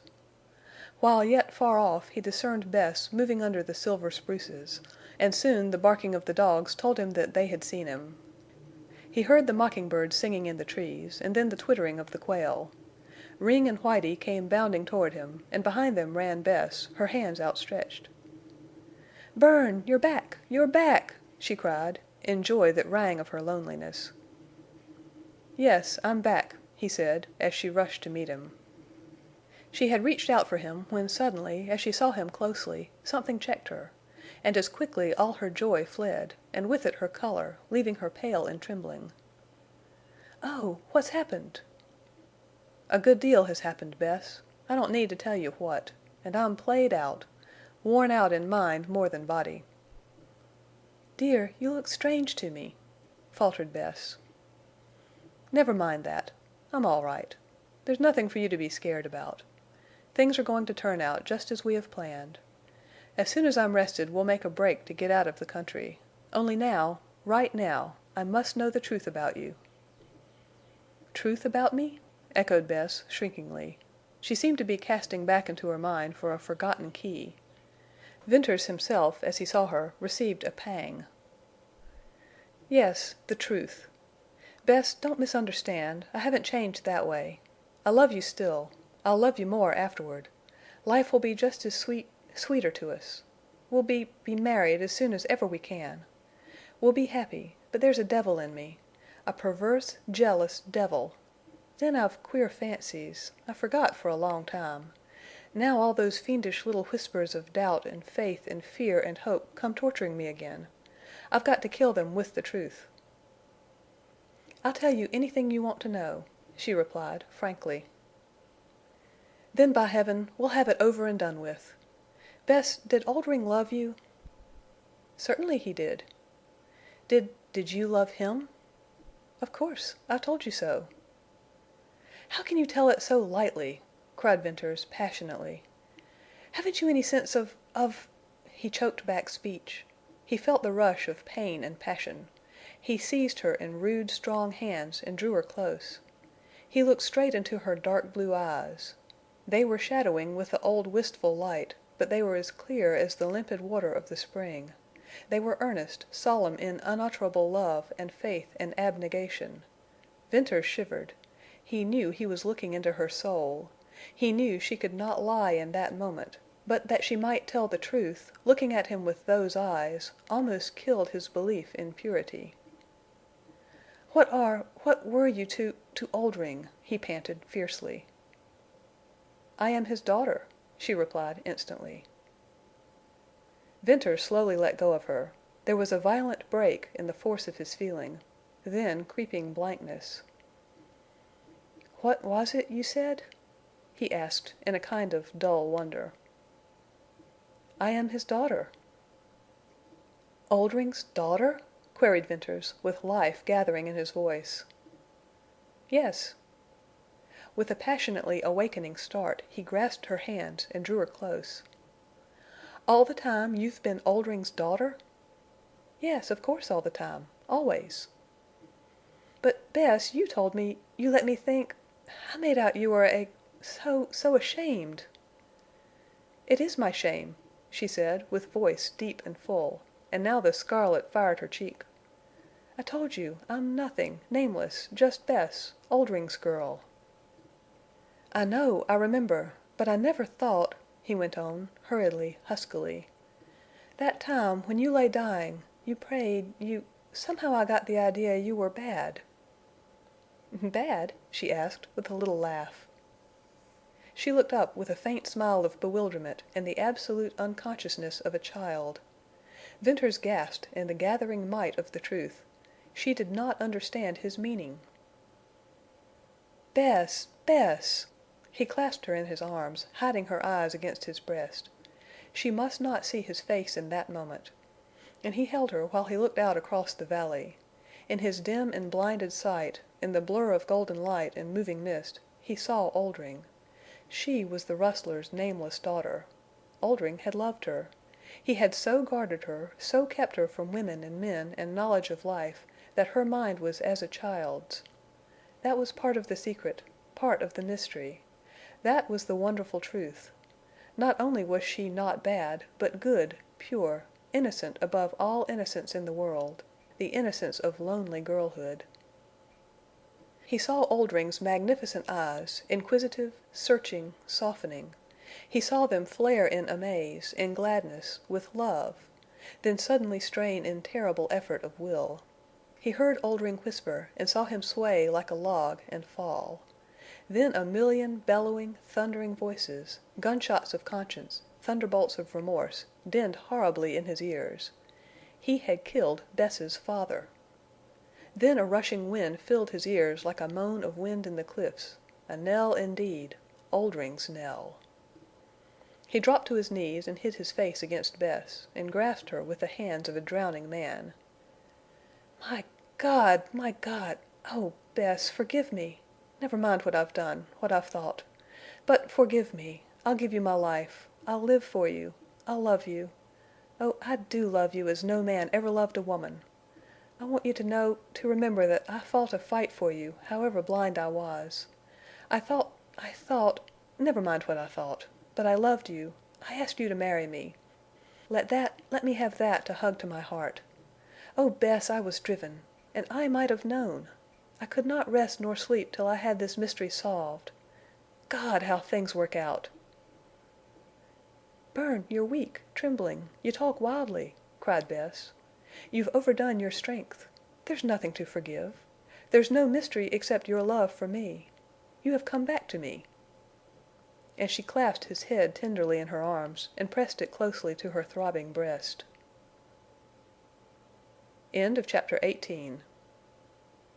Chapter 19. Fay. At the home of Jane Withersteen, little Fay was climbing Lassiter's knee. "Does oo love me?" she asked. Lassiter, who was as serious with Fay as he was gentle and loving, assured her in earnest and elaborate speech that he was her devoted subject. Fay looked thoughtful and appeared to be debating the duplicity of men or searching for a supreme test to prove this cavalier. "Does oo love my new muvver?" she asked, with bewildering suddenness. Jane Withersteen laughed, and for the first time in many a day she felt a stir of her pulse and warmth in her cheek. It was a still, drowsy summer of afternoon, and the three were sitting in the shade of the wooded knoll that faced the sage slope. Little Fay's brief spell of unhappy longing for her mother, the childish, mystic gloom, had passed, and now where Fay was there were prattle and laughter and glee. She had emerged from sorrow to be the incarnation of joy and loveliness. She had grown supernaturally sweet and beautiful. For Jane Withersteen the child was an answer to prayer, a blessing, a possession infinitely more precious than all she had lost. For Lassiter, Jane divined that little Fay had become a religion. "Does oo love my new muvver?" repeated Fay. Lassiter's answer to this was a modest and sincere affirmative. "Why don't oo marry my new muvver and be my father?" Of the thousands of questions put by little Fay to Lassiter, this was the first he had been unable to answer. "Fay, Fay, don't ask questions like that," said Jane. "Why?" "Because," replied Jane, and she found it strangely embarrassing to meet the child's gaze. It seemed to her that Fay's violet eyes looked through her with piercing wisdom. "Oo love him, don't oo?" "Dear child, run and play," said Jane. "But don't go too far. Don't go from this little hill." Fay pranced off wildly, joyous over freedom that had not been granted her for weeks. "Jane, why are children more sincere than grown-up persons?" asked Lassiter. "Are they?" "I reckon so. Little Fay there, she sees things as they appear on the face. An Indian does that. So does a dog. And an Indian and a dog are most of the time right in what they see. Maybe a child is always right." "Well, what does Fay see?" asked Jane. "I reckon you know. I wonder what goes on in Fay's mind when she sees part of the truth with the wise eyes of a child, and wantin' to know more, meets with strange falseness from you. Wait. You are false in a way, though you're the best woman I ever knew. What I want to say is this. Fay has taken your pretendin' to care for me for the thing it looks on the face, and her little formin' mind asks questions, and the answers she gets are different from the looks of things. So she'll grow up gradually takin' on that falseness and be like the rest of the women, and men too. And the truth of this falseness to life is proved by your appearin' to love me when you don't. Things aren't what they seem." "Lassiter, you're right. A child should be told the absolute truth. But is that possible? I haven't been able to do it, and all my life I've loved the truth, and I've prided myself upon being truthful. Maybe that was only egotism. I'm learning much, my friend. Some of those blinding scales have fallen from my eyes. And as to caring for you, I think I care a great deal. How much, how little, I couldn't say. My heart is almost broken, Lassiter. So now is not a good time to judge of affection. I can still play and be merry with Fay. I can still dream. But when I attempt serious thought, I'm dazed. I don't think. I don't care any more. I don't pray. Think of that, my friend. But in spite of my numb feeling, I believe I'll rise out of all this dark agony a better woman, with greater love of man and God. I'm on the rack now. I'm senseless to all but pain, and growing dead to that. Sooner or later I shall rise out of this stupor. I'm waiting the hour." "It'll soon come, Jane," replied Lassiter, soberly. "Then I'm afraid for you. Years are terrible things, and for years you've been bound. Habit of years is strong as life itself. Somehow, though, I believe that you'll come out of it all a finer woman. I'm waitin' too. And I'm wonderin'—I reckon, Jane, that marriage between us is out of all human reason?" "Lassiter, my dear friend, it's impossible for us to marry." "Why, as Fay says?" inquired Lassiter, with gentle persistence. "Why? I never thought why. But it's not possible. I am Jane, daughter of Withersteen. My father would rise out of his grave. I'm of Mormon birth. I'm being broken, but I'm still a Mormon woman. And you are Lassiter." "Maybe I'm not so much Lassiter as I used to be." "What was it you said? Habit of years is strong as life itself? You can't change the one habit, the purpose of your life. For you still pack those black guns. You still nurse your passion for blood." A smile, like a shadow, flickered across his face. "No." "Lassiter, I lied to you. But I beg of you, don't you lie to me. I've great respect for you. I believe you're softened toward most, perhaps all my people except... But when I speak of your purpose, your hate, your guns, I have only him in mind. I don't believe you've changed." For answer he unbuckled the heavy cartridge belt and laid it with the heavy swing gun sheaths in her lap. "Lassiter!" Jane whispered, as she gazed from him to the black, cold guns. Without them he appeared shorn of strength, defenseless, a smaller man. Was she Delilah? Swiftly, conscious of only one motive, refusal to see this man called craven by his enemies, she rose, and with blundering fingers buckled the belt round his waist where it belonged. "Lassiter, I am a coward." "Come with me out of Utah, where I can put away my guns and be a man," he said. "I reckon I'll prove it to you then. Come. You've got Black Star back, and Night and Bells. Let's take the racers and little Fay and race out of Utah. The hosses and the child are all you have left. Come." "No, no, Lassiter, I'll never leave Utah. What would I do in the world with my broken fortunes and my broken heart? I'll never leave these purple slopes I love so well." "I reckon I ought to have knowed that. Presently you'll be livin' down here in a hovel, and presently Jane Withersteen will be a memory. I only wanted to have a chance to show you how a man, any man, can be better'n he was. If we left Utah I reckon I could prove this thing you call love. It's strange, and hell and heaven at once, Jane Withersteen. 'Pears to me that you've thrown away your big heart on love. Love of religion and duty and churchmen and riders and poor families and poor children.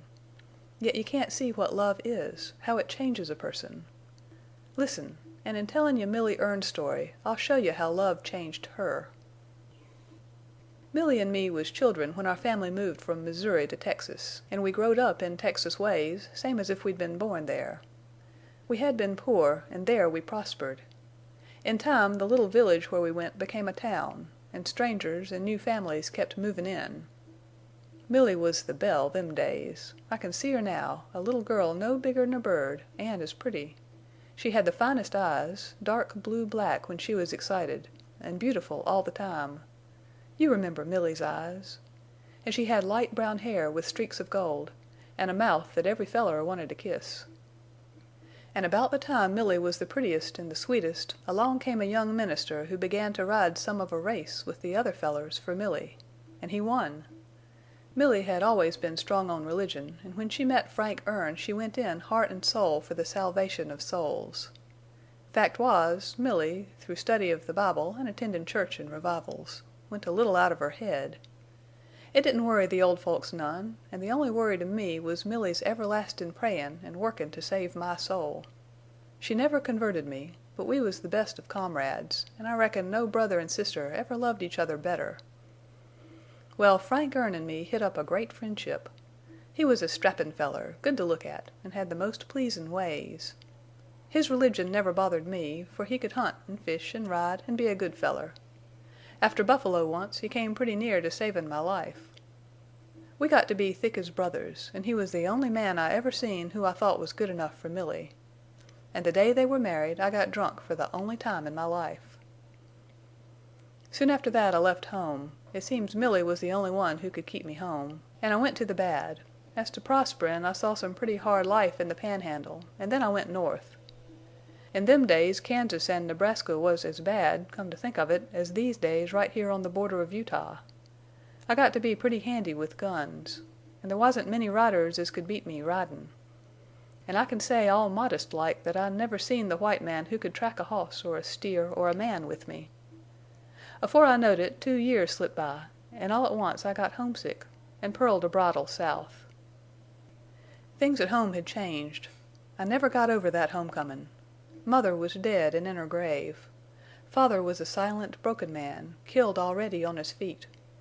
Frank Erne was a ghost of his old self, through with workin', through with preachin', almost through with livin', and Milly was gone. It was a long time before I got the story. Father had no mind left, and Frank Erne was afraid to talk. So I had to pick up what had happened from different people. It 'pears that soon after I left home another preacher come to the little town, and he and Frank become rivals. This feller was different from Frank. He preached some other kind of religion, and he was quick and passionate where Frank was slow and mild. He went after people, women specially. In looks he couldn't compare to Frank Erne, but he had power over women. He had a voice, and he talked and talked and preached and preached. Milly fell under his influence. She became mightily interested in his religion. Frank had patience with her, as was his way, and let her be as interested as she liked. All religions were devoted to one God, he said, and it wouldn't hurt Milly none to study a different point of view. So the new preacher often called on Milly, and sometimes in Frank's absence. Frank was a cattle man between Sundays. Along about this time an incident come off that I couldn't get much light on. A stranger come to town and was seen with the preacher. This stranger was a big man with an eye like blue ice and a beard of gold. He had money and he 'peared a man of mystery, and the town went to buzzin' when he disappeared about the same time as a young woman known to be mightily interested in the new preacher's religion. Then presently along comes a man from somewheres in Illinois, and he up and spots this preacher as a famous Mormon proselyter. That riled Frank Erne as nothin' ever before, and from rivals they come to be bitter enemies. And it ended in Frank goin' to the meetin' house where Milly was listenin', and before her and everybody else he called that preacher—called him—well, almost as hard as Venters called Tull here some time back. And Frank followed up that call with a hoss-whippin', and he drove the proselyter out of town. People noticed, so 'twas said, that Milly's sweet disposition changed. Some said it was because she would soon become a mother, and others said she was pinin' after the new religion. And there was women who said right out that she was pinin' after the Mormon. Anyway, one mornin' Frank rode in from one of his trips to find Milly gone. He had no real near neighbors, livin' a little out of town, but those who was nearest said a wagon had gone by in the night, and they thought it stopped at her door.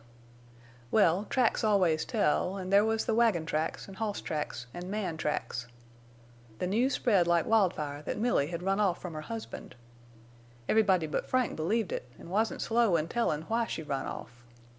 Mother had always hated that strange streak of Milly's, taken up with the new religion as she had, and she believed Milly ran off with the Mormon. That hastened Mother's death, and she died unforgiven. Father wasn't the kind to bow down under disgrace or misfortune, but he had surpassin' love for Milly, and the loss of her broke him. From the minute I heard of Milly's disappearance I never believed she went off of her own free will. I knew Milly, and I knew she couldn't have done that. I stayed at home a while, tryin' to make Frank Erne talk, but if he knowed anythin' then he wouldn't tell it. So I set out to find Milly. And I tried to get on the trail of that proselyter. I knew if I ever struck a town he'd visited that I'd get a trail. I knew, too, that nothin' short of hell would stop his proselytin'. And I rode from town to town. I had a blind faith that somethin' was guidin' me. And as the weeks and months went by I growed into a strange sort of a man, I guess. Anyway, people were afraid of me. 2 years after that, way over in a corner of Texas, I struck a town where my man had been. He'd just left. People said he came to that town without a woman. I back-trailed my man through Arkansas and Mississippi, and the old trail got hot again in Texas. I found the town where he first went after leavin' home. And here I got track of Milly. I found a cabin where she had given birth to her baby. There was no way to tell whether she'd been kept a prisoner or not. The feller who owned the place was a mean, silent sort of a skunk, and as I was leavin' I just took a chance and left my mark on him. Then I went home again. It was to find I hadn't any home no more. Father had been dead a year. Frank Erne still lived in the house where Milly had left him. I stayed with him a while, and I grew old watchin' him. His farm had gone to weed. His cattle had strayed or been rustled. His house weathered till it wouldn't keep out rain nor wind. And Frank sat on the porch and whittled sticks, and day by day wasted away. There was times when he ranted about like a crazy man. But mostly he was always sittin' and starin' with eyes that made a man curse. I figured Frank had a secret fear that I needed to know. And when I told him I'd trailed Milly for near 3 years and had got trace of her and saw where she'd had her baby, I thought he would drop dead at my feet. And when he'd come round more natural like, he begged me to give up the trail, but he wouldn't explain. So I let him alone and watched him day and night. And I found there was one thing still precious to him, and it was a little drawer where he kept his papers. This was in the room where he slept. And it 'peared he seldom slept. But after bein' patient I got the contents of that drawer and found 2 letters from Milly. One was a long letter written a few months after her disappearance. She had been bound and gagged and dragged away from her home by 3 men, and she named them Hurd, Metzger, Slack. They was strangers to her. She was taken to the little town where I found trace of her 2 years after. But she didn't send the letter from that town. There she was pinned in. 'Peared that the proselytes, who had, of course, come on the scene, was not runnin' any risks of losin' her. She went on to say that for a time she was out of her head, and when she got right again all that kept her alive was the baby, It was a beautiful baby, she said, and all she thought and dreamed of was somehow to get baby back to its father, and then she'd thankfully lay down and die. And the letter ended abrupt, in the middle of a sentence, and it wasn't signed. The second letter was written more than 2 years after the first. It was from Salt Lake City. It simply said that Milly had heard her brother was on her trail. She asked Frank to tell her brother to give up the search because if he didn't she would suffer in a way too horrible to tell. She didn't beg, she just stated a fact and made the simple request. And she ended that letter by saying she would soon leave Salt Lake City with the man she had come to love and would never be heard of again. I recognized Milly's handwriting and I recognized her way of putting things. But that second letter told me of some great change in her. Pondering over it, I felt at last she'd either come to love that feller and his religion, or some terrible fear made her lie and say so. I couldn't be sure which. But of course I meant to find out. I'll say here, if I'd known Mormons then as I do now, I'd left Milly to her fate. For maybe she was right about what she'd suffer if I kept on her trail. But I was young and wild them days. First I went to the town where she'd first been taken, and I went to the place where she'd been kept. I got that skunk who owned the place, and took him out in the woods, and made him tell all he knowed. There wasn't much as to length, but it was pure hell's fire in substance. This time I left him some incapacitated for any more skunk work, short of hell. Then I hit the trail for Utah. That was 14 years ago. I saw the incomin' of most of the Mormons. It was a wild country and a wild time. I rode from town to town, village to village, ranch to ranch, camp to camp. I never stayed long in one place. I never had but one idea. I never rested. 4 years went by, and I knowed every trail in northern Utah. I kept on, and as time went by, and I'd begun to grow old in my search, I had firmer, blinder faith in whatever was guidin' me. Once I read about a feller who sailed the 7 seas and traveled the world, and he had a story to tell, and whenever he seen the man to whom he must tell that story, he knowed him on sight. I was like that, only I had a question to ask. And always I knew the man of whom I must ask. So I never really lost the trail, though for many years it was the dimmest trail ever followed by any man. Then come a change in my luck. Along in central Utah I rounded up Hurd, and I whispered something in his ear, and watched his face, and then throwed a gun against his bowels. And he died with his teeth so tight shut I couldn't have pried them open with a knife. Slack and Metzger that same year both heard me whisper the same question, and neither would they speak a word when they lay dyin'. Long before I'd learned no man of this breed or class, or God knows what, would give up any secrets. I had to see in a man's fear of death the connections with Milly Erne's fate. And as the years passed at long intervals I would find such a man. So as I drifted on the long trail down into southern Utah my name preceded me, and I had to meet a people prepared for me and ready with guns. They made me a gunman, and that suited me. And all this time signs of the proselyter and the giant with the blue ice eyes and the gold beard seemed to fade dimmer out of the trail. Only twice in 10 years did I find a trace of that mysterious man who had visited the proselyter at my home village. What he had to do with Milly's fate was beyond all hope for me to learn, unless my guiding spirit led me to him. As for the other man, I knew, as sure as I breathed and the stars shone and the wind blew, that I'd meet him some day.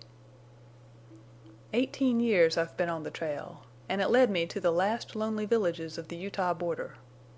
18 years! I feel pretty old now. I was only 20 when I hit that trail. Well, as I told you, back here a ways a Gentile said Jane Withersteen could tell me about Milly Erne and show me her grave. The low voice ceased, and Lassiter slowly turned his sombrero round and round and appeared to be counting the silver ornaments on the band. Jane, leaning toward him, sat as if petrified, listening intently, waiting to hear more. She could have shrieked, but power of tongue and lips were denied her. She saw only this sad, gray, passion-worn man, and she heard only the faint rustling of the leaves. "Well, I came to Cottonwoods," went on Lassiter, "and you showed me Milly's grave. And though your teeth have been shut tighter'n them of all the dead men lying back along that trail, just the same you told me the secret I've lived these 18 years to hear. Jane, I said you'd tell me without ever me askin'. I didn't need to ask my question here. The day, you remember, when that fat party throwed a gun on me in your court, and—" "Oh, hush!" whispered Jane, blindly holding up her hands. "I seen in your face that Dyer, now a bishop, was the proselyter who ruined Milly Erne." For an instant Jane Withersteen's brain was a whirling chaos, and she recovered to find herself grasping at Lassiter like one drowning. And as if by a lightning stroke she sprang from her dull apathy into exquisite torture. "It's a lie, Lassiter! No, no!" she moaned. "I swear you're wrong." "Stop! You'd perjure yourself. But I'll spare you that. You poor woman! Still blind, still faithful. Listen, I know. Let that settle it. And I give up my purpose." "What is it you say?" "I give up my purpose. I've come to see and feel differently. I can't help poor Milly, and I've outgrowed revenge. I've come to see I can be no judge for men. I can't kill a man just for hate. Hate ain't the same with me since I loved you and little Fay." "Lassiter, you mean you won't kill him?" Jane whispered. "No." "For my sake?" "I reckon. I can't understand, but I'll respect your feelin's." "Because you—because you love me? 18 years! You were that terrible Lassiter. And now—because you love me?" "That's it, Jane." "Oh, you'll make me love you. How can I help but love you? My heart must be stone. But—oh, Lassiter, wait. Give me time. I'm not what I was. Once it was so easy to love. Now it's easy to hate. Wait. My faith in God, some God, still lives. By it I see happier times for you, poor passion-swayed wanderer. For me, a miserable, broken woman. I loved your sister Milly. I will love you. I can't have fallen so low, I can't be so abandoned by God, that I've no love left to give you. Wait. Let us forget Milly's sad life. Ah, I knew it as no one else on earth. There's one thing I shall tell you, if you're at my deathbed, but I can't speak now." "I reckon I don't want to hear no more," said Lassiter. Jane leaned against him, as if some pent-up force had rent its way out. She fell into a paroxysm of weeping. Lassiter held her in silent sympathy. By degrees she regained composure, and she was rising, sensible of being relieved of a weighty burden, when a sudden start on Lassiter's part alarmed her. "I heard hosses with muffled hoofs," he said, and he got up guardedly. "Where's Fay?" asked Jane, hurriedly glancing round the shady knoll. The bright-haired child who had appeared to be close all the time was not in sight. "Fay!" called Jane. No answering shout of glee, no patter of flying feet. Jane saw Lassiter stiffen. "Fay! Oh, Fay!" Jane almost screamed. The leaves quivered and rustled, a lonesome cricket chirped in the grass, a bee hummed by. The silence of the waning afternoon breathed hateful portent. It terrified Jane. When had silence been so infernal? "She's only strayed out of earshot," faltered Jane, looking at Lassiter. Pale, rigid as a statue, the rider stood, not in listening, searching posture, but in one of doomed certainty. Suddenly he grasped Jane with an iron hand, and turning his face from her gaze, he strode with her from the knoll. "See, Fay played here last, a house of stones and sticks, and here's a corral of pebbles with leaves for hosses," said Lassiter stridently, and pointed to the ground. "Back and forth she trailed here. See, she's buried somethin', a dead grasshopper. There's a tombstone. Here she went, chasin' a lizard. See the tiny streaked trail? She pulled bark off this cottonwood. Look in the dust of the path, the letters you taught her. She's drawn pictures of birds and hosses and people. Look, a cross. Oh, Jane, your cross!" Lassiter dragged Jane on, and as if from a book read the meaning of little Fay's trail. All the way down the knoll, through the shrubbery, round and round a cottonwood, Fay's vagrant fancy left records of her sweet musings and innocent play. Long had she lingered round a bird nest to leave therein the gaudy wing of a butterfly. Long had she played beside the running stream, sending adrift vessels freighted with pebbly cargo.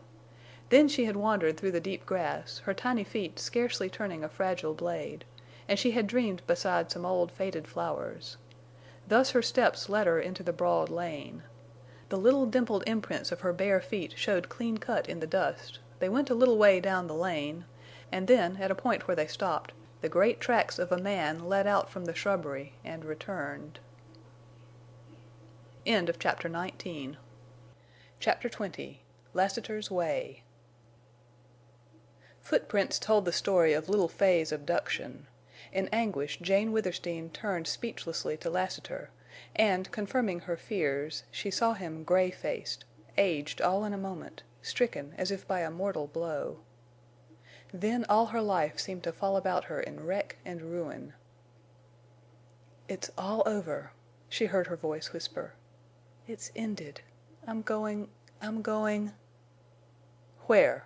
demanded Lassiter, suddenly looming darkly over her. "To those cruel men." "Speak names!" thundered Lassiter. "To Bishop Dyer, to Tull," went on Jane, shocked into obedience. "Well, what for?" "I want little Fay. I can't live without her. They've stolen her as they stole Milly Erne's child. I must have little Fay. I want only her. I give up. I'll go and tell Bishop Dyer I'm broken. I'll tell him I'm ready for the yoke. Only give me back Fay and I'll marry Tull." "Never!" hissed Lassiter. His long arm leaped at her. Almost running, he dragged her under the cottonwoods, across the court, into the huge hall of Withersteen House, and he shut the door with a force that jarred the heavy walls. Black Star and Night and Bells, since their return, had been locked in this hall, and now they stamped on the stone floor. Lassiter released Jane, and like a dizzy man swayed from her with a hoarse cry and leaned shaking against a table where he kept his rider's accoutrements. He began to fumble in his saddlebags. His action brought a clinking, metallic sound, the rattling of gun cartridges. His fingers trembled as he slipped cartridges into an extra belt. But as he buckled it over the one he habitually wore, his hands became steady. This second belt contained 2 guns, smaller than the black one swinging low, and he slipped them round so that his coat hid them. Then he fell to swift action. Jane Withersteen watched him, fascinated but uncomprehending, and she saw him rapidly saddle Black Star and Night. Then he drew her into the light of the huge windows, standing over her, gripping her arm with fingers like cold steel. "Yes, Jane, it's ended, but you're not going to Dyer. I'm going instead." Looking at him, he was so terrible of aspect, she could not comprehend his words. Who was this man with the face gray as death, with eyes that would have made her shriek had she the strength, with the strange, ruthlessly bitter lips? Where was the gentle Lassiter? What was this presence in the hall, about him, about her, this cold, invisible presence? "Yes, it's ended, Jane," he was saying, so awfully quiet and cool and implacable. "And I'm going to make a little call. I'll lock you in here, and when I get back have the saddlebags full of meat and bread, and be ready to ride." "Lassiter!" cried Jane. Desperately she tried to meet his gray eyes, in vain. Desperately she tried again, fought herself as feeling and thought resurged in torment, and she succeeded, and then she knew. "No, no, no!" she wailed. "You said you'd foregone your vengeance. You promised not to kill Bishop Dyer." "If you want to talk to me about him, leave off the Bishop. I don't understand that name or its use." "Oh, hadn't you foregone your vengeance on Dyer?" "Yes." "But your actions, your words, your guns, your terrible looks—they don't seem foregoing vengeance?" "Jane, now it's justice." "You'll kill him?" "If God lets me live another hour. If not God, then the devil who drives me." "You'll kill him for yourself, for your vengeful hate?" "No." "For Milly Erne's sake?" "No." "For little Fay's?" "No." "Oh, for whose?" "For yours." "His blood on my soul!" whispered Jane, and she fell to her knees. This was the long pending hour of fruition, and the habit of years, the religious passion of her life, leaped from lethargy, and the long months of gradual drifting to doubt were as if they had never been. "If you spill his blood it'll be on my soul—and on my father's. Listen!" And she clasped his knees, and clung there as he tried to raise her. "Listen! Am I nothing to you?" "Woman, don't trifle at words. I love you, and I'll soon prove it." "I'll give myself to you. I'll ride away with you, marry you, if only you'll spare him." His answer was a cold, ringing, terrible laugh. "Lassiter, I'll love you. Spare him." "No." She sprang up in despairing, breaking spirit, and encircled his neck with her arms, and held him in an embrace that he strove vainly to loosen. "Lassiter, would you kill me? I'm fighting my last fight for the principles of my youth—love of religion, love of father. You don't know—you can't guess the truth, and I can't speak ill. I'm losing all. I'm changing. All I've gone through is nothing to this hour. Pity me. Help me in my weakness. You are strong again. Oh, so cruelly, coldly strong. You're killing me. I see you, feel you as some other Lassiter. My master, be merciful. Spare him." His answer was a ruthless smile. She clung the closer to him and leaned her panting breast on him and lifted her face to his. "Lassiter, I do love you. It's leaped out of my agony. It comes suddenly with a terrible blow of truth. You are a man! I never knew it till now. Some wonderful change came to me when you buckled on these guns and showed that gray, awful face. I loved you then. All my life I've loved, but never as now. No woman can love like a broken woman. If it were not for one thing, just one thing—and yet I can't speak it—I'd glory in your manhood, the lion in you that means to slay for me. Believe me and spare Dyer. Be merciful, great, as it's in you to be great. Oh, listen and believe. I have nothing, but I'm a woman, a beautiful woman, Lassiter, a passionate, loving woman, and I love you. Take me, hide me in some wild place, and love me, and mend my broken heart. Spare him and take me away." She lifted her face closer and closer to his until their lips nearly touched, and she hung upon his neck, and with strength almost spent pressed and still pressed her palpitating body to his. "Kiss me," she whispered, blindly. "No, not at your price," he answered. His voice had changed, or she had lost clearness of hearing. "Kiss me! Are you a man? Kiss me and save me." "Jane, you never played fair with me. But now you're blisterin' your lips, blackenin' your soul with lies." "By the memory of my mother, by my Bible, no! No, I have no Bible. But by my hope of heaven I swear I love you." Lassiter's gray lips formed soundless words that meant even her love could not avail to bend his will. As if the hold of her arms was that of a child's, he loosened it and stepped away.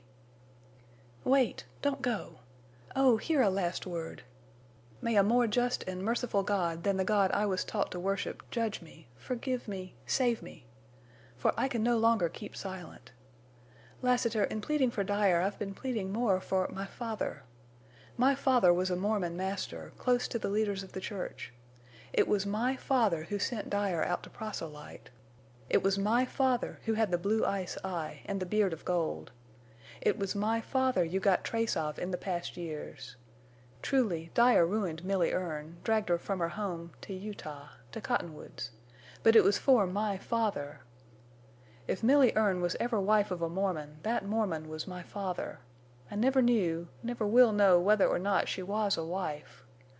Blind I may be, Lassiter, fanatically faithful to a false religion I may have been, but I know justice, and my father is beyond human justice.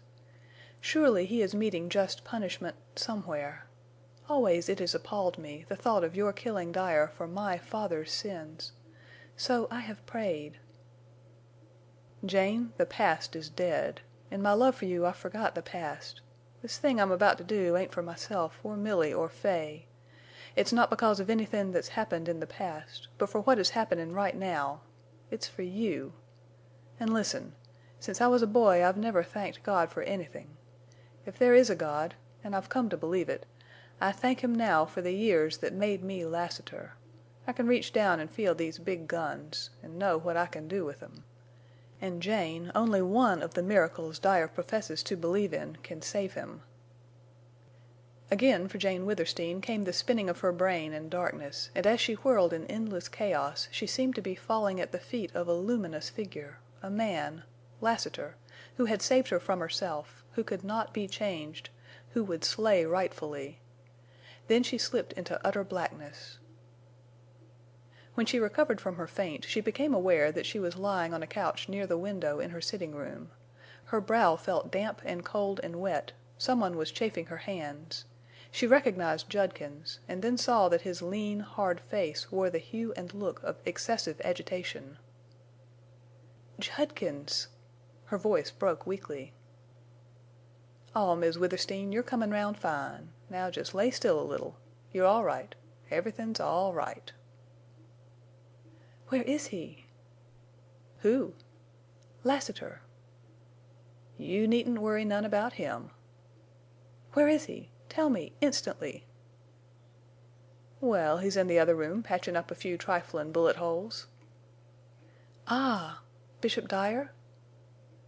"When I seen him last, a matter of half an hour ago, he was on his knees. He was some busy, but he wasn't prayin'." "How strangely you talk. I'll sit up. I'm well, strong again. Tell me, Dyer on his knees? What was he doing?" "Well, beggin' your pardon for blunt talk, Miss Withersteen, Dyer was on his knees and not prayin'. You remember his big, broad hands? You've seen 'em raised in blessin' over old gray men and little curly-headed children like Fay Larkin. Come to think of that, I disremember ever hearin' of his liftin' his big hands in blessin' over a woman. Well, when I seen him last, just a little while ago, he was on his knees, not prayin', as I remarked, and he was pressin' his big hands over some bigger wounds." "Man, you drive me mad! Did Lassiter kill Dyer?" "Yes." "Did he kill Tull?" "No. Tull's out of the village with most of his riders. He's expected back before evenin'. Lassiter will have to get away before Tull and his riders come in. It's sure death for him here. An' wuss for you, too, Miss Withersteen. There'll be some of an uprisin' when Tull gets back." "I shall ride away with Lassiter. Judkins, tell me all you saw, all you know about this killing."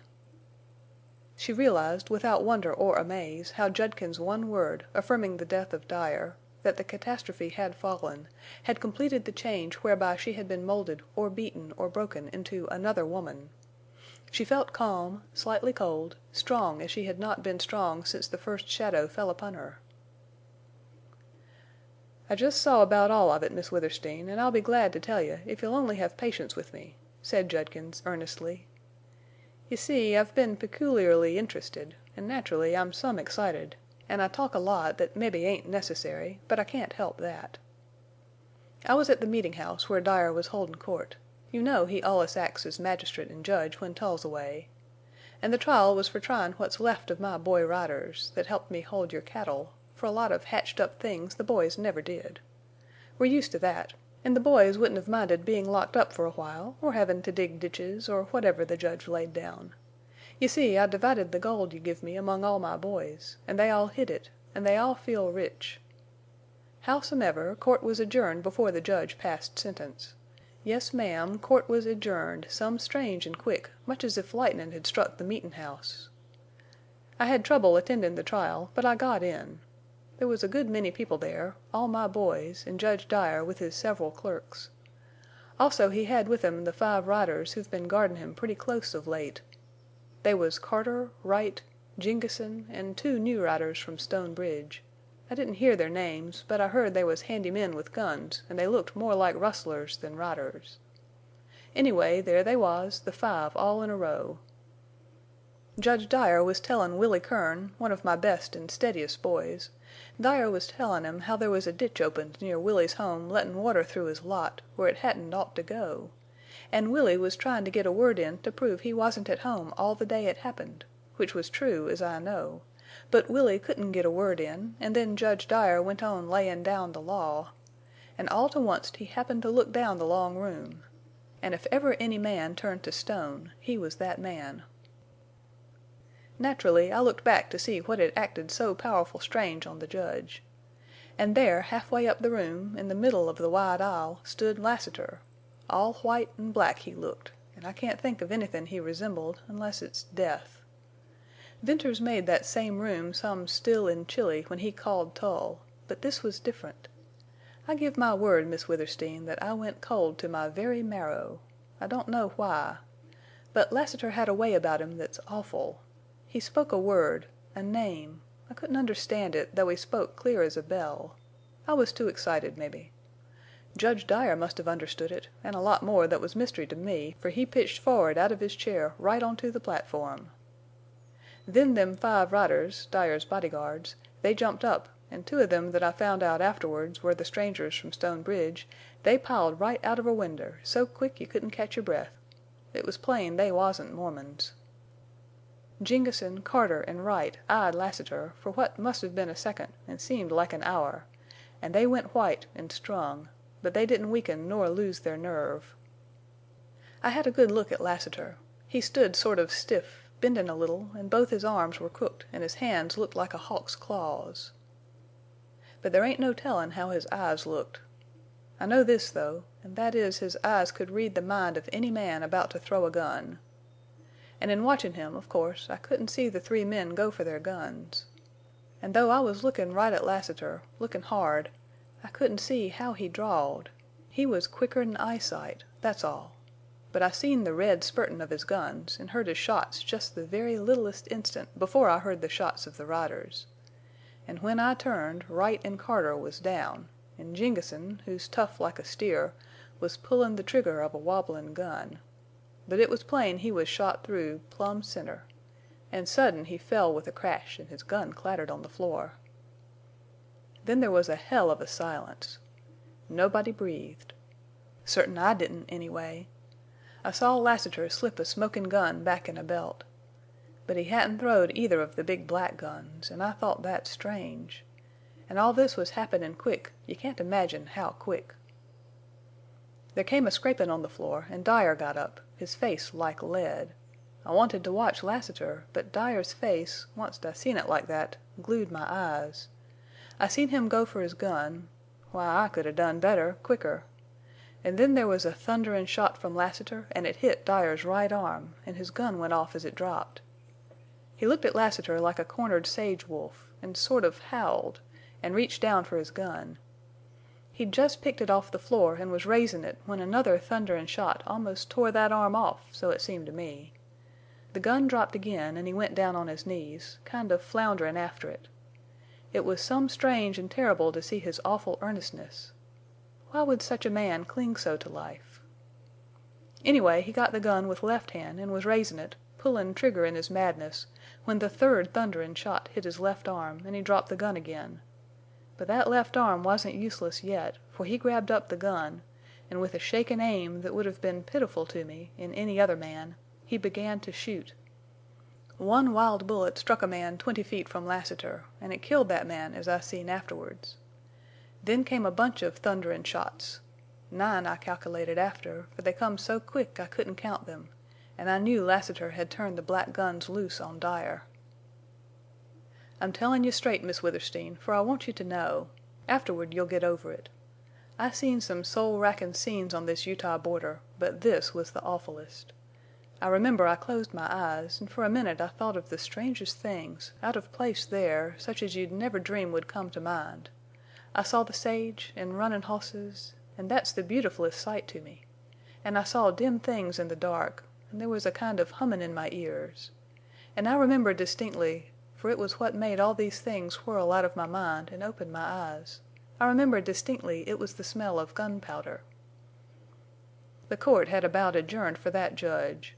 He was on his knees and he wasn't prayin'. He was gaspin' and tryin' to press his big, floppin', crippled hands over his body. Lassiter had sent all those last thunderin' shots through his body. That was Lassiter's way. And Lassiter spoke, and if I ever forget his words I'll never forget the sound of his voice. Proselyter, I reckon you'd better call quick on that God who reveals hisself to you on earth, because he won't be visitin' the place you're goin' to." And then I seen Dyer look at his big, hangin' hands that wasn't big enough for the last work he set them to, and he looked up at Lassiter. And then he stared horrible at somethin' that wasn't Lassiter nor any one there, nor the room, nor the branches of purple sage peepin' into the winder. Whatever he seen, it was with the look of a man who discovers something too late. That's a terrible look. And with a horrible understanding cry he slid forward on his face. Judkins paused in his narrative, breathing heavily while he wiped his perspiring brow. "That's about all," he concluded.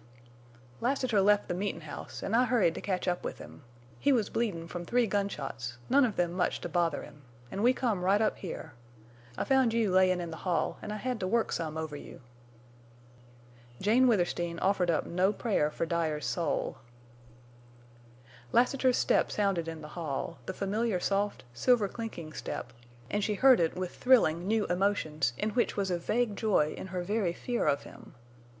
The door opened and she saw him, the old Lassiter, slow, easy, gentle, cool, yet not exactly the same Lassiter.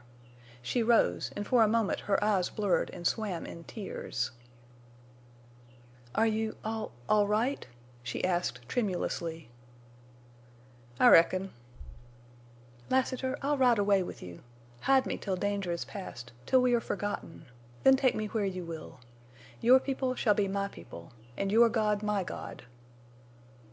He kissed her hand with the quaint grace and courtesy that came to him in rare moments.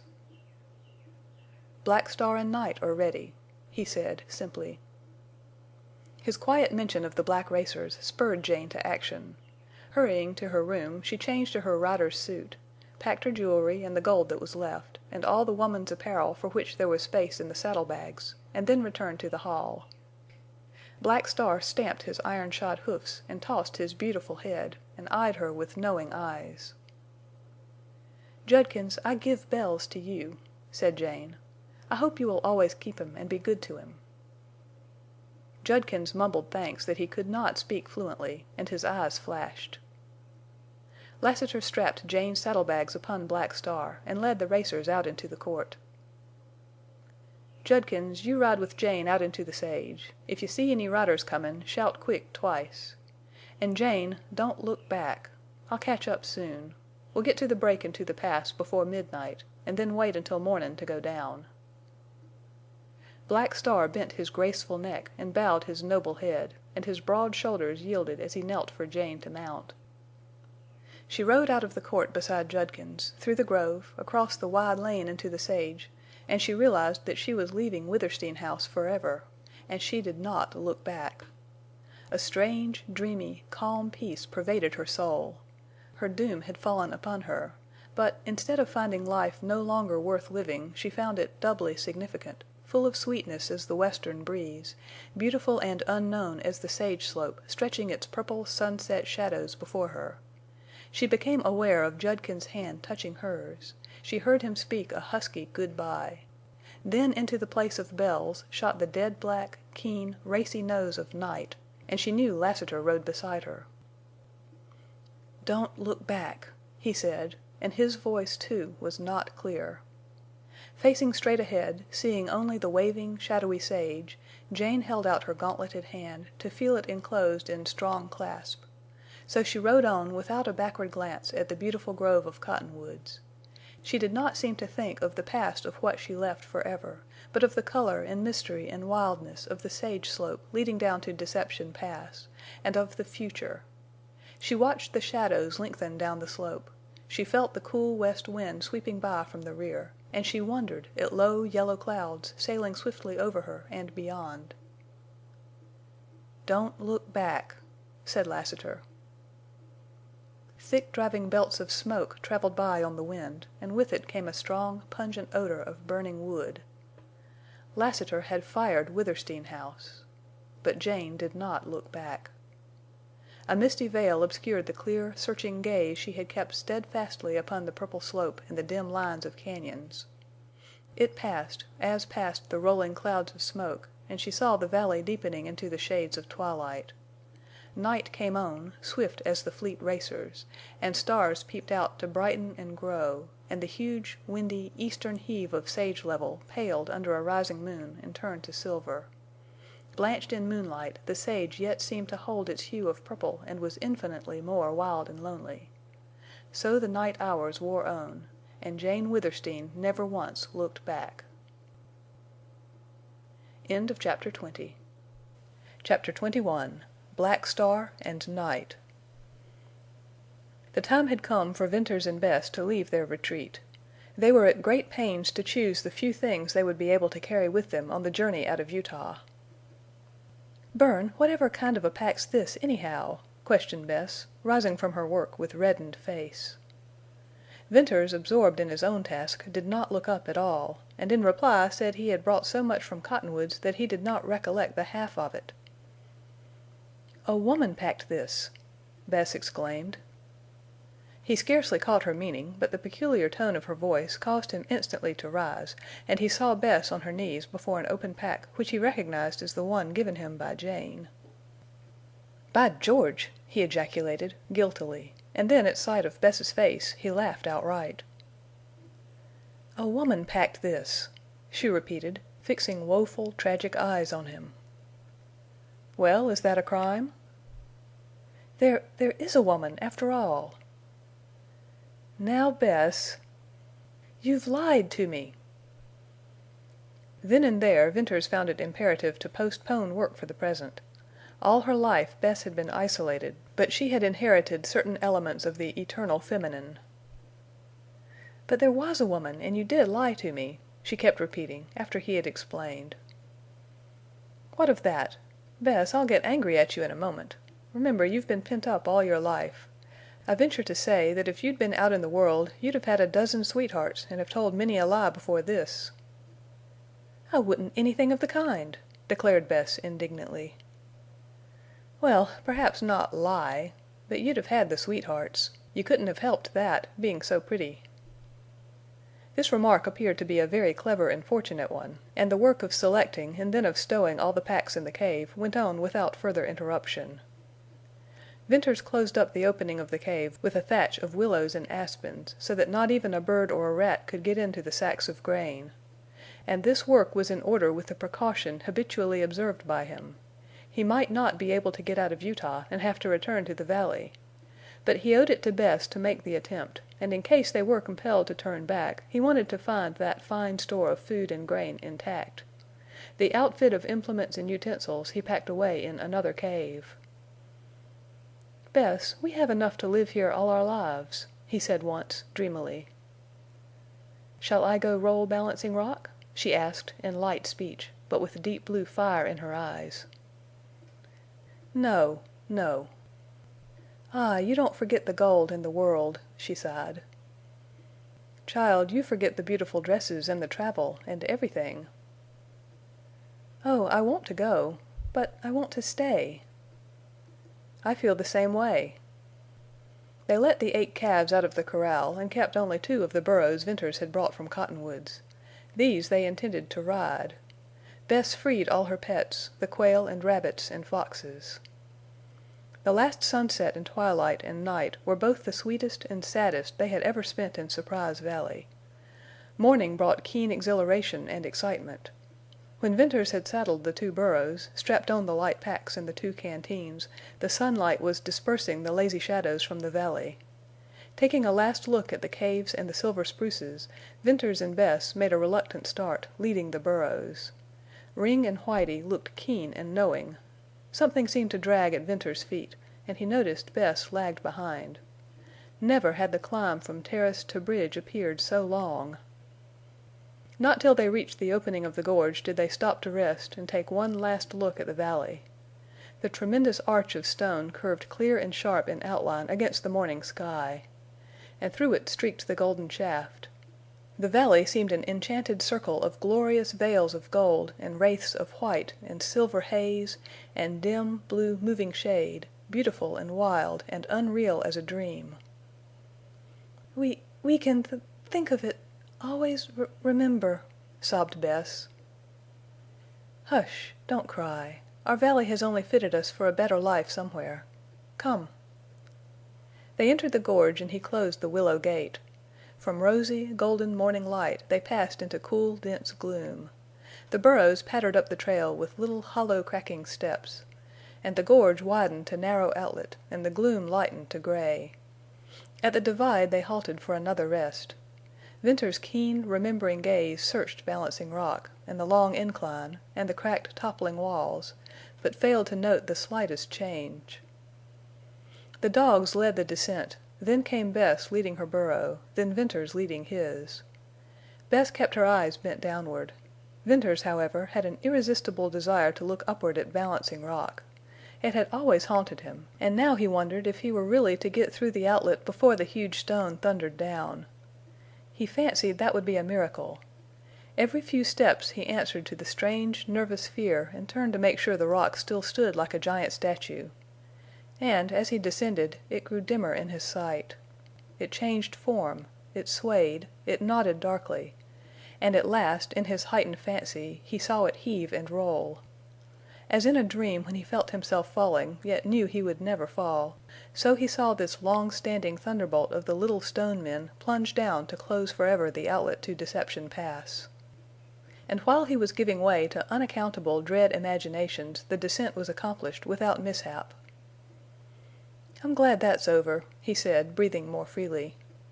"I hope I'm by that hanging rock for good and all. Since almost the moment I first saw it I've had an idea that it was waiting for me. Now, when it does fall, if I'm thousands of miles away, I'll hear it." With the first glimpses of the smooth slope leading down to the grotesque cedars and out to the pass, Venters' cool nerve returned. One long survey to the left, then one to the right, satisfied his caution. Leading the burros down to the spur of rock, he halted at the steep incline. "Bess, here's the bad place, the place I told you about, with the cut steps. You start down, leading your burro. Take your time and hold on to him if you slip. I've got a rope on him and a half hitch on this point of rock, so I can let him down safely. Coming up here was a killing job, but it'll be easy going down." Both burros passed down the difficult stairs cut by the cliff dwellers and did it without a misstep. After that the descent down the slope and over the mile of scrawled, ripped, and ridged rock required only careful guidance, and Venters got the burros to level ground in a condition that caused him to congratulate himself. "Oh, if we only had Wrangle!" exclaimed Venters. "But we're lucky. That's the worst of our trail passed. We've only men to fear now. If we get up in the sage we can hide and slip along like coyotes." They mounted and rode west through the valley and entered the cañon. From time to time Venters walked, leading his burro. When they got by all the cañons and gullies opening into the pass, they went faster and with fewer halts. Venters did not confide in Bess the alarming fact that he had seen horses and smoke less than a mile up one of the intersecting cañons. He did not talk at all. And long after he had passed this cañon and felt secure once more in the certainty that they had been unobserved, he never relaxed his watchfulness. But he did not walk any more, and he kept the burros at a steady trot. Night fell before they reached the last water in the pass, and they made camp by starlight. Venters did not want the burros to stray, so he tied them with long halters in the grass near the spring.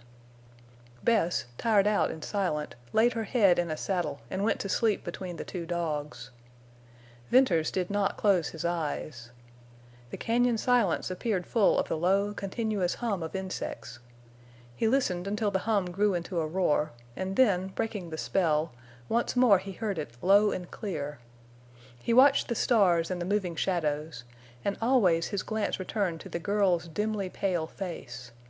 And he remembered how white and still it had once looked in the starlight. And again stern thought fought his strange fancies. Would all his labor and his love be for naught?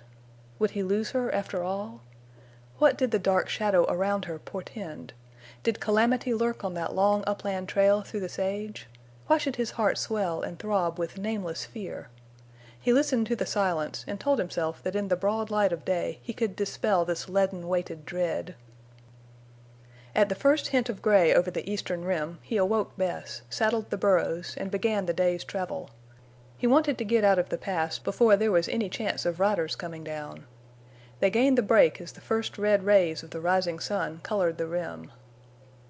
For once, so eager was he to get up to level ground, he did not send Ring or Whitie in advance.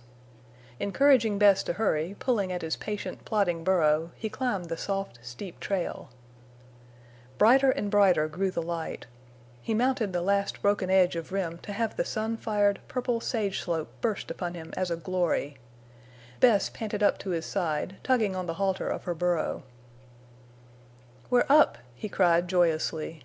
"There's not a dot on the sage. We're safe. We'll not be seen. Oh, Bess!" Ring growled and sniffed the keen air and bristled. Venters clutched at his rifle. Whitie sometimes made a mistake, but Ring never. The dull thud of hoofs almost deprived Venters of power to turn and see from where disaster threatened. He felt his eyes dilate as he stared at Lassiter leading Black Star and Night out of the sage, with Jane Withersteen, in rider's costume, close beside them. For an instant Venters felt himself whirl dizzily in the center of vast circles of sage. He recovered partially, enough to see Lassiter standing with a glad smile and Jane riveted in astonishment. "Why, Bern!" she exclaimed. "How good it is to see you! We're riding away, you see. The storm burst, and I'm a ruined woman. I thought you were alone." Venters, unable to speak for consternation and bewildered out of all sense of what he ought or ought not to do, simply stared at Jane. "Son, where are you bound for?" asked Lassiter. "Not safe where I was. We are going out of Utah. Back east," he found tongue to say. "I reckon this meetin's the luckiest thing that ever happened to you and to me, and to Jane, and to Bess," said Lassiter, coolly. "Bess!" cried Jane, with a sudden leap of blood to her pale cheek. It was entirely beyond Venters to see any luck in that meeting. Jane Withersteen took one flashing woman's glance at Bess's scarlet face, at her slender, shapely form. "Venters, is this a girl—a woman?" she questioned, in a voice that stung. "Yes." "Did you have her in that wonderful valley?" "Yes, but Jane—" "All the time you were gone?" "Yes, but I couldn't tell. Was it for her you asked me to give you supplies? Was it for her that you wanted to make your valley a paradise?" "Oh, Jane!" "Answer me!" "Yes." "Oh, you liar!" And with these passionate words Jane Withersteen succumbed to fury. For the second time in her life she fell into the ungovernable rage that had been her father's weakness. And it was worse than his, for she was a jealous woman, jealous even of her friends. As best he could, he bore the brunt of her anger. It was not only his deceit to her that she visited upon him, but her betrayal by religion, by life itself. Her passion, like fire at white heat, consumed itself in little time. Her physical strength failed, and still her spirit attempted to go on in magnificent denunciation of those who had wronged her. Like a tree cut deep into its roots, she began to quiver and shake, and her anger weakened into despair. And her ringing voice sank into a broken, husky whisper.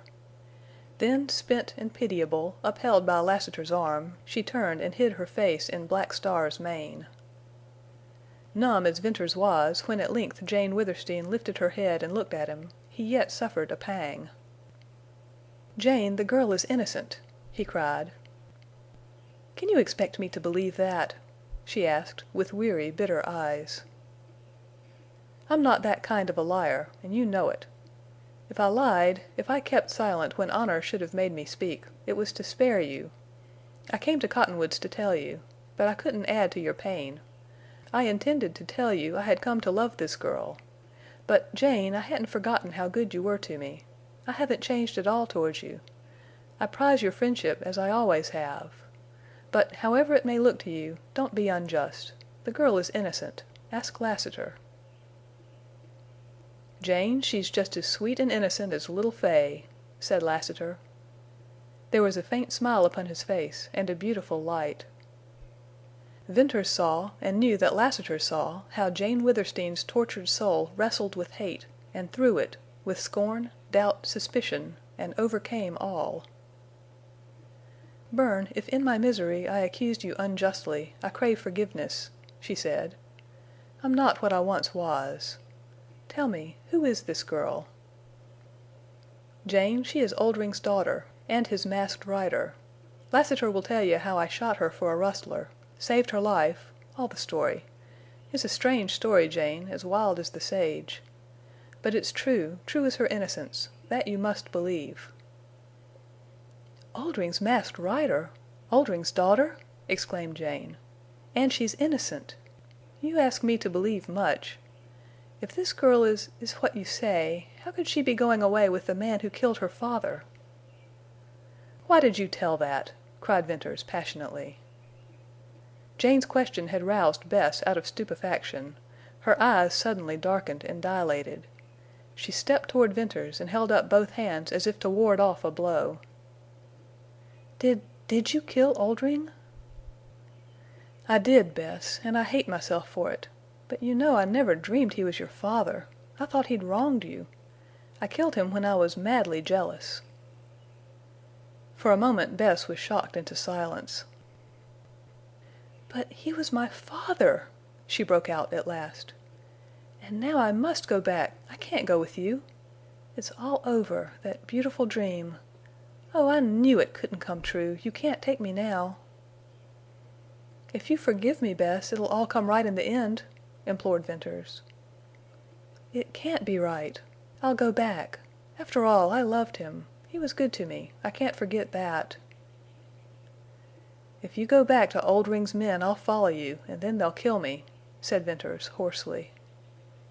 "Oh no, Bern, you'll not come. Let me go. It's best for you to forget me. I've brought you only pain and dishonor." She did not weep, but the sweet bloom and life died out of her face. She looked haggard and sad, all at once stunted, and her hands dropped listlessly, and her head drooped in a slow, final acceptance of a hopeless fate. "Jane, look there!" cried Venters, in despairing grief. "Need you have told her? Where was all your kindness of heart? This girl has had a wretched, lonely life, and I'd found a way to make her happy. You've killed it. You've killed something sweet and pure and hopeful, just as sure as you breathe." "Oh, Bern, it was a slip. I never thought," replied Jane. "How could I tell she didn't know?" Lassiter suddenly moved forward, and with the beautiful light on his face now strangely luminous, he looked at Jane and Venters, and then let his soft, bright gaze rest on Bess. "Well, I reckon you've all had your say, and now it's Lassiter's turn. Why, I was jest praying for this meetin'. Bess, just look here." Gently he touched her arm and turned her to face the others, and then outspread his great hand to disclose a shiny, battered gold locket. "Open it," he said, with a singularly rich voice. Bess complied, but listlessly. "Jane, Venters, come closer," went on Lassiter. "Take a look at the picture. Don't you know the woman?" Jane, after one glance, drew back. "Milly Erne!" she cried, wonderingly. Venters, with tingling pulse, with something growing on him, recognized in the faded miniature portrait the eyes of Milly Erne. "Yes, that's Milly," said Lassiter, softly. "Bess, did you ever see her face? Look hard, with all your heart and soul." "The eyes seem to haunt me," whispered Bess. "Oh, but I can't remember. They're eyes of my dreams, but—" Lassiter's strong arm went round her and he bent his head. "Child, I thought you'd remember her eyes. They're the same beautiful eyes you'd see if you looked in a mirror or a clear spring. They're your mother's eyes. You are Milly Erne's child. Your name is Elizabeth Erne. You're not Oldring's daughter. You're the daughter of Frank Erne, a man once my best friend. Look, here's his picture beside Milly's. He was handsome and as fine and gallant a Southern gentleman as I ever seen. Frank came of an old family. You come of the best of blood, lass, and blood tells." Bess slipped through his arm to her knees and hugged the locket to her bosom and lifted wonderful, yearning eyes. "It can't be true." "Thank God, lass, it is true," replied Lassiter. "Jane and Bern here, they both recognize Milly. They see Milly in you. They're so knocked out they can't tell you, that's all." "Who are you?" whispered Bess. "I reckon I'm Milly's brother, and your uncle. Uncle Jim. Ain't that fine?" "Oh, I can't believe! Don't raise me. Bern, let me kneel. I see truth in your face and Miss Withersteen's. But let me hear it all on my knees. Tell me how it's true." "Well, Elizabeth, listen," said Lassiter. "Before you was born your father made a mortal enemy of a Mormon named Dyer. They was both ministers and come to be rivals. Dyer stole your mother away from her home. She gave birth to you in Texas 18 years ago. Then she was taken to Utah, from place to place, and finally to the last border settlement, Cottonwoods. You was about 3 years old when you was taken away from Milly. She never knew what had become of you. But she lived a good while hopin' and prayin' to have you again. Then she gave up and died, and I may as well put in here your father died 10 years ago. Well, I spent my time tracin' Milly, and some months back I landed in Cottonwoods. And just lately I learned all about you. I had a talk with Oldrin and told him you was dead, and he told me what I had so long been wantin' to know. It was Dyer, of course, who stole you from Milly. Part reason he was sore because Milly refused to give you Mormon teachin', but mostly he still hated Frank Erne so infernally that he made a deal with Oldrin to take you and bring you up as an infamous rustler and rustler's girl. The idea was to break Frank Erne's heart if he ever came to Utah, to show him his daughter with a band of low rustlers. Well, Oldrin took you, brought you up from childhood, and then made you his masked rider. He made you infamous. He kept that part of the contract, but he learned to love you as a daughter and never let any but his own men know you was a girl. I heard him say that with my own ears, and I saw his big eyes grow dim. He told me how he had guarded you always, kept you locked up in his absence, was always at your side or near you on those rides that made you famous on the sage. He said he and an old rustler whom he trusted had taught you how to read and write. They selected the books for you. Dyer had wanted you brought up the vilest of the vile, and Oldrin brought you up the innocentest of the innocent. He said you didn't know what vileness was. I can hear his big voice tremble now as he said it. He told me how the men, rustlers and outlaws, who from time to time tried to approach you familiarly, he told me how he shot them dead. I'm tellin' you this specially because you've showed such shame, sayin' you was nameless and all that. Nothin' on earth can be wronger than that idea of yours. And the truth of it is here. Oldrin swore to me that if Dyer died, releasin' the contract, he intended to hunt up your father and give you back to him. It seems Oldrin wasn't all bad, and he sure loved you." Venters leaned forward in passionate remorse. "Oh, Bess, I know Lassiter speaks the truth, for when I shot Oldrin he dropped to his knees and fought with unearthly power to speak. And he said, 'Man, why didn't you wait? Bess was—' Then he fell dead. And I've been haunted by his look and words. Oh, Bess, what a strange, splendid thing for Oldring to do! It all seems impossible. But, dear, you really are not what you thought." "Elizabeth Erne!" cried Jane Withersteen. "I loved your mother, and I see her in you." What had been incredible from the lips of men became, in the tone, look, and gesture of a woman, a wonderful truth for Bess. With little tremblings of all her slender body she rocked to and fro on her knees. The yearning wistfulness of her eyes changed to solemn splendor of joy. She believed. She was realizing happiness. And as the process of thought was slow, so were the variations of her expression. Her eyes reflected the transformation of her soul. Dark, brooding, hopeless belief, clouds of gloom, drifted, paled, vanished in glorious light. An exquisite rose flush, a glow, shone from her face as she slowly began to rise from her knees. A spirit uplifted her. All that she had held as base dropped from her. Venters watched her in joy too deep for words. By it he divined something of what Lassiter's revelation meant to Bess, but he knew he could only faintly understand. That moment when she seemed to be lifted by some spiritual transfiguration was the most beautiful moment of his life. She stood with parted, quivering lips, with hands tightly clasping the locket to her heaving breast. A new conscious pride of worth dignified the old wild, free grace and poise. "Uncle Jim," she said, tremulously, with a different smile from any Venters had ever seen on her face. Lassiter took her into his arms. "I reckon. It's powerful fine to hear that," replied Lassiter, unsteadily. Venters, feeling his eyes grow hot and wet, turned away, and found himself looking at Jane Withersteen. He had almost forgotten her presence.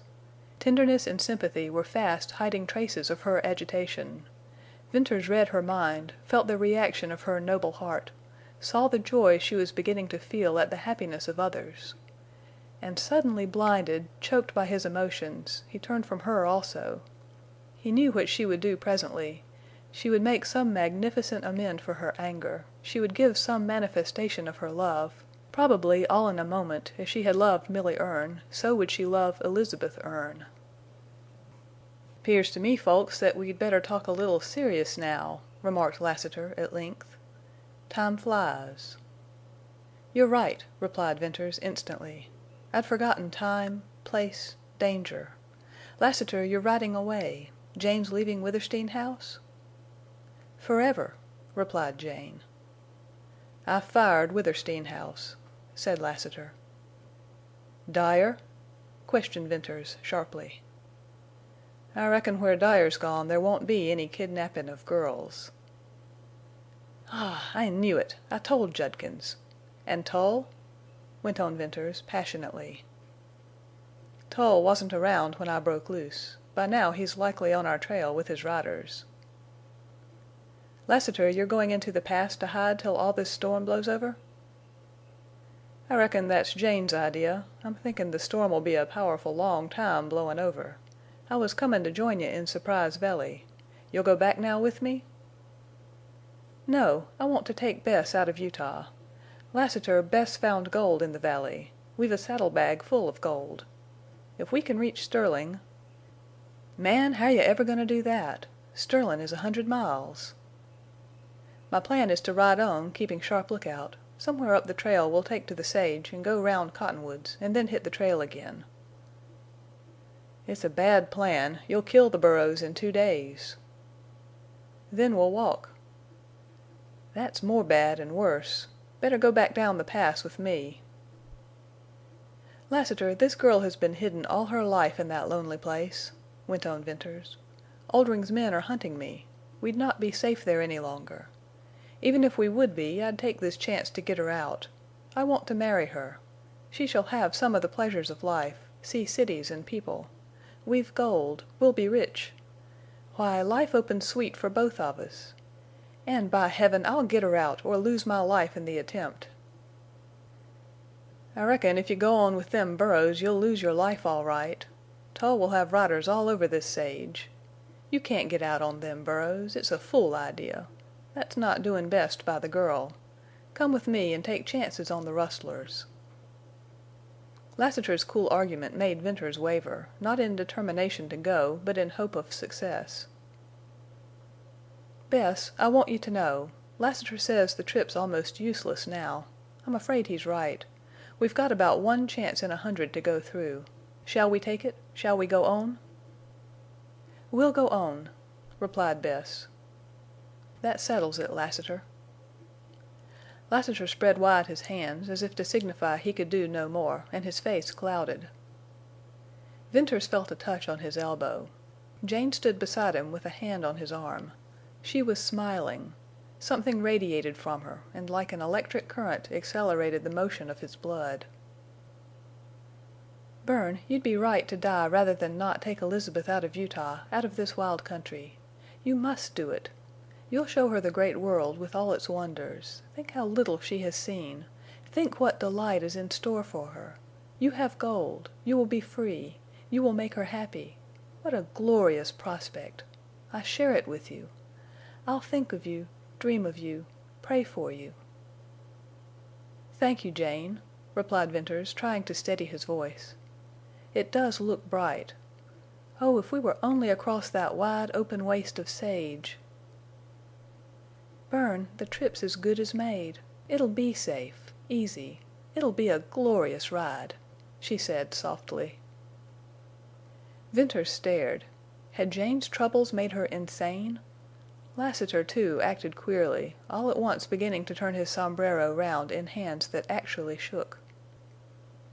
"You are a rider. She is a rider. This will be the ride of your lives," added Jane in that same soft undertone, almost as if she were musing to herself. "Jane!" he cried. "I give you Black Star and Night." "Black Star and Night!" he echoed. "It's done. Lassiter, put our saddlebags on the burros." Only when Lassiter moved swiftly to execute her bidding did Venters's clogged brain grasp at literal meanings. He leaped to catch Lassiter's busy hands. "No, no! What are you doing?" he demanded, in a kind of fury. "I won't take her racers. What do you think I am? It'd be monstrous. Lassiter, stop it, I say. You've got her to save. You've miles and miles to go. Tull is trailing you. There are rustlers in the Pass. Give me back that saddlebag." "Son, cool down," returned Lassiter, in a voice he might have used to a child. But the grip with which he tore away Venters's grasping hands was that of a giant. "Listen, you fool boy. Jane's sized up the situation. The burros'll do for us. We'll sneak along and hide. I'll take your dogs and your rifle. Why, it's the trick. The blacks are yours, and sure as I can throw a gun, you're going to ride safe out of the sage." "Jane, stop him! Please stop him!" gasped Venters. "I've lost my strength. I can't do anything. This is hell for me. Can't you see that? I've ruined you. It was through me you lost all. You've only Black Star and Night left. You love these horses. Oh, I know how you must love them now. And you're trying to give them to me, to help me out of Utah, to save the girl I love." "That will be my glory." Then in the white, rapt face, in the unfathomable eyes, Venters saw Jane Withersteen in a supreme moment. This moment was one wherein she reached up to the height for which her noble soul had ever yearned. He, after disrupting the calm tenor of her peace, after bringing down on her head the implacable hostility of her churchmen, after teaching her a bitter lesson of life, he was to be her salvation. And he turned away again, this time shaken to the core of his soul. Jane Withersteen was the incarnation of selflessness. He experienced wonder and terror, exquisite pain and rapture. What were all the shocks life had dealt him compared to the thought of such loyal and generous friendship? And instantly, as if by some divine insight, he knew himself in the remaking, tried, found wanting, but stronger, better, surer, and he wheeled to Jane Withersteen, eager, joyous, passionate, wild, exalted. He bent to her. He left tears and kisses on her hands. "Jane, I can't find words now," he said. "I'm beyond words. Only I understand, and I'll take the blacks." "Don't be losin' no more time," cut in Lassiter. "I ain't certain, but I think I seen a speck up the sage slope. Mebbe I was mistaken. But anyway, we must all be movin'. I've shortened the stirrups on Black Star. Put Bess on him." Jane Withersteen held out her arms.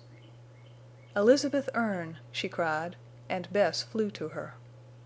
How inconceivably strange and beautiful it was for Venters to see Bess clasped to Jane Withersteen's breast. Then he leaped astride Night. "Venters, ride straight on up the slope," Lassiter was saying, "and if you don't meet any riders keep on till you're a few miles from the village, then cut off in the sage and go round to the trail. But you'll most likely meet riders with Tull. Just keep right on till you're just out of gunshot, and then make your cut off into the sage. They'll ride after you, but it won't be no use. You can ride, and Bess can ride.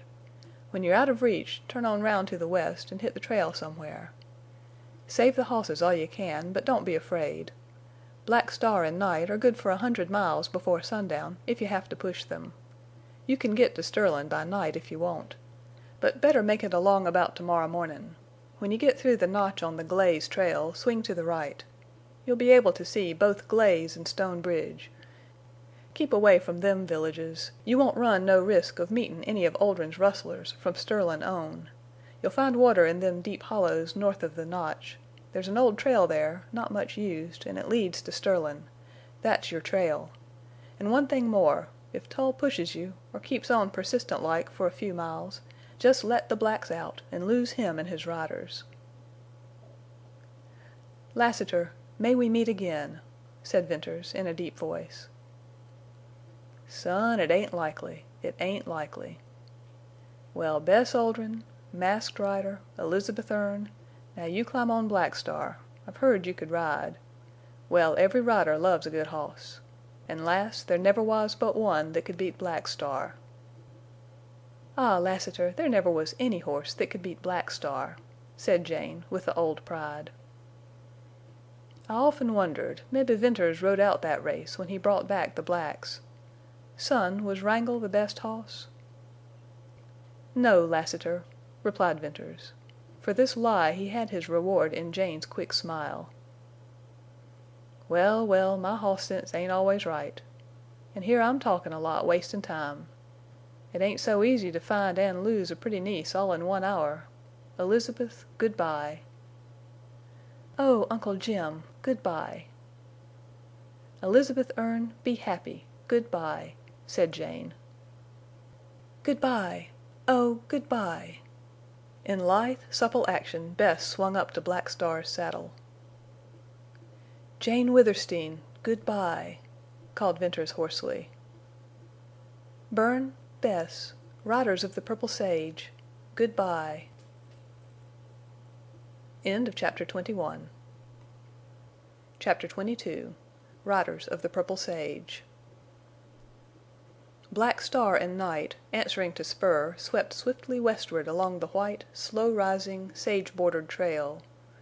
Venters heard a mournful howl from Ring, but Whitie was silent. The blacks settled into their fleet, long-striding gallop. The wind sweetly fanned Venters' hot face. From the summit of the first low-swelling ridge he looked back. Lassiter waved his hand; Jane waved her scarf. Venters replied by standing in his stirrups and holding high his sombrero. Then the dip of the ridge hid them. From the height of the next he turned once more. Lassiter, Jane, and the burros had disappeared. They had gone down into the pass. Venters felt a sensation of irreparable loss. "Bern, look!" called Bess, pointing up the long slope. A small, dark, moving dot split the line where purple sage met blue sky. That dot was a band of riders. "Pull the black, Bess." They slowed from gallop to canter, then to trot. The fresh and eager horses did not like the check. "Bern, Black Star has great eyesight." "I wonder if they're Tull's riders. They might be rustlers. But it's all the same to us." The black dot grew to a dark patch moving under low dust clouds. It grew all the time, though very slowly. There were long periods when it was in plain sight, and intervals when it dropped behind the sage. The blacks trotted for half an hour, for another half hour, and still the moving patch appeared to stay on the horizon line. Gradually, however, as time passed, it began to enlarge, to creep down the slope, to encroach upon the intervening distance. "Bess, what do you make them out?" asked Venters. "I don't think they're rustlers." "They're sage riders," replied Bess. "I see a white horse and several grays. Rustlers seldom ride any horses but bays and blacks." "That white horse is Tull's. Pull the black, Bess. I'll get down and cinch up. We're in for some riding. Are you afraid?" "Not now," answered the girl, smiling. "You needn't be.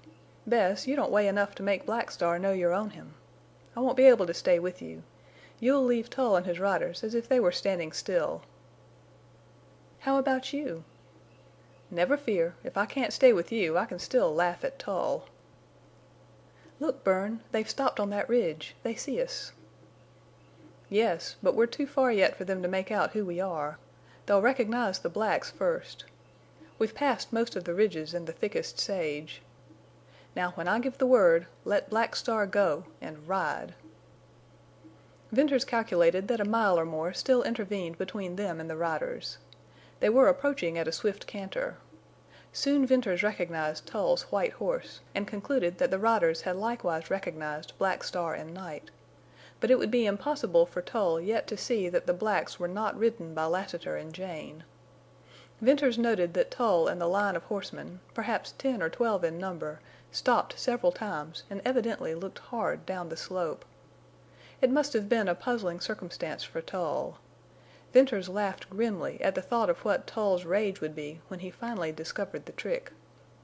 Venters meant to sheer out into the sage before Tull could possibly be sure who rode the blacks. The gap closed to a distance of half a mile. Tull halted. His riders came up and formed a dark group around him. Venters thought he saw him wave his arms, and was certain of it when the riders dashed into the sage, to right and left of the trail. Tull had anticipated just the move held in mind by Venters. "Now, Bess!" shouted Venters. "Strike north. Go round those riders and turn west." Black Star sailed over the low sage, and in a few leaps got into his stride and was running. Venters spurred Night after him. It was hard going in the sage. The horses could run as well there, but keen eyesight and judgment must constantly be used by the riders in choosing ground. And continuous swerving from aisle to aisle between the brush, and leaping little washes and mounds of the pack rats, and breaking through sage, made rough riding. When Venters had turned into a long aisle he had time to look up at Tull's riders. They were now strung out into an extended line riding northeast. And as Venters and Bess were holding due north, this meant if the horses of Tull and his riders had the speed and the staying power, they would head the blacks and turn them back down the slope. Tull's men were not saving their mounts; they were driving them desperately. Venters feared only an accident to Black Star or Night, and skillful riding would mitigate possibility of that. One glance ahead served to show him that Bess could pick a course through the sage as well as he. She looked neither back nor at the running riders, and bent forward over Black Star's neck and studied the ground ahead. It struck Venters presently, after he had glanced up from time to time, that Bess was drawing away from him, as he had expected. He had, however, only thought of the light weight Black Star was carrying and of his superior speed. He saw now that the black was being ridden as never before, except when Jerry Card lost the race to Wrangle. How easily, gracefully, naturally Bess sat her saddle! She could ride. Suddenly Venters remembered she had said she could ride, but he had not dreamed she was capable of such superb horsemanship. Then all at once, flashing over him, thrilling him, came the recollection that Bess was Oldring's Masked Rider. He forgot Tull, the running riders, the race. He let Night have a free rein and felt him lengthen out to suit himself, knowing he would keep to Black Star's course, knowing that he had been chosen by the best rider now on the upland sage. For Jerry Card was dead, and fame had rivaled him with only one rider, and that was the slender girl who now swung so easily with Black Star's stride. Venters had abhorred her notoriety, but now he took passionate pride in her skill, her daring, her power over a horse. And he delved into his memory, recalling famous rides which he had heard related in the villages and round the campfires. Oldring's Masked Rider! Many times this strange rider, at once well known and unknown, had escaped pursuers by matchless riding. He had to run the gauntlet of vigilantes down the main street of Stone Bridge, leaving dead horses and dead rustlers behind. He had jumped his horse over the Gerber Wash, a deep, wide ravine separating the fields of Glaze from the wild sage. He had been surrounded north of Sterling, and he had broken through the line. How often had been told the story of day stampedes, of night raids, of pursuit, and then how the Masked Rider, swift as the wind, was gone in the sage. A fleet, dark horse, a slender, dark form, a black mask, a driving run down the slope, a dot on the purple sage, a shadowy, muffled steed disappearing in the night. And this Masked Rider of the uplands had been Elizabeth Erne. The sweet sage wind rushed in Venters's face and sang a song in his ears. He heard the dull, rapid beat of Night's hoofs. He saw Black Star drawing away, farther and farther. He realized both horses were swinging to the west. Then gunshots in the rear reminded him of Tull. Venters looked back. Far to the side, dropping behind, trooped the riders. They were shooting. Venters saw no puffs of dust, heard no whistling bullets. He was out of range. When he looked back again Tull's riders had given up pursuit. The best they could do, no doubt, had been to get near enough to recognize who really rode the blacks. Venters saw Tull drooping in his saddle. Then Venters pulled Night out of his running stride. Those few miles had scarcely warmed the black, but Venters wished to save him. Bess turned, and though she was far away, Venters caught the white glint of her waving hand. He held Night to a trot and rode on, seeing Bess and Black Star, and the sloping upward stretch of sage, and from time to time the receding black riders behind. Soon they disappeared behind a ridge, and he turned no more. They would go back to Lassiter's trail and follow it, and follow in vain. So Venters rode on, with the wind growing sweeter to taste and smell, and the purple sage richer, and the sky bluer in his sight, and the song in his ears ringing. By and by Bess halted to wait for him, and he knew she had come to the trail. When he reached her it was to smile at sight of her standing with arms round Black Star's neck. "Oh, Bern, I love him!" she cried. "He's beautiful. He knows. And how he can run! I've had fast horses. But Black Star! Wrangle never beat him." "I'm wondering if I didn't dream that.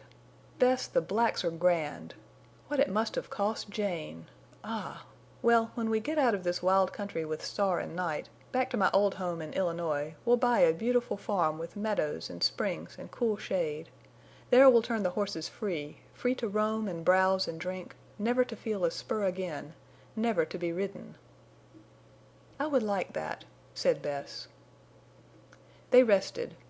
Then, mounting, they rode side by side up the white trail. The sun rose higher behind them. Far to the left a low line of green marked the site of cottonwoods. Venters looked once and looked no more. Bess gazed only straight ahead. They put the blacks to the long, swinging rider's canter, and at times pulled them to a trot, and occasionally to a walk. The hours passed, the miles slipped behind, and the wall of rock loomed in the fore. The notch opened wide. It was a rugged, stony pass, but with level and open trail, and Venters and Bess ran the blacks through it. An old trail led off to the right, taking the line of the wall, and this Venters knew to be the trail mentioned by Lassiter. The little hamlet, Glaze, a white and green patch in the vast waste of purple, lay miles down a slope much like the cottonwood slope, only this descended to the west. And miles farther west a faint green spot marked the location of Stone Bridge. All the rest of that world was seemingly smooth, undulating sage, with no ragged lines of cañons to accentuate its wildness. "Bess, we're safe. We're free," said Venters. "We're alone on the sage. We're halfway to Sterling." "Ah, I wonder how it is with Lassiter and Miss Withersteen." "Never fear, Bess. He'll outwit Tull. He'll get away and hide her safely. He might climb into Surprise Valley, but I don't think he'll go so far." "Bern, will we ever find any place like our beautiful valley?" "No. But, dear, listen. We'll go back some day, after years, 10 years. Then we'll be forgotten, and our valley will be just as we left it." "What if Balancing Rock falls and closes the outlet to the pass?" "I've thought of that. I'll pack in ropes and ropes, and if the outlet's closed we'll climb up the cliffs and over them to the valley and go down on rope ladders. It could be done. I know just where to make the climb, and I'll never forget." "Oh yes, let us go back." "It's something sweet to look forward to. Bess, it's like all the future looks to me." "Call me Elizabeth," she said, shyly. "Elizabeth Erne. It's a beautiful name. But I'll never forget Bess. Do you know, have you thought that very soon, by this time tomorrow, you will be Elizabeth Venters?" So they rode on down the old trail, and the sun sloped to the west, and a golden sheen lay on the sage. The hours sped now, the afternoon waned. Often they rested the horses. The glisten of a pool of water in a hollow caught Venters's eye, and here he unsaddled the blacks and let them roll and drink and browse. When he and Bess rode up out of the hollow the sun was low, a crimson ball, and the valley seemed veiled in purple fire and smoke. It was that short time when the sun appeared to rest before setting, and silence, like a cloak of invisible life, lay heavy on all that shimmering world of sage. They watched the sun begin to bury its red curve under the dark horizon. "We'll ride on till late," he said. "Then you can sleep a little while I watch and graze the horses. And we'll ride into Sterling early to-morrow. We'll be married. We'll be in time to catch the stage. We'll tie Black Star and Night behind. And then, for a country not wild and terrible like this—" "Oh, Bern! But look, the sun is setting on the sage. The last time for us till we dare come again to the Utah border. 10 years! Oh, Bern, look, so you will never forget." Slumbering, fading purple fire burned over the undulating sage ridges. Long streaks and bars and shafts and spears fringed the far western slope. Drifting golden veils mingled with low, purple shadows. Colors and shades changed in slow, wondrous transformation. Suddenly Venters was startled by a low, rumbling roar, so low that it was like the roar in a seashell. "Bess, did you hear anything?" he whispered. "No." "Listen. Maybe I only imagined. Ah!" Out of the east or north from remote distance breathed an infinitely low, continuously long sound, deep, weird, detonating, thundering, deadening, dying. End of Chapter 22. Chapter 23. The Fall of Balancing Rock. Through tear-blurred sight Jane Withersteen watched Venters and Elizabeth Erne and the black racers disappear over the ridge of sage. "They're gone," said Lassiter. "And they're safe now. And there'll never be a day of their comin' happy lives but what they'll remember Jane Withersteen and Uncle Jim. I reckon, Jane, we'd better be on our way." The burros obediently wheeled and started down the break with little cautious steps, but Lassiter had to leash the whining dogs and lead them. Jane felt herself bound in a feeling that was neither listlessness nor indifference, yet which rendered her incapable of interest. She was still strong in body, but emotionally tired. That hour at the entrance to Deception Pass had been the climax of her suffering, the flood of her wrath, the last of her sacrifice, the supremacy of her love, and the attainment of peace. She thought that if she had little Fay she would not ask any more of life. Like an automaton she followed Lassiter down the steep trail of dust and bits of weathered stone, and when the little slides moved with her or piled around her knees she experienced no alarm. Vague relief came to her in the sense of being enclosed between dark stone walls, deep hidden from the glare of sun, from the glistening sage. Lassiter lengthened the stirrup straps on one of the burros and bade her mount and ride close to him. She was to keep the burro from cracking his little hard hoofs on stones. Then she was riding on between dark, gleaming walls. There were quiet and rest and coolness in this cañon. She noted indifferently that they passed close under shady, bulging shelves of cliff, through patches of grass and sage and thicket and groves of slender trees, and over white, pebbly washes and around masses of broken rock.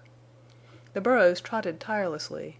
The dogs, once more free, pattered tirelessly. And Lassiter led on with never a stop, and at every open place he looked back.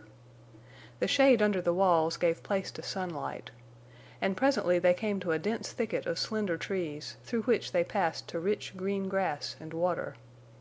Here Lassiter rested the burros for a little while, but he was restless, uneasy, silent, always listening, peering under the trees. She dully reflected that enemies were behind them, before them. Still the thought awakened no dread or concern or interest. At his bidding she mounted and rode on close to the heels of his burro. The cañon narrowed. The walls lifted their rugged rims higher, and the sun shone down hot from the center of the blue stream of sky above. Lassiter traveled slower, with more exceeding care as to the ground he chose, and he kept speaking low to the dogs. They were now hunting dogs, keen, alert, suspicious, sniffing the warm breeze. The monotony of the yellow walls broke in change of color and smooth surface, and the rugged outline of rims grew craggy. Splits appeared in deep breaks, and gorges running at right angles, and then the pass opened wide at a junction of intersecting cañons. Lassiter dismounted, led his burro, called the dogs close, and proceeded at snail pace through dark masses of rock and dense thickets under the left wall. Long he watched and listened before venturing to cross the mouths of side cañons.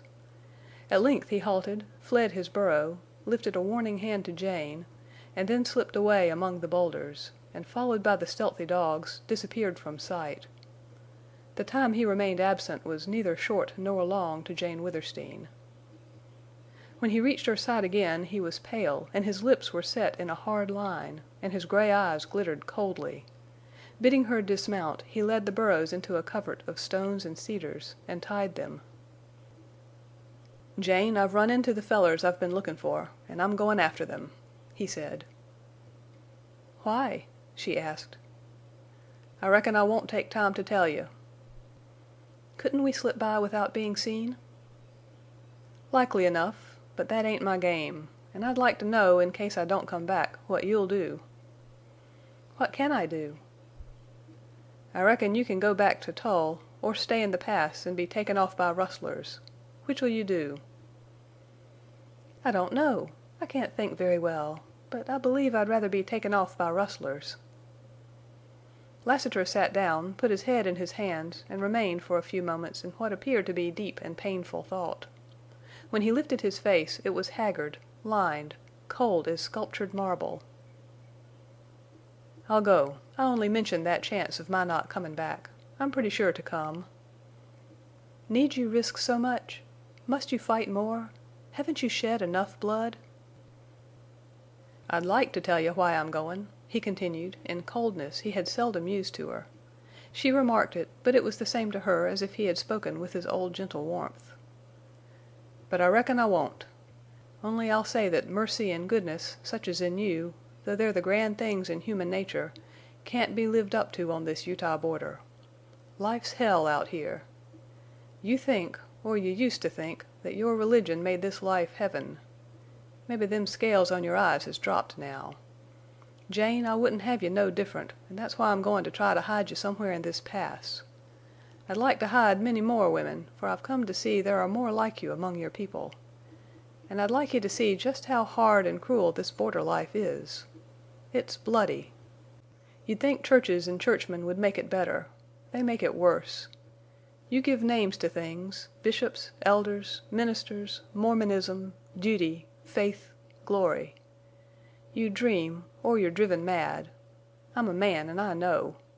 I name fanatics, followers, blind women, oppressors, thieves, ranchers, rustlers, riders. And we have what you've lived through these last months. It can't be helped. But it can't last always. And remember this. Some day the border'll be better, cleaner, for the ways of 10 like Lassiter." She saw him shake his tall form erect, look at her strangely and steadfastly, and then, noiselessly, stealthily slip away amid the rocks and trees. Ring and Whitie, not being bidden to follow, remained with Jane. She felt extreme weariness, yet somehow it did not seem to be of her body. And she sat down in the shade and tried to think. She saw a creeping lizard, cactus flowers, the drooping burros, the resting dogs, an eagle high over a yellow crag. Once the meanest flower, a color, the flight of the bee, or any living thing had given her deepest joy. Lassiter had gone off, yielding to his incurable blood lust, probably to his own death, and she was sorry, but there was no feeling in her sorrow. Suddenly from the mouth of the cañon just beyond her rang out a clear, sharp report of a rifle. Echoes clapped. Then followed a piercingly high yell of anguish, quickly breaking. Again echoes clapped in grim imitation. Dull revolver shots, hoarse yells, pound of hoofs, shrill neighs of horses, commingling of echoes, and again silence. Lassiter must be busily engaged, thought Jane, and no chill trembled over her, no blanching tightened her skin. Yes, the border was a bloody place. But life had always been bloody. Men were blood spillers. Phases of the history of the world flashed through her mind. Greek and Roman wars, dark medieval times, the crimes in the name of religion. On sea, on land, everywhere, shooting, stabbing, cursing, clashing, fighting men. Greed, power, oppression, fanaticism, love, hate, revenge, justice, freedom. For these men killed one another. She lay there under the cedars, gazing up through the delicate, lace-like foliage at the blue sky, and she thought and wondered and did not care. More rattling shots disturbed the noonday quiet. She heard a sliding of weathered rock, a hoarse shout of warning, a yell of alarm, again the clear, sharp crack of the rifle, and another cry that was a cry of death. Then rifle reports pierced a dull volley of revolver shots. Bullets whizzed over Jane's hiding place. One struck a stone and whined away in the air. After that, for a time, succeeded desultory shots, and then they ceased under long, thundering fire from heavier guns. Sooner or later, then, Jane heard the cracking of horses' hoofs on the stones, and the sound came nearer and nearer. Silence intervened until Lassiter's soft, jingling step assured her of his approach. When he appeared he was covered with blood. "All right, Jane," he said. "I come back. And don't worry." With water from a canteen he washed the blood from his face and hands. "Jane, hurry now. Tear my scarf in two and tie up these places. That hole through my hand is some inconvenient. Worse'n this at over my ear. There, you're doin' fine. Not a bit nervous, no tremblin'. I reckon I ain't done your courage justice. I'm glad you're brave jest now. You'll need to be. Well, I was hid pretty good, enough to keep them from shootin' me deep, but they was slingin' lead close all the time. I used up all the rifle shells, en then I went after them. Mebbe you heard. It was then I got hit. Had to use up every shell in my own gun, en they did too, as I seen. Rustlers and Mormons, Jane. And now I'm packin' 5 bullet holes in my carcass, en guns without shells. Hurry now." He unstrapped the saddle bags from the burros, slipped the saddles and let them lie, turned the burros loose, and calling the dogs led the way through stones and cedars to an open where 2 horses stood. "Jane, are you strong?" he asked. "I think so. I'm not tired," Jane replied. "I don't mean that way. Can you bear up?" "I think I can bear anything." "I reckon you look a little cold and thick, so I'm preparin' you." "For what?" "I didn't tell you why I jest had to go after them fellers. I couldn't tell you. I believe you'd have died. But I can tell you now, if you'll bear up under a shock." "Go on, my friend." "I've got little Fay. Alive, bad hurt, but she'll live." Jane Withersteen's deadlocked feeling, rent by Lassiter's deep, quivering voice, leaped into an agony of sensitive life. "Here," he added, and showed her where little Fay lay on the grass. Unable to speak, unable to stand, Jane dropped on her knees. By that long, beautiful golden hair Jane recognized the beloved Fay. But Fay's loveliness was gone. Her face was drawn and looked old with grief. But she was not dead, her heart beat, and Jane Withersteen gathered strength and lived again. "You see, I jest had to go after Fay," Lassiter was saying as he knelt to bathe her little pale face. "But I reckon I don't want no more choices like the one I had to make. There was a crippled feller in that bunch, Jane. Maybe Venters crippled him. Anyway, that's why they were holding up here. I seen little Fay first thing and was hard put to it to figure out a way to get her. And I wanted hosses, too. I had to take chances. So I crawled close to their camp. One feller jumped a hoss with little Fay, and when I shot him, of course she dropped. She's stunned and bruised. She fell right on her head. Jane, she's comin' to. She ain't bad hurt." Fay's long lashes fluttered, her eyes opened. At first they seemed glazed over. They looked dazed by pain. Then they quickened, darkened, to shine with intelligence, bewilderment, memory, and sudden wonderful joy. "Mother, Jane!" she whispered. "Oh, little Fay, little Fay!" cried Jane, lifting, clasping the child to her. "Now we've got to rustle," said Lassiter in grim coolness. "Jane, look down the Pass." Across the mounds of rock and sage Jane caught sight of a band of riders filing out of the narrow neck of the Pass, and in the lead was a white horse which, even at a distance of a mile or more, she knew. "Tull!" she almost screamed.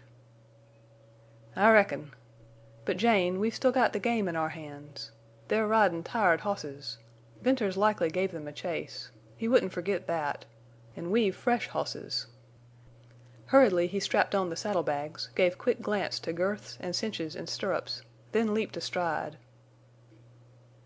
"Lift little Fay up," he said. With shaking arms Jane complied. "Get back your nerve, woman. This is life or death now. Mind that. Climb up. Keep your wits. Stick close to me. Watch where your hoss is goin', an' ride." Somehow Jane mounted, somehow found strength to hold the reins, to spur, to cling on, to ride. A horrible quaking, craven fear possessed her soul. Lassiter led the swift flight across the wide space, over washes, through sage, into a narrow cañon where the rapid clatter of hoofs rapped sharply from the walls. The wind roared in her ears. The gleaming cliffs swept by. Trail and sage and grass moved under her. Lassiter's bandaged, blood-stained face turned to her. He shouted encouragement. He looked back down the Pass. He spurred his horse. Jane clung on, spurring likewise. And the horses settled from hard, furious gallop into a long striding, driving run. She had never ridden at anything like that pace. Desperately she tried to get in the swing of the horse, to be of some help to him in that race, to see the best of the ground and guide him into it. But she failed of everything except to keep her seat the saddle, and to spur and spur. At times she closed her eyes, unable to bear sight of Fay's golden curls streaming in the wind. She could not pray. She could not rail. She no longer cared for herself. All of life, of good, of use in the world, of hope in heaven entered in Lassiter's ride with little Fay to safety. She would have tried to turn the iron-jawed brute she rode. She would have given herself to that relentless, dark-browed Tull. But she knew Lassiter would turn with her, so she rode on and on. Whether that run was of moments or hours Jane Withersteen could not tell. Lassiter's horse covered her with froth that blew back in white streams. Both horses ran their limit, were allowed to slow down in time to save them, and went on dripping, heaving, staggering. "Oh, Lassiter, we must run! We must run!" He looked back, saying nothing. The bandage had blown from his head, and blood trickled down his face. He was bowing under the strain of injuries, of the ride, of his burden. Yet how cool and gay he looked, how intrepid. The horses walked, trotted, galloped, ran, to fall again to walk. Hours sped or dragged. Time was an instant, an eternity. Jane Withersteen felt hell pursuing her and dared not look back for fear she would fall from her horse. "Oh, Lassiter, is he coming?" The grim rider looked over his shoulder, but said no word. Fay's golden hair floated on the breeze. The sun shone, the walls gleamed, the sage glistened. And then it seemed the sun vanished, the walls shaded, the sage paled. The horses walked, trotted, galloped, ran, to fall again to walk. Shadows gathered under shelving cliffs. The cañon turned, brightened, opened into a long, wide, wall-enclosed valley. Again the sun, lowering in the west, reddened the sage.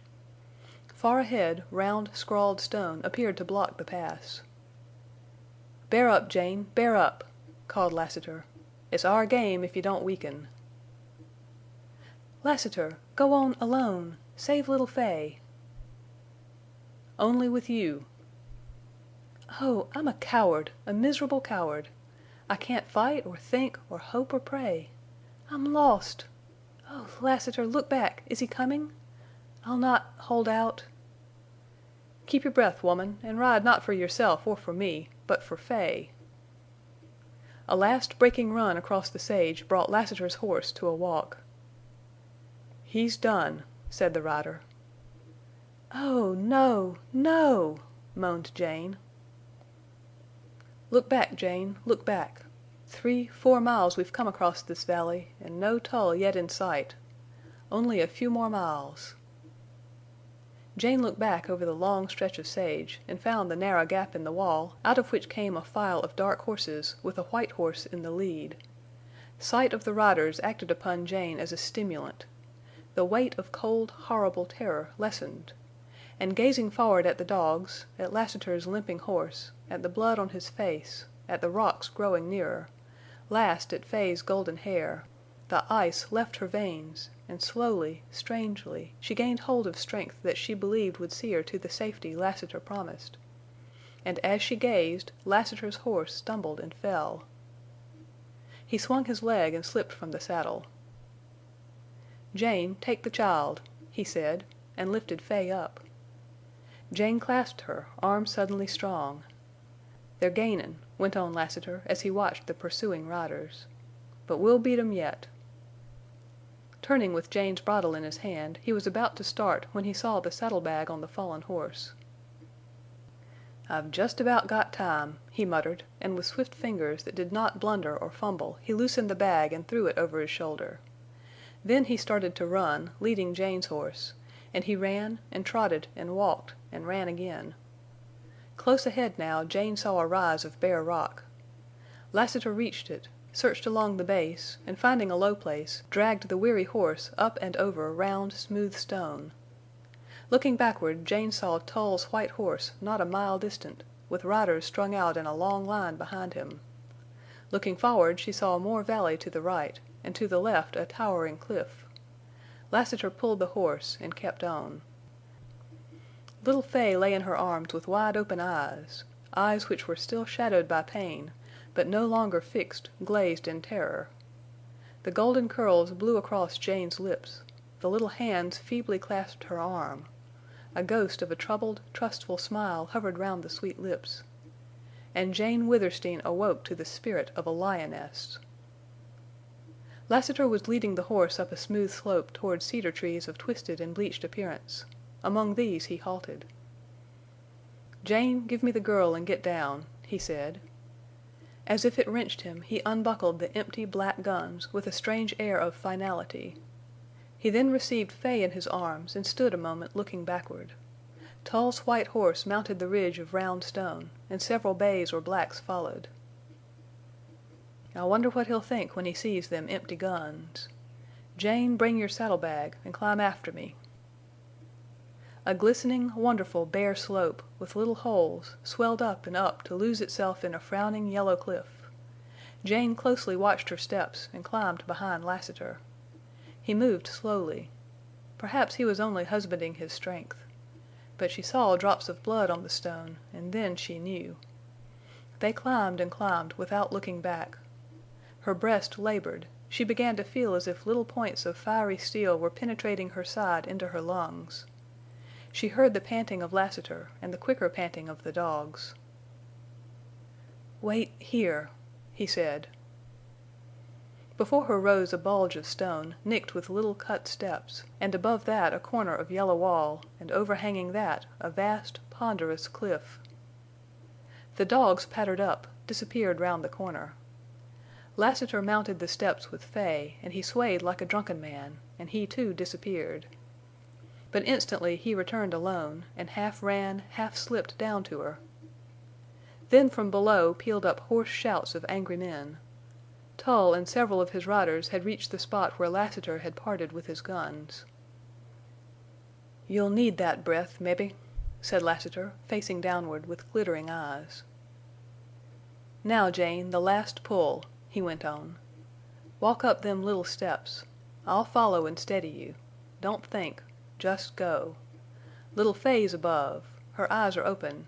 She just said to me, 'Where's Muvver Jane?'" Without a fear or a tremor or a slip or a touch of Lassiter's hand, Jane Withersteen walked up that ladder of cut steps. He pushed her round the corner of the wall. Fay lay, with wide staring eyes, in the shade of a gloomy wall. The dogs waited. Lassiter picked up the child and turned into a dark cleft. It zigzagged. It widened. It opened. Jane was amazed at a wonderfully smooth and steep incline leading up between ruined, splintered, toppling walls. A red haze from the setting sun filled this passage. Lassiter climbed with slow, measured steps, and blood dripped from him to make splotches on the white stone. Jane tried not to step in his blood, but was compelled, for she found no other footing. The saddle-bag began to drag her down. She gasped for breath. She thought her heart was bursting. Slower, slower yet the rider climbed, whistling as he breathed. The incline widened. Huge pinnacles and monuments of stone stood alone, leaning fearfully. Red sunset haze shone through cracks where the wall had split. Jane did not look high, but she felt the overshadowing of broken rims above. She felt that it was a fearful, menacing place. And she climbed on in heart-rending effort. And she fell beside Lassiter and Fay at the top of the incline in a narrow, smooth divide. He staggered to his feet, staggered to a huge, leaning rock that rested on a small pedestal. He put his hand on it, the hand that had been shot through, and Jane saw blood drip from the ragged hole. Then he fell. "Jane, I can't do it," he whispered. "What?" "Roll the stone. All my life I've loved to roll stones, and now I can't." "What of it? You talk strangely. Why roll that stone?" "I plan to fetch you here to roll this stone. See? It'll smash the crags, loosen the walls, close the outlet." As Jane Withersteen gazed down that long incline, walled in by crumbling cliffs, awaiting only the slightest jar to make them fall asunder, she saw Tull appear at the bottom and begin to climb. A rider followed him. Another and another. "See! Tull! The riders!" "Yes, they'll get us now." "Why? Haven't you strength left to roll the stone?" "Jane, it ain't that. I've lost my nerve." "You! Lassiter!" "I wanted to roll it—meant to—but I can't. Venters Valley is down behind here. We could live there. But if I roll the stone we're shut in for always. I don't dare. I'm thinkin' of you." "Lassiter! Roll the stone!" she cried. He arose tottering, but with set face, and again he placed the bloody hand on the balancing rock. Jane Withersteen gazed from him down the passageway. Tull was climbing. Almost, she thought, she saw his dark, relentless face. Behind him more riders climbed. What did they mean for Fay, for Lassiter, for herself? "Roll the stone! Lassiter, I love you!" Under all his deathly pallor, and the blood, and the iron of seared cheek and lined brow, worked a great change. He placed both hands on the rock and then leaned his shoulder there and braced his powerful body. "Roll the stone!" It stirred, it groaned, it grated, it moved, and with a slow grinding, as of wrathful relief, began to lean. It had waited ages to fall, and now was slow in starting. Then, as if suddenly instinct with life, it leaped hurtingly down to alight on the steep incline, to bound more swiftly into the air, to gather momentum, to plunge into the lofty, leaning crag below. The crag thundered into atoms. A wave of air, a splitting shock. Dust shrouded the sunset red of shaking rims. Dust shrouded Tull as he fell on his knees with uplifted arms. Shafts and monuments and sections of wall fell majestically. From the depths there rose a long-drawn, rumbling roar. The outlet to Deception Pass closed forever. End of Chapter 23. This concludes Riders of the Purple Sage by Zane Grey.